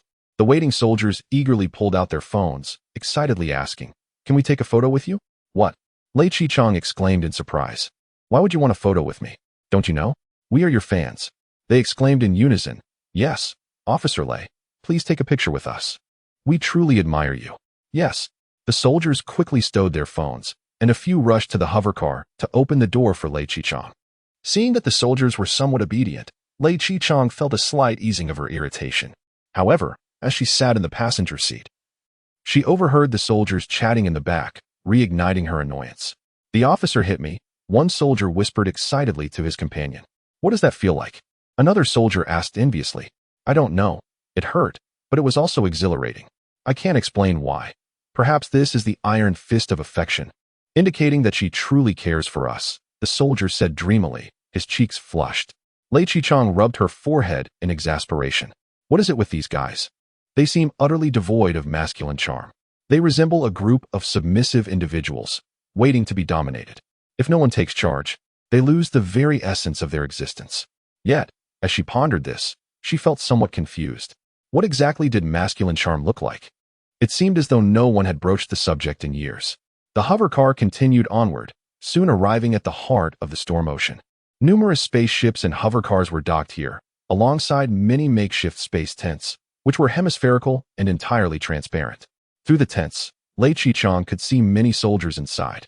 Some were seated cross-legged, engaged in conversation, while others were drinking from bottles surrounded by heaps of beer cans. A few female soldiers, clad in tank tops, were playing games with male counterparts. The driving soldier paused. Are they being lax? We're just performing our regular duties, he replied. Is this how you conduct yourselves during duty? Lei Chichang retorted sharply. Is this how you prepare for battle? Battle? With whom?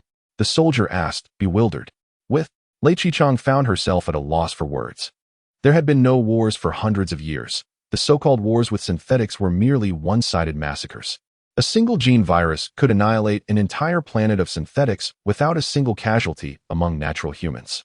Excluding those unilateral slaughters, the entire solar system had been at peace for a millennium. Is this what the inhabitants of the space city believe? Look at what eventually transpired. Do you have no sense of caution whatsoever? Lei Chichang admonished angrily. Oh, is that what you meant? The soldier chuckled. Officer Lei, you haven't witnessed the real state of the nuclear arsenal. If you did, you'd understand. The hover car came to a stop before a small hill, which housed a thick metallic door. The soldier retrieved an old-fashioned suitcase, inputting a complex series of codes. The iron door swung open, and the soldier said to Lei Chichang, Please follow us, Officer Lei.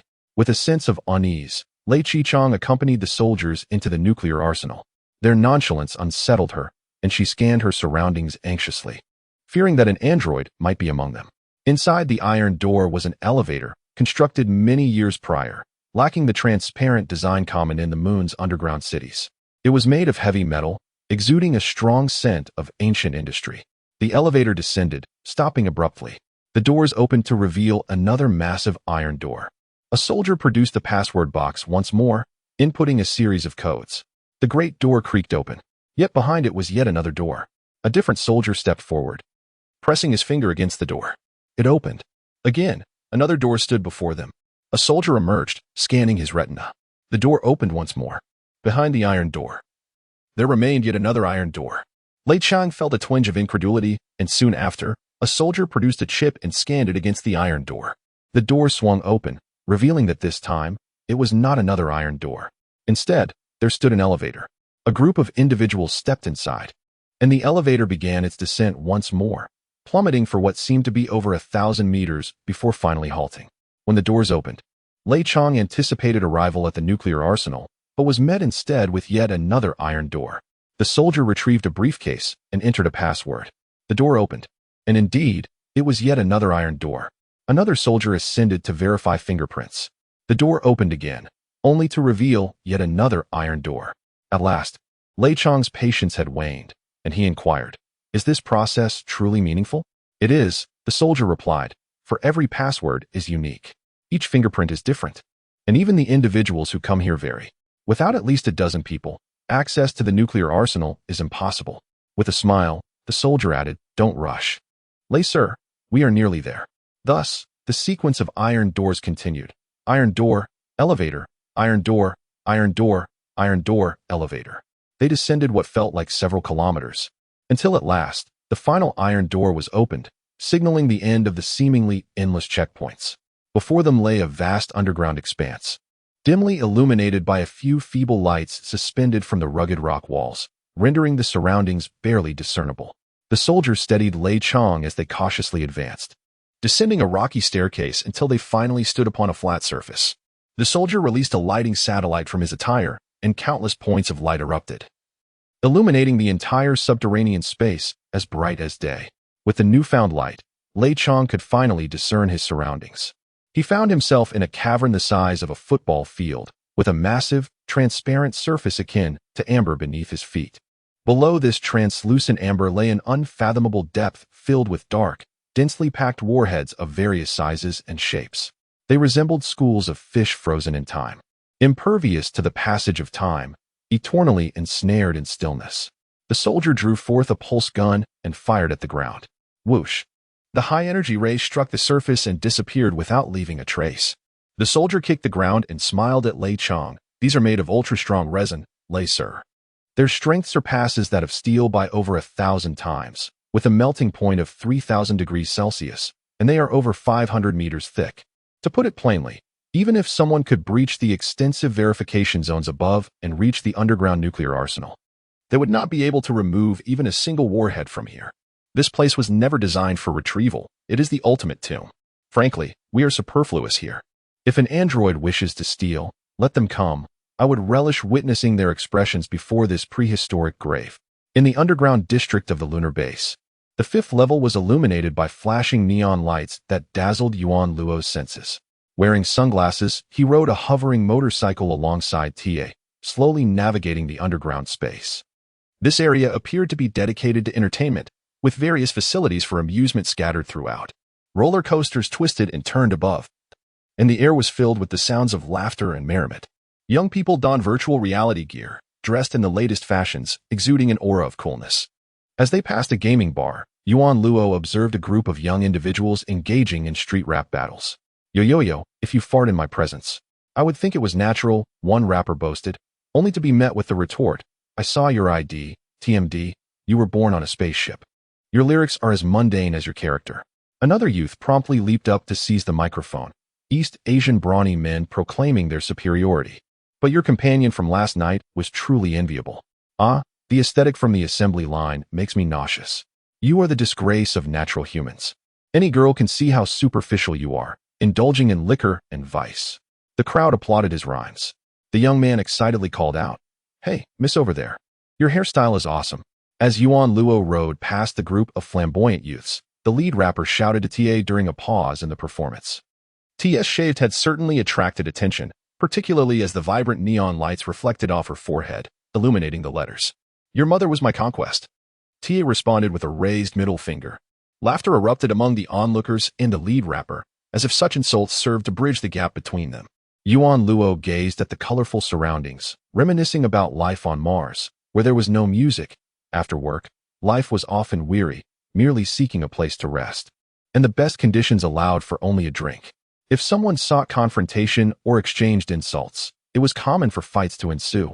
Unlike the camaraderie he witnessed here, something felt amiss, a subtle sensation tugging at Yuan Luo's mind, but he swiftly dismissed the thought. What did it matter to him? He was merely eager to see the seal. Everything else was of no concern to him. At the entrance of a disco, TA instructed Yuan Luo to halt the motorcycle. This is the place. I have a friend who is a black market dealer here. He can trace nearly any contraband item. But heed my warning, do not reveal your eyes. Or even the gods won't be able to save you, understood? Yuan Luo nodded affirmatively. The two sauntered into the disco, where the dance floor and corridors teemed with young people swaying to the music, the atmosphere vibrant and electrifying. Were it not for their pressing mission, Tia would have relished joining in the revelry. Many women on the dance floor were drawn to Yuan Luo's stoic profile, inadvertently gravitating towards him, but he remained expressionless. Following Tia closely, this irked Tia. She wished those girls would rub against her. Yet she had to admit that the Eden designer had indeed done a remarkable job in editing genes. If Yuan Luo were not an android, he might very well grace a catwalk as a model. Damn androids, Tia thought. They're all fake. They approached the bar where a bald black man, adorned with gold jewelry, was polishing glasses while chatting with two beautiful women nearby. Upon noticing Tia emerging from the crowd, he initially appeared startled, but then exclaimed, Yo. Isn't that Inohan? You've gone bald since we last met. Get lost, Murphy. Call me that again, and see what happens. The man raised his hands in mock surrender. Tia, long time no see. I heard you went to Mars to charm the ladies. I thought you had forgotten us old pals. Charm? The ladies are gone. No conscience whatsoever. Humph, women are all worthless.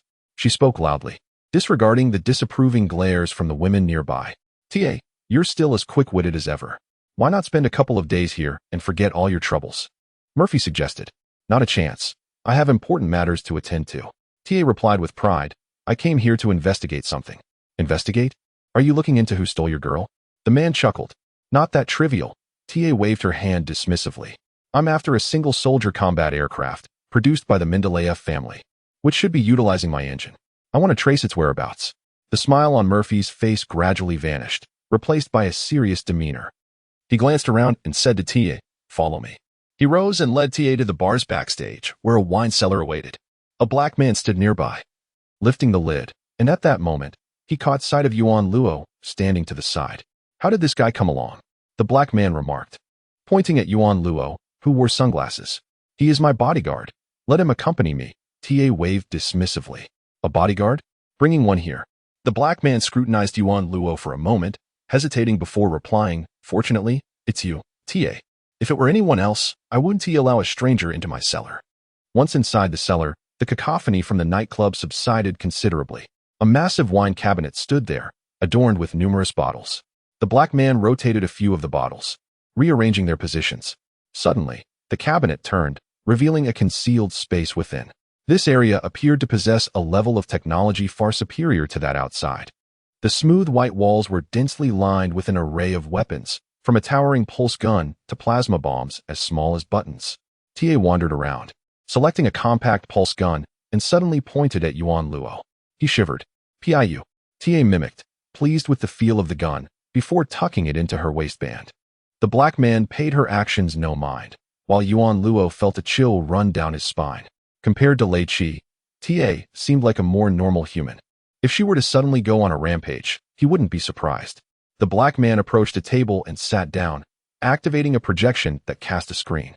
TA, familiar with the process, moved behind him, and the two began pointing at various items on the screen. An abundance of information scrolled past before finally halting. The black man exclaimed, 2 weeks ago, a purchasing agent from a large corporation bought hundreds of portable personal flying devices on the moon's black market. No one knows their purpose. The black market people were too scared to ask and even deleted the buyer's information. It looks like a major corporation's operation. What could they want with such things? A coup.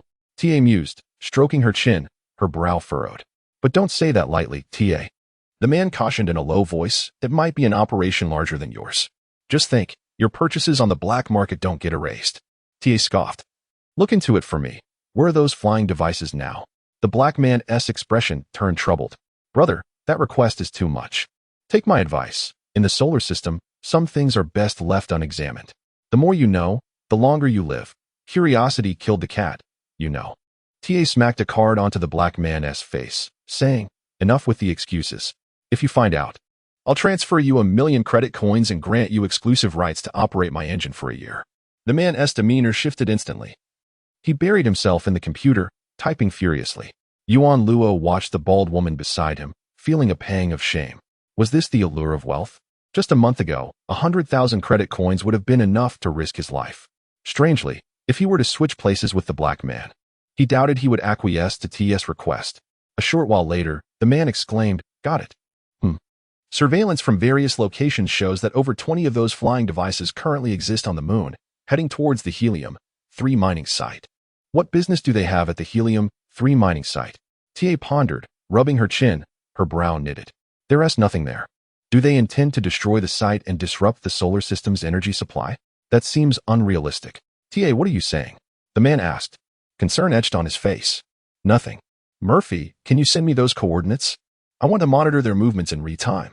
Sure, but TA, what exactly are you planning? Things have changed since the incident on Mars. Tensions are high on the moon as well. It's better to stay low-key. Do I need you to instruct me?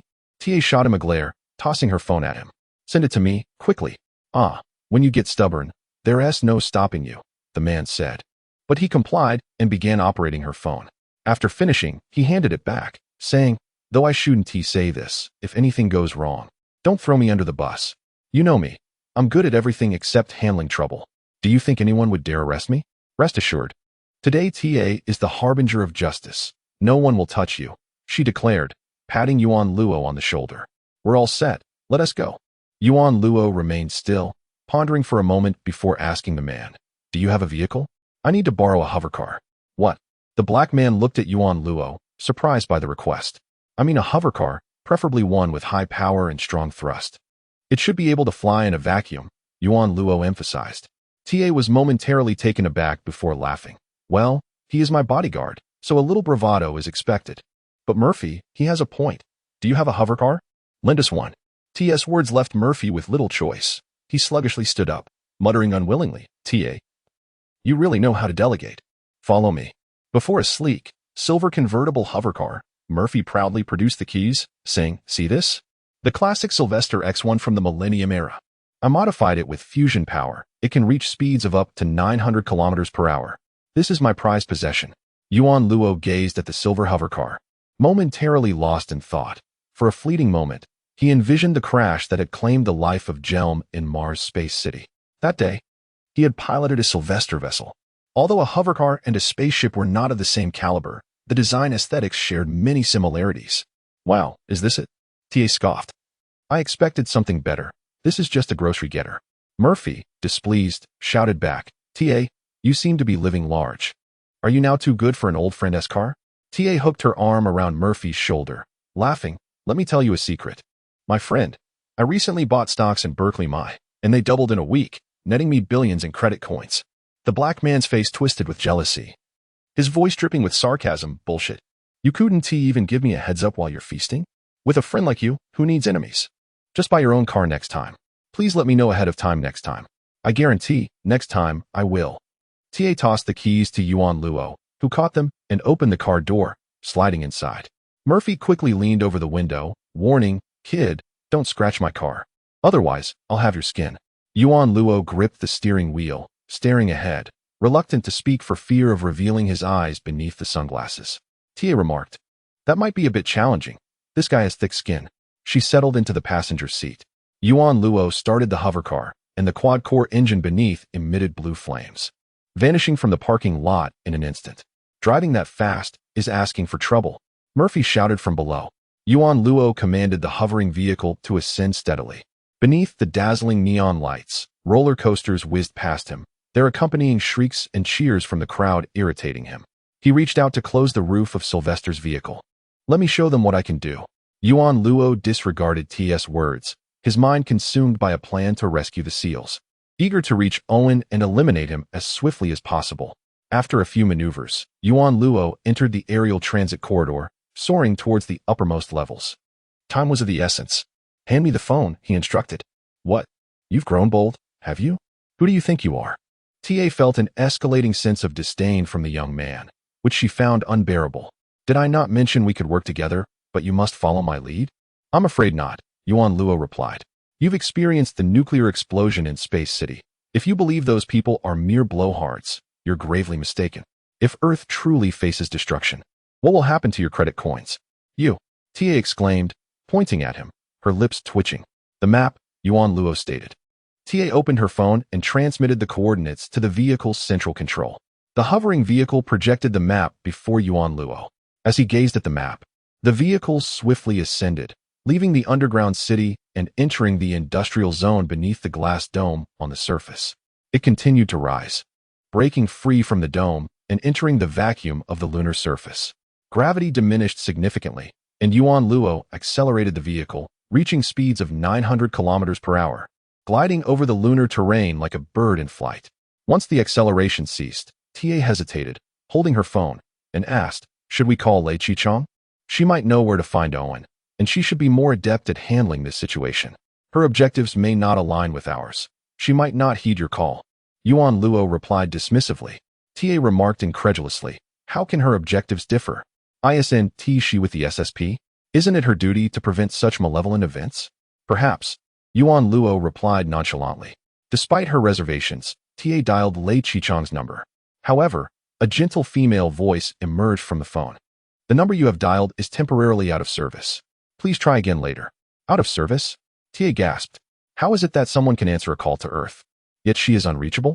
Where could she have gone? Who knows? Yuan Luo remarked as he soared through the sky. TA remained persistent, dialing several times. But each attempt was met with the same message. On the map, a cluster of red dots was not far from Yuan Luo. Within an hour, they would reach the area housing the individual combat device. This was the Helium-3 mining facility on the moon. Towering deep pits manifested on the gray lunar soil, alongside a dozen enormous cargo ships floating nearby, reminiscent of the spacecraft seen at Escher Heavy Industries, vessels already in operation. Countless industrial hover vehicles scuttled about like schools of fish, weaving through the factories and mining sites, some factories exuding thick smoke, appearing to be working overtime. A mere glance revealed the intense industrial atmosphere. Yuan Luo slowed the vehicle, gliding between the massive cargo ships. In stark contrast to the bustling underground city, This location was nearly devoid of human presence. Everything operated automatically, prompting Yuan Luo to recall the water plant on Mars, where the only inhabitant was a synthetic being. He checked the map. The individual combat device was 50 kilometers away. Did you acquire a weapon from there? Yuan Luo inquired of TA. Yes, I took one for self-defense, she replied. Once you locate him, eliminate him immediately, Yuan Luo commanded. Goodness, TA frowned. Who do you think I am? I am not a murderer. Yuan Luo said nothing more, even if TA hesitated to act. Based on prior experience, he would not allow Owen to escape again. The distance of several dozen kilometers vanished in an instant. And soon Yuan Luo's vehicle hovered above a ringed mountain range, likely a deserted mining site, with an unfathomably deep hole excavated below. However, Yuan Luo found it peculiar. This pit differed from those he had seen before. While the previous mining sites were riddled with signs of excavation, this one appeared remarkably smooth. The ground exhibited distinct processing marks, with dozens of strange, massive metal plates standing upright, encircling the pit. What purpose does this serve? Tia inquired curiously, peering out the window. Yuan Luo was uncertain of its function, but from above, he perceived that the arrangement resembled a blooming petal, akin to the engine exhaust at the rear of a spacecraft, albeit magnified many times. You've never seen this before? Yuan Luo asked. No, I've been to the moon nearly 100 times, and I've never encountered such a massive opening. If it existed, I would have known, Tia replied, puzzled. On the map, the coordinates of the individual combat device nearly overlapped with Yuan Luo's position. However, he could not spot Owen nearby. If he was absent from the plane, it suggested a vertical distance remained. Yuan Luo donned the hovering vehicle's helmet. Leaning back in his seat, he merged his consciousness with the vehicle, the radar signals transforming into his vision, expanding his perceptual range. Yet, whether he explored upwards or downwards, he found no trace of another person. Strangely, he felt his consciousness had penetrated the depths of the pit for several kilometers, yet he still had not encountered the bottom. For a mining pit, this depth was astonishing. The radar's limitations failed to reveal Owen's presence, and after a moment's contemplation, he directed the vehicle downward into the chasm. As they approached the opening, TA grew anxious, gazing at the dark abyss below. Perhaps we should call for help. This place seems ominously frightening. What if someone is lying in wait? Yuan Luo remained silent. Had he been an ordinary human like TA, he would have opted to summon assistance.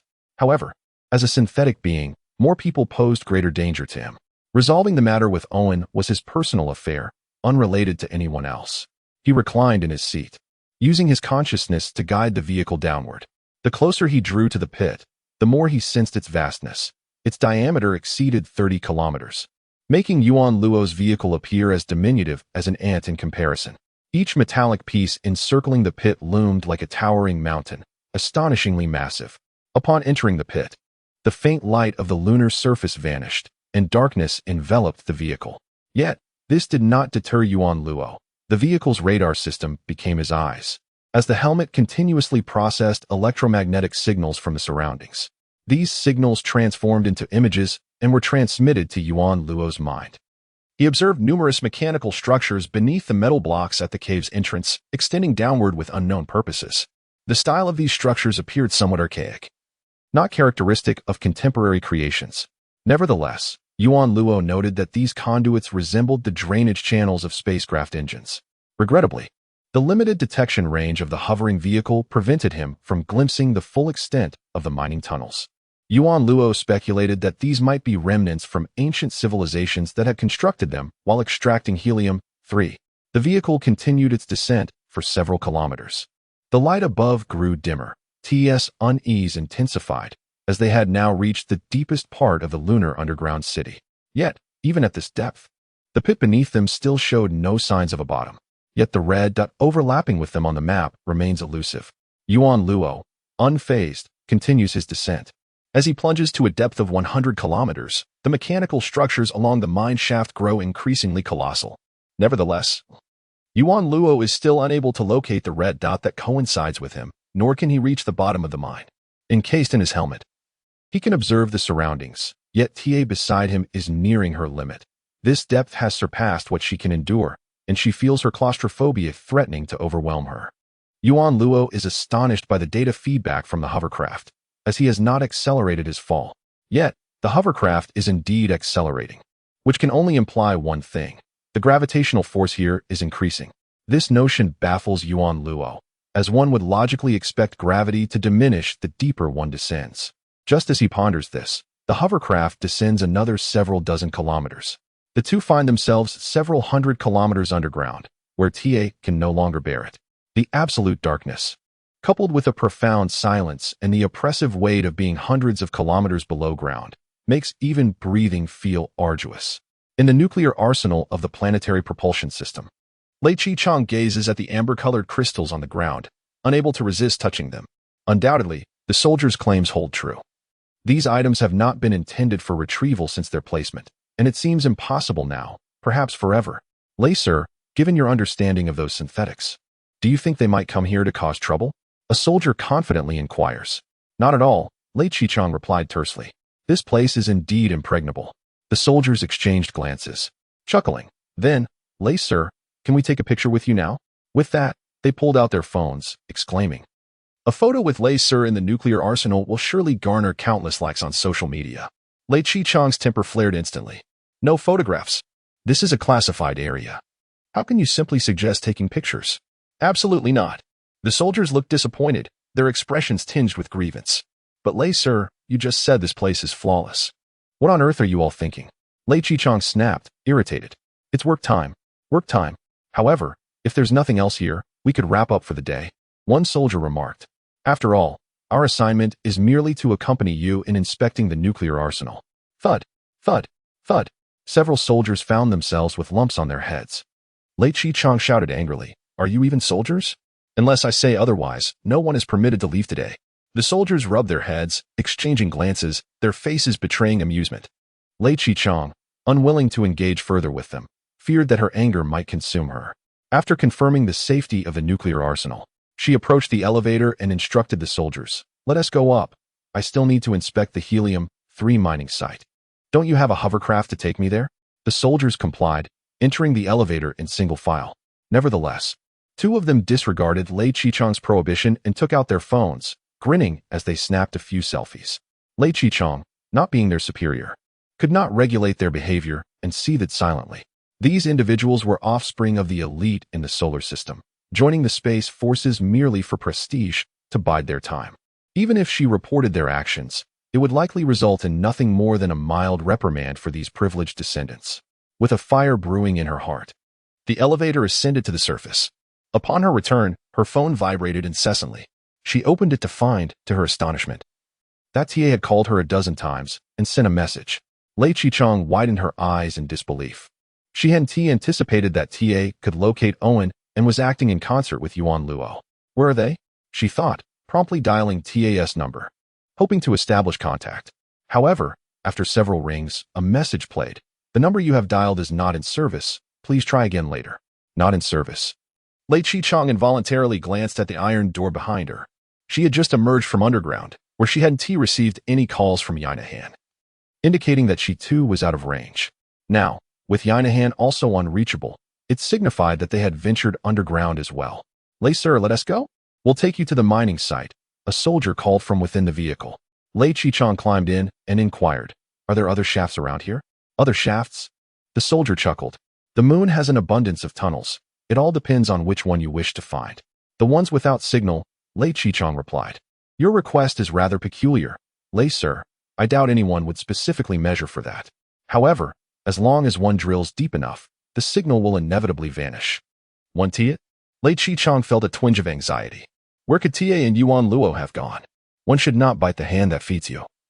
Lei Chi-Chong reminded herself, refraining from chastising them directly, choosing instead to silently endure their inquiries, responding with vague affirmatives. Finally, after an hour of prolonged travel, they arrived at a lunar mining site, where expansive mining fields and cargo ships were visible. After surveying the unattended, automated operation of the site, Lei Chi-Chong furrowed her brow, questioning, why is there no one guarding this place? If something were to go awry here, wouldn't that jeopardize the solar system's energy supply? The soldier reassured her. Lei Sir, you tend to overthink. The solar system has more than just the moon for helium-3. Moreover, the truly valuable resources have already been largely extracted by the major corporations, who are now developing elsewhere. Is that so? Lei Chi-Chong replied, skeptical. Indeed, a soldier nodded earnestly. My family is in the helium-3 business, lay sir. Nowadays, energy companies are focusing on the Jupiter region. The helium-3 there is practically inexhaustible. The mining around the moon has become trivial. Realizing her unfamiliarity with the energy sector, Lei Chichong asked, do you think the synthetics would come here to cause destruction? If those synthetics ventured to this location to wreak havoc, I'd say they'd be sorely mistaken. They know nothing of the solar system. The soldier chuckled. This place is in a vacuum and operates entirely autonomously. Unless they were to blow up the entire production line, it wouldn't impact the solar system at all. The soldier shrugged. Besides, the nuclear warheads are buried securely underground. What could they possibly use to detonate? They can't very well smash it with their bare hands. Can they? That is simply impractical. At this point, Lei Chichong found herself at a loss for a rebuttal. As the hovercraft glided through the sky, passing over a deep chasm, Lei Chichong suddenly spotted a circular opening on the ground that was in the process of being revealed. The entrance featured 9 enormous metallic petals slowly parting, each as towering as a mountain. Unlike the surrounding mining fields, this opening lacked any helium-3 extraction machinery or cargo vessels. What is this? Lei Chichong pointed at the circular opening and inquired. The soldier leaned forward for a better view, exclaiming in surprise, "Oh, isn't this the propulsion port for the Lunar Nuclear Power District? Why has it suddenly opened?" The propulsion port for the Lunar Nuclear Power District? I've never heard of it, Lei Chichong replied, perplexed.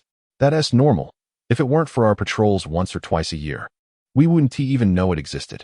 However, this place holds significant importance. The moon lacks an inner core like Earth and has a feeble magnetic field. Should it encounter high-energy cosmic rays, the inhabitants would suffer dire consequences. Thus, ancient people dedicated 2 centuries to excavating the lunar core, constructing an artificial magnetic field center to shield the entire moon from cosmic ray attacks. The soldier patiently elucidated this to her. Lei Chichong's heart skipped a beat. TS signal had vanished. Was she truly in this deep pit? Providing a magnetic field is one thing. But why create such a vast cavity and erect towering metallic structures at its edge? The soldier shrugged. This is merely a byproduct of that project. The moon drifts slightly away from Earth each year. Though the distance is minimal in the vastness of the cosmos, 100 million years is but a fleeting moment. Without intervention, in a few 100 million years, the moon might well be lost to us. However, since its completion, this facility has never been utilized, and the entrance has remained sealed for years, rendering it virtually unknown. As he spoke, the soldier scratched his head. It's quite strange. Why has the entrance suddenly opened? Do they want us to investigate? A chill ran down Lei Chichong's spine as she exclaimed, but what if it has been breached? What if it has been exploited? Wouldn't that mean the moon is on a collision course with Earth? Startled by her own words, she gasped, the moon crashing into Earth? The soldier erupted into laughter. Come now, Lei sir, your worries are rather endearing. Do you think the higher-ups haven't considered such scenarios? Many of our colleagues were dispatched there during the initial phase. But that area is a complete death zone. Extreme temperatures, intense pressure, and overwhelming gravity render it inhospitable to any form of life. Consequently, the higher-ups had us withdrawn. No one can survive? Lei Chichong asked skeptically. No one can survive, he affirmed. Yet Lei Chichong found little solace in the soldier's words.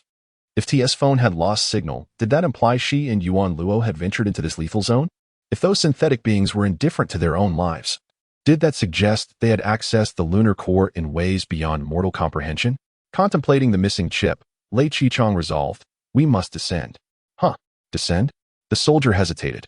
Lei sir, do you have any idea how high the temperatures are down there? Our bodies can't withstand it. Indeed, perhaps we could deploy a drone? One soldier suggested. Drones can see better than our own eyes, given the darkness of that place. As the soldiers debated, Lei Chichong could no longer contain herself. She drew her pulse gun, pressing it against the soldier's head, roaring, I said, descend. If you continue to waste my time, I'll pull the trigger. The soldier, caught off guard by the gun at his temple, stared blankly at Lei Chichong. It was as if a fierce beast had suddenly emerged from her, baring its sharp fangs. She glared at the soldier, forcing his head down onto the controls, seething, hesitation and cowardice. Do you think you are fit to be a soldier? I command you. Descend. Descend? Okay, I will descend. The soldier stammered. You descend, and I shall release you, Lei Chichong said coldly. The hover vehicle plunged directly toward the opening. In the dark underground, the descent of the hover vehicle halted. Yuan Luo felt a hard object pressing against his head. Even without looking, The vehicle's internal surveillance was relaying images to his mind. In the passenger seat, TA held a pulse gun to his temple, commanding, "Ascend, quickly." Yuan Luo remained still, contemplating his strategy. "Can't you hear me?" "I said ascend." T shouted, "Hurry up. This place is suffocating." The hover vehicle's engines ignited with blue flames, propelling it upward within the passage. TA exhaled in relief, though still holding her gun tightly. "Could you refrain from pointing that gun at me?" "I'm terrified," Yuan Luo whispered. "Terrified? And you think I'm not? With this descent, who knows what monstrosity we might encounter." "Ascend, and I promise to lower my weapon," TA replied. "Very well," Yuan Luo agreed. Suddenly, the hover vehicle surged to maximum speed, and under the immense acceleration, TA found herself overwhelmed by intense pressure, her arm unable to maintain its position as it dropped. The realization struck her. This person had disabled the vehicle's pressure protection system. "You little brat! What are you scheming?" TA yelled. A pulse of energy shot forth, and Yuan Luo felt a searing pain in his leg, which vanished almost instantaneously. Seizing the moment, he ripped off his helmet, unfastened his safety belt, and lunged at TA, pinning her down. "You wretched commoner, you've hurt me," TA screamed. Instinctively, she concealed the pulse gun behind her back. Yuan Luo pressed his weight against her, one hand gripping her shoulder, the other seizing her wrist. Their bodies entangled in an intimate struggle. TA trembled, panic evident in her voice. "What are you doing?" Yuan Luo gazed into the eyes of the bald woman beneath him, sensing a flicker of fear masked by defiance. "How much do you know about flight?" he inquired. TA's expression shifted, a torrent of emotions flooding her. But those feelings gradually morphed into resentment as she sneered. "I know far more than you. You're merely a spacefarer. I've participated in the research and design of spacecraft engines since childhood. If you ask me how much I know about flight, I fear you wouldn't comprehend my answer. So why embarrass yourself?" "Destination," Yuan Luo stated. "Flight requires a destination. Otherwise, it is merely movement. What nonsense are you spouting?" "Let me go?" TA thrashed violently, discomfort by his assertive demeanor. "I've flown in space for years, always with a singular purpose. It is this goal that enables me to fly faster than anyone else." "Let me go?" TA roared. With a stoic expression, Yuan Luo silenced her with his hand, continuing. "Because of that goal, regardless of the speed of the spacecraft, regardless of where in the universe we venture, be it through dense asteroid fields, deep subterranean depths, human cities, or nuclear infernos, it matters not, for I am ever closer to my objective." "Wah!" TA struggled futilely. "I will not allow the extinction of seals, even if it means killing you," Yuan Luo declared as he climbed atop TA, one hand grasping her mouth, the other tightening around her neck.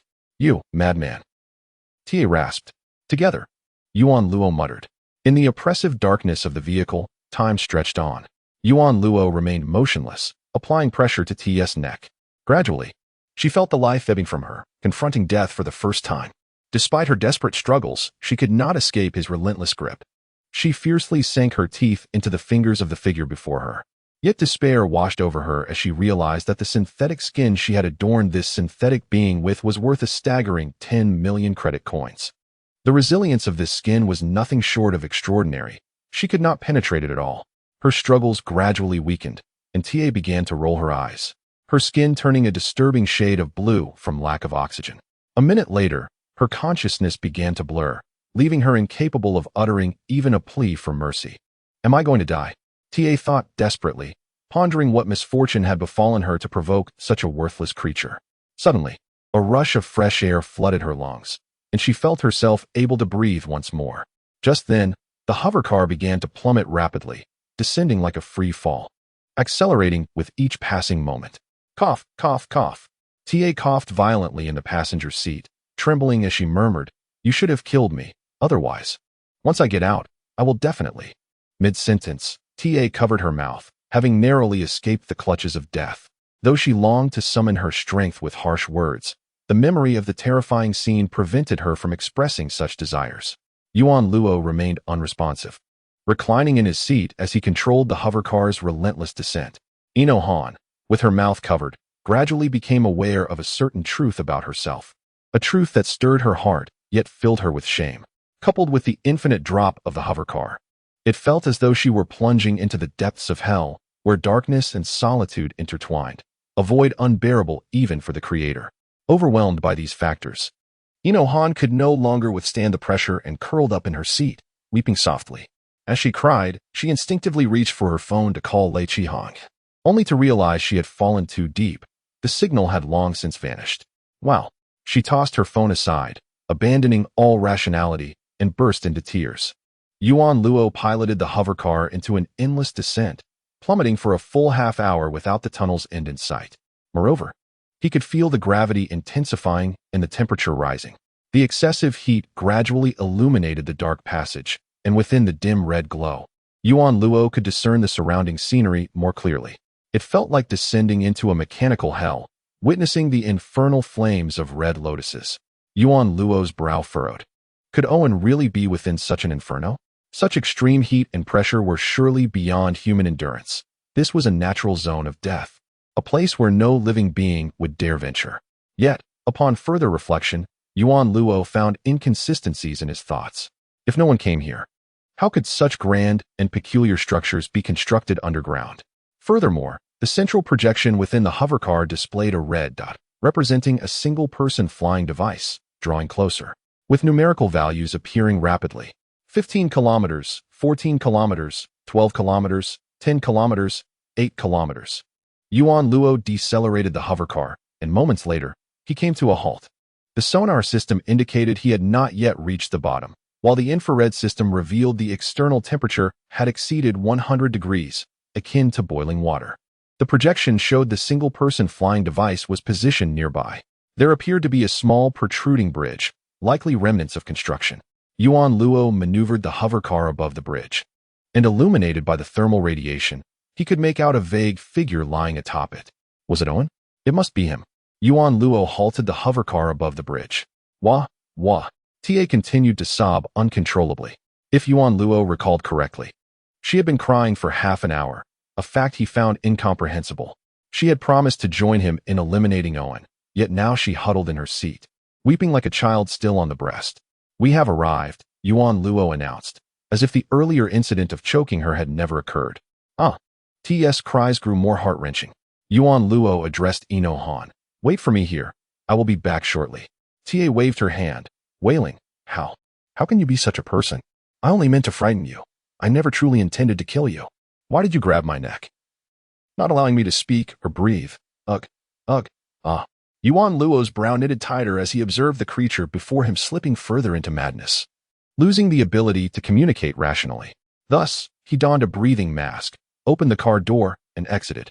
The searing red heat from the abyss licked at his skin. Yet to him, it felt akin to warm water. He did not perceive it as hot. The red light distorted his form as he approached the figure.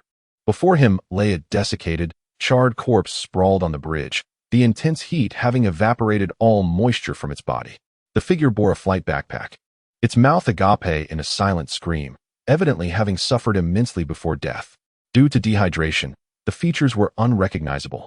Yet Yuan Luo could identify the individual by the scars on his skin. A significant dent marred his chest, a mark of the beating he had endured. Owen was dead.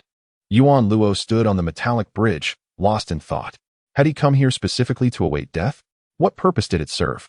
It seemed utterly meaningless. Yet clearly, this was not the only one. Many more beings with identical genes remained alive. At that moment, he noticed Owen's finger pointing in a particular direction. Following the gesture, amidst the distorted red light, he spotted a small concealed door on the metallic wall. After traversing approximately 50 meters, Yuan Luo arrived at the door. What was Owen indicating with his dying finger? He pressed his hand against the doorknob and pulled gently. It did not budge. Suddenly, an old-fashioned fluorescent display screen illuminated on the door, accompanied by an infrared spotlight. As the infrared beam swept over Yuan Luo's body, words flashed across the screen. Access denied. The denial of access reminded Yuan Luo of the night he escaped from the Mars SSP, facing a hovercar that had also denied him entry. He glanced back at the corpse, contemplating for a moment before hoisting it up and carrying it to the concealed door. Yuan Luo grasped the lifeless hand, maneuvering it to grasp the doorknob, and pulled gently. A click echoed as the bridge trembled slightly. The screen displayed a message. Identifying identity. Identification complete. Magnetic fluid has ceased operation. High-temperature protection is being lifted. Welcome to the lunar power zone. The vibrations beneath his feet ceased, and Yuan Luo felt his body lighten, lifting him into the air. The radiant light from the abyss extinguished, and the red thermal radiation gradually faded, the surrounding temperature decreasing at a visible rate. After approximately 10 minutes, the red glow vanished entirely, leaving the space shrouded in darkness and cold. The concealed door creaked open, a rush of cool air greeting him, revealing an ethereal blue light within. The blue glow illuminated a handrail and stairs extending downward into an unknown and ancient domain. Yuan Luo discarded Owen's body, facing the entrance with an impassive expression. He understood now why this unfortunate soul had met his demise here. He was likely a hapless messenger sent to open the door. Yet tragically, he had succumbed to the heat before reaching his destination. On the other side, within the floating vehicle, Inahan sat alone in the cabin. After the crimson flames of the underground inferno extinguished, the enveloping darkness magnified her fears to their utmost limits.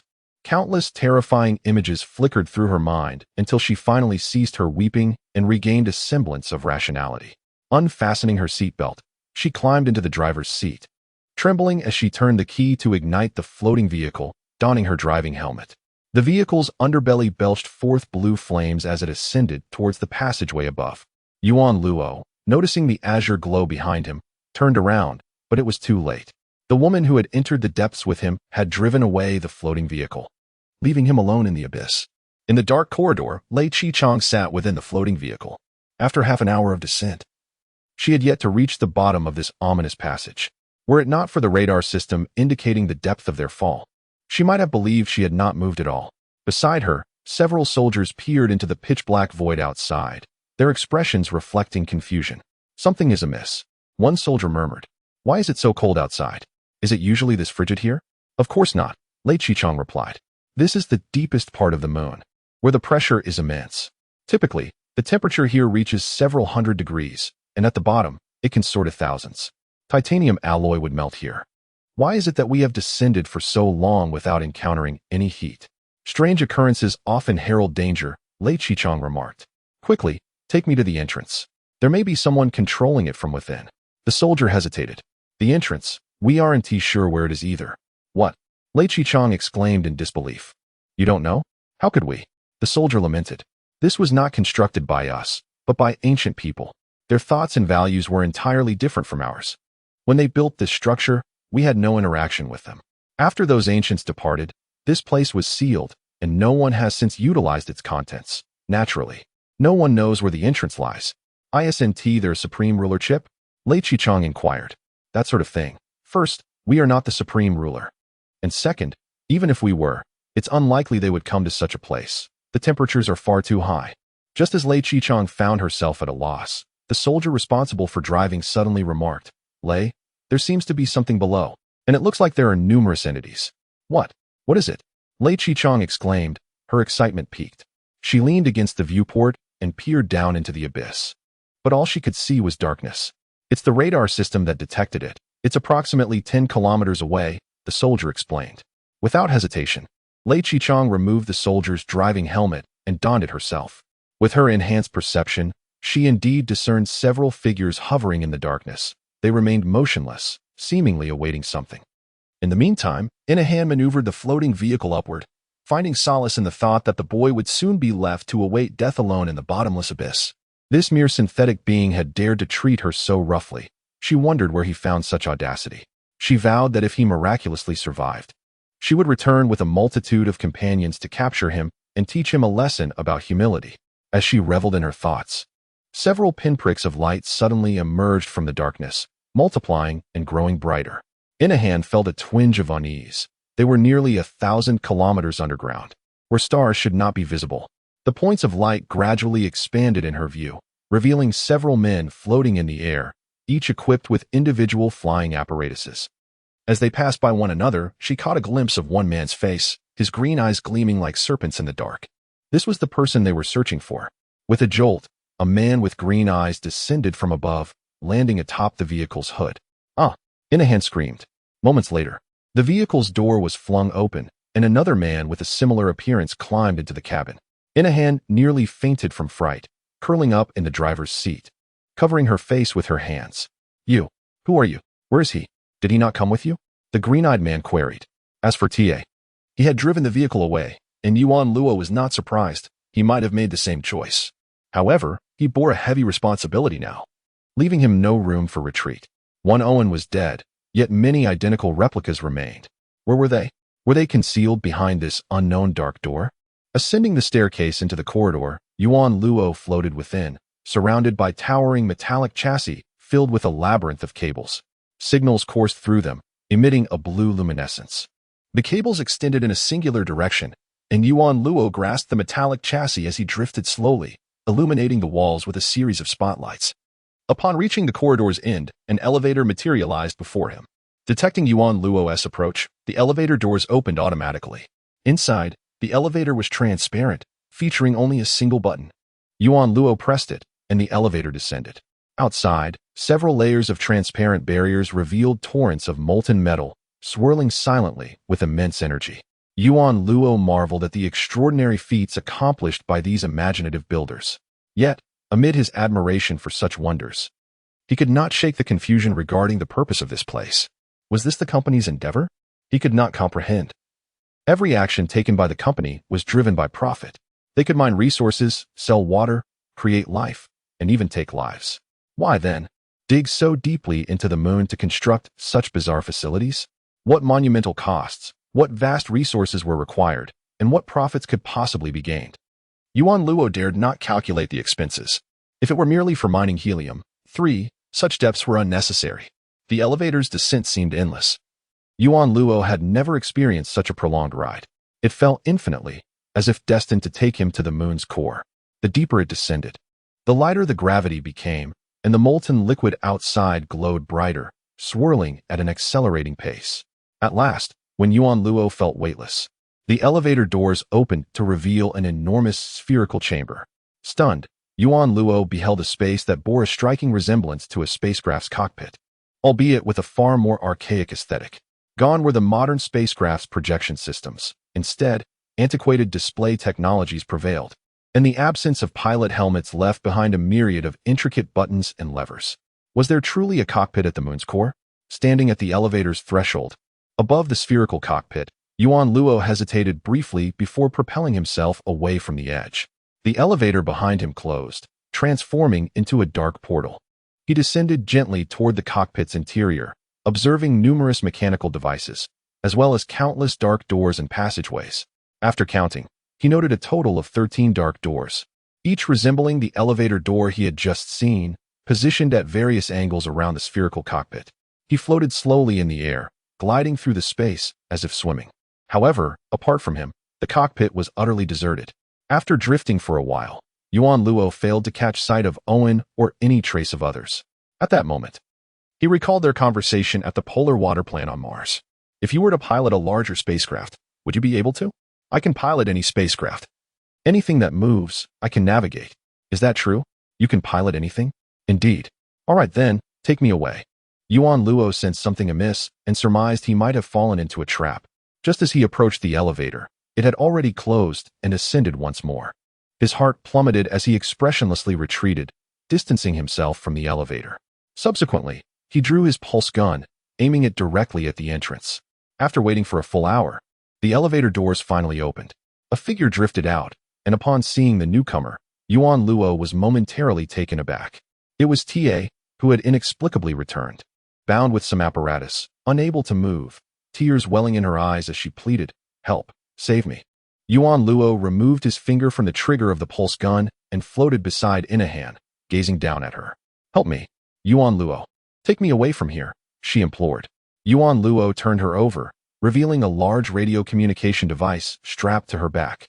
Through its screen, he could see Owen's striking green eyes. "I underestimated you," Yuan Luo remarked. "You went through great lengths to lure me here. What is your intention?" Owen's voice emanated from the device. "This is the lunar cockpit, Yuan Luo, one of the proudest creations of ancient civilizations. As a pilot, wouldn't you want to showcase your skills in this place? You mean this place can be piloted?" "Indeed, the core of the moon has been hollowed out over millennia, making it essentially a massive spacecraft. You want me to pilot the moon?" "Precisely. Few can pilot spacecraft, Yuan Luo. Even fewer are truly skilled. Jelm was one such individual. He was supposed to occupy this cockpit and execute our plan. However, regrettably, you caused his demise. Utilizing a manual I-Series H1, your skill surpasses, and being a synthetic, there is nothing more to discuss. You shall take on his responsibilities, as we have all agreed. What do you want me to do? Pilot the moon and charge towards Earth. Yuan Luo tilted his head. You don't expect me to acquiesce to your request, do you? Even I find this plan utterly ludicrous. Why do you refuse me? You clearly do not care for those natural beings. Their demise would bear no consequence for you. Once this endeavor is realized, we synthetics shall reign supreme in the solar system, and you and I will ascend to the upper echelons of synthetic hierarchy, achieving unprecedented heights. Humph. Yuan Luo scoffed. I have a fair understanding of my capabilities, Owen. I can only fly. Outside the cockpit, I am nothing. Much like you, once this plan is executed, you too will become insignificant. Thus, it is best we abandon this fantasy. You promised to work for me. Have you forgotten? Owen reminded him. You even accepted a watch from me. I apologize, but working for you requires a purpose. If you aim to obliterate my goals, then I have no choice but to eliminate you. Yuan Luo stated calmly. Is it merely because of the seal? Yes, because of the seal, Yuan Luo confirmed. You obstruct me because of the seal. Indeed, I impede you for the seal, Yuan Luo reiterated. Then we can preserve the seal's genes, once the plan is executed. We can synthesize the seal back into existence. Thus, you can be with the seal again. Yuan Luo paused, then burst into laughter. After laughing, he coldly remarked, do you truly believe I would allow the seal to live a life akin to mine? Come on, Owen, descend and fight me. Either I will kill you, or you will kill me. After a moment of silence, the voice from the communication device responded, as you wish. Boom. The communication device exploded, releasing a thick cloud of smoke. Yuan Luo was momentarily stunned. Then his expression shifted drastically as he covered his mouth and nose, swiftly retreating against the wall. However, a terrifying occurrence transpired. As he covered his mouth and nose, the pores on his skin inexplicably opened, facilitating his breathing. What the hell? Realizing his skin was autonomously breathing, Yuan Luo cursed profusely. 50, the driver, half an hour earlier. Lei Chong wore a helmet, observing several indistinct figures below. Descend. Quickly pursue them. Lei Chong shouted to the soldiers. Without requiring further prompting, the soldiers accelerated the hovercraft's descent. Yes, the soldiers, unaware of her intentions, merely reduced the speed of the hovercraft. Following the silhouettes for about 50 kilometers, those figures came to a halt. Lei Chong gestured for the soldiers to slow down, saying, proceed cautiously, be wary of ambush. The soldiers complied, carefully descending. After another 10 minutes, the hovercraft arrived at an inconspicuous suspension bridge shrouded in darkness. Lei Chong instructed, stop here. The soldiers remained uncertain of her plans but obediently halted the hovercraft on the bridge. Lei Chang removed her helmet, donned a respirator, and swiftly exited the hovercraft, racing towards the place where the figures had vanished. The bridge was unremarkable, devoid of any objects, and the group she had been tracking was nowhere to be seen. At the very front of the bridge, a small protruding hand grip revealed the entrance to a concealed door. She grasped the handle and pulled outward, causing a row of red text to flash on the screen. Access denied. Lei Chong was not surprised. She slowly pressed her palm against the wall, feeling a faint tremor and warmth emanating from it. This place is alive, Lei Chong thought. Where are Yuan Luo and Inahan now? Have they already entered? What? The soldiers exclaimed in shock. Lieutenant, what are you saying? Are you planning to stay here alone? Lei Chong nodded. I have matters to attend to. I must remain here. You go outside and notify the SSP Lunar Center, informing them that something significant is about to transpire, so they must prepare for evacuation if necessary. The soldiers were reluctant, stating, Lieutenant, even if you say so, leaving a woman alone over 1,000 kilometers underground is hardly humane, especially for someone like you.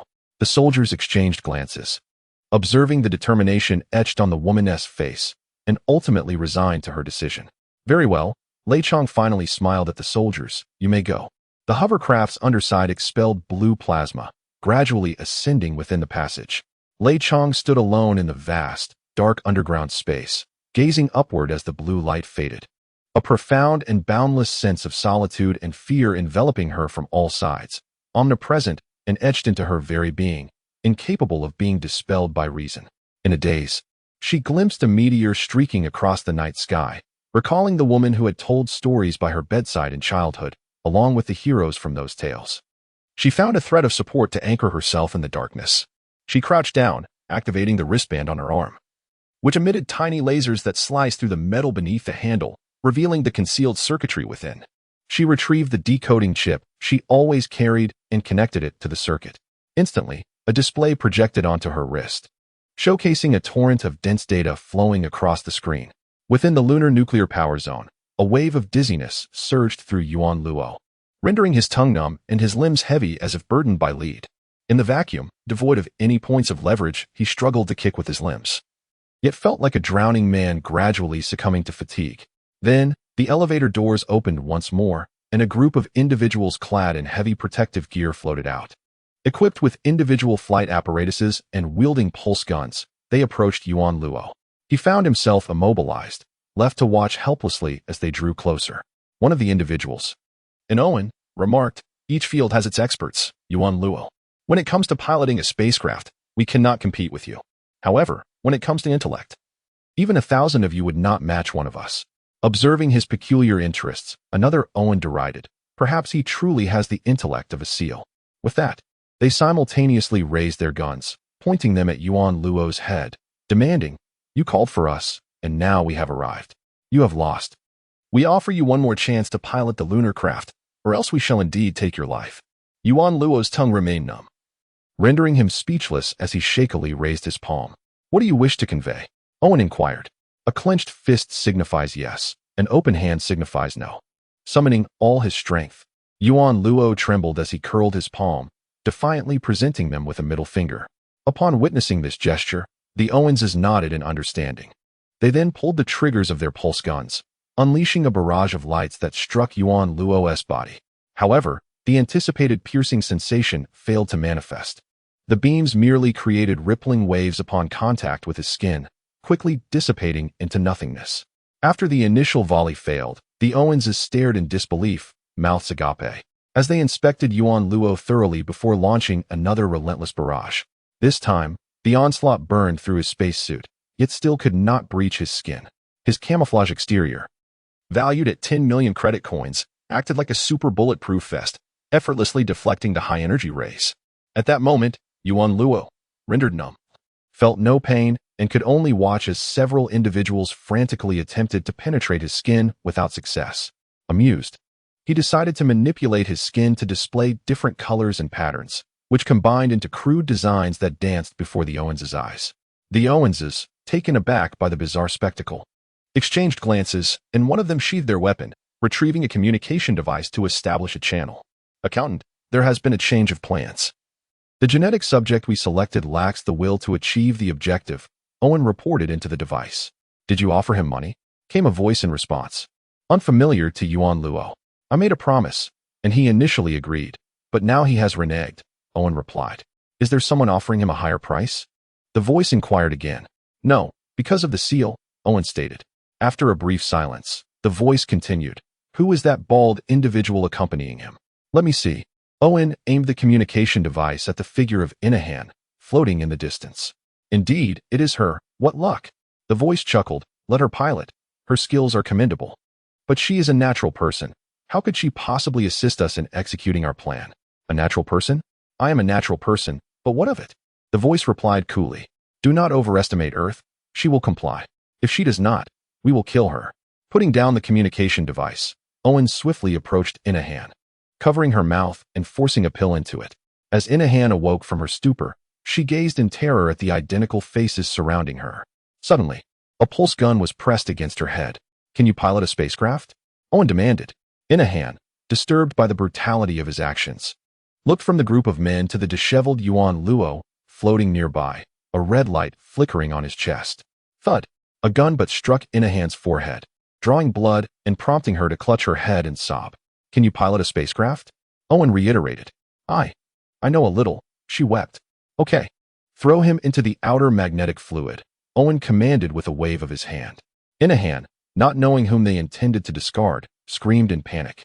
But the group merely dragged Yuan Luo towards the elevator. "Hey, what are you doing?" Inahan grasped Owen, her voice frantic. "You can't take him away."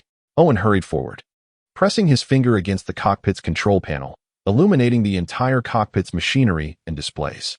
A torrent of information flashed by, and a character appeared on the console. "Welcome. Owen unceremoniously pushed Inahan into the cockpit's main seat, instructing, "You claim to know how to pilot. Do so. What are you doing? What kind of spacecraft is this? Am I not underground? How can there be a spacecraft underground?" Inahan was still struggling to comprehend her situation. Owen, growing impatient, snapped, "Enough with the nonsense. Pilot it." With no other option, Inahan glanced at the control panel, took a moment to assess, and pressed one of the red buttons. Suddenly, the screen before her lit up with data, charts, and structural diagrams. Current lunar orbit, normal. Current lunar speed, normal. Current lunar altitude, normal. Activating the lunar thrusters will yield unknown consequences. Please confirm if you wish to alter the lunar orbit. Gazing at the lunar thrusters displayed on the screen, the distance between Earth and the Moon, and the 13 thruster ports on the lunar schematic, Inahan's forehead broke into a sweat. There are engines inside the Moon.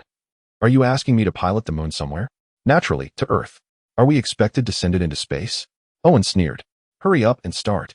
No, I refuse. Inahan cried. Do you want me to become a historical villain? A villain? No, no, no. Only in the eyes of natural persons are you a villain. But if all natural persons perish, no one will consider you a villain.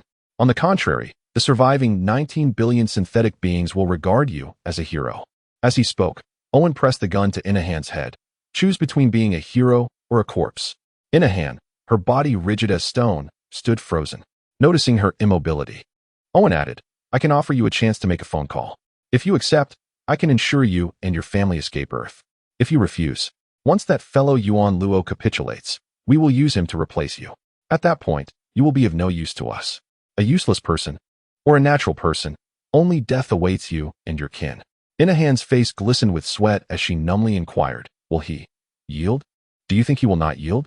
If not for that skin of his, do you believe he could remain so defiant? A classic case of overconfidence. Owen whispered like a demon. Consider those synthetic beings serving you. What formidable challenge do they pose? Reflect on yourself. Without credit coins, what are you but a mere trifle? Why must it be me? Inahan trembled, tears streaming down her face, exclaiming, why must I bear this burden? It is far too complex. Owen replied, come on. I am offering you the chance to become a hero and save your family. How can you still hesitate? A buzzing sound filled her ears as the pulse gun charged. Wow. Inahan wailed uncontrollably.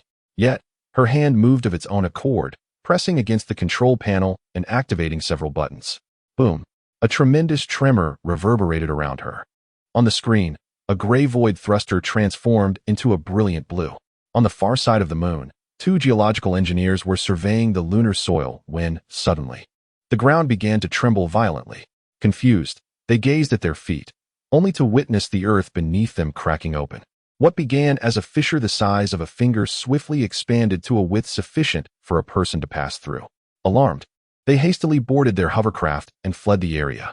Moments later, the ground erupted with a massive chasm, from which 9 metallic peaks slowly emerged, while fine lunar dust cascaded from above. In the moon's low gravity, it formed a colossal cloud of smoke. Staring at the enormous metallic formation emerging from the mist, the engineers gasped in disbelief. What is this? How can mountains rise from the ground?